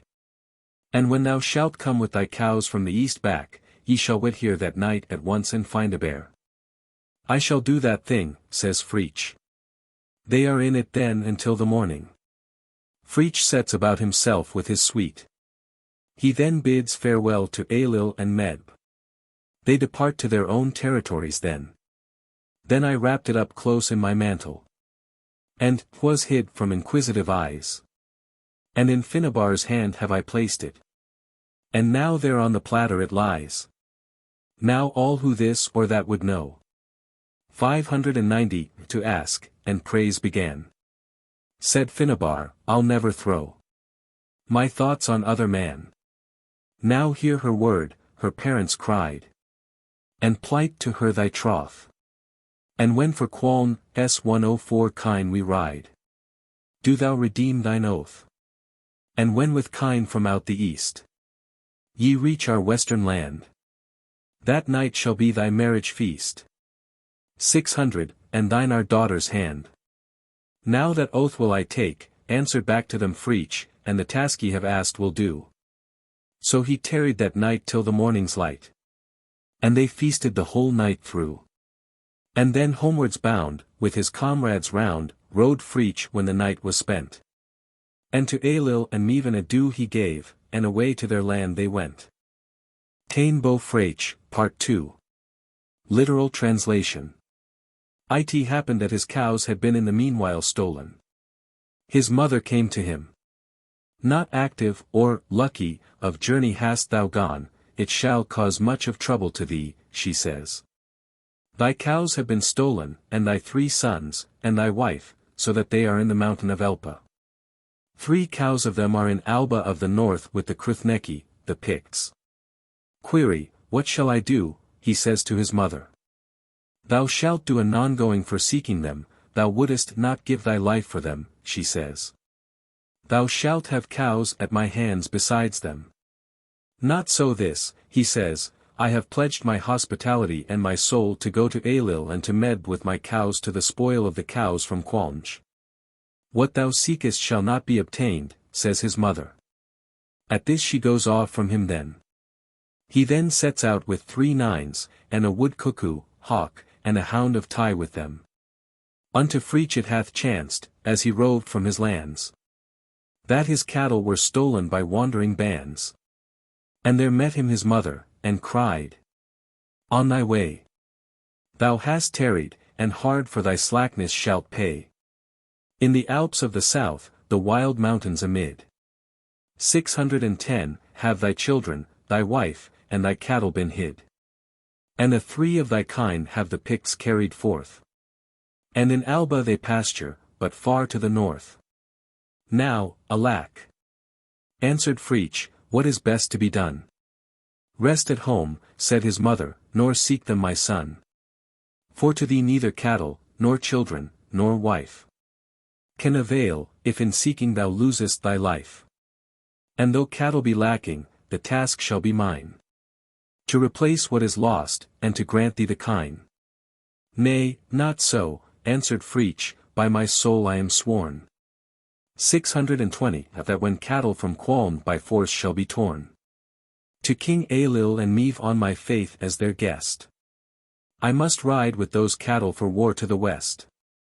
Now but vainly, she said, is this toil on thee cast. Thou shalt lose what thou seekest, and from him she passed. 3 times 9 of his men for that foray were chosen, and marched by his side.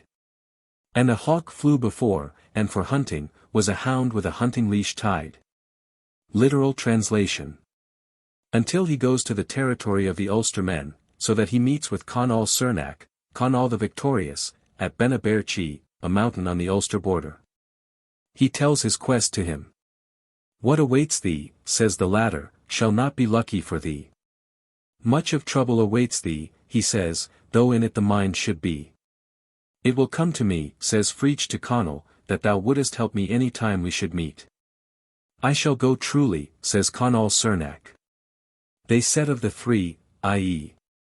the 3 nines, over sea, over Saxony of the north, over the Sea of Icht, the sea between England and France, to the north of the Lombards, the dwellers of Lombardy, until they reached the mountains of Elpa.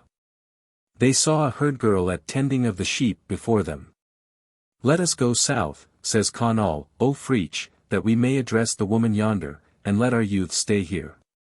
To Ben Barchi they went, for the border of Ulster their faces were set. And there, of its marches the warder, the conquering Conall they met. Fraich hailed him, the conquering Conall, and told him the tale of his spoil. 630, 'Tis ill luck that awaits thee, said Conall, thy quest shall be followed with toil. 'Twill be long ere the goal thou art reaching, though thy heart in the seeking may be. Conall Usnach 105 Hear thou my beseeching said Fraich, let thine aid be to me. I had hoped for this meeting with Conall, that his aid in the quest might be lent. I will go with thee truly, said Conall, with Fraich and his comrades he went. 3 times 9, Fraich and Conall before them. Over ocean from Ireland have passed. Through the land of North Saxony bore them. And the South Sea they sighted at last. And again on the sea billows speeding. 640, they went south, over Iction foam. And marched on, southward still was their leading. To the land where the Longbeards have home. But when Lombardy's bounds they were nearing. They made stand. For above and around. Were the high peaks of Alpa appearing. And the goal that they sought had been found. On the Alps was a woman seen straying, and herding the flocks of the sheep. Let our warriors behind be delaying, said Conall, and south let us keep. Literal translation. They went then to a conversation. She said, Whence are ye? Of the men of Erin, says Conall. It shall not be lucky for the men of Erin truly, the coming to this country. From the men of Erin too is my mother. Aid thou me on account of relationship. Tell us something about our movements. What is the quality of the land we have to come to? A grim hateful land with troublesome warriors, who go on every side for carrying off cows and women as captives, she says. What is the latest thing they have carried off, says Fraich. The cows of Fraich, son of Uidhri, from the west of Erin, and his wife, and his 3 sons. Here is his wife here in the house of the king, here are his cows in the country in front of you. Let thy aid come to us, says Conall. Little is my power, save guidance only. This is Fraich, says Conall, and they are his cows that have been carried off. Is the woman constant in your estimation, she says. Though constant in our estimation when she went, perchance she is not constant after coming. The woman who frequents the cows, go ye to her, tell ye of your errand, of the men of Ireland her race, of the men of Ulster exactly. 'Twere well we should speak with yon woman, perchance she hath wisdom to teach. 650, and with Conall went Fraich at that council, they neared her, and held with her speech. Whence have come you? She said, Out of Ireland are we. Answered Conall, Ill luck shall for Irishmen be. In this country, she cried, yet thy help I would win. From thy land was my mother, thou art to me kin. Of this land we know not, nor where next we should turn. Answered Conall, its nature from thee we would learn. 'Tis a grim land and hateful, the woman replied. And the warriors are restless who forth from it ride. For full often of captives, of women and herd. 660, of fair kine by them taken is brought to me word. Canst thou say what latest spoil, said Fraich, they won? Aye, she said, they harried Fraich, of Uidhri 106 son. He in Erin dwelleth, near the western sea. Kine from him they carried, wife, and children 3. Here his wife abideth, there where dwells the king. Turn, and see his cattle, yonder pasturing. Out spoke Conall Usnach, 107, Aid us thou, he cried. Strength I lack, she answered, I can only guide. Here is Fraich, said Conall, yon his stolen cows. 670 Fraich, she asked him, tell me, canst thou trust thy spouse? Why, said Fraich, though trusty, doubtless, when she went. Now, since here she bedeth, truth may well be spent.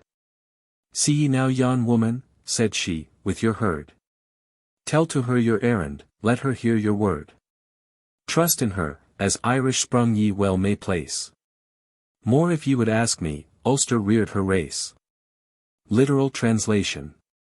They come to her, they receive her, and they name themselves to her, and she bids welcome to them. What hath led you forth?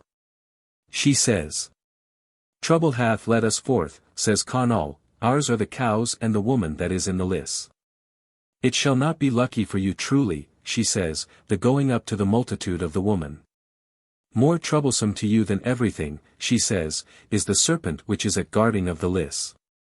She is not my country name, says Fraich, she is not constant in my estimation, thou art constant in my estimation. We know thou wilt not lead us astray, since it is from the men of Ulster thou art. Whence are ye from the men of Ulster, she says.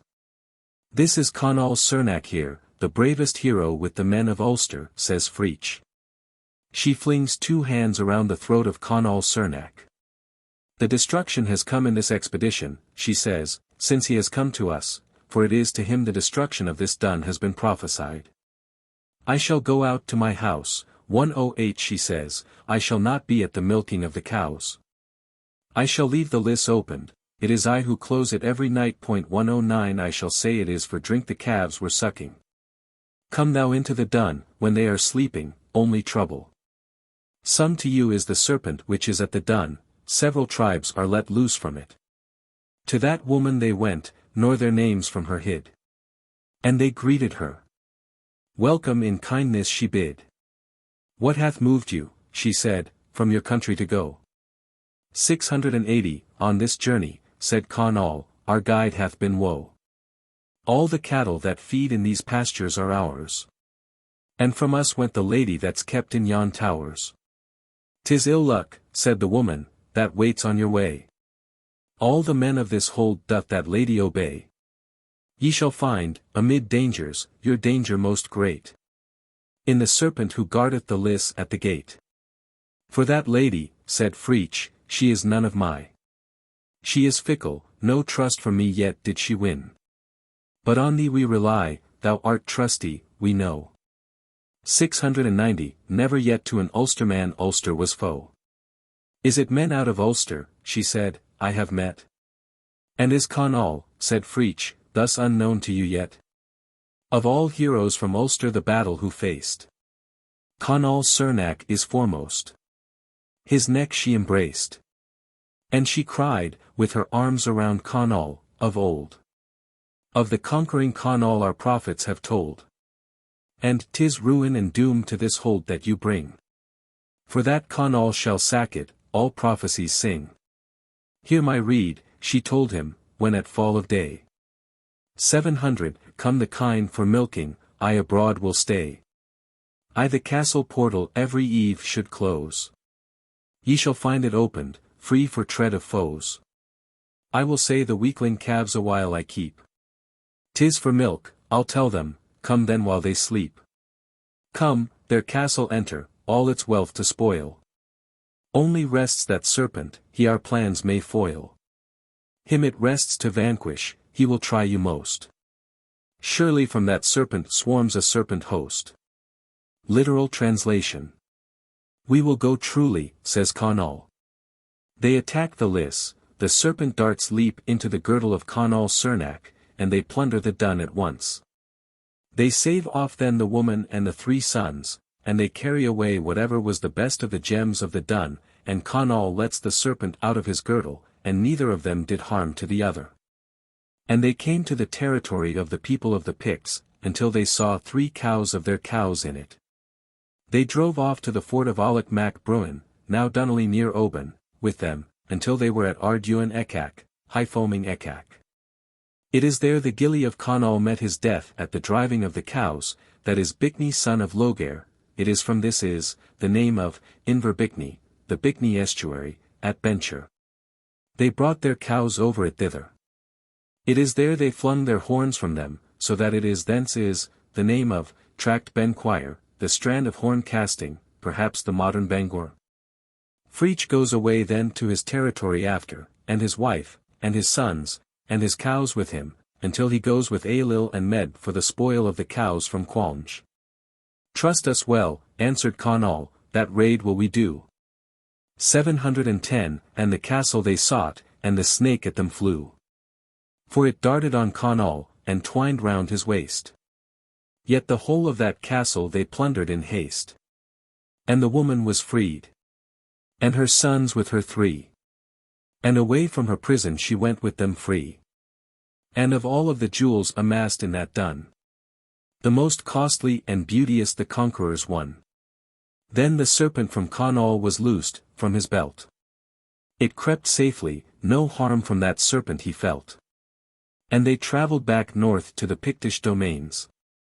720, and 3 of their cattle they found on the plains.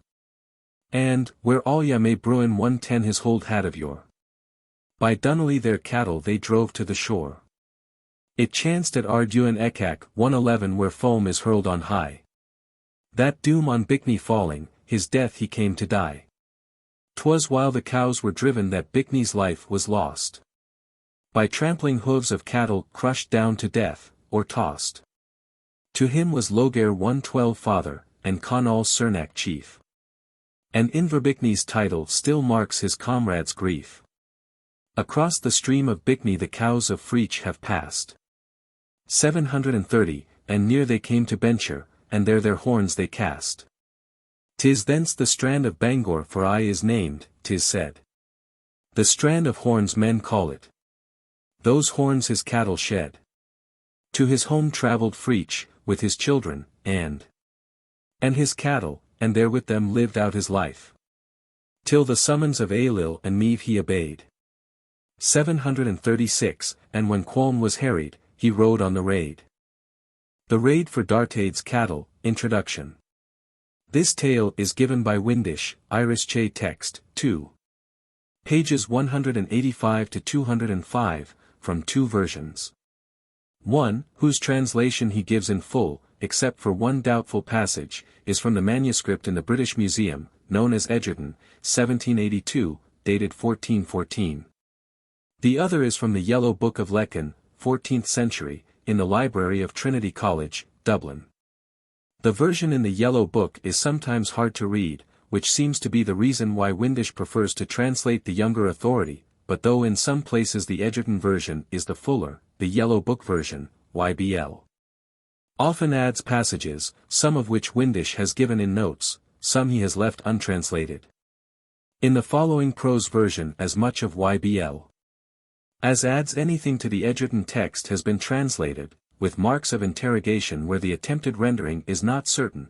Variants from the text adopted are placed below the prose version as footnotes. The insertions from YBL are indicated by brackets, but no note is taken of cases where the Egerton version is fuller than YBL. The opening of the story, the first 5 lines in the verse rendering, is in the 11th century Book of the Dun Cow. The fragment agrees closely with the 2 later texts, differing in fact from YBL in 1 word only. All 3 texts are given in the original by Windisch. The story is simple and straightforward, but is a good example of fairy vengeance. The description of the appearance of the troop recalls similar descriptions in the Tain Bo Fraich, and in the Courtship of Ferb.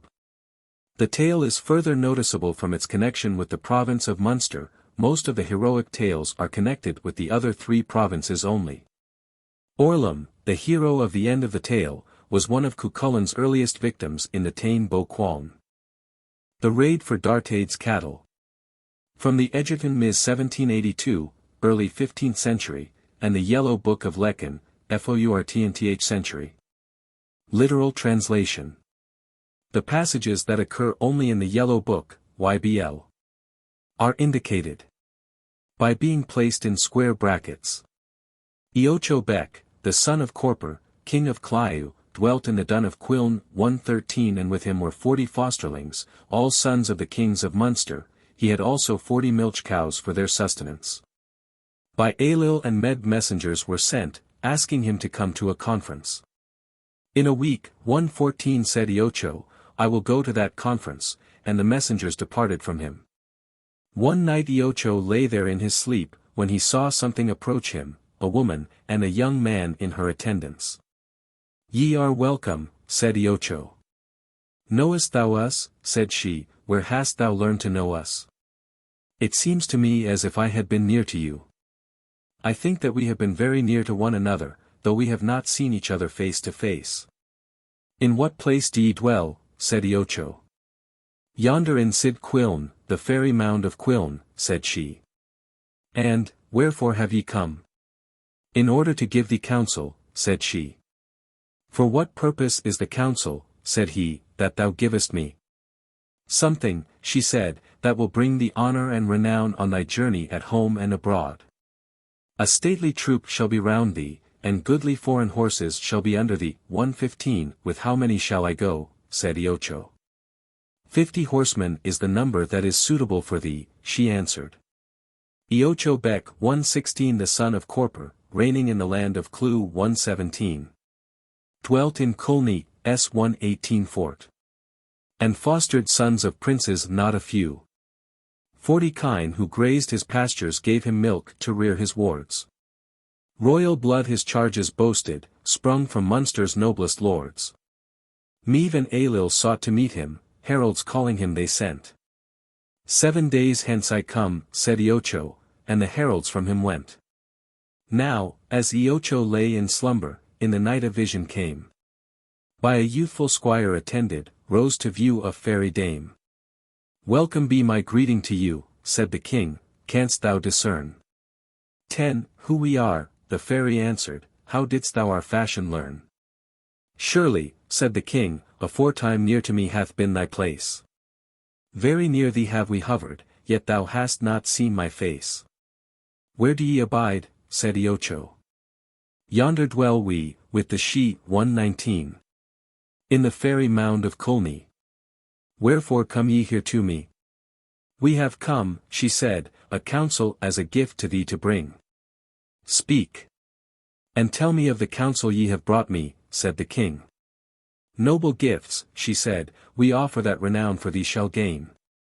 When in foreign lands thou ridest, worship in thine own domain. For a troop shall circle round thee, riding close beside thy hand. 20 stately it shall be, with goodly horses from a foreign land.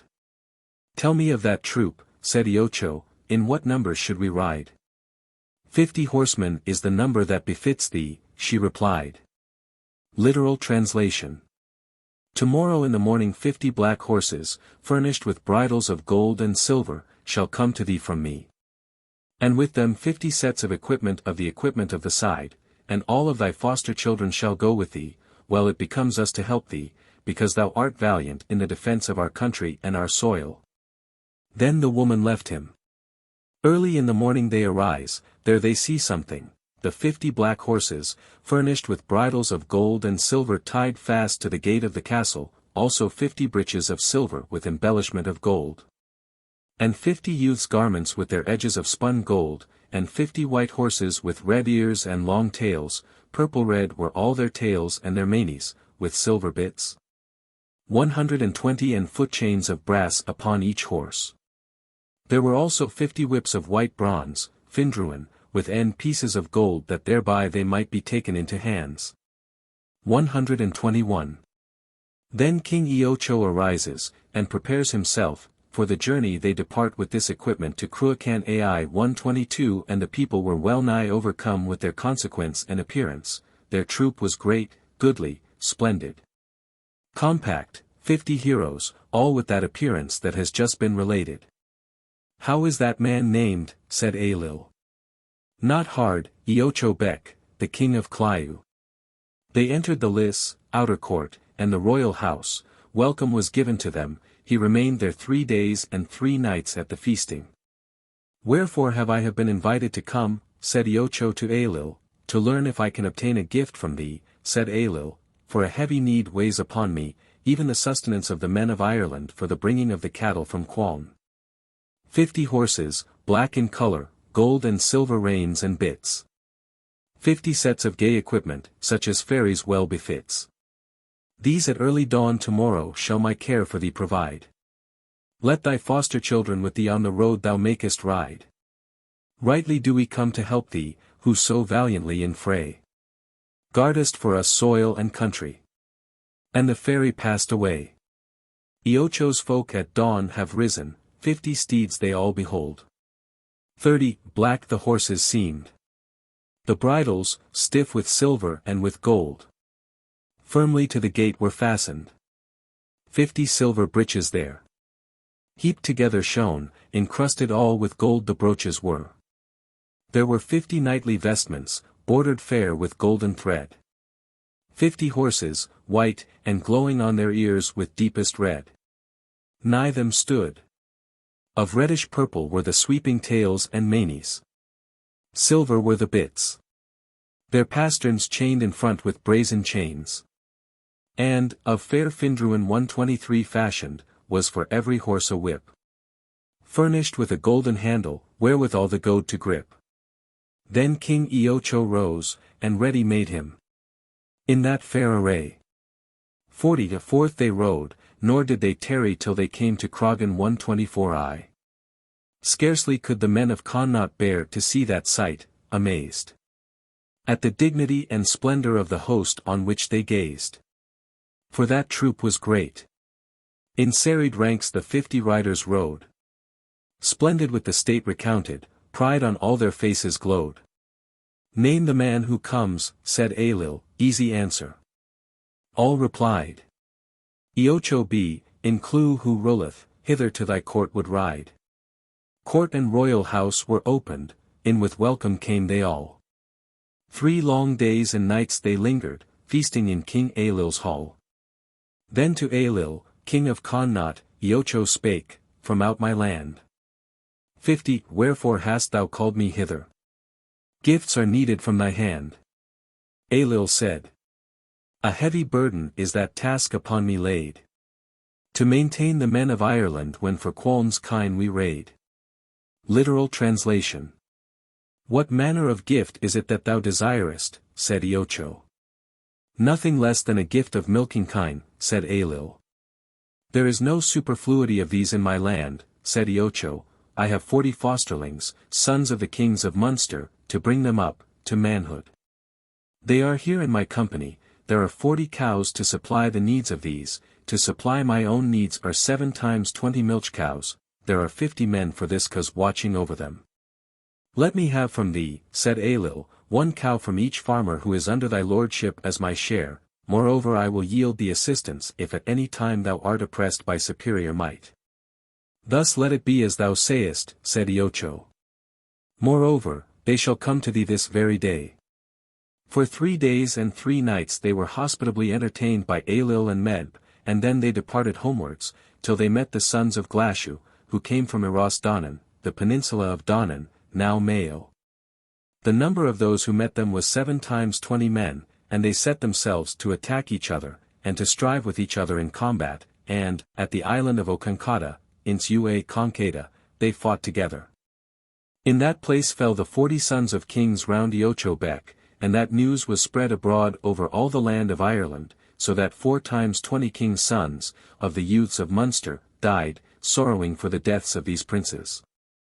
On another night, as Ailill lay in his sleep, upon his bed, he saw something, a young man and a woman, the fairest that could be found in Ireland. Who are ye? said Ailill. Victory and defeat are our names, she said. Victory indeed is welcome to me, but not so defeat, said Ailill.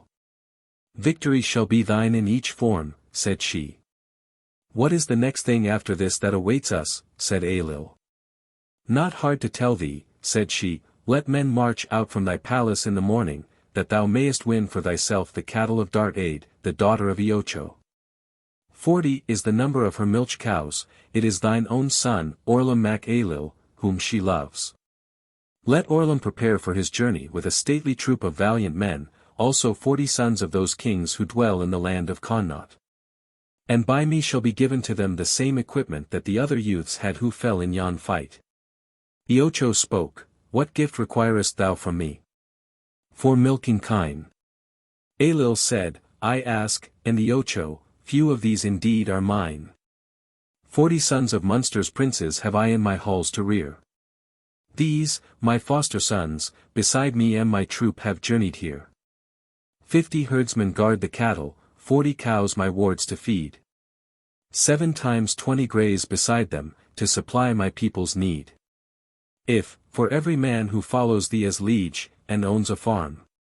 60, thou a cow wilt yield, said Ailill, then from foes with power to harm. I will guard thee in the battle. Keep then faithfully thy vows.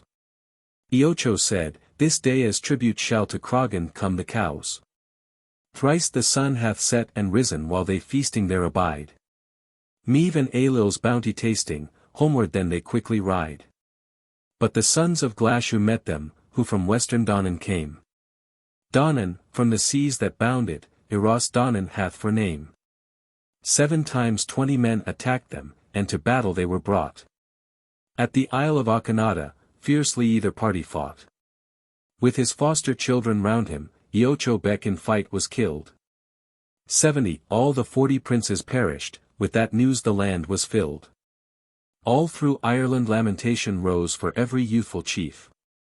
For times 20 Munster princes, weeping for them, died of grief.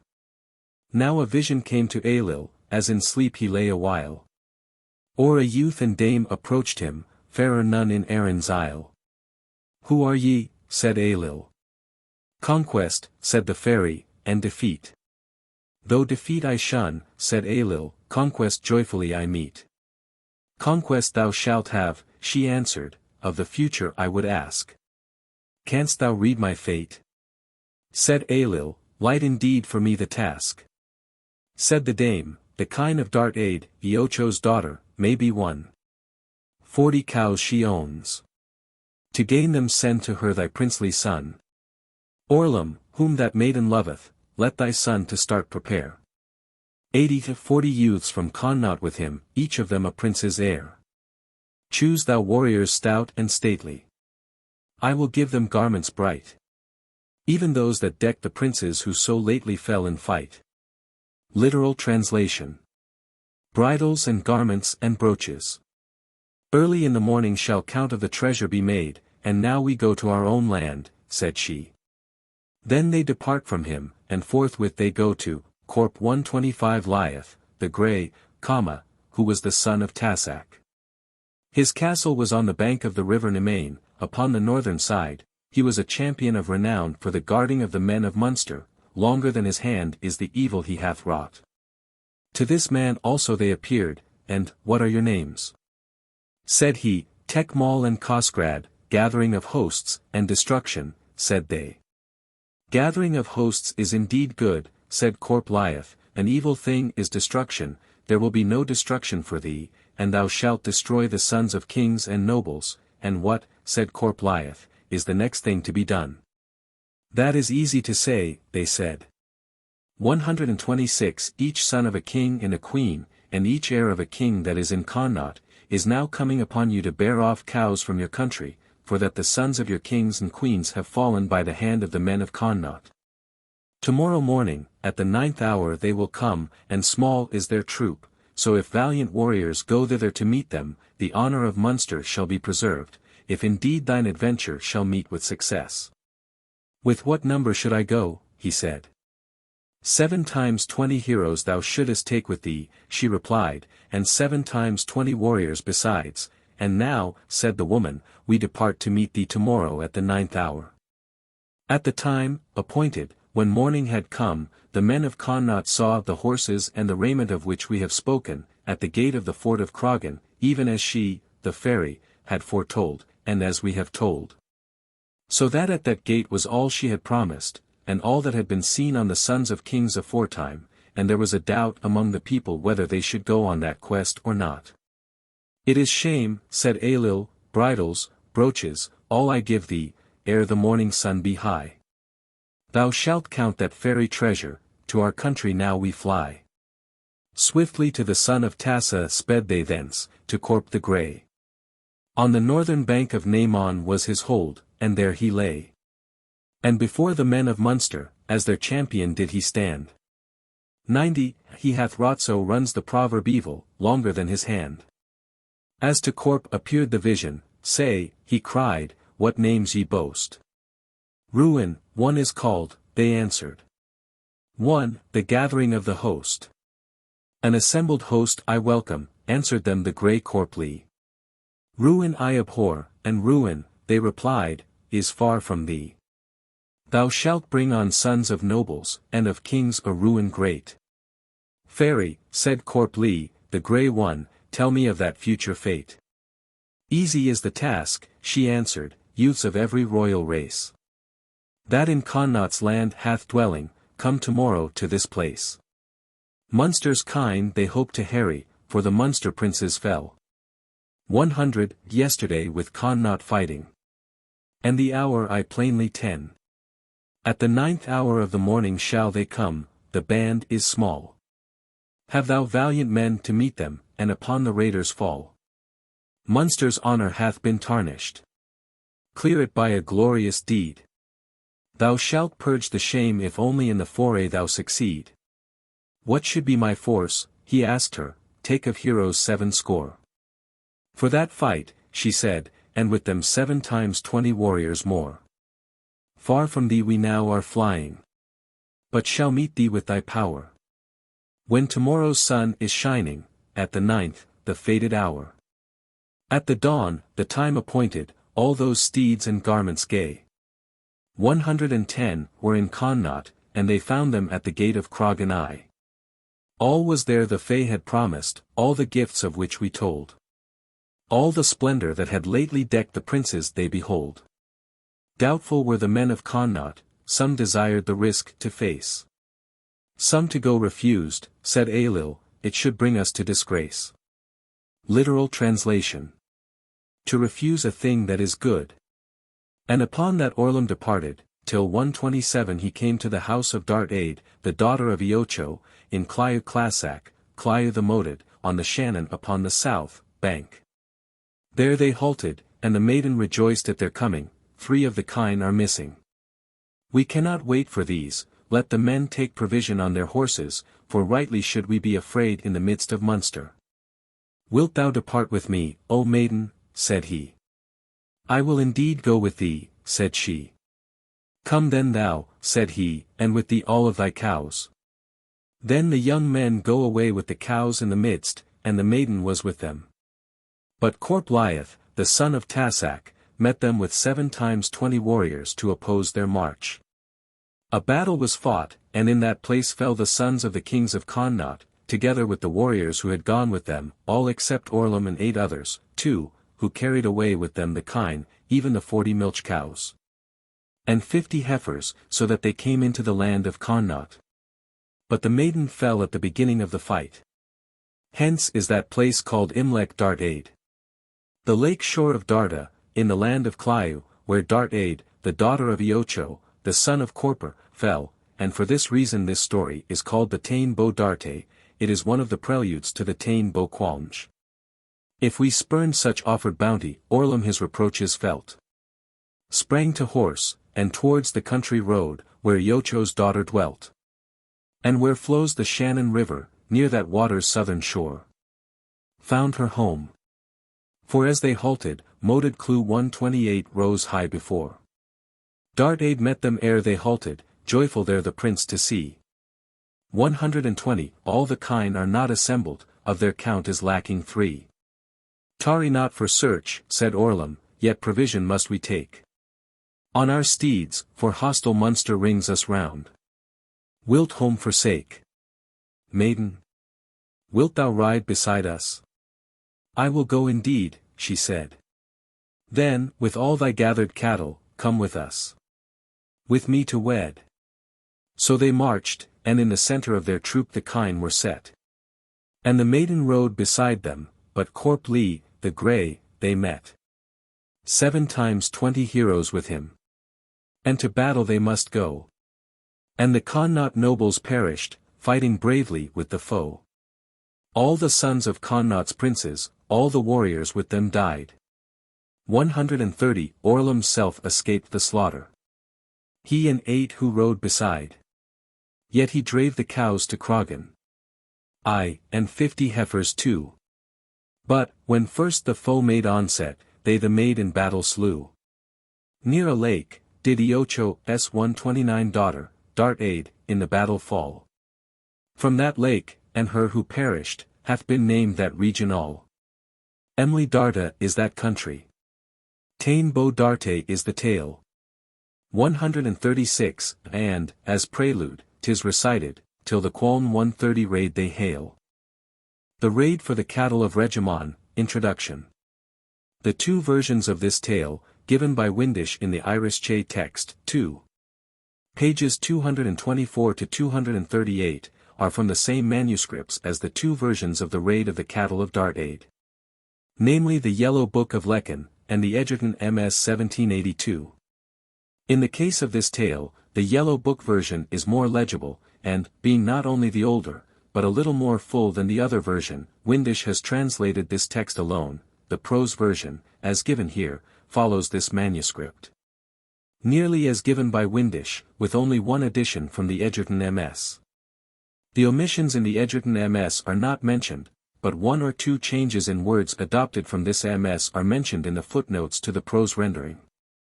The whole tone of the tale is very unlike the tragic character of those romances, which have been sometimes supposed to represent the general character of Old Irish literature. There is not even a hint of the supernatural. The story contains no slaughter, the youthful raiders seem to be regarded as quite irresponsible persons, and the whole is an excellent example of an old Celtic romance with what is today called a good ending. The Raid for the Cattle of Regamon, from the Yellow Book of Lecan. A manuscript of the 14th century. Literal translation. In the time of Ailill and Medb, a glorious warrior and holder of land dwelt in the land of Connaught. And his name was Regamon. He had many herds of cattle, all of them fair and well-shaped. He had also 7 daughters with him. Now the 7 sons of Ailill and Medb loved these daughters, namely the 7 Main. These were Main Morgar, Main with great filial love, Main Mingar, Main with less filial love, Main Aithrimail, Main like his father. Main Mathrimail, Main like his mother, Main Milbel, Main with the mouth of honey, 131 Main Mopert, Main too great to be described, Main Condigebule, Main who combined all qualities. Now this one had the form both of father and mother, and had all the glory that belonged to both parents. When Ailill and Meath in the Connaught land abode, and the lordship held. A chief who many a field possessed in the land of Connaught dwelled. A great, and a fair, and a goodly herd of kine had the chieftain won. And his fame in the fight was in all men's word. His name was Regamon. Now 7 daughters had Regamon, they dwelt at home with their sire. Yet the 7 sons of King Ailill and Meath their beauty with love could fire. All those 7 sons were as Mani 132 known. The first was as Morgar hailed. For his love was great, it was Mingar's fate that in filial love he failed. The face was seen of the mother queen on the 3rd. And his father's face. 10 did the 4th son show, they the 5th who know cannot speak all his strength and grace. The 6th son spoke. From his lips the words like drops of honey fell. And last came one who all gifts possessed that the tongue of a man can tell. For his father's face that Mani had, in him was his mother seen. And in him abode every grace bestowed on the king of the land or the queen. Literal translation. The 7 daughters of Regamon were the 3 Dunan, and the 4 Dunlaith.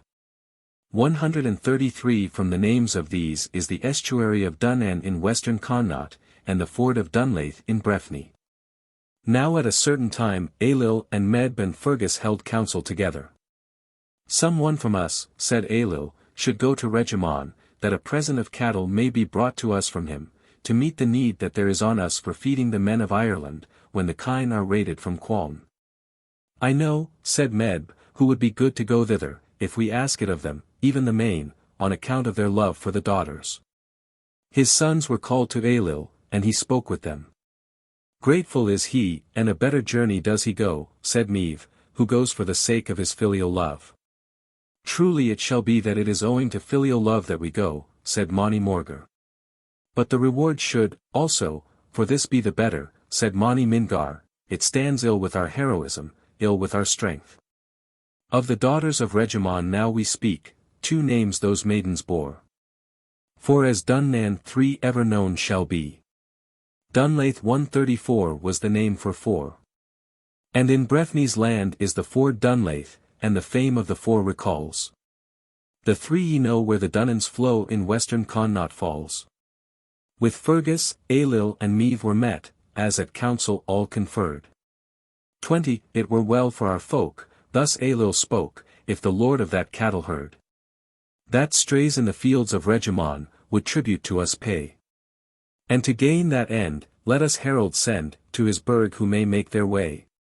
And bear to our court that tribute back. For greatly we soon shall need such kine when we in the time of war our hosts shall have to feed. And all who share in our councils know that a burden will soon be mine.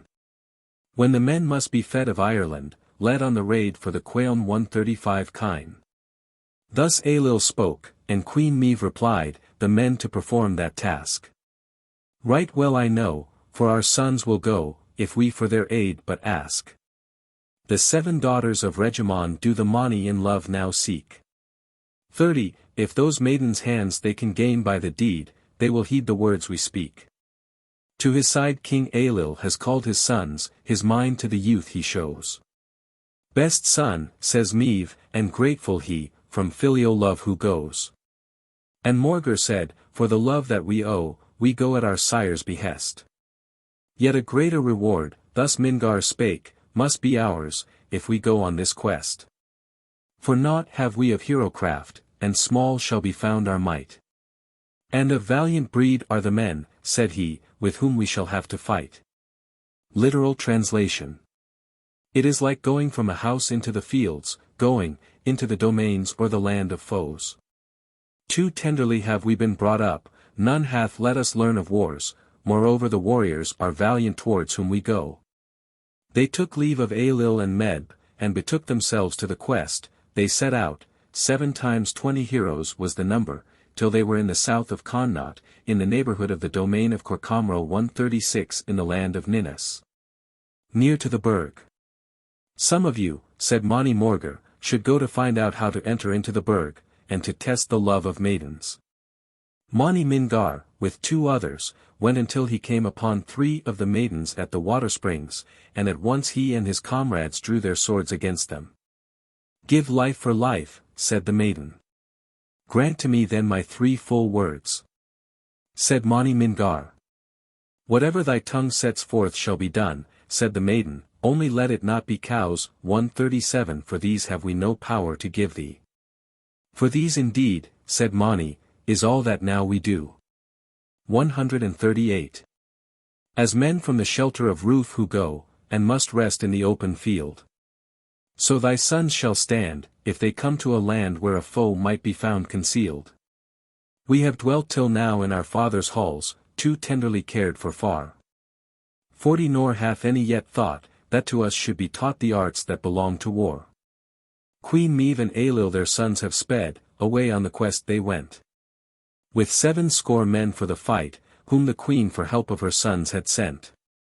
To the south of the Connaught realm they reached. The burg that they sought was plain. For to Ninnis land they had come, and were nigh to the Corcomro domain. From our band, said Moni Morgar, some must go, of that burg to learn how entrance we may attain to win, and back with the news return. We must test the strength of the maiden's love. On Mingar the task was set. And with 2 beside him, he searched the land, till 3 of the maids they met.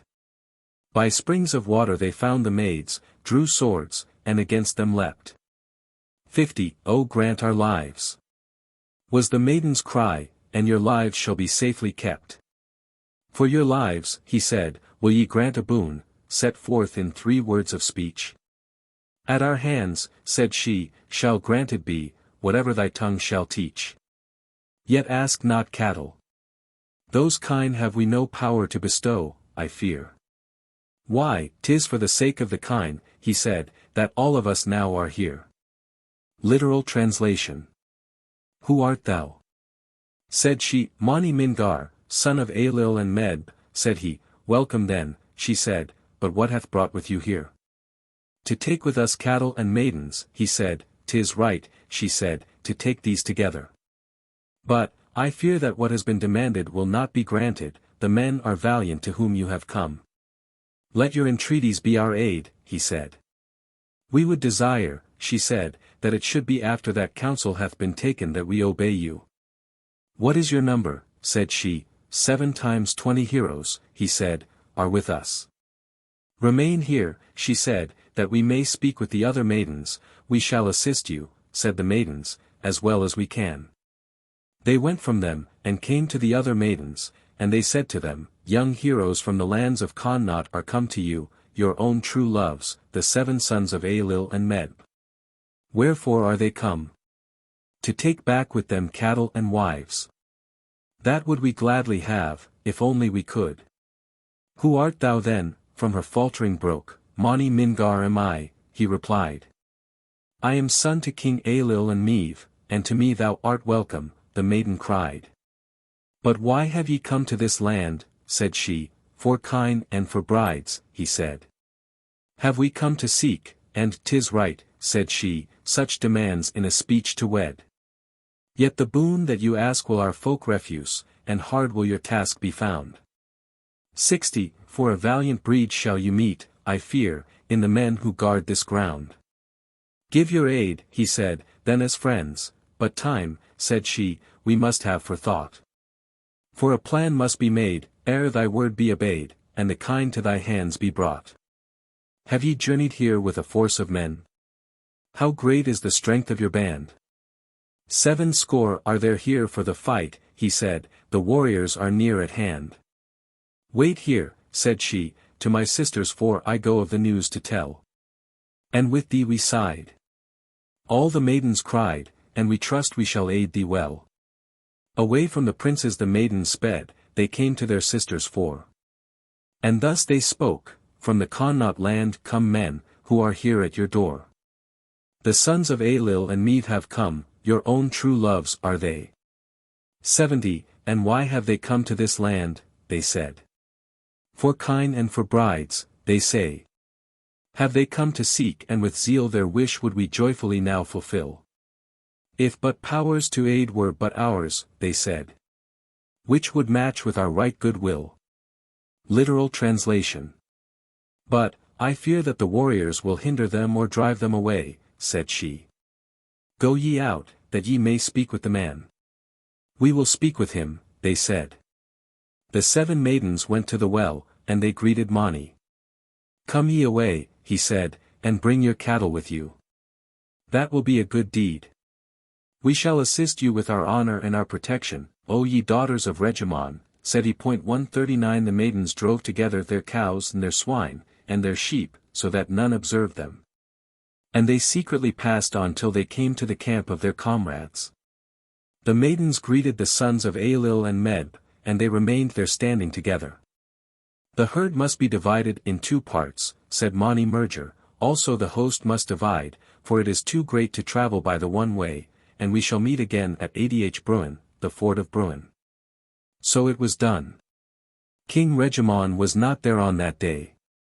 He was in the domain of Corco Basin 140. But I fear the youths in this burg who dwell, the plans that we make may foil. Or far from the land may chase that band, and drive them away from their spoil. Will ye follow us now, with the prince to speak? They willingly gave consent. And together away to the water springs the 7 maidens went. They greeted Moni, now come. Said he, and bring with you out your herds. And a goodly meed shall reward your deed, if you but obey my words.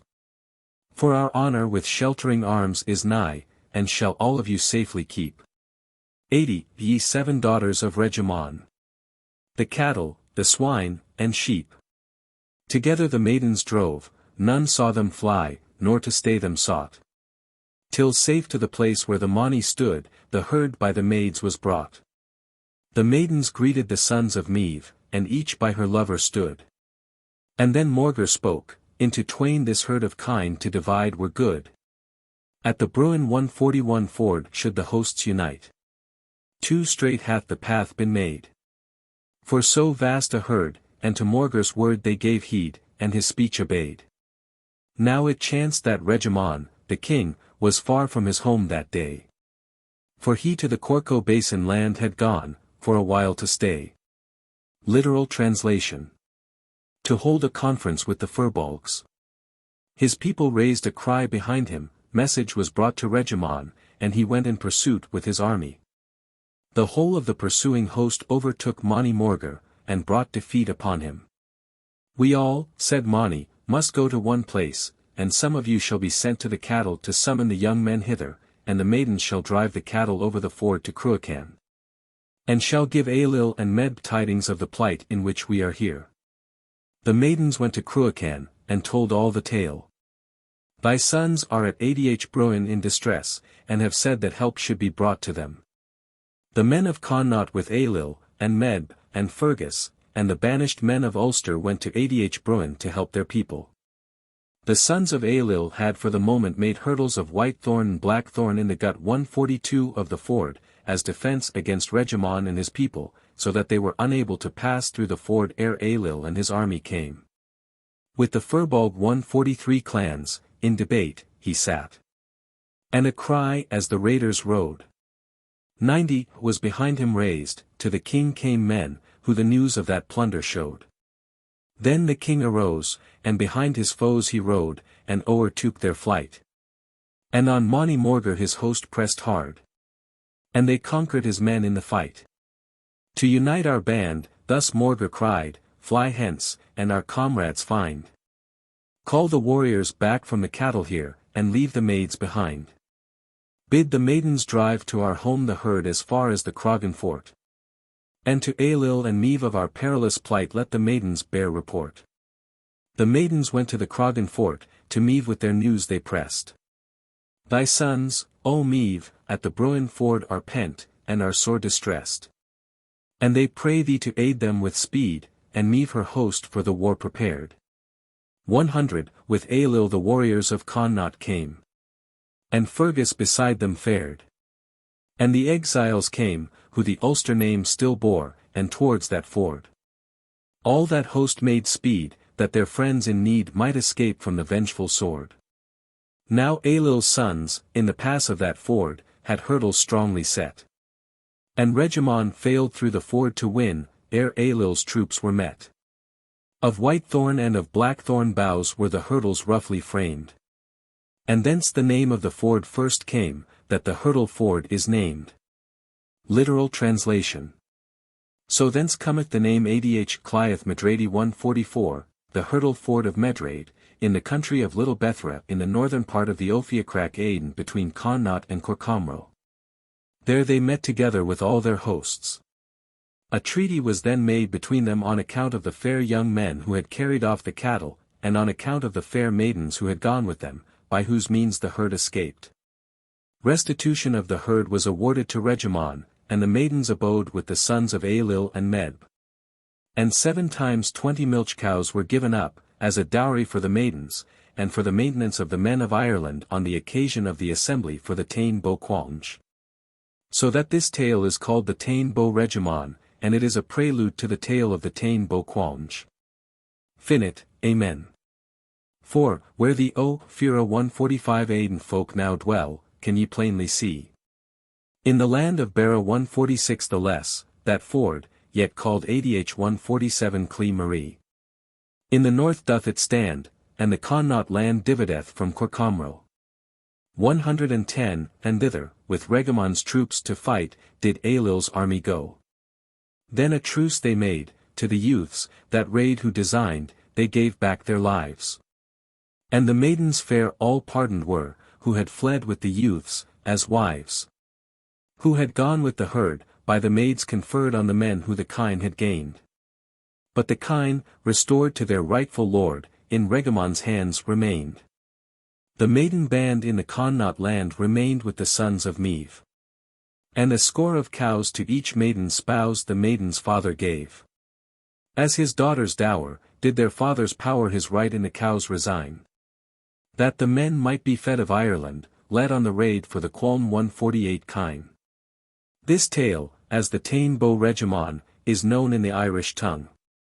120, and this lay they make, when the harp they wake, ere the Cualnge raid be sung. The driving of the cattle of Flidais, Introduction.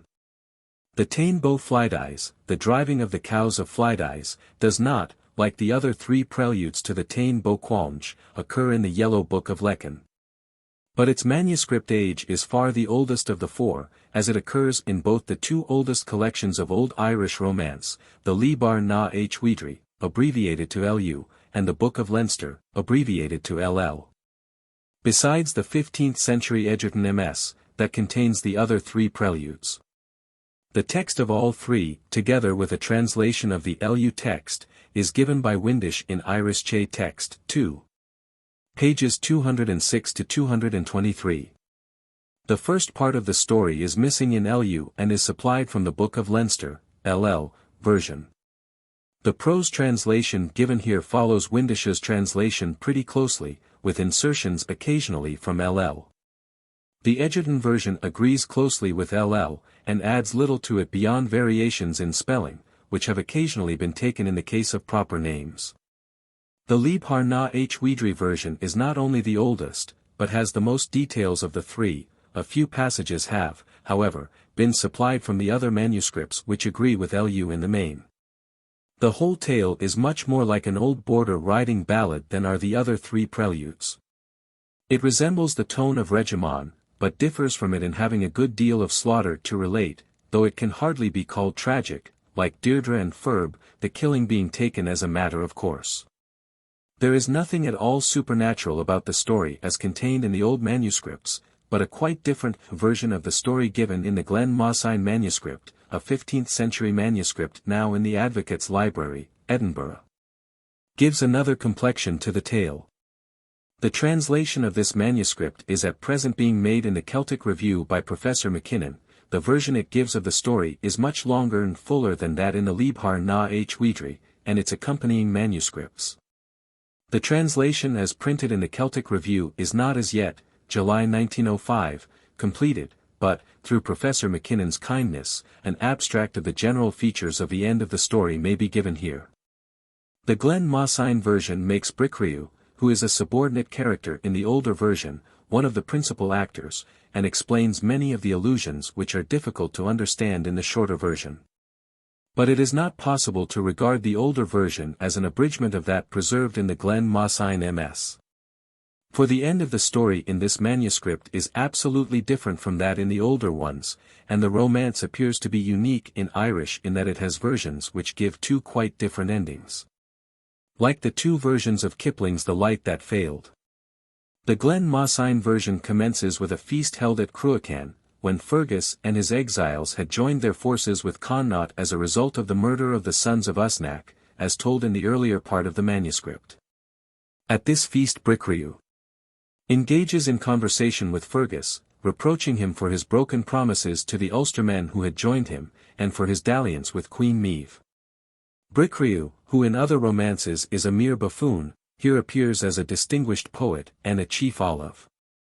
His satire remains bitter, but by no means scurrilous, and the verses put into his mouth, although far beneath the standard of the verses given to Deirdre in the earlier part of the manuscript, show a certain amount of dignity and poetic power.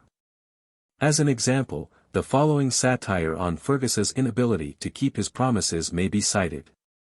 Fergus, hear thy friend lamenting. Blunted is thy lofty mind. Thou, for hire, to Maeve consenting, hast thy valour's pride resigned. Ere another year's arriving, should thy comrades, thou didst vow, 80 chariots fair be driving, shields and weapons have enow. When thy ladies, bent on pleasure, crowd towards the banquet hall, thou of gold a goodly measure promised hast to grant to all. Ill tonight thy friends are faring, naught hath Fergus to bestow. He a poor man's look is wearing, never yet was greater woe.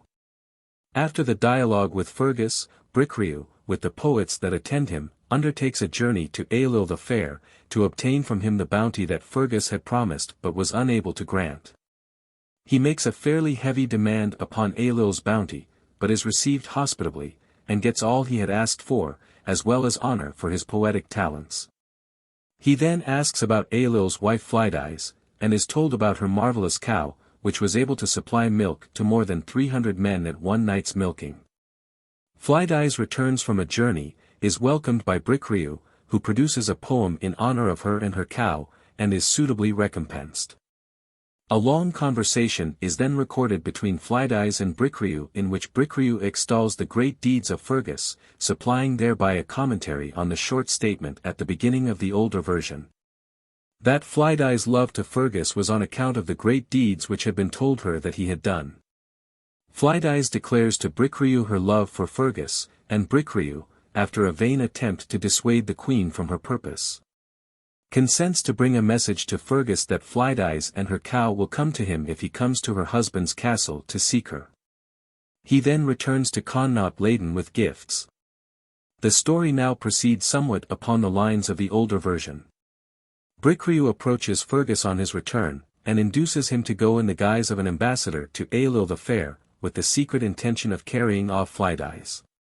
Fergus receives the sanction of Maeve and her husband for his errand, and departs, but not as in the older version with a few followers. All the Ulster exiles are with him.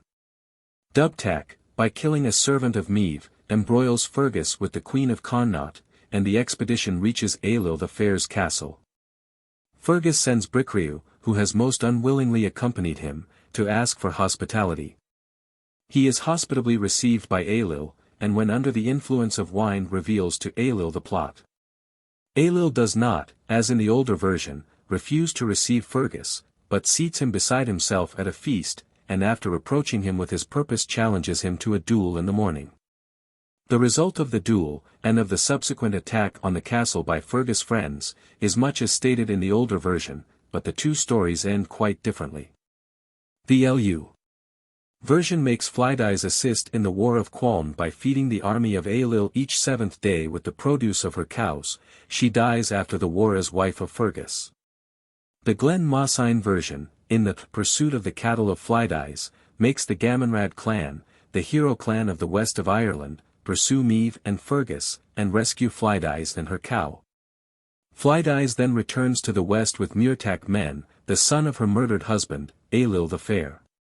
The comparison of these two versions, from the literary point of view, is most interesting. The stress laid on the supernatural cow is peculiar to the version in the later manuscript. The only analogy in the 11th century version is the semi-supernatural feeding of the army of Ireland, but in this it is a herd, Boar. Not a single animal, that is credited with the feat, and there is really nothing supernatural about the matter. It is only the other version that enables us to see the true bearing of the incident. The version in the Glen Mosine manuscript looks much more ancient in idea than that in the older texts, and is plainly capable of a mythic interpretation. It is not of course suggested that the Glen Mosine version is ancient as it stands. There are indeed enough obvious allusions in the text to comparatively late works to negative such a supposition, independently of linguistic evidence. But it does look as if the author of the 11th century text had a supernatural tale to work upon, some of whose incidents are preserved in the Glen Mosine version. And that he succeeded in making out of the traditional account a story that practically contains no supernatural element at all, so that it requires a knowledge of the other version to discover the slight trace of the supernatural that he did keep. Viz. The feeding of the army of Ireland by the herd, not the cow, of Flidais. It is possible that the common origin of the two versions is preserved for us in another place, the Coir Nam, which, though it as it stands is a Middle Irish work, probably keeps ancient tradition better than the more finished romances. In this we find, following Stokes' translation, given in Irish text, 3. p. 295, the following entries. Adamare Flidais Fulchain, that is Flidais the queen, one of the tribe of the god folk, the Tuatha de Danann, she was wife of Adamare, the son of Fair Quirp, and from her cometh the name Boar Flidais. The cattle of Flidais. Nia Segamain, that is Seg, deer, are a main, his treasure, for in his time cows and does were milked in the same way every day, so that he had great wealth in these things beyond that of all other kings. The Flidais spoken of above was the mother of Nia Segamain, Adamare's son, for two kinds of cattle, cows and does, were milked in the days of Nia Segamain, and by his mother was that fairy power given to him. It seems, then, not impossible that the original legend was much as stated in the Coir Nam, viz. That Flidais was a supernatural being, milking wild deer like cows, and that she was taken into the Ulster cycle and made part of the tale of Fergus. This adoption was done by an author who made a text which may be regarded as the common original of the two versions. In his tale the supernatural character of Flidais was retained.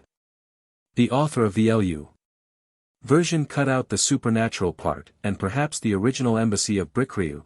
It may, however, be noted that the opening of the older version comes from the LL text, which is throughout shorter than that in Lu, and the lost opening of Lu may have been fuller. The author of the Glen Mossine version kept nearer to the old story, adding, however, more modern touches. Where the new character of Bricriu comes from is a moot point. I incline to the belief that the idea of Bricriu as a mere buffoon is a later development. But in neither version is the story, as we have it, a pre-Christian one. The original pre-Christian idea of Flidais was, as in the Coir Anam, that of a being outside the Ulster cycle altogether. The driving of the cattle of Flidais. From the Leabhar na H-Uidhri, 11th century Ms. The beginning and a few additions from the Book of Leinster, 12th century. Literal translation. Flidais was the wife of Ailill Finn, the fair-haired, in the district of Kerry. 149 She loved Fergus the son of Rog on account of the glorious tales about him, and always there went messengers from her to him at the end of each week. So, when he came to Connaught, he brought this matter before 150 Ailill. What 151 shall I do next in this matter, said Fergus, it is hard for me to lay bare your land, without there being loss to thee of honour and renown therewith.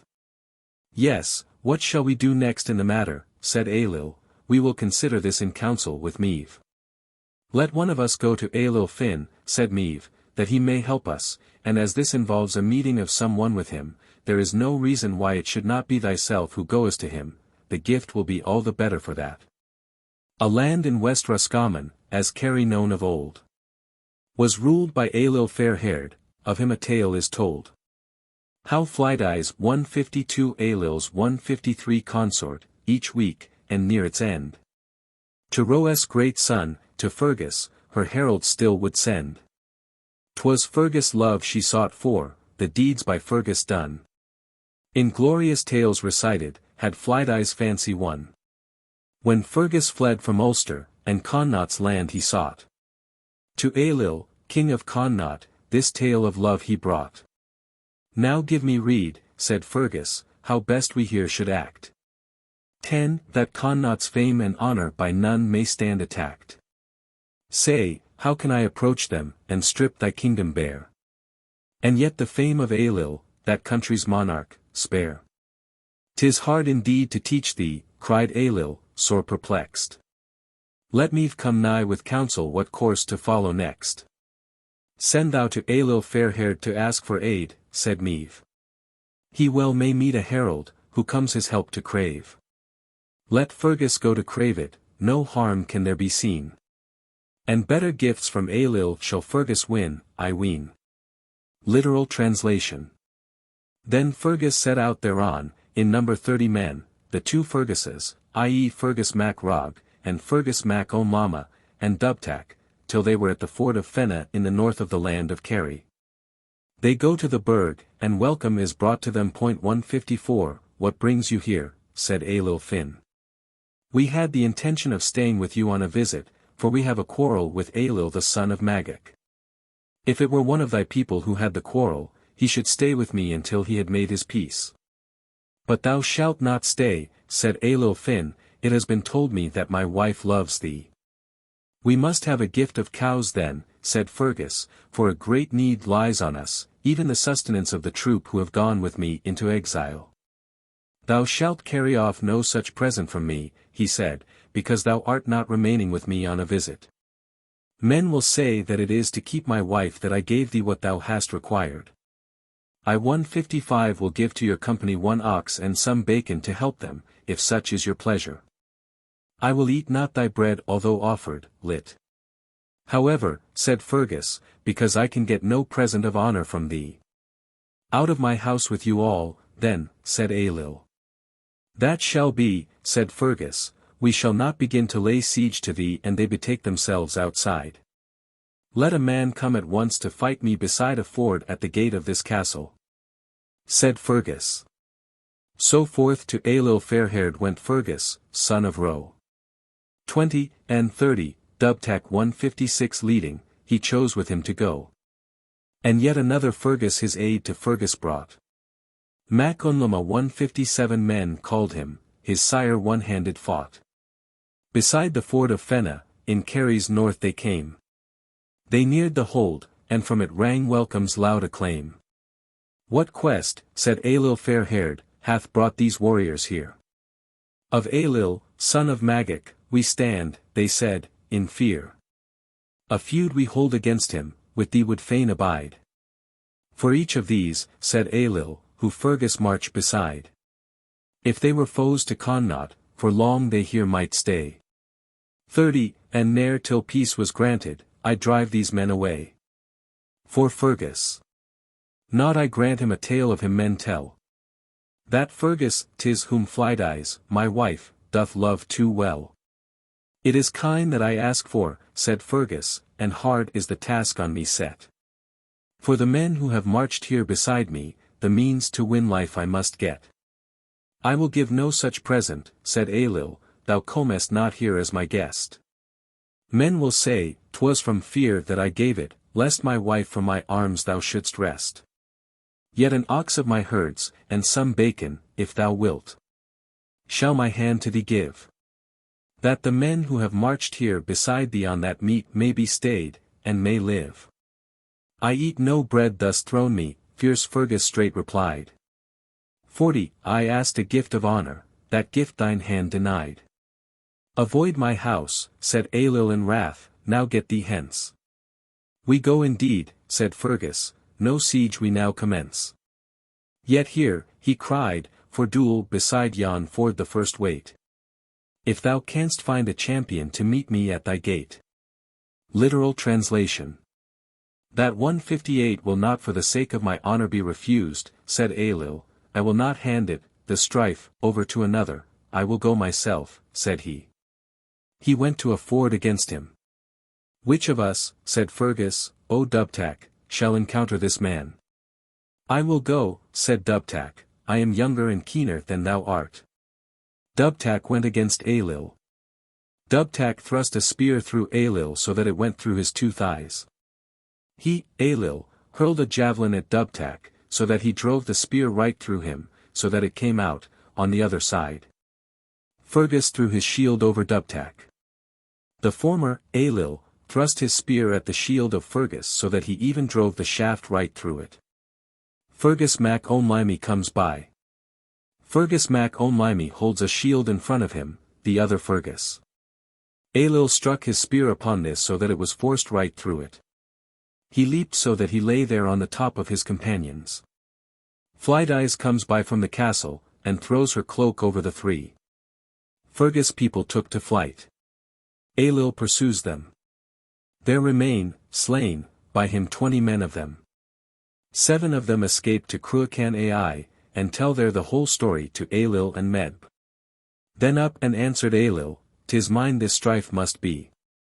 And none shall hurt mine honor, or take this task from me. None hold me back from battle. The ford for fight he sought. Now Dubtac, say, said Fergus, to whom this war is brought. Or thou or I must meet him. And Dubtac said, I go. 50, for I am younger, Fergus, and bolder far with foe. To the ford for the battle with Ailill he hies. And he thrust at him fiercely, and pierced through his thighs. But a javelin by Ailill at Dubtac was cast. And right through his body the shaft of it passed. And the shield over Dubtac, laid low in the dust. Spread Fergus, and Ailill his spear at him thrust. And through Fergus' shield had the spear made its way. When Fergus May Unluma joined in the fray. And his shield he uplifted, his namesake to guard. 60, but at Fergus Mac Unluma Ailill thrust hard. And he brake through the fence of Mac Unluma's shield. And he leaped in his pain. As they lay on the field. On his comrades he fell, Flidais forth to them flew. And her cloak on the warriors to shield them she threw. Then against all the comrades of Fergus turned Ailill the fair-haired to fight. And he chased them away from his castle, and slew as they scattered in flight. 20 he reached, and he slew them, they fell, on that field to remain. And but 7 there were of that 30 who fled, and their safety could gain. They came to the palace of Cragan, they entered the gates of that hold. 70, and to Meave and to Ailill of Connaught the tale of the slaughter they told. Literal translation. Then Ailill and Medb, and the nobles of Connaught and the exiles from Ulster, they march into the district of Kerry Ai with their troops as far as the ford of Fenna. Meanwhile the wounded men were being cared for by Flidais in the castle, and their healing was undertaken by her. Then the troops come to the castle. Ailill Finn is summoned to Ailill Mac Mata to come to a conference with him outside the castle. I will not go, he said, the pride and arrogance of that man there is great. It was 159 however, for a peaceful meeting that Ailill Mac Mata had come to Ailill the fair-haired, both that he might save Fergus, as it was right he should, and that he might afterwards make peace with him, Ailill fair-haired. According to the will of the lords of Connaught. Then the wounded men were brought out of the castle, on hand-barrows, that they might be cared for by their own people. Then roused himself King Ailill, of Connaught's land the king. With Meave to march to battle, their aid to friends to bring. And forth from Connaught's kingdom went many a lord of worth. Beside them marched the exiles who gat from Ulster birth. So forward went that army, and reached to Kerry's land. And near the ford of Fenna they came, and there made stand. While this was done, the wounded 3 within the hold lay still. And Flidais cared for all, for she 80 to heal their wounds had skill. To Ailill fair-haired's castle the Connaught host was led. And toward the foeman's ramparts the Connaught herald sped. He called on Ailill fair-haired to come without the gate. And there to meet King Ailill, and with him hold debate. I come to no such meeting, the angry chief replied. Yon man is far too haughty, too grossly swells his pride. Yet 'twas peaceful meeting. So the old men say. Ailill willed, whose greeting 90 heralds bore that day. Fergus, ere he perished. First he sought to aid. He that thought who cherished friendship's claims obeyed. Then his foe he vainly hoped in truce to bind. Peace, 'tis said, was plainly dear to Connaught's mind. The wounded men, on litters laid, 100, without the walls they bore. To friendly hands, with skill to aid. And fainting health restore. Literal translation.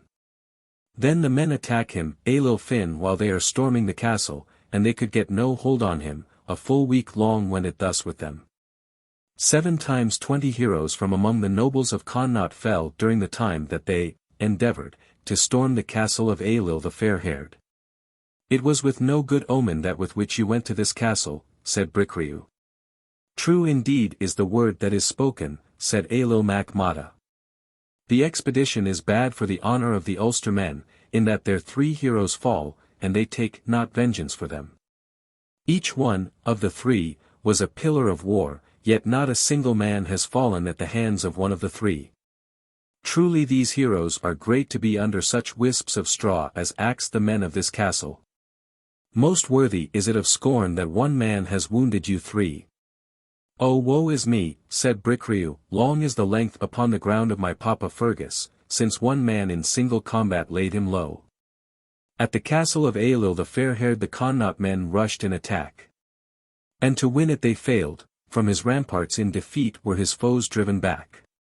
For long in that contest they struggled. Yet not in the fight they prevailed. For a week were the walls of the castle of Ailill the fair-haired assailed. 70 of the nobles of Connaught, and all of them warriors of might. For the castle of Ailill contended.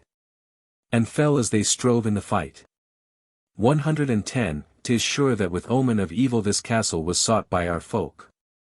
Thus Bricriu 160 the poisonous scoffer, in mockery, jeering them, spoke. The taunt, answered Ailill me Mata, is true, and with grief I confess that the fame of the heroes of Ulster hereafter is like to be less. For 3 of the Ulstermen's champions in stress of the fight have been quelled. And the vengeance we wait for from Ulster hath long been by Ulster withheld. As a pillar of warfare each hero, 'twas claimed, could a battle sustain. Yet by none of the 3 in this battle hath a foeman been conquered, or slain. 120, in the future for all of these champions shall scorn and much mocking befall. One man hath come forth from yon castle. Alone he hath wounded them all. Such disgrace for such heroes of valor no times that are past ever saw. For 3 lords of the battle lie conquered by mannikins, fashioned of straw. Ah! Woe is me, said Bricrow, how long, thus stretched on ground. The length of Father Fergus hath here by all been found. But one he sought to conquer, a single fight essayed. And here he met his victor, and lo on land is laid. Literal translation. Then the champions of Ulster arise, naked as they were, and make a strong and obstinate attack in their rage and in the might of their violence, so that they forced in the outer gateway till it was in the midst of the castle. And the men of Connaught go beside them. They storm the castle with great might against the valiant warriors who were there. A wild pitiless battle is fought between them, and each man begins to strike out against the other, and to destroy him. Then, after they had wearied of wounding and overcoming one another, the people of the castle were overthrown, and the Ulstermen slay 700 warriors there in the castle with Ailill the fair-haired and 30 of his sons. And Amalgade the Good, 161 and Nuado, and Fiacho Muimethan, Fiacho the broad-backed, and Corpor Crom, the bent or crooked, and Ailill from Brefn, and the 3 Iengus Bodgnai, the faces of danger, and the 3 Eacade of Eros, i.e. Eros Donnan, and the 7 Breslin from Ai, and the 50 Domhnall. Then rose the men of Ulster a hardy war to wage. And forward rushed, though naked, in strong and stubborn rage. Against the castle gateway in wrathful might they dashed. And down the shattered portal within the castle crashed. Then close by Ulster's champions was Connaught's battle formed. 130, and Connaught's troops with Ulster by might the castle stormed. But fitly framed for battle were men whom there they met. Wild war, where none showed pity between the hosts was set. And well they struck, each hero commenced with mighty blows. To crush and slay, destruction was heaped by foe on foes. Of the wounding at length and the slaughter all weary the champions had grown. And the men who the castle of Ailill had held were at length overthrown. Of those who were found in that castle, and its walls had defended so well, 700 by warriors of Ulster were smitten to death, and they fell. And there in his castle fell Ailill the fair-haired, and fighting he died. 140, and 30 of sons stood about him, and all met their death by his side. The chief of those who perished, by Ailill's side who stood. Within his hold, were Nudu, 162 and Ollie 163 named the Good. And Fiho 164 called the Broad-backed, and Corpor Crom the Bent. And Ailill, he from Breffni to help of Ailill went. A 3 whose name was Angus Fierce was each warrior's face. 3 Eacade, Sigurd Donnan 165 had cradled erst their race. And there fell 7 Breslin, from plains of I-166 who came. And 50 fell beside them who all had Donnell's name. Literal translation. For the assembly of the Gamonrad were with Ailill, and each of the men of Domnan who had bidden himself to come to him to aid him, they were in the same place assembled in his castle. For he knew that the exiles from Ulster and Ailill and Med with their army would come to him to demand the surrender of Fergus, for Fergus was under their protection. This was the 3rd race of heroes in Ireland, namely the clan Gamonrad of Eros Donnan, the peninsula of Donnan, and, the other 2 were, the clan Didad in Temer Lachra, and the clan Rudrage in Emain Macha. But both the other clans were destroyed by the clan Rudrage. But the men of Ulster arise, and with them the people of Med and of Ailill. And they laid waste the castle, and take Flidais out of the castle with them, and carry off the women of the castle into captivity. For to Ailill the fair-haired for warfare had marched all the Gamanra, clan. 150, and his friends from the sea-girded Donnan had sent to his aid every man. All these had with Ailill been leaguered, their help to him freely they brought. And that aid from them Ailill took gladly, he knew that his hold would be sought. He knew that the exiles of Ulster his captives from prison would save. And would come, their surrender demanding. That Ailill Mac Mata and Meave would bring all Connaught's troops to the rescue, for Fergus that aid they would lend. And Fergus the succour of Connaught could claim, and with right, as a friend. Hero clans in Erin 3 of old were found. One in Eros Donnan, Ocean's Donnan bound. Thence came Clan Gamanra, 167 Dida's warlike clan. 160, nursed in Terra Lucra 168 many a fighting man. Dida sprang from Munster. Far in Ulster's north. Oft from Emain Macha Ruri, S169 clan went forth. Vainly all with Ruri strove to fight, the twain. Ruri's clan hath vanquished, Ruri all hath slain. Then rose up the warriors of Ulster, the hold they had conquered to sack. And the folk of Queen Meave and King Ailill followed close on the Ulstermen's track. And they took with them captives, for Flidais away from her castle they tore. And the women who dwelt in the castle away to captivity bore. Literal translation. And they take with them all the costly things and the treasures that were there, gold and silver, and horns, and drinking cups, and keys, and vats. And they take what there was of garments of every colour, and they take what there was of kine, even 100 milch cows, and 140 oxen, and 30 of little cattle. And after these things had been done, Flidais went to Fergus Mac Rog according to the decree of Ailill and Medb, that they might thence have sustenance, lit. That their sustenance might be, on the occasion of the raid of the cows of Cualnge.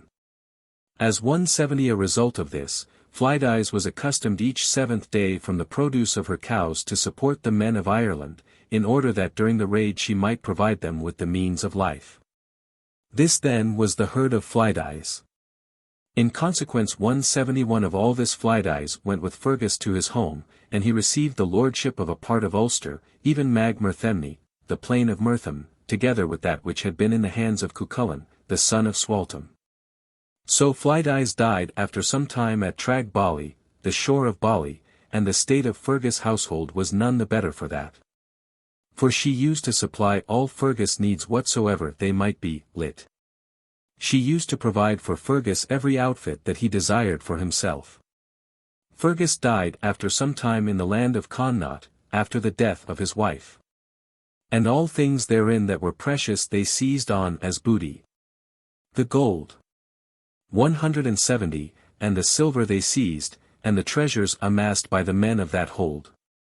The horns, and the goblets for drinking, the vats for the ale, and the keys. The gay robes with all hues that were glowing lay there for the raiders to seize. And much cattle they took. In that castle were 100 of milk-giving kine. And beside them 70 oxen, 3,000 of sheep and of swine. Then Flidais went with Fergus, his wedded wife-to-be. For thus had Meave and Ailill pronounced their high decree. They bade that when from Cualnge to drive the kine they went. From those who then were wedded should aid for war be sent. And thus it fell thereafter, when Ireland went that raid. 180, by milk from cows of Flidais, the lives of all were stayed. Each 7th day she sent it, and thus fulfilled her vows. And thus the tale is ended, men tell of Flidais' cows. Then, all that raid accomplished, with Fergus Flidais dwell. And he of Ulster's kingdom a part in lordship held. He ruled in Mag I Mertham 172 yea, more than that, he won. The land where once was ruler Cuchulain, Swaltam's son. And by the shore of Bally thereafter Flidais died. And not of good for Fergus did Flidais' death betide. For worse was all his household. If Fergus aught desired. 190, from Flidais' wealth and bounty came all his soul required. In the days that followed, when his wife was dead. Fergus went to Connaught. There his blood was shed. Literal translation. After he had gone there to obtain knowledge of a story. For, in order to cheer himself, and to fetch home a grant of cows from Ailill and Meb, he had gone westwards to Cruachan, so that it was in consequence of this journey that he found his death in the west, through the jealousy of Ailill. This, then, is the story of the Tain of Flidais. It 173 is among the preludes of the Tain of Cualnge. There with Meave and Ailill he a while would stay. Men had made a story, he would learn the lay. There he went to cheer him, hearing converse fair. Kine beside were promised. Home he these would bear. So he went to Cragan, 'twas a deadly quest. There he found his slaughter, death within the west. Slain by jealous Ailill, Fergus low was laid. 200 Flidais' tale is ended, now comes Cualnge's raid. The apparition of the great queen to Cuchulain, Tain of Regamon, Introduction. This tale is given by the same two manuscripts that give the Tain of Dartaid and the Tain of Regamon, namely the Yellow Book of Lecan and Egerton 1782. The text of both is given by Windisch, Irish Che text, 2. Pages 239 to 254, he gives a translation of the version in the Yellow Book, with a few insertions from the Egerton MS, where the version in YBL is apparently corrupt. Miss Hull gives an English translation of Windisch's rendering, in the Cuchulain saga, pages 103 to 107. The prose version given here is a little closer to the Irish than Miss Hull's, and differs very little from that of Windisch. The song sung by the Morrigan to Cuchulain is given in the Irish of both versions by Windisch. He gives no rendering, as it is difficult and corrupt. I can make nothing of it, except that it is a jeering account of the War of Cualnge.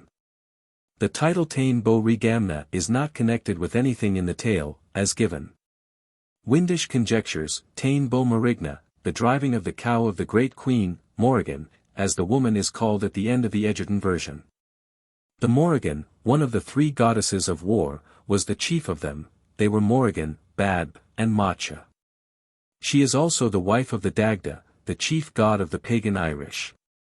The Yellow Book version calls her Badb in this tale, but the account in the Tain of Cualnge, Leabhar na H-Uidhri facsimile, pp. 74 and 77, where the prophecies are fulfilled, agrees with the Egerton version in calling the woman of this tale the Morrigan or the Great Queen. The apparition of the Great Queen to Cuchulain, also called Tain of Regamon. From the Yellow Book of Lecan, 14th century. Literal translation. When Cuchulain lay in his sleep at Dun Imrid, there he heard a cry from the north. It came straight towards him, the cry was dire, and most terrifying to him. And he awaked in the midst of his sleep, so that he fell, with the fall of a heavy load, out of his couch, 174 to the ground on the eastern side of his house. He went out thereupon without his weapons, so that he was on the lawns before his house, but his wife brought out, as she followed behind him, his arms and his clothing. Then he saw Leg in his harnessed chariot, coming from Fertile Leg, from the north, and, "What brings thee here?" said Cuchulain. "A cry," said Leg, "that I heard sounding over the plains." "On what side was it?" said Cuchulain. "From the northwest it seemed," said Leg, "that is, across the great road of Cael Cuan 175, let us follow after to know of it, lit. After it, to it for us," said Cuchulain. At Dun Imrid lay Cuchulain 176 and slept, when a cry rang out. And in fear he heard from the northland come ringing that terrible shout. He fell, as he woke from his slumber, with the thud of a weight, to the ground. From his couch on that side of the castle that the rising sun first found. He left his arms in the castle, as the lawns round its walls he sought. But his wife, who followed behind him, apparel and arms to him brought. Then he sought his harnessed chariot, and Leg 177 his charioteer. From Fertile Leg who drave it, from the north the car drew near. "What bringeth thee here?" said Cuchulain. Said Leg, "By a cry I was stirred. 10 That across the plain came sounding." "And whence was the cry thou hast heard?" From the northwest quarter it travelled, it crossed the great Cale 178 Cuan road. Follow on that track, said Cuchulain, till we know what that clamour may bode. Literal translation. They went out thereupon till they came to H-Uidhri. When they were there, straightway they heard the rattle of a chariot from the quarter of the loamy district of Cualnge. Then they saw the chariot come before them, and one chestnut, lit. Red, horse in it. The horse was one-footed, and the pole of the chariot passed through the body of the horse, till a wedge went through it, to make it fast on its forehead. A red 179 woman was in the chariot, and a red mantle about her, she had 2 red eyebrows, and the mantle fell between the 2 furta 180 of her chariot behind till it struck upon the ground behind her. A great man was beside her chariot, a red 181 cloak was upon him, and a forked staff of hazel at his back, he drove a cow in front of him. That cow is not joyful at being driven by you, said Cuchulain. The cow does not belong to you, said the woman, she is not the cow of any friend or acquaintance of yours. The cows of Ulster, said Cuchulain, are my proper care. Dost thou give a decision about the cow, said the woman. The task is too great to which thy hand is set, O Cuchulain. Why is it the woman who answers me, said Cuchulain, why was it not the man? It was not the man whom you addressed, said the woman. I, said Cuchulain, I did address him, though thyself hath answered for him. H-Uidhri, Geith, Co, Lucher, Co 182 is his name, said she. At the ford of the Double Wonder, at a 183 Ferda, the car made stand. For a chariot rattled toward them, from the clay-soiled Cualnge 184 land. And before them came that chariot. And strange was the sight they saw. For a one-legged chestnut charger was harnessed the car to draw. And right through the horse's body the pole of the car had passed. To a halter across his forehead was the pole with a wedge made fast. A red woman sat in the chariot. Bright red were her eyebrows twain. 20 A crimson cloak was round her, the folds of it touched the plain. 2 poles were behind her chariot, between them her mantle flowed. And close by the side of that woman a mighty giant strode. On his back was a staff of hazel, 2 forked, and the garb he wore was red, and a cow he goaded, that shambled on before. To that woman and man cried Cuchulain, ye who drive that cow do wrong. For against her will ye drive her. Not to thee doth that cow belong. Said the woman, no buyer of thy comrades or thy friends hath that cow yet barred. The kine of the land of Ulster, said Cuchulain, are mine to guard. Dost thou sit on the seat of judgment, said the dame, and a sage decree. 30 On this cow wouldst thou give, Cuchulain, too great is that task for thee. Said the hero, why speaketh this woman? Hath the man with her never a word? 'Twas not him you addressed, was her answer, when first your reproaches we heard. Nay, to him did I speak, said Cuchulain, though 'tis thou to reply who wouldst claim.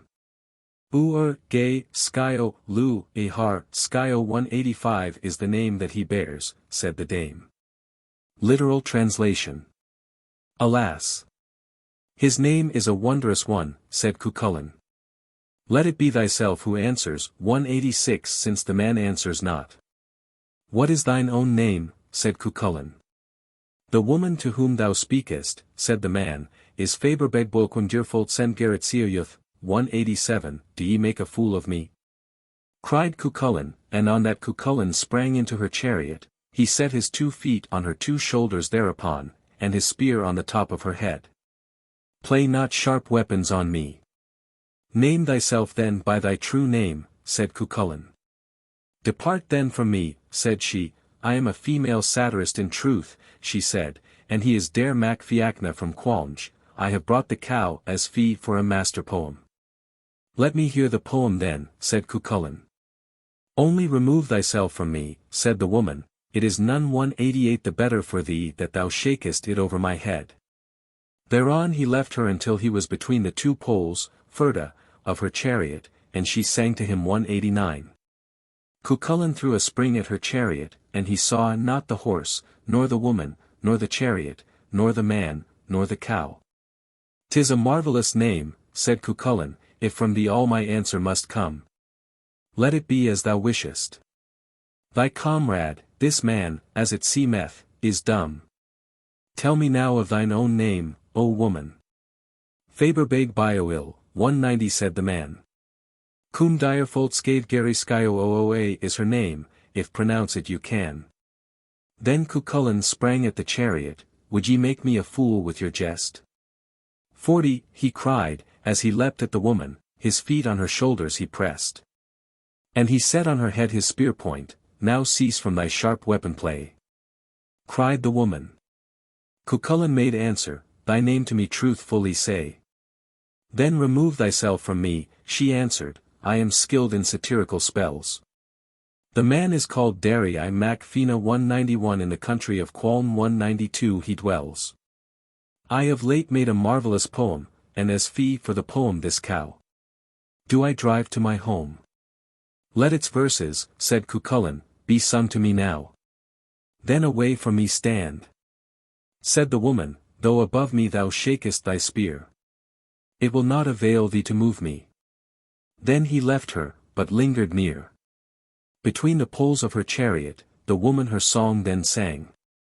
50, and the song was a song of insult. Again at the car he sprang. But nothing he found before him, as soon as the car he had neared. The woman, the horse, and the chariot, the cow, and the man disappeared. Literal translation. Then he saw that she had become a black bird upon a branch near to him. A dangerous 193, or magical, woman thou art, said Cuchulain. Henceforward, said the woman, this clayland shall be called H-Uidhri, of evil, and it has been the Grelic H-Uidhri ever since. If only I had known it was you, said Cuchulain, not thus should we have separated. What thou hast done, said she, shall be evil to thee from it. Thou hast no power against me, said Cuchulain. I have power indeed, said the woman. It is at the guarding of thy death that I am, and I shall be, said she. I brought this cow out of the fairy mound of Cuchulain, that she might breed by the black bull 194 of Cualnge, that is the bull of Dare me Fiachna. It is up to that time that thou art in life, so long as the calf which is in this cow's body is a yearling, and it is this that shall lead to the Tain bo Cualnge. I shall myself be all the more glorious for that Tain, said Cuchulain, I shall slay their warriors, I shall break their great hosts, I shall be survivor of the Tain. At a bird on a bough, as they vanished, a glance by Cuchulain was cast. And he knew to that bird's black body the shape of the woman had passed. As a woman of danger I know you, he cried, and as powerful in spell. From today and forever, she chanted, this tale in yon clayland shall dwell. And her word was accomplished, that region today is the Grella Dalu 195. The clayland of evil, its name from the deeds of that woman it drew. Had I known it was you, said Cuchulain, not thus had you passed from my sight. 60, and she sang, for thy deed it is fated that evil shall soon be thy plight.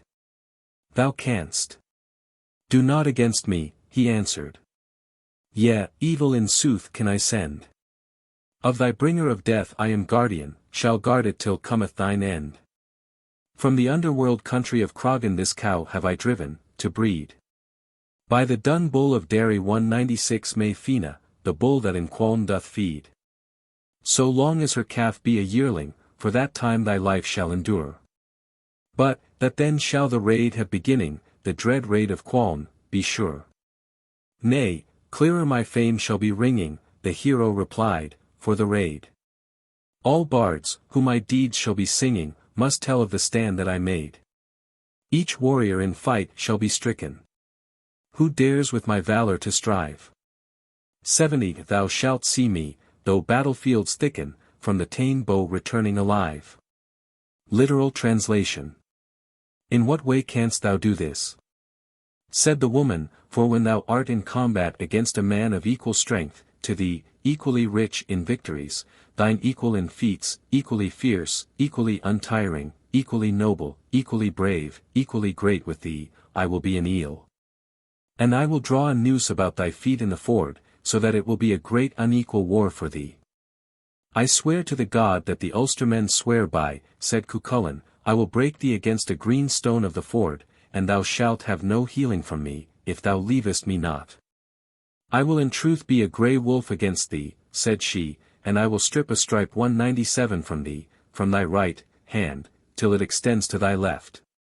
I will beat thee from me," said he, "with the spear, till thy left or thy right eye bursts from thy head, and thou shalt never have healing from me, if thou leavest me not. I shall in truth," she said, "be for thee as a white heifer with red ears, and I will go into a lake near to the ford in which thou art in combat against a man who is thine equal in feats, and 100 white red-eared cows shall be behind me. How canst thou that strife be surviving?" The woman replied to his song. "For, when thou with a hero art striving, as fearful as thou, and as strong, who like thee in his wars is victorious, who all of thy feats can perform, as brave, and as great, and as glorious, as tireless as thou in a storm. Then, in shape of an eel round thee coiling, thy feet at the ford the first will bind. And thou, in such contest when toiling, a battle unequal shalt find. By my God now I swear, by the token that Ulstermen swear by," he cried. "On a green stone by me shall be broken that eel, to the ford if it glide. From woe it shall ne'er be escaping, till it loose me, and pass on its way. 80, and she said, "As a wolf myself shaping, I will spring on thee, eager to slay. I will tear thee, the flesh shall be rend from thy chest by the wolf's savage bite. Till a strip be torn from thee, extended from the arm on thy left to thy right. With blows that my spear shaft shall deal thee," he said, "I will force thee to fly. Till thou quit me, my skill shall not heal thee, though bursts from thy head either eye. I will come then," she cried, "as a heifer, white-skinned, but with ears that are red. At what time thou in fight shalt endeavour the blood of a hero to shed, whose skill is full match for thy cunning. By the ford in a lake I will be. And 100 white cows shall come running, with red ears, in like fashion to me." Literal translation. "And truth of men shall on that day be tested, and they shall take thy head from thee. I will cast at thee with a cast of my sling," said Cuchulain, "so as to break either thy left or thy right leg from under thee. And thou shalt have no help from me if thou leavest me not." They 198 separated, and Cuchulain went back again to Dun Imrid, and the Morrigan with her cow to the fairy mound of Cruachan, so that this tale is a prelude to the Tain Bo Cualnge. "As the hooves of the cows on thee trample, thou shalt test truth of men in the fight. 90, and the proof thou shalt have shall be ample, for from thee thy head they shall smite." Said Cuchulain, "Aside from thee springing, a stone for a cast will I take. And that stone at thee furiously slinging, thy right or thy left leg will break. Till thou quit me, no help will I grant thee." Morrigan 199 The great battle queen, with her cow to Rathcrogan departed, and no more by Cuchulain was seen. For she went to her underworld country, Cuchulain returned to his place. 96. The tale of the great raid of Cualnge. This lay, as a prelude, may grace. Text of Leabhar na H-Uidhri. 130b, line 19 to end of 132. Giving the conclusion of the Courtship of Etain. Introduction. The following pages give, with an interlinear word-for-word 200 translation, the text of Leabhar na H-Uidhri, page 130b. Line 19 to the end of page 132a of the facsimile. The text corresponds to the end of the tale of the Courtship of Etain in Volume 1, from page 27, line 21, to the end of the story. It also contains the poem which is in that volume placed on page 26, but occurs in the manuscript at the place where the first line of it is quoted on page 30 of Volume 1.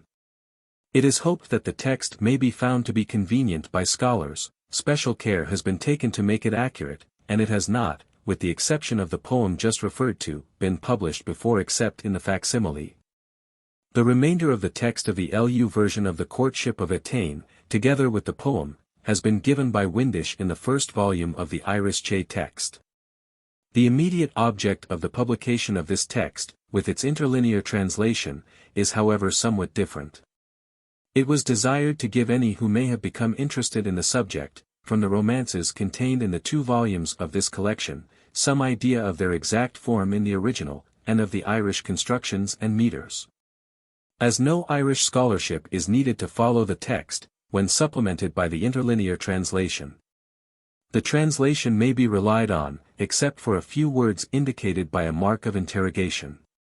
The passage is especially well suited to give an idea of the style of Irish composition, as it contains all the 3 forms used in the romances: rhetoric, regular verse, and prose. The prose also is varied in character, for it includes narrative, rapid dialogue, an antiquarian insertion, and 2 descriptive passages. The piece of antiquarian information and the resume of the old legend immediately preceding the second rhetoric can be seen to be of a different character to the flowing form of the narrative proper. The inserted passage being full of explanatory words, conid, iseri, is aitza, and containing no imagery. The 2 descriptions, though short, are good examples of 2 styles of description which occur in some other romances. Neither of these styles is universal, nor are they the only styles. The favor shown to one or the other in a romance may be regarded as a characteristic of its author. The first style, exemplified by the description of Midder's appearance, consists of a succession of images presented in short sentences, sometimes, as in this case, with no verb. Sometimes with the verb batar or a similar verb repeated in each sentence, but in all cases giving a brilliant word picture, absolutely clear and definite, of what it is intended to convey. The second style, exemplified here by the description of the horses that Midder offers to Eachaid, consists of a series of epithets or of substantives, and is often imitated in modern Irish. These passages are usually difficult to translate, as many words appear to be coined for the purpose of the descriptions, but, in the best writings, the epithets are by no means arbitrary. They are placed so as to contrast sharply with each other, and in many cases suggest brilliant metaphors, the style being in this respect more like Latin than English. Absolutely literal translations quite fail to bring out the effect of such passages. For not only is the string of adjectives a distinctively Irish feature, but both in English and in Greek such metaphors are generally expressed more definitely and by short sentences. There is also a third style of description which does not appear in the prose of any of the romances in this collection, but appears often in other romances, as in the Bruiden de Durga, Bricriu's Feast, and the Great Tain. It resembles the first style, but the sentences are longer, yet it does not give clear descriptions, only leaving a vague impression.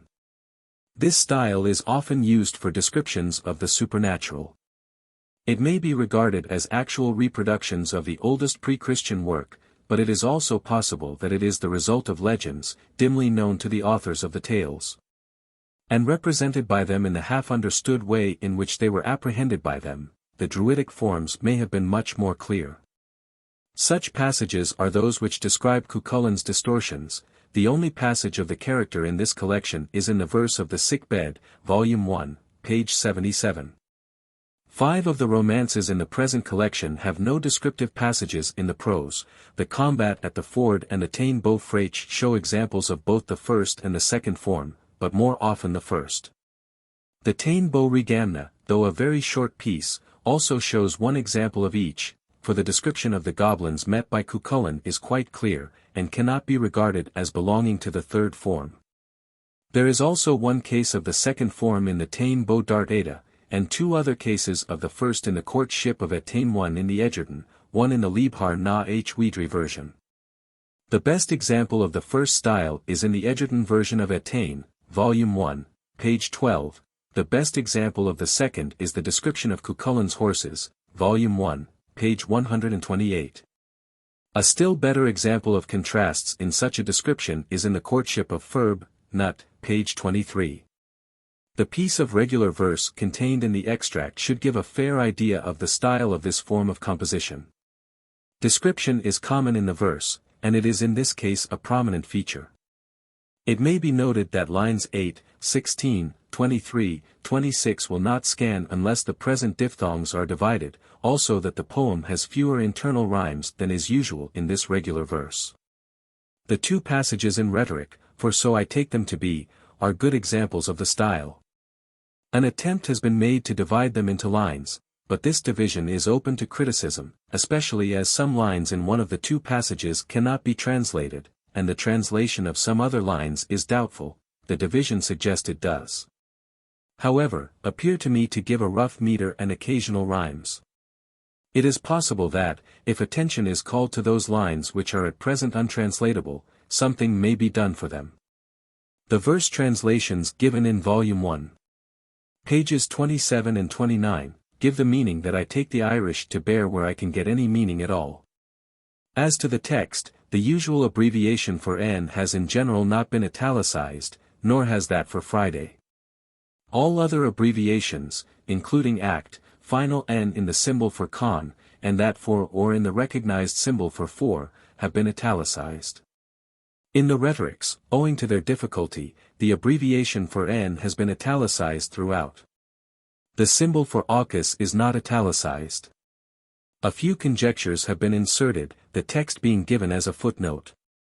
A conjectured letter supposed to be missing has been inserted in brackets, and a restoration by Professor Strachan of a few letters where the MS is torn are similarly placed in brackets.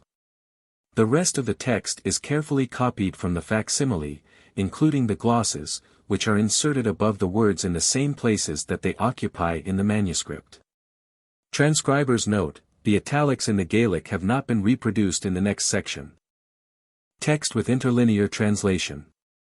Fecht enaelis rarict Eacade aram re temrac la enalained.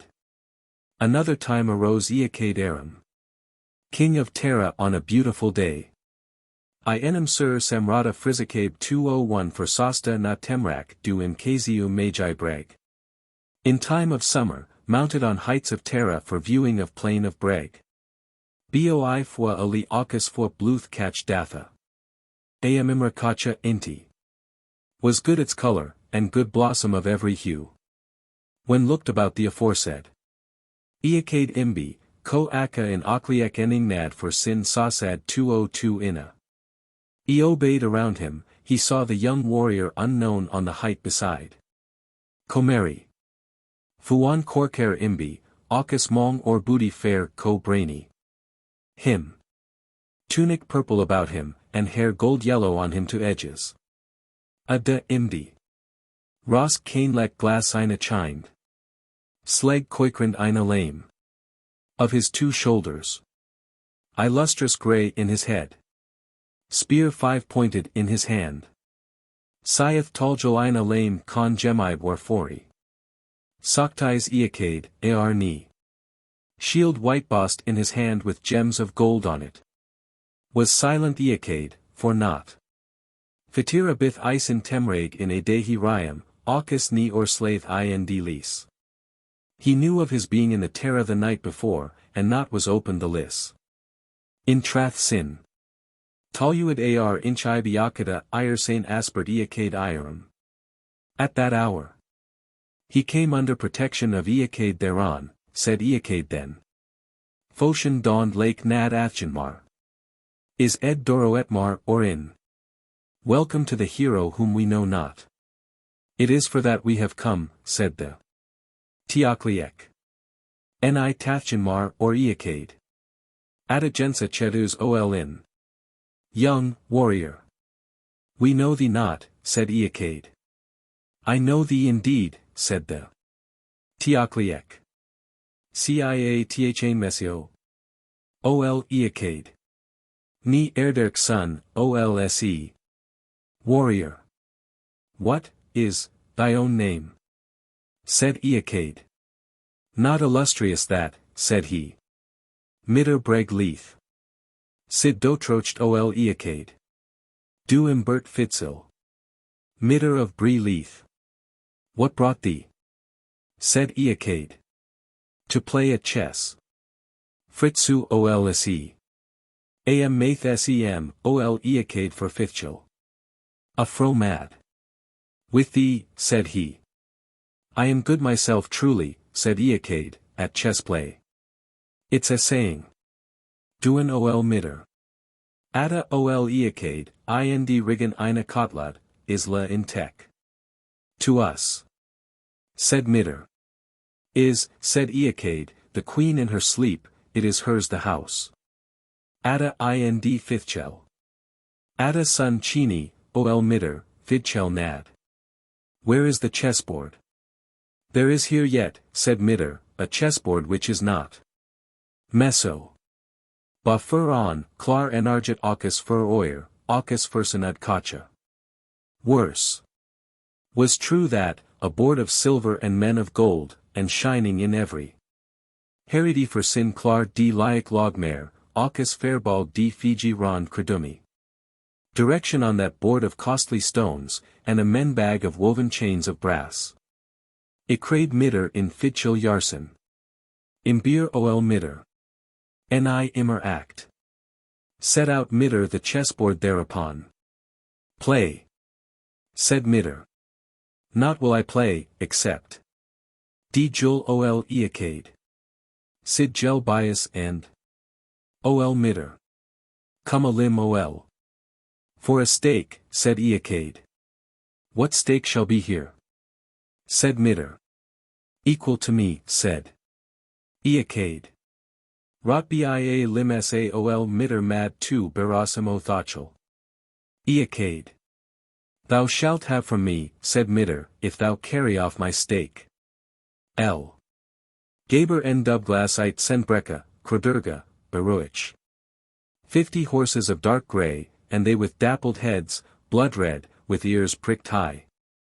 Bruin Lethane, Balg, Roin, Coscoila, Camrasa, Faborda, Femendi. Chests broad, nostrils distended. Feet thin, strong, keen. Vehement. Orarda, Inyeka, so dash a, Stidi, 203 so. Very high, spirited, easily stopped. There is a gap here, a complete column being torn from the manuscript. The lost part obviously describes the issue of the chess game or games, and the penalties demanded by Bocaid. What these penalties were is plain from the succeeding story.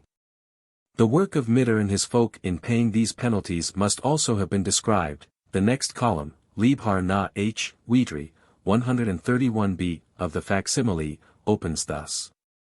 Yarsin dober your aucus grian aucus clotia for sin monai. Friday Etna. Thereupon is, placed earth and gravel and stones on the bog. Over 4 heads. Dam danobatar fedmand la firu H-Erend cosigned Nhe sin, co. Of oxen then were yokes among men of Ireland till that very night, when Nh's law lucked in Teesside for a formnabe. Dognith. It was seen, Tbilat they were, among people of the mounds on their shoulders. It was done. Samlaid la Eochaid, conid de Ada du Sam. Echaid Aram, Ar. So by Eochaid, so that hence is to himself, the name of Echaid Aram, 4. Is Itza Toizek Tukad queuing for Munlab dam du Ferend H-Erend. Is. It is by him first was put yoke on necks of oxen for land of Ireland. This. Ed Dino and food Roboi imbelabe in Tisluig o C Dinam in Tocure. Is then their word which was on lips of the host at making of the causeway. Rhetoric. Choir Elame, Takra Elame. Put into hand place, it, into hand. Orderk Damrad Trathab Yarfuin. Noble, are, oxen for hours after sunset. Fortram Ailges Nifes Cuich less. Very heavy request it is not known to whom, is, gain. Cuich Amels de Thacker Dar Moin Lamrage. To whom harm from the causeway over more of Lamrak. Ni Bayat Isen Bith Toker Bad Fair Mani Beta Oca. There would not be in the world a causeway which is better, if not, men, had been at. Endesen Forik Bad de Bhakti and Iartan. Yarsan Daluid. The seeing them. Was left on that account a breach there thenceforth. Thereupon came. In rectaire co Echaid Aucus adfet Sela in more Fedma, at Canair. The steward to Echaid, and made known tales of the great serving band, that he saw. Fiadai, Aucus aspert nad Rabi for Furdas in Betha Cumacta. before him. And said that there was not on the chariot pole of life a power. Dadrasta. Am batar for a embriathrabe co-enicator mitter. That excelled it. When they were at their talking they saw mitter, come. Chuku. Ard chustal aucus droc gne fair. Atragester eacade. To them. Hi. Girt, he was, an evil face, was, on him. Rose. 204 eacade. Aucus ferais failti Friday. Is ed derachmer ol mitter. Is torita aucus is. And gave welcome to him. It is for that we have come, said mitter. It is cruel and is. Diciel no tai frim, more decri aucus moring cessa du fabert form. Senseless thou art to me, great hardship and great suffering thy bestowing on me. Adathane ni bad maith lat china act is bernekimo menma frit. I used to get what seemed good to thee still but is angry my mind against thee. Ni bara Friday beret dates you on du gignistar du menma for eacade. Not anger against anger, to thyself the thing that shall choose thy mind, said eacade. Gepther dano, ol mitter. In imberum fitchil. For mitter. Sid gel. It shall be done then, said mitter. Shall we play at chess? Said mitter. What stake? Bias and. For eacade. Gel ad cobra sector da lina 4. Shall be there. Said eacade. The stake that wishes each of the two parties, said. Mitter. Berar tachel anekdak ala sin. Rukai zemo. Mitter. Is carried off stake of eacade in that very place. Thou hast carried off my. Thossel, for ebade. Mad ale dam nobirained o chianabe. Stake, said eacade. If wish to me, had been, I could have carried it off long since. For mitter. Cac sit adcabri form sa. For eacade. Delay mim. Said mitter. Question what wishest thou from myself? Said eacade. 2 arms about. Etain, aucus pocdol mitter. Soctais eacade la, sodine, aucus aspert. Etain, and a kiss from her, said mitter. Was silent eacade thereon, and said. Tis dia mis ondio, doberthar date on sin. In. Thou shalt come in a month from today, and, shall be given to thee that very thing. The. Bliadane ria tuadect du mitter co eacade du imbert na fidhil bio ioc. Year before the coming of mitter to eacade for playing of the chess was he at. Tokmark Etain, aucus nis enitad lays. Is ed ein doberd mitter. Wooing of Etain, and nothing was found by him. This is the name used to give mitter. D. Befind conide aspert. To her, fair-haired lady, so that thence he said. Ah be find in raga limb.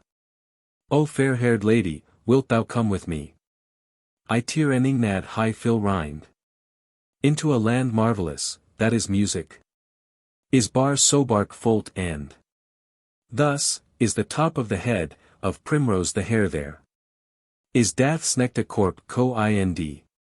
Is color of snow the body to the head. Is and nad be mui natai. It is there not will be mine or thine. Geladet and. Dubai bray. White teeth there, black eyebrows. Is li sulaline ar sluag 205. Is color of eyes number of our hosts. 206 no is breeze is dath shaun and check gruid. Or is many colored is hue of foxglove there each cheek. No lassa. Is corcair mage catch muin 207. Or growth. Is purple of a plain each neck. No is dath. Is li sula ugai luin. Or is hue. Is color of eyes, that of, eggs of a blackbird. Sid cain dixiu magi fail. Though pleasant, is, seeing plains of fowl, isle of destiny. Anam yarnais mage mare. A wilderness 208 after knowledge of the great plain. Sid mesk lib coirmins fail. Though intoxicating to you, is, ale of the island foul. Is meska coirm tire mare. Is more intoxicating the ale of the country great. Almra tire tir aspier. A wonder of a land, the land I mention. Ni theet oac and re-sion. Not goes a young man there before an old man. Srotha teeth milsi tar tir. Streams warm, and, sweet through the land. Rogud amid aucus fin. Choice of mead and wine.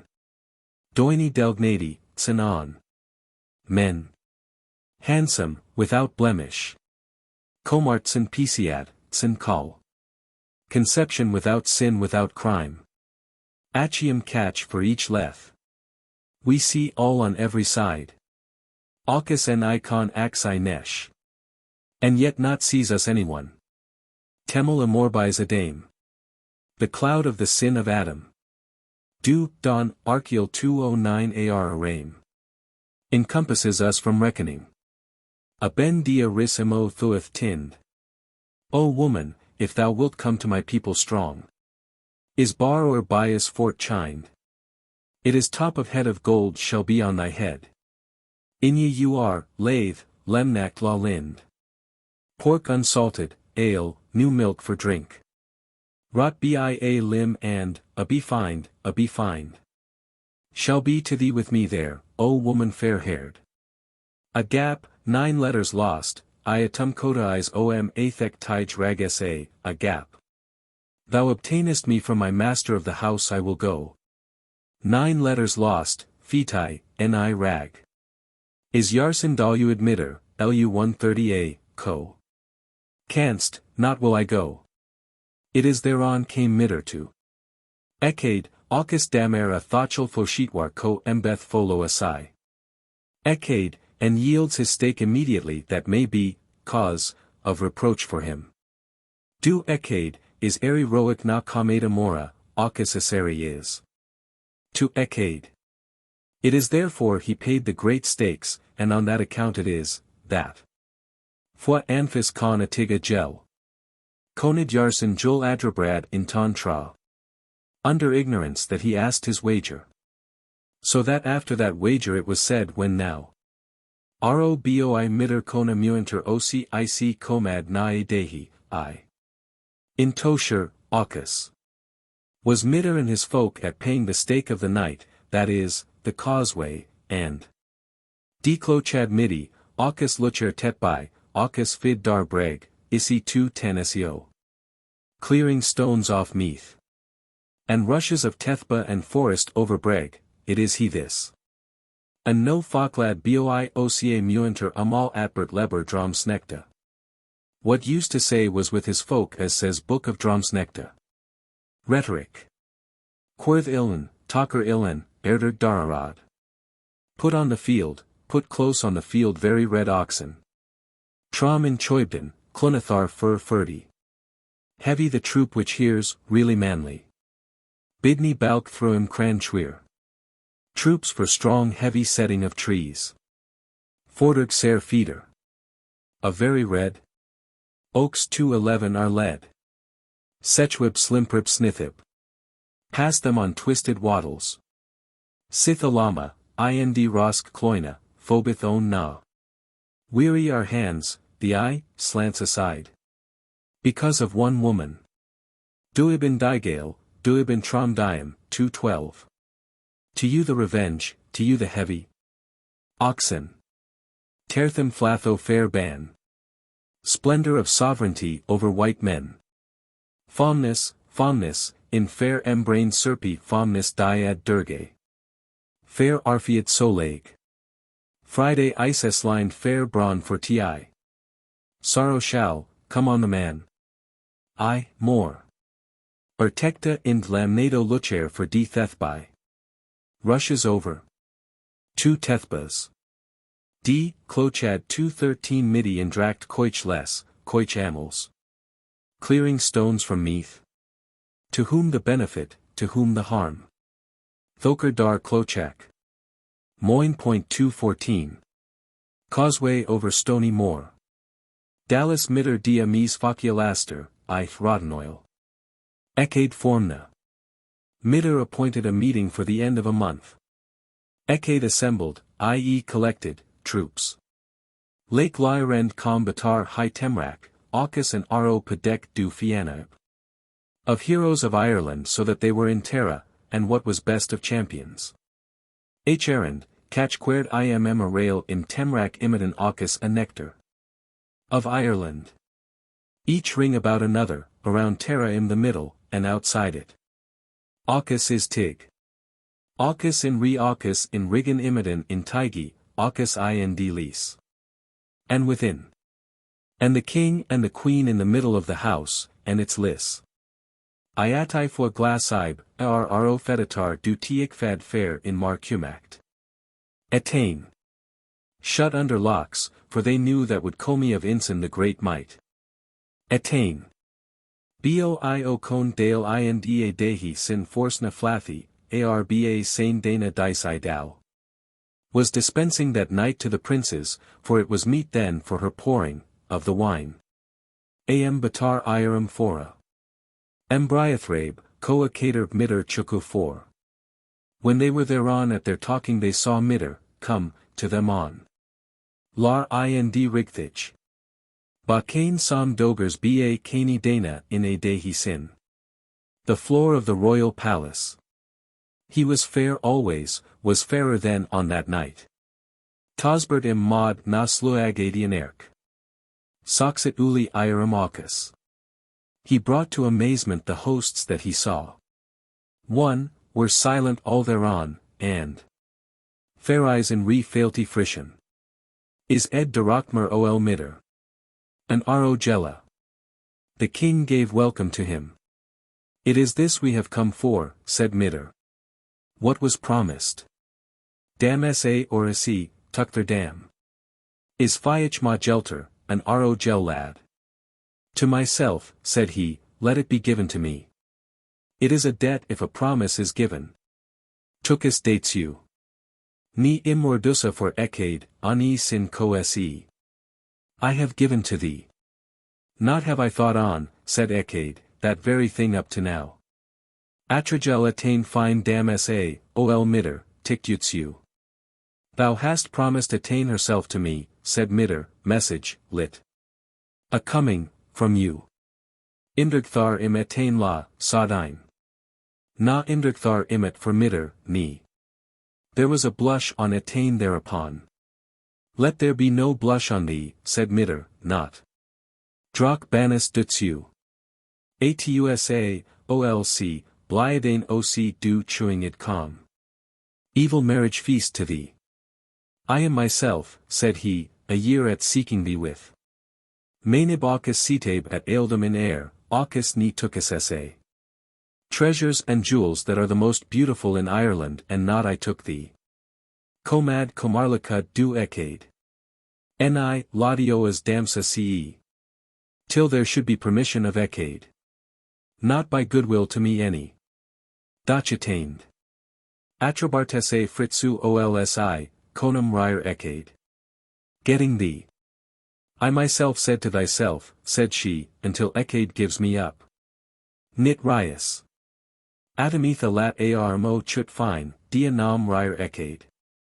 Not will I come to thee. Take me with thee for my own part, if me Echaid will give up.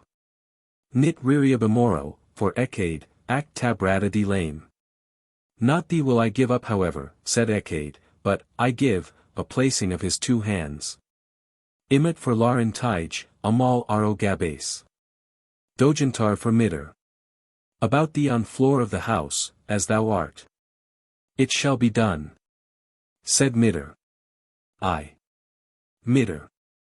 Ate the against eine lame cli, aucus gabase in ni fo a lethoxale des. That is, midder.